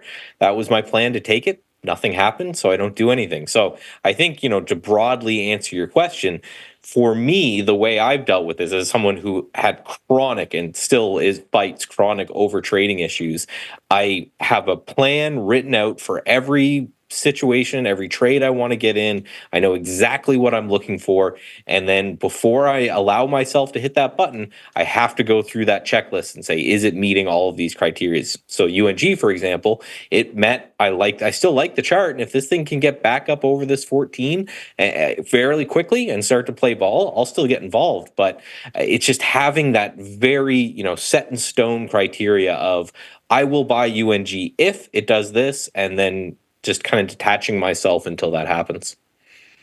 Yeah, I feel you on that. And I think it's the answer that I would give as a day trader as well. Like, we'll sit there often at the open, 9:30 to 9:30 to 9:35, 9:40, like that first 5 or 10 minutes when all what is breaking loose. Like, there's so much price movement. Like, relative to any other time of the day, you're going to get much more velocity and moves because there's not as much liquidity. It's very easy. If stock's not at your level, you just got to wait. And you'll, every now and then, for everyone that's watching in our community, like, you might even hear me say live on the show, I've said things to myself. I'll be sitting there, don't chase, don't chase, don't chase, or wait for it to get there. Wait. In a strong market, if you're looking for a fade at a key price level, if it's strong, let it get there. And if you're expecting a trend in a stock, I'm like, don't chase, you're going to get your chance for a dip buy at some point. Now, speaking of chasing things, this is my segue into, there was a bit of a bounce back in crypto, right? So, yes, over the weekend, you had essentially a failure of the 55,000 level, got down to, 53-ish. I mean, adjacent, the biggest even level was 53 that held. You recovered 55, and we ended up trending up. This ended up being really good for some of the names like Amara, which hadn't had a green day in 2 weeks. And then today, you got it on what was look at it on the daily chart. Like, you can see clear support just in and around like the 13.5 to 14 area. And then Friday's low of 13.5 ends up holding really well. And to my point of don't chase, if something is going to trend up, now this was it was a dip in the pre-market lows. There's a lot of ways you could play this. It was a breakout. Then technically, you had a resistance from the opening range in the first 15 minutes, turned into a support level, and then it just trended up higher and higher. But I know you've been looking at crypto, Michael. What do you think's next here? Because yes, I was telling this to Sean like in the afternoon. Like, I felt like, okay, we're going all that way, and then we just kind of didn't do much off the top in the afternoon. Sometimes you end up squeezing a little bit more than that, whether you're looking at BTC or whether you're looking at Mara. But overall, I still feel like we haven't really broken back out to maybe retest some bigger resistance levels. Do you still like looking at crypto? Is there anything setting up for you? I'm just going to be looking at Mara again tomorrow, looking for some continuation myself. Yeah, I have MicroStrategy up here as kind of my proxy until we get more data into the Bitcoin ETFs. And I have it here on a monthly chart. I just want to show that Bitcoin is, yes, very volatile, and it has this history. And if you don't look at the chart and you're just following the people on Twitter and everything, you would think that it moves all of the time. But I read a study out there that if you miss the 10 best weeks in crypto, you're essentially flat. Just basically saying that all of the returns in crypto are very, very centered around certain key moments. And I want to kind of draw everyone's attention to this area right here, where it's looking a lot like what we had here. Not saying that we're going to drop the way we did before, but this high volatility range. And again, this is a monthly chart. So each of these candles is a lot of weight, but you can see this just incredibly choppy action that went on for years. And then when we made this low, we had this incredibly choppy action that just went on for years. So what I'm always reminding myself with crypto is that we don't need to move higher and we don't need to move lower. We could be in this incredibly choppy action for a long period of time. And I've been talking a lot about the election seasonality and how I'm not expecting any sort of sustained trends until November. So I'm treating crypto the same way. It's okay to take nibbles and short-term trades, but for me it's kind of a wake me up when we close at all-time highs, and I will look to start entering trends then. Until then, I think we're just going to be range bound, and as a more of a trend trader and a swing trader, the environments that cost me money are not when I buy something and it enters a downtrend because I'm out really quickly. The environments that cost me money are high volatility chop. That's why I'm so concerned with spotting it when I think it's going to happen and avoiding it. I think we could be in for one of those where Bitcoin doesn't move higher, Bitcoin doesn't move lower. We just kind of chop around in this environment for an extended period of time. So I'm kind of hands off crypto until I get a clear breakdown or a clear breakout. And so far, I've just kind of seen fake outs in both directions.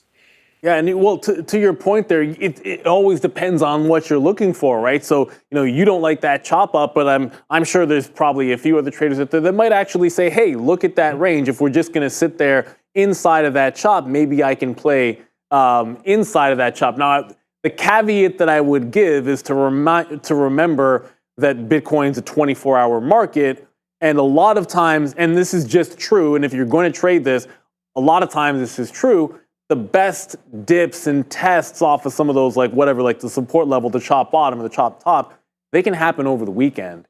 And I so many times it's like, oh, well, if you are looking at nothing against MSTR, but if you are looking at MSTR or like one of the miners, and that's your proxy for playing it, now you might miss that bounce because you have to wait around for it to be Monday to Friday, 8:30 to whenever, whatever your broker is going to allow you to trade. Whereas a lot of people that are trading Bitcoin itself, they're going to capture some of those moves.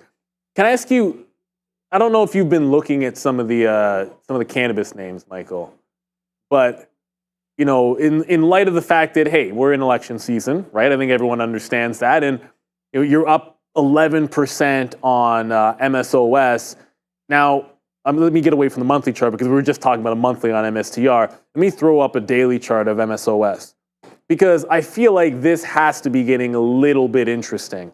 Now, I can draw you, if you're into that sort of a thing, like I can sit here and maybe draw you some trend lines for anyone that's into it, like, I don't know, like something like that. And, you can see it, like it's already bounced a couple of times off a bottom, but really it's a much more, like even if you just connect those highs in here, I feel like it's a little bit more subtle off the top, but what you're getting at is a potential, it's not there yet, a potential channel break. You got the debate tomorrow. I mean, Republicans might be supporting some legalizations. We kind of know where the Democrats stand. Is there a trade here, Michael, on MSOS or any of the cannabis names? I love the relative strength today of MSOS. The problem I have when I look at any of these charts, and I actually have Tilray up here because I think it's the best example. Let's go out to a monthly chart. Right, this thing was a $300 stock that's now $1 and barely hanging on to not being delisted. Anytime I see a chart like this, I know there's so many bag holders inside of this name that any pop you get, you're going to get some sort of, someone who's like, oh, I'm finally back to even. It's time to get out of my position. So I do worry about that. And I think the best way to deal with that is you brought up MSOS, but if you actually go MSOX, there's a 2-time ETF that is kind of interesting here to me. And this, again, when you're playing these double leverage ETFs, they have to be short-term trades because they have a natural drift lower. That will just always be the case based off of the derivatives that are used to comprise them. But I do like the look that you just kind of mentioned with that channel, and I was actually watching that today. You can see it's the biggest ETF on my screener up today. So I am watching that. I do like the gap. I am watching for some continuation on it. But instead of what I normally do, which is look at the sector and then try to find strength within that sector, I think I'm just going to play the double leverage, because part of the problem is a lot of these ETF or a lot of these stocks are still pink sheets and they're still under these really kind of sketchy, unregulated exchanges because of the federal legalization that has to happen in order to get these onto the NASDAQ or the NYSE. So for me, I think this is going to be my vehicle of choice, which is MSOX. If we get some sort of continuation over the next few days, I think it could just be a simple momentum move. But knowing that, hey, these ETFs generally drift lower because, again, of the derivatives in them. So it's going to be kind of a quick little momentum hit over maybe a couple days or a couple weeks.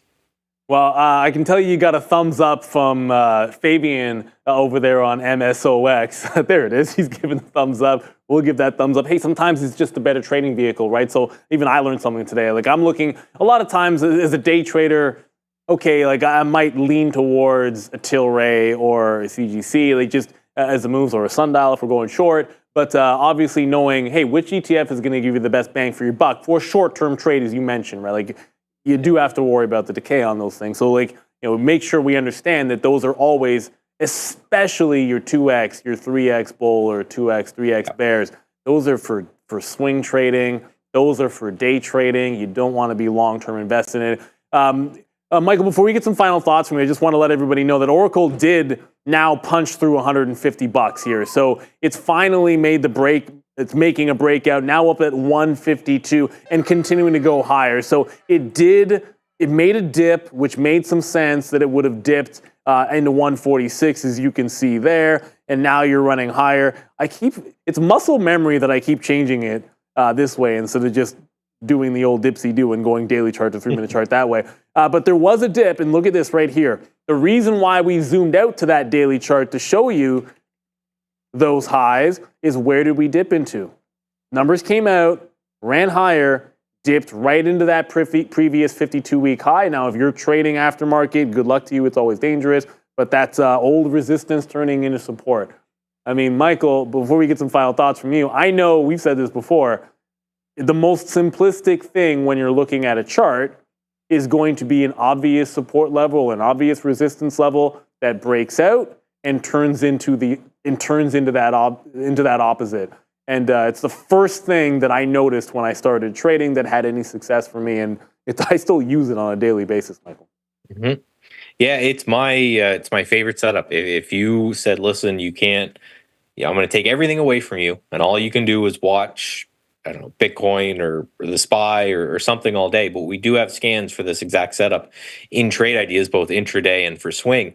It's just that it psychologically, it makes so much sense. You have people that when something breaks the highs, they were short before those highs, and now they're underwater.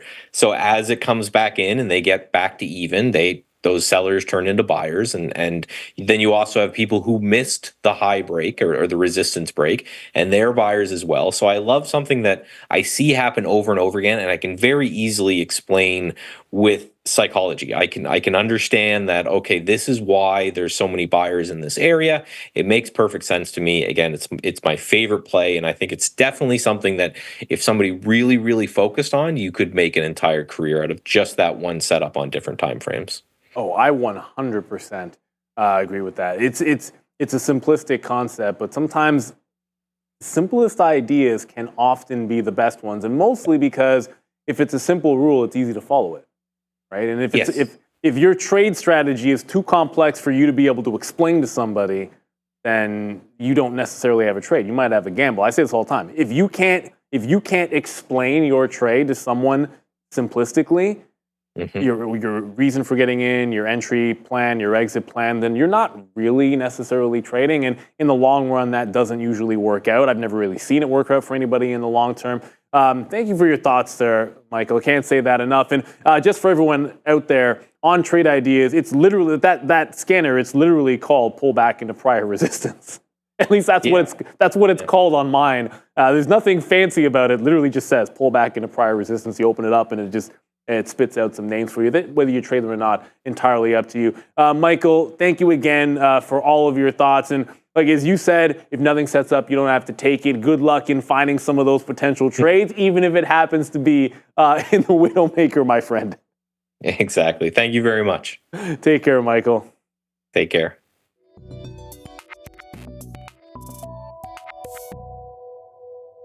Always love to have Michael Noss's thoughts in there. And as I said, like Oracle, it wasn't rocket science. So there was a beat for Oracle, strong numbers, and it wasn't just a beat in the top and bottom and then strong growth in their cloud infrastructure, but you did have partnerships with AWS and Google, both announced. There was bad news for HIMS. There was an offering on HIMS. You'd see them move to the downside, actually recovering a little bit, as we say here.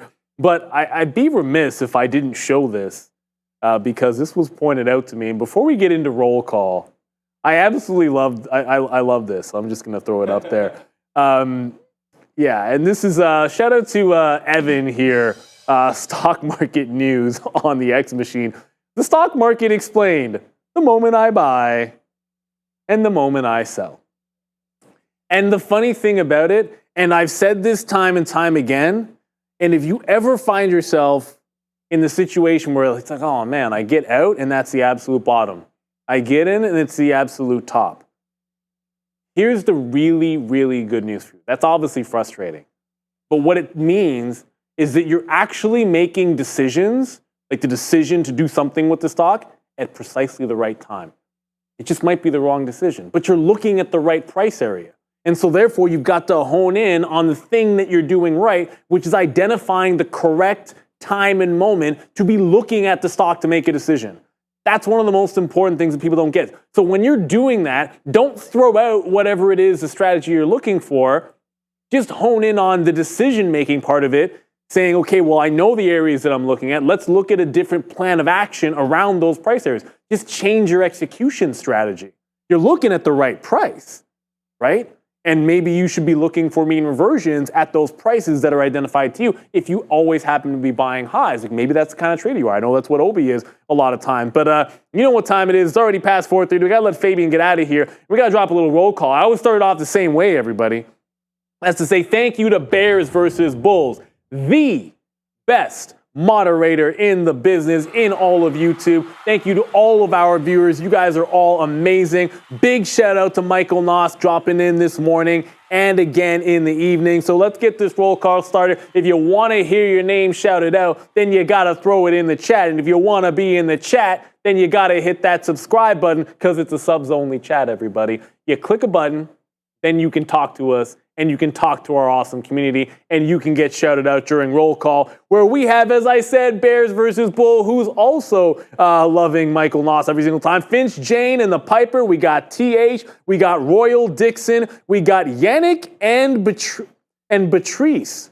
Ooh, I like Yannick and Patrice. Freddie, the friendly guy 2.0. Freddie, I'm still waiting to see where the 1.0 was. We got the 2.0. We need to have the 1.0 as well. We got the Piper and Finch, and we got Rivian Millionaire. We got Jeremy Newman. We got Trader Buck. We got Farm Trader, who gave a bit of a spin and won. All right, you guys are going to see me spin this live. Spin 1,000. I am the biggest FOMO spinner on Streamlabs ever. All I ever do is see somebody else win on Streamlabs, and then I go in there and think, oh yeah, well somebody else won. I'm going to bet now, and I'm going to lose. So I just lost my 1,000 points. That's what I do. D-Loaf said, don't say my name. Well, that's not going to work, D-Loaf. Now I'm going to say your name twice, and now a third time. D-Loaf in the house. Oh Mundo de Rachel, BD Show, Shanty Mebs, we got Hans Beer, TXJ. Oh, no. Okay, fine. TX Jets fan. Go Jets tonight. I can do it. Because you're a viewer, because we love you. As a Buffalo Bills fan, it really hurt to say that, but I'm not going to say it again. Sinful Davy, Swirling Brain, Farmer Education, JKL. We got Mo. We got Travel Buddy. We got Mr. Misunderstood. Midnight in the Ocean. That sounds like a heck of a lot of fun. My Losing Spin, of course. Anurag in the chat. We've got Francisco Guzman, Julian Beckwith. Good luck on your spin. Jeremy Newman, Scarjo Rabbit, Mashworth, Mohammed J. Iqbal in the chat. And then For Profit. Don Quixote de Flamingo in the house as well. Red Eye Jedi, Superman in the chat. Never always say ever. I like that as well. B-Chan 1688, Lionel Martinez. We shout you all out. We appreciate all of you. We have a fantastic trading community here at Trader TV Live. And shout out to our sponsor, Real Trading, as well. You know, the best thing about this, when I end the show every single day, just Monday. Guess what we get to do?